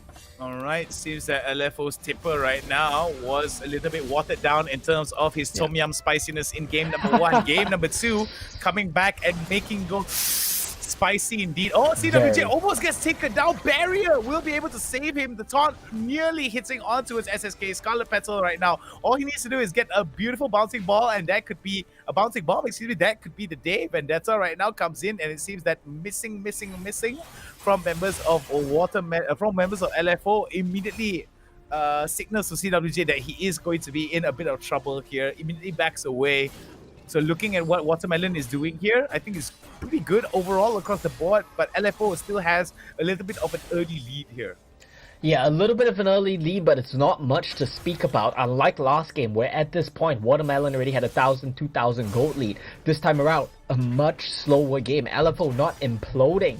And Vendetta, he's just going to be quietly farming it up right now. Tinkai didn't get solo kills. We're going to see a much more even game state going to the mid game, but now Tipper, he could be in a bit of a trouble. All right, Tipper goes in with the Twilight Shroud here. Smurf comes in as well. Beautiful taunt there coming in on towards him. Beautiful timing there. Nice dodge. Very good understanding of it all. Perfect execution is all actually up. Tipper could be taken down, and boom, the Justice Punch will actually be the passive from the Galio will be able to take him down for the count. Tipper messed up. One of the reasons why Galio counters Akali so much is when you taunt him, he has to auto attack you and he reveals himself from the shroud. But Tipper dodges the flawless duet there, but he R2s into the wall. He slams his face into the wall and doesn't manage to get away. Now Tinkai, he's gonna get jumped on by Raven. Okay. He's probably dead. They're most likely gonna get the drop here. Oh, beautiful Protobelt right into the play here, but we do see that Smurf is gonna come in. Beautiful knock up there onto one, but it seems that Smurf may be in a bit of trouble here. But there goes the Mega Inferno Bomb. Will not be able to take down any of them. But it seems that El Major is in here. Tipper goes immediately, but look at that. Enchanted Crystal Arrow will follow up, and we've got to be careful here. Killing Spree going over towards Ravens. Very well done. Set up beautifully by CWJ and then casted Enchanted Crystal Arrow. Rich once more. Oh my god, there's going to be more fights here happening out here. Rich has to get away, but luckily enough, Living Shadow will make sure that Vendetta gets away and lives to fight another day. And now both of these teams, that is kind of what we expected. Blows being traded back and forth much closer than in that game one. This replay, you know this matchup. Renekton will kill you here. There's not much you can do. Already a good usage of the W to dodge as much of the damage as he could. That I thought could have maybe saved him, but still at the end of the day it's not enough. Smurf comes in, has put it out to get out of dodge, but I think they overstay a little bit here. SSK and Raven, they should just run. Don't try to save Tipper. Well, I really like the fact that Tipper was able to dodge a majority of Vendetta's damage there with the Twilight Shroud. I think that was really well done here from Tipper, and it was very unfortunate for Vendetta there to be able to go for the Death Mark onto Tipper. I felt that he could have actually lucked out a little bit better if he actually targeted somebody that didn't. Oh wait, oh, Jinkai gets hit with the drifting Enchanted Crystal Arrow, but look at the taunt there coming in from Smurf. The follow-up is going to be good, and it seems that members of LFO bit off a little bit more than they can chew. They're going to try and turn it around. Tipper's in the middle of the fight, goes in with the Twilight Shroud, gets one. Will he be able to get two? Smurf now one more hit, and it's going to be game over for him, but look at that. Watermelon very well aware of what they need to do and to mitigate the losses that comes their way. Good use of the Ash Gragas to make picks here on the side of LFO, but a bit impatient for Tipper. His timing on the perfect execution could have been better. I think he might have been able to nat maybe one, maybe even two more kills here. SSK on a ward. Vendetta knows this. Alright, Vendetta now in a little bit of trouble here. SSK is going to be chased down, and it seems that Vendetta is going to get hit with the barrage of arrows onto his way here. CWJ right now is going to go throw out even more arrows onto the Scarlet Petal just to get a little bit of, make sure the Scarlet Petal's a little bit pensive towards getting that distance covered between himself. But it seems that compared to game number one, Watermelon right now has a little bit more work cut out for them here. Il Major and Tipper now, both of them exchanging blows. Oh, but wait, Smurf now comes into it. Protobelt, but over the top side here, we're going to be seeing LFO get one kill as well. Tipper gets taken down as well. 1-for-1 across two sides of the map. Two sides of the map, aggressiveness across the board from both of these teams. That's what we talked about. They love to fight. They love the bloodbaths. Now more gold getting funneled into Raven. He's going to have a very comfortable game. Very comfortable games indeed here for members of LFO. Rich especially working out very well. Does have the Ludens here, and looking at how members of LFO are itemizing here, it seems that game number 2 may actually force members of Watermelon to go to game number 3 here, and it seems that LFO is accelerating the pace of the game at every turn around here. Watermelon right now has to play it very, very conservatively moving forward. Il Major will be able to score another turret for their favor here, but still LFO ahead in terms of turrets taken. Yeah, El Major, he has a nice little bit of gold for himself as well. He's going to be very tanky. Zinkai gets caught though. Oh my goodness, Jinkai almost gets hit with a Enchanted Crystal Arrow here. We're going to be seeing the beautiful oh my god, where did he go? Smurf. It seems that Jinkai was able to turn the fight around. Ravens there turned into a set of slippers. Raven didn't want to take the lantern. He thought he could kill Jinkai, and he could. One auto away was all it really took. The hook missing, the arrow missing, Jinkai's fancy footwork got him out of trouble.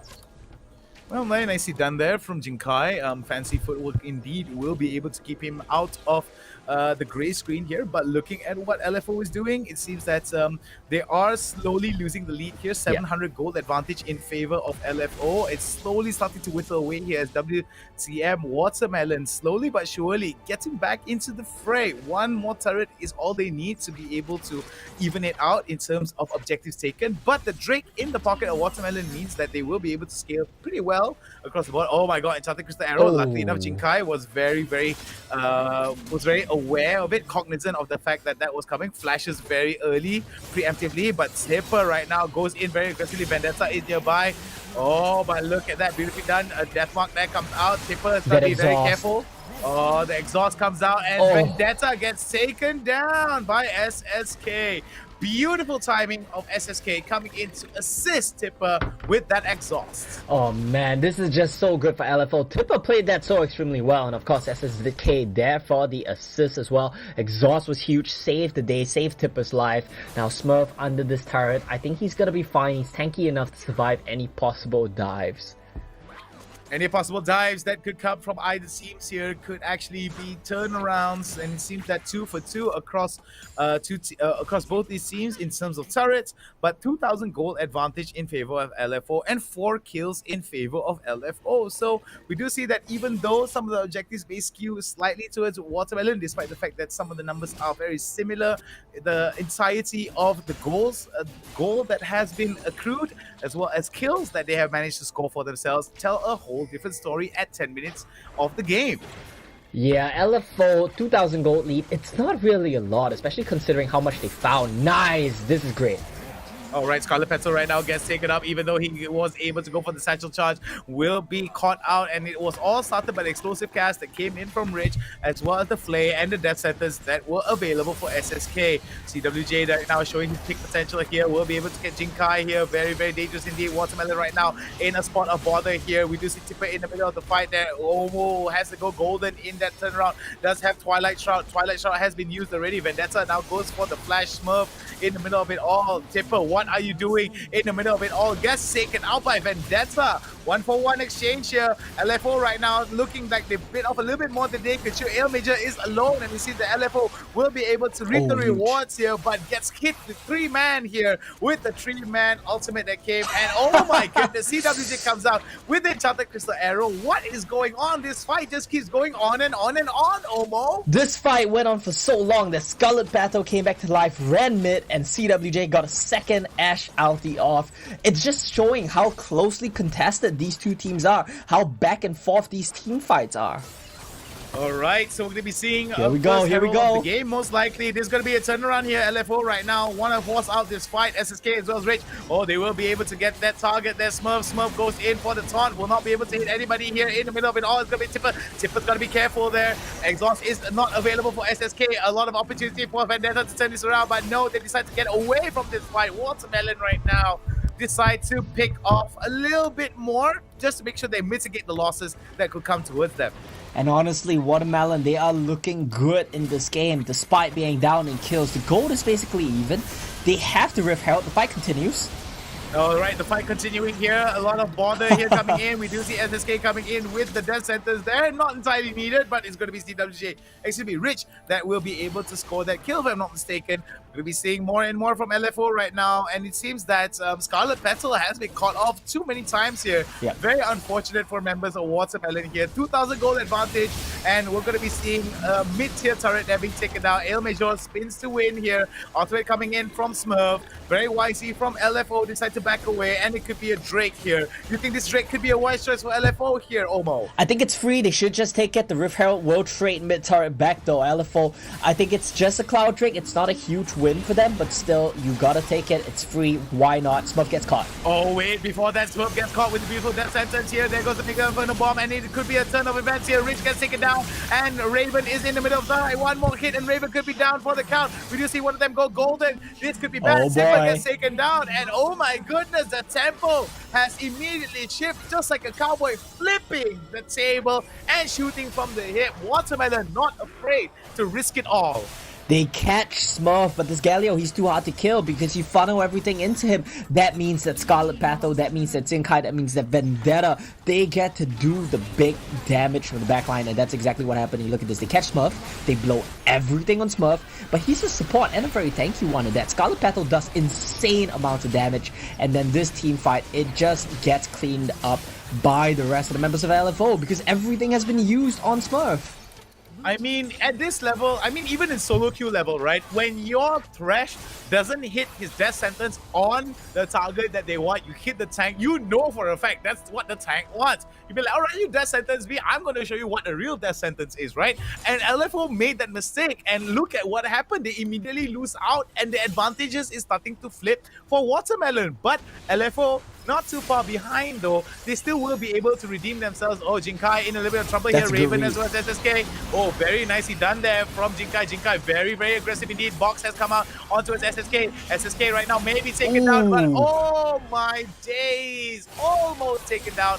Rich almost gets taken down as well. CWJ gets almost away from that fight. Has to go golden, but it seems that it's going to be 1-for-1 here for WCM as well as LFO. Very interesting turn of events here at about 14 minutes and 20 seconds. So evenly matched between these two teams. LFO, they're basically tied in gold right now. You kill Tinkai, we kill CWJ. It's 1-for-1. This game, I mean, it's on a knife's edge. It's anyone's game right now. Whoever takes the next big team fight win. Whoever takes the next Inferno Dragon Soul, it's gonna take the game. It's still anyone's game. It's that close. I hate games like this, Omo, because sometimes it's just a coin flip. It's so hard to see how clearly who's going to win. And man, oh man, like this is like, to me at least, one of the pinnacles of Wild Rift, because I love seeing how back and forth some of these fights are. Oh my god, it's Santa Cruz Arrow. Drift King is going to come in, but no, Vendetta now in along bother here. We'll have to get away. Nicely done there, coming in for Smurf. Smurf right now in a very spot. A bother is going to be Ale Major that comes in with the Demacian Justice on towards Tipper. Tipper right now. Question marks are definitely going to be raised here in terms of Tipper's performance, but we're going to be seeing another turret in favor of LFO. 4-for-4 now. Look at the goal here. It's almost even across the board, and it seems that it's very even in terms of kills as well. Rich as well as Vendetta now going to be in the spot of bother. Very nicely done there. Beautiful read by Vendetta. We'll be able to get the death mark off. Raven in a lot of trouble. SSK and CWJ are in the spot of bother. Look at that. There goes the Enchanted Crystal Arrow, but the taunt is going to be too good. And man, oh man, it seems that Watermelon is coming back into this game. More than coming back. I think they're playing with a lead right now. That situation, it was 4-on-5. Tinkai wasn't even there, and they take the dub. 0-6 right now on this Irelia, but he's still making it work. Baron gets started, and this is Watermelon setting up a pick. SSK, do you know this? Oh my goodness, SSK right now in a little bit of bother here. Oh, there goes the turnaround. Rampage goes over to Scarlet Petal with the ultimate, and SSK may actually be taken down. One more hit right into it. Jinkai goes in with the ultimate right into that dash for the flash, but oh my goodness, Ale Major got skamazed so hard right into the Enchanted Crystal Arrow. CWJ gets shielded. Oh, this is where the days turn into nights here for Watermelon. TP. 15 here. Oh my goodness, here we go. Here comes the ultimate, and here comes the teleport right into the Dominus. Raven is gonna come in.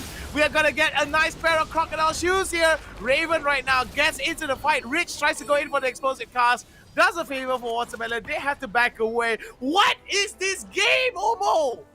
It's as close as it gets now. Elder Dragon, Inferno Dragon, so I don't even know what it's called anymore. I think this is in the sights of LFO. They want to try to rush this. They need TPs to come in as well. They're not going to do this. So it's just going to be LFO backing away. Watermelon, they will be here in time. And LFO, they need to find something. They need to find a pick. That's what their team comp is supposed to do. Find the pick. Let's see if they can do it. Alright, Vendetta had a few question marks there raised up towards him in terms of his capabilities to get some of these picks, but it seems that right now, at this stage of the game, he's been able to get himself CWJ and Pipper for some of these spots. Now that he's focusing quite a bit on CWJ, it's starting to work out wonders for him. But remember, we do see that CWJ does have the Edge of Night. He does have the the Black Cleaver as well as the Bjork, giving him a little bit of sustain here. We're going to be following up. Raven right now is going to be the next target. Rampage going to go over to his Vendetta. I think it's going to be very good here. This is going to be a strong opportunity for Watermelon, but no. Oh my goodness, there we go. The pick potential there coming in from CWJ. They enchanted with the arrow, but we're going to be seeing Jinkai right now. No damage. Exhaust comes off. No more damage there. Rich misses out on his explosive cast. He has to get away from this. Oh my goodness, the fight turns around. What is going on? LFO making so many mistakes that they shouldn't be making against Watermelon here. Yeah, 1-7, but this, I really, if you don't one-shot her, she's always going to be able to win the team fight. Not sure what happened to Tipper, but he got caught out on the bottom side of the map. They tried to take 2 fights at once. That's not going to work out. Scarlet Battle on the Ziggs, he's doing so much work as well. The DPS from the backline, that's going to be top inhibitor dropping while Watermelon get the Dragon Soul. Alright, very nicely done there. They are very well aware. Watermelon right now doing 2 things at once, and I'm thinking that this is going to be good. As long as Ale Major will stop this push of Enchanted Crystal Arrow, I think Ale Major really needs to make sure that SSK and CWJ aren't able to do this here. Because if they're not able to back, this could be hard there. Oh my goodness, very well done there from SSK to be able to get the Lantern onto CWJ, almost escaping Scarlet Petal's damage potential there with the Mega Inferno Bomb. Yeah, with the Mega Inferno Bomb, you see just one spell, how much damage it can do. This is the power of the Ziggs, and this is why I love Watermelon's drafts. A large part of that is Scarlet Petal. This guy picks the right picks at the right time, isn't afraid to play mages, knows how to play mages so well, and I feel like that's one of the big reasons for their success. Of course, you can't forget as well the 2 big carries of Jinkai and Vendetta. Well, Jinkai gets jumped on now. Oh my god, Jinkai getting jumped on by 3. We do see Enchanted Crystal Arrow getting hit there. We do see that there is going to be Smurf coming into the fight. There's going to be a miss out of the ultimate here, but Rich, gets followed up by Jinkai. Jinkai in the middle of the fight there gets exhausted, is going to be Vendetta. Vendetta right now goes in for the death mark. We're going to be seeing 1-for-1, but look at that. Tipper in the middle of the fight has to go golden right into the Twilight Shroud, gets a double kill, is going to be Scarlet Petal, and we might not need game number 3 here. It's knocking on LFO though, as Watermelon may close this out.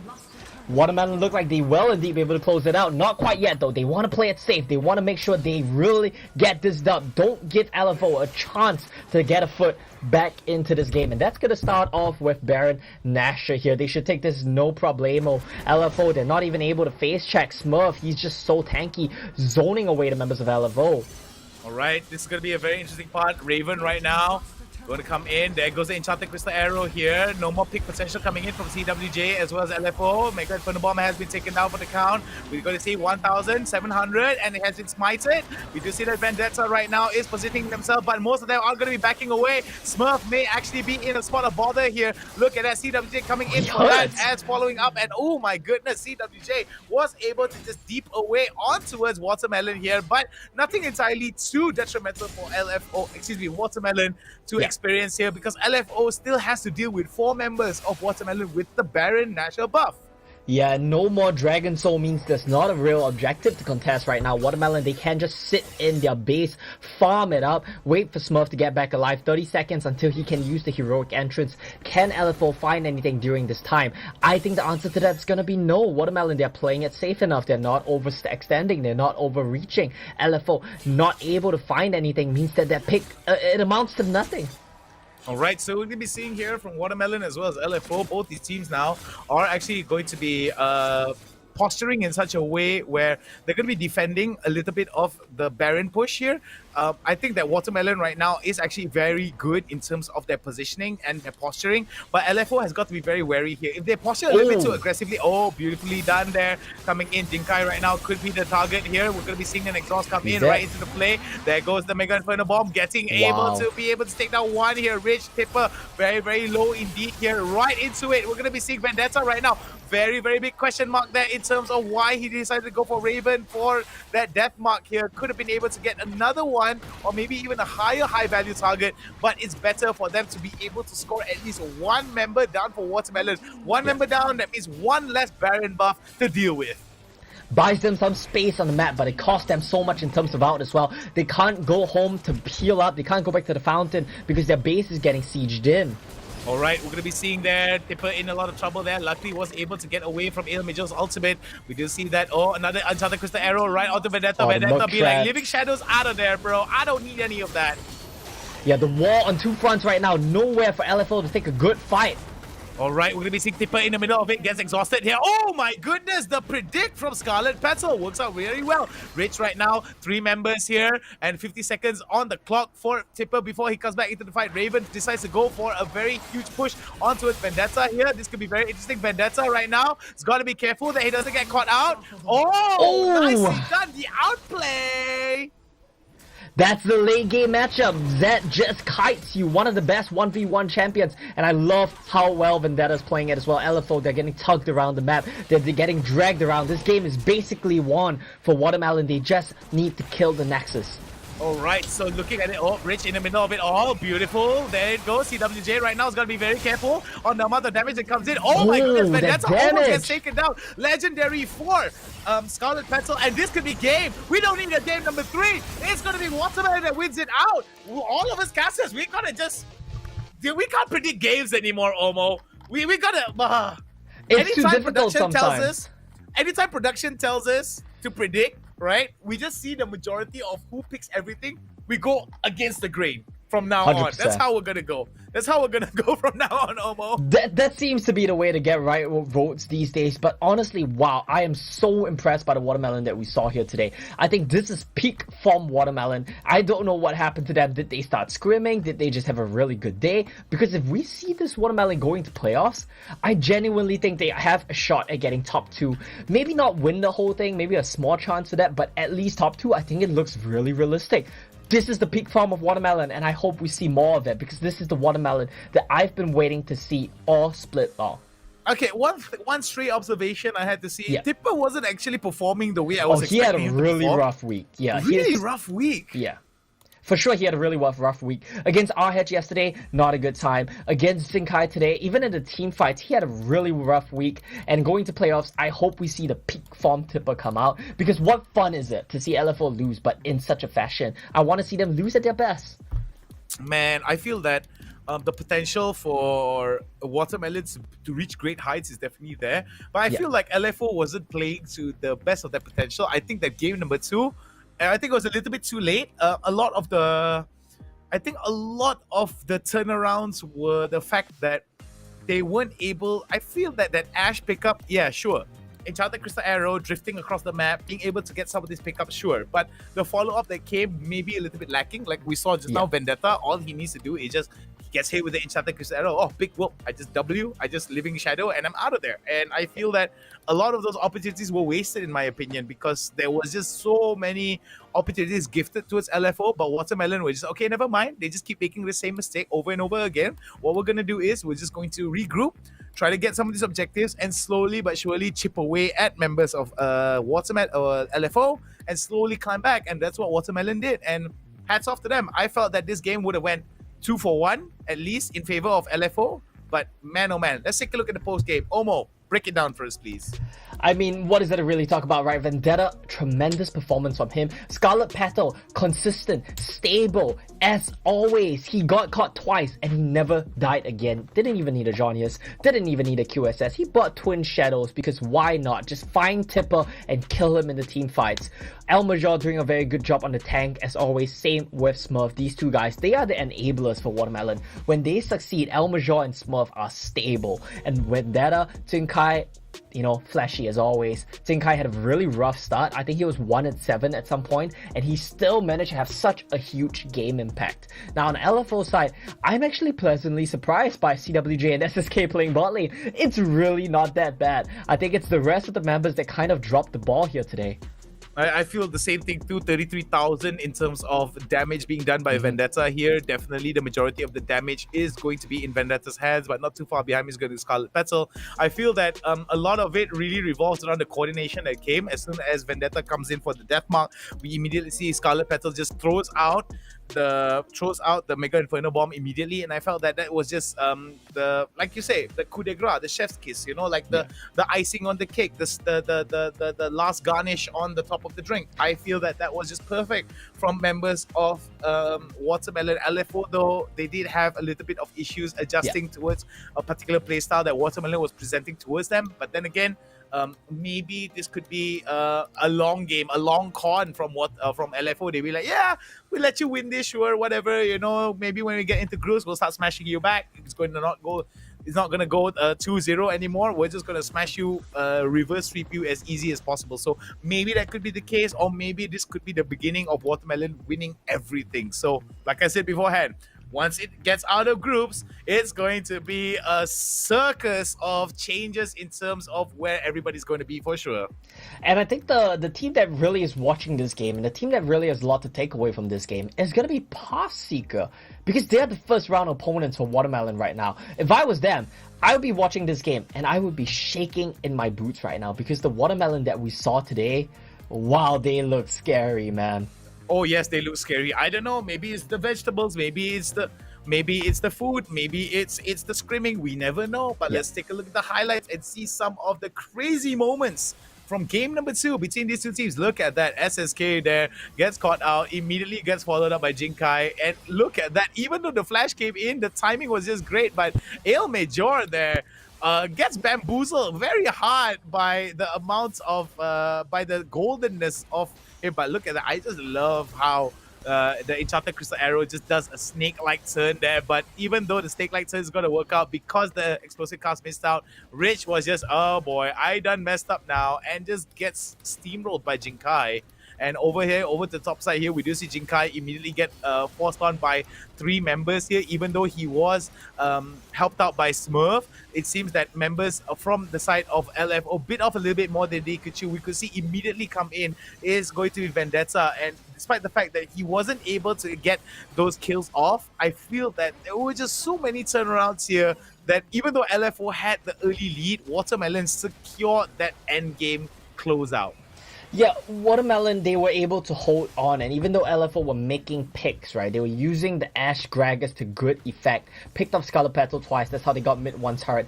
They never really managed to find a way to run away with the game, and Watermelon, they found the ways back into the game. Their team comps just denied the engages of LFO in both games, really. Game 1, they had the Brom Galio. Game 2, they had the Galio Garen. So many brick walls to just deny LFO's aggressiveness and LFO's engage, which is how they love to play.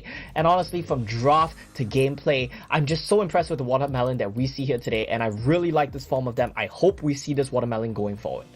I like a little ways down the road, I do believe that Watermelon could actually be, like I said, one of the wild cards that could upset the entirety of the standings here. Yeah. But there has to be there's a few mountains for them to climb, there's a few obstacles for them to get over, and I feel that with them being able to get over LFO today is definitely a strong indicator for them moving forward. So we've got an interview with Smurf from a Watermelon. So Omo, I'm really curious to see what Smurf has to say. So let's get to know Smurf here for this interview. Hey. Hello. Welcome. Can you hear us? Yeah, I can. Okay. First of all, I just want to say, holy shit, you guys played so well today. What happened? Did you guys start screaming? Did you guys have a game plan? Because it looked so good for you guys today. I think, I mean, we haven't started screaming but I think because like we said, the competition progressively this is our scream, so I think we progressively improved. And I mean, I think maybe because we aren't playing Funner comps, so I think personally I'm not a fan of our Funner comps, but personally I think when me and Vendetta get moving together, I think we play a lot stronger. But hopefully when we reach playoffs, we can show that we can play Funner comps, but I'm more fond of us playing like normal comps. And I think we haven't showed almost all the things we can play, and I think it gives us a lot of power going into the playoffs. Yeah. Okay, from me now. Watermelon, in my opinion, is one of the teams that has dark horse qualities or spoiler qualities for a lot of the top tier teams like Sam9 and LFO, right? So were there any particular standout strategies that you felt really, for this particular best of 3, for this particular match between you and LFO, that really stood out? Were there any kind of things? I mean, you guys don't script, right? So you only were able to identify a lot of these tactics throughout the entirety of the group stages. Were there any particular standout strategies against LFO that you guys knew that just clicked for you, or did you guys just wing it along the way? I think for us drafting wise, we don't really plan anything, but the thing is our team has a lot of ability to flex any champion to any roles. So even like when they ban out a lot of our champs, we still can decide where we want to put our champs. For example, like the Z, we can put it to jungle, and our Aurelia, we can move it to top mid and jungle as well as the Garen. So like a lot of these picks we can flex around. I think teams will be hard to draft against us whenever we pick any champ because you can go into any role. Yeah.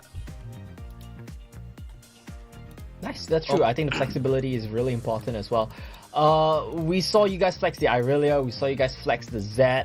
Do you guys have any spicy picks coming for playoffs? You've already shown Kai'Sa jungle, Tristana jungle. Are there more things that are coming?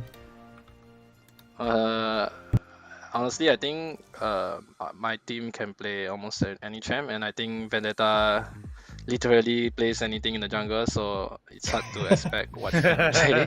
I mean, we ourselves don't know what he want to play on the day itself, so it's mostly like what he feels like playing, and we just go with the flow, I guess. And obviously we draft based on the opponent's team comp as well, and like what will fit in the draft as well. Yeah. Okay. So oh, sorry. Go ahead. No problem. I've got one more question for you, Smurf. One final question before we start preparing for the MVP. What is the hardest thing about drafting, in your opinion, against any of these teams? Because, like you said, a lot of it really revolves around like you don't have a set plan. You kind of follow what is being shown for you guys, right? So, does certain teams, in terms of their drafting cadence, drafting patterns, really give you a few question marks that you guys are slowly trying to figure out, or have you guys got it all figured out at the end of group stages here?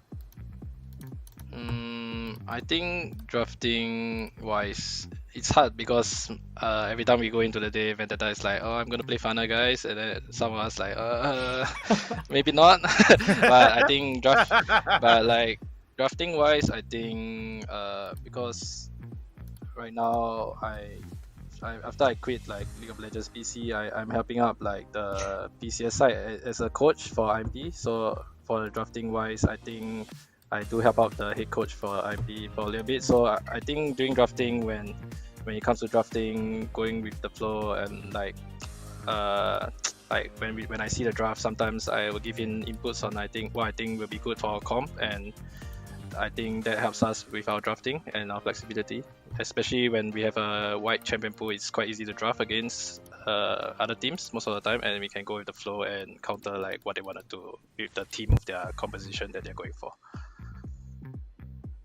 All right, perfectly done, Smurf. Before we let you go, let us check out who is the MVP. Do you have any predictions before we reveal the MVP? I think for this series, maybe I'll choose myself, because I think for the game 2, I think without my roams and I think my engagers, I feel like we would have lost the game 2. So for this series, I think I'll pick myself. Yeah, I mean that's a very justified statement right there. So let's take a look at our MVP. Drum roll, please. Let's check it out. What the MVP has to show. Oh, it's Vendetta. Very unfortunate for you, Vendetta, with a kill participation of 76, a goal per minute of 902, damage per minute of 1,461, and damage taken per minute 986. I mean, I was rather surprised to see that Vendetta is going to be the one that is the MVP. I would have actually picked you, Smurf, because I felt that your inputs as well as your very proactive movements across the map definitely helped out onto your team to be able to secure victory. Any closing words from you, Omo? Yeah, I mean, I want to say I voted for Vendetta because I have a monkey brain as well, but I agree. I think it disengages and roams are very impactful as well. But I just have a monkey brain and I like flashy plays. So, but yeah, good job, guys. I hope to see more from you guys in playoffs. I think you guys played crazy well today. Please stop playing funnel. Please stop playing funnel. Yeah, please stop playing funnel. I think you guys like please be the underdog team, the wild horse team to just upset everything, because to me that's always the best way to go. Oh, wait, okay? Before we close, can I ask one quick question? So you play against PathSeeker first, and then if you win, you play against LFO. Is there a team that you really want to play against, or you really are looking out for in playoffs?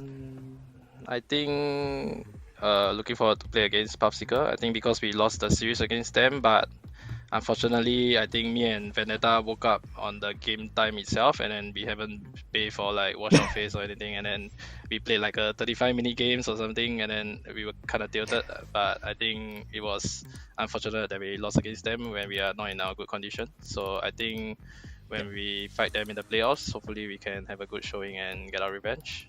Yeah, against the rest of the team, I think we'll take it one step at a time, and hopefully we can get a deep run. Yeah.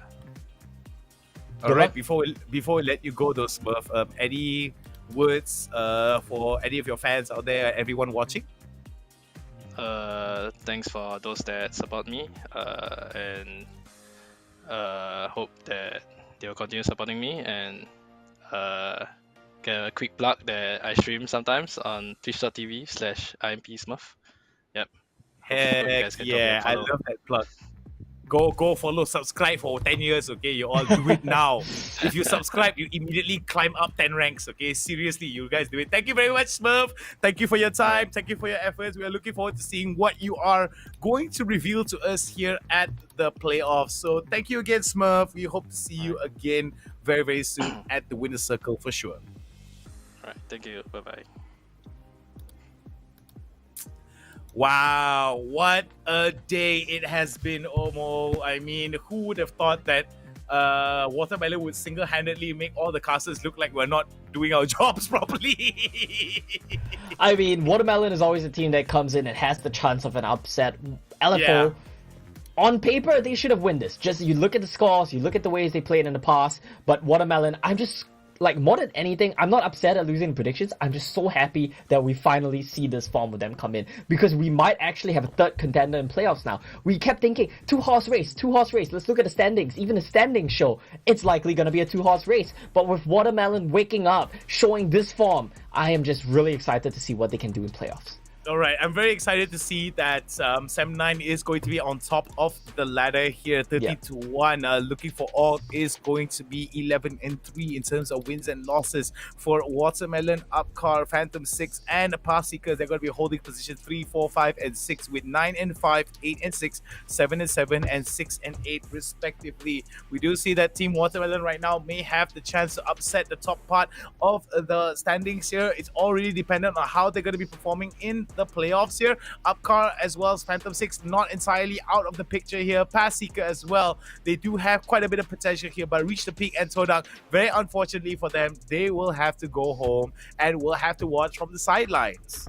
Yeah, 1-13 for both of them. Of course, not a great season. Hopefully for many of the younger players, they learned something, they took away something, and they will come back stronger. The thing that actually shocks me is no ties at all, because there was a point we were looking at maybe a 3-way tie, 4-way tie, whatever it may be, but we see a very nice, neat, and tidy. It pleases my OCD mind. We see a nice scoreboard, and we have a very clear idea of what's going to happen going into playoffs. I don't know if we have the playoff schedule lined up for you guys just yet, but that is available, and I want to talk a little bit about that before we close here today. Of course, with 7-9 and LFO being the top two teams, they get seeded to the upper bracket semifinals. That means they will not play the first round of matches, which will happen on Friday, the 1st of April. The losers of those matches, April Fools, goes down to lower bracket, and that means it's a double round robin, double elimination the entire way through. If you lose any match, you will have a second life, so all of these teams will at least get 2 BO5s to play. Yeah, so this is going to be very important here. It's going to be BO5. So I think that BO5s are actually going to be not only a test of consistency, but also a test of stamina as well. Yes. So I think for a lot of the teams that have a lot of experiences with best of fives in League PC counterparts, pretty sure that it's just another day in the office for them. But some of the other newer players that are strictly maybe Wild Rift players and have never had an opportunity to go for the championship rounds, quote unquote, right? The grand final rounds, then that could be a whole different story. We've seen some crazy things where reverse sweeps happen, or it's like teams are 2-0 and suddenly the enemy team, the losing team just clicks, and then they just recognize like a telltale weakness in the enemy team, and then they're able to reverse sweeps, and it's going to be a wild one heading into the playoffs here. And I'm really looking forward to hope that teams such as Team Watermelon will be able to upset and throw in a wrench in the established top 1 and top 2 of our brackets here today. Yeah, and honestly, group stages, it was a hell of a ride. It was extremely long. 5 weeks of group stages, that's something I never expected for the Singapore-Malaysia scene. Wild Rift, a lot of room for growth. I hope you guys are watching this at home. Next season, I don't know when it starts, but make sure you guys sign up as well. Make sure you get your chance to compete with the top dogs of Malaysia and Singapore. Now, we will start playoffs from next week, so make sure you guys tune in. Starting Friday, Saturday, Sunday, we're going to be bringing you guys the matches as well as determining who's going to represent Malaysia and Singapore on the regional stage. All right, so for me and you, my dear Omo, we are going to be wrapping this up just That's like right. a chicken parma wrap. Beautifully done. That's waiting for me right downstairs. I can't wait to You get gotta at get it. And I know I can't wait to cast the playoffs with you and the rest of the casting team. For those of you who don't know, make sure to follow all of our social medias on the Facebook for Wild Rift, the WCS Malaysia Singapore official Facebook channel, and of course do remember to put in those hashtags as well to be featured live. He's Omo, I'm Hound. We're gonna be signing off, and we'll see you again next week when the playoffs start. Until then, stay awesome, stay safe, and never be game over. Nothing but love, people. Nothing but love.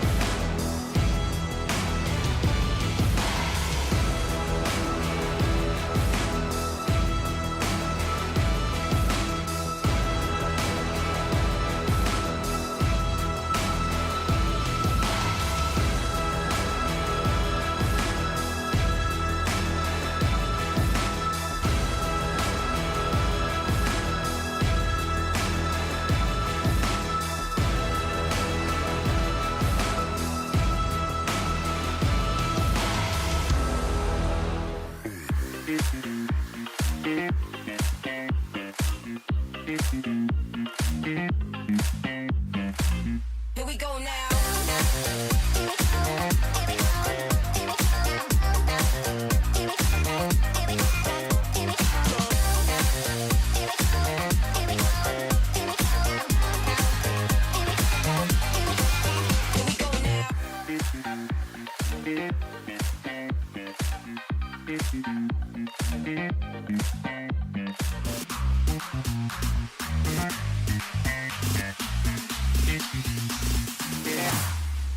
Here we go now.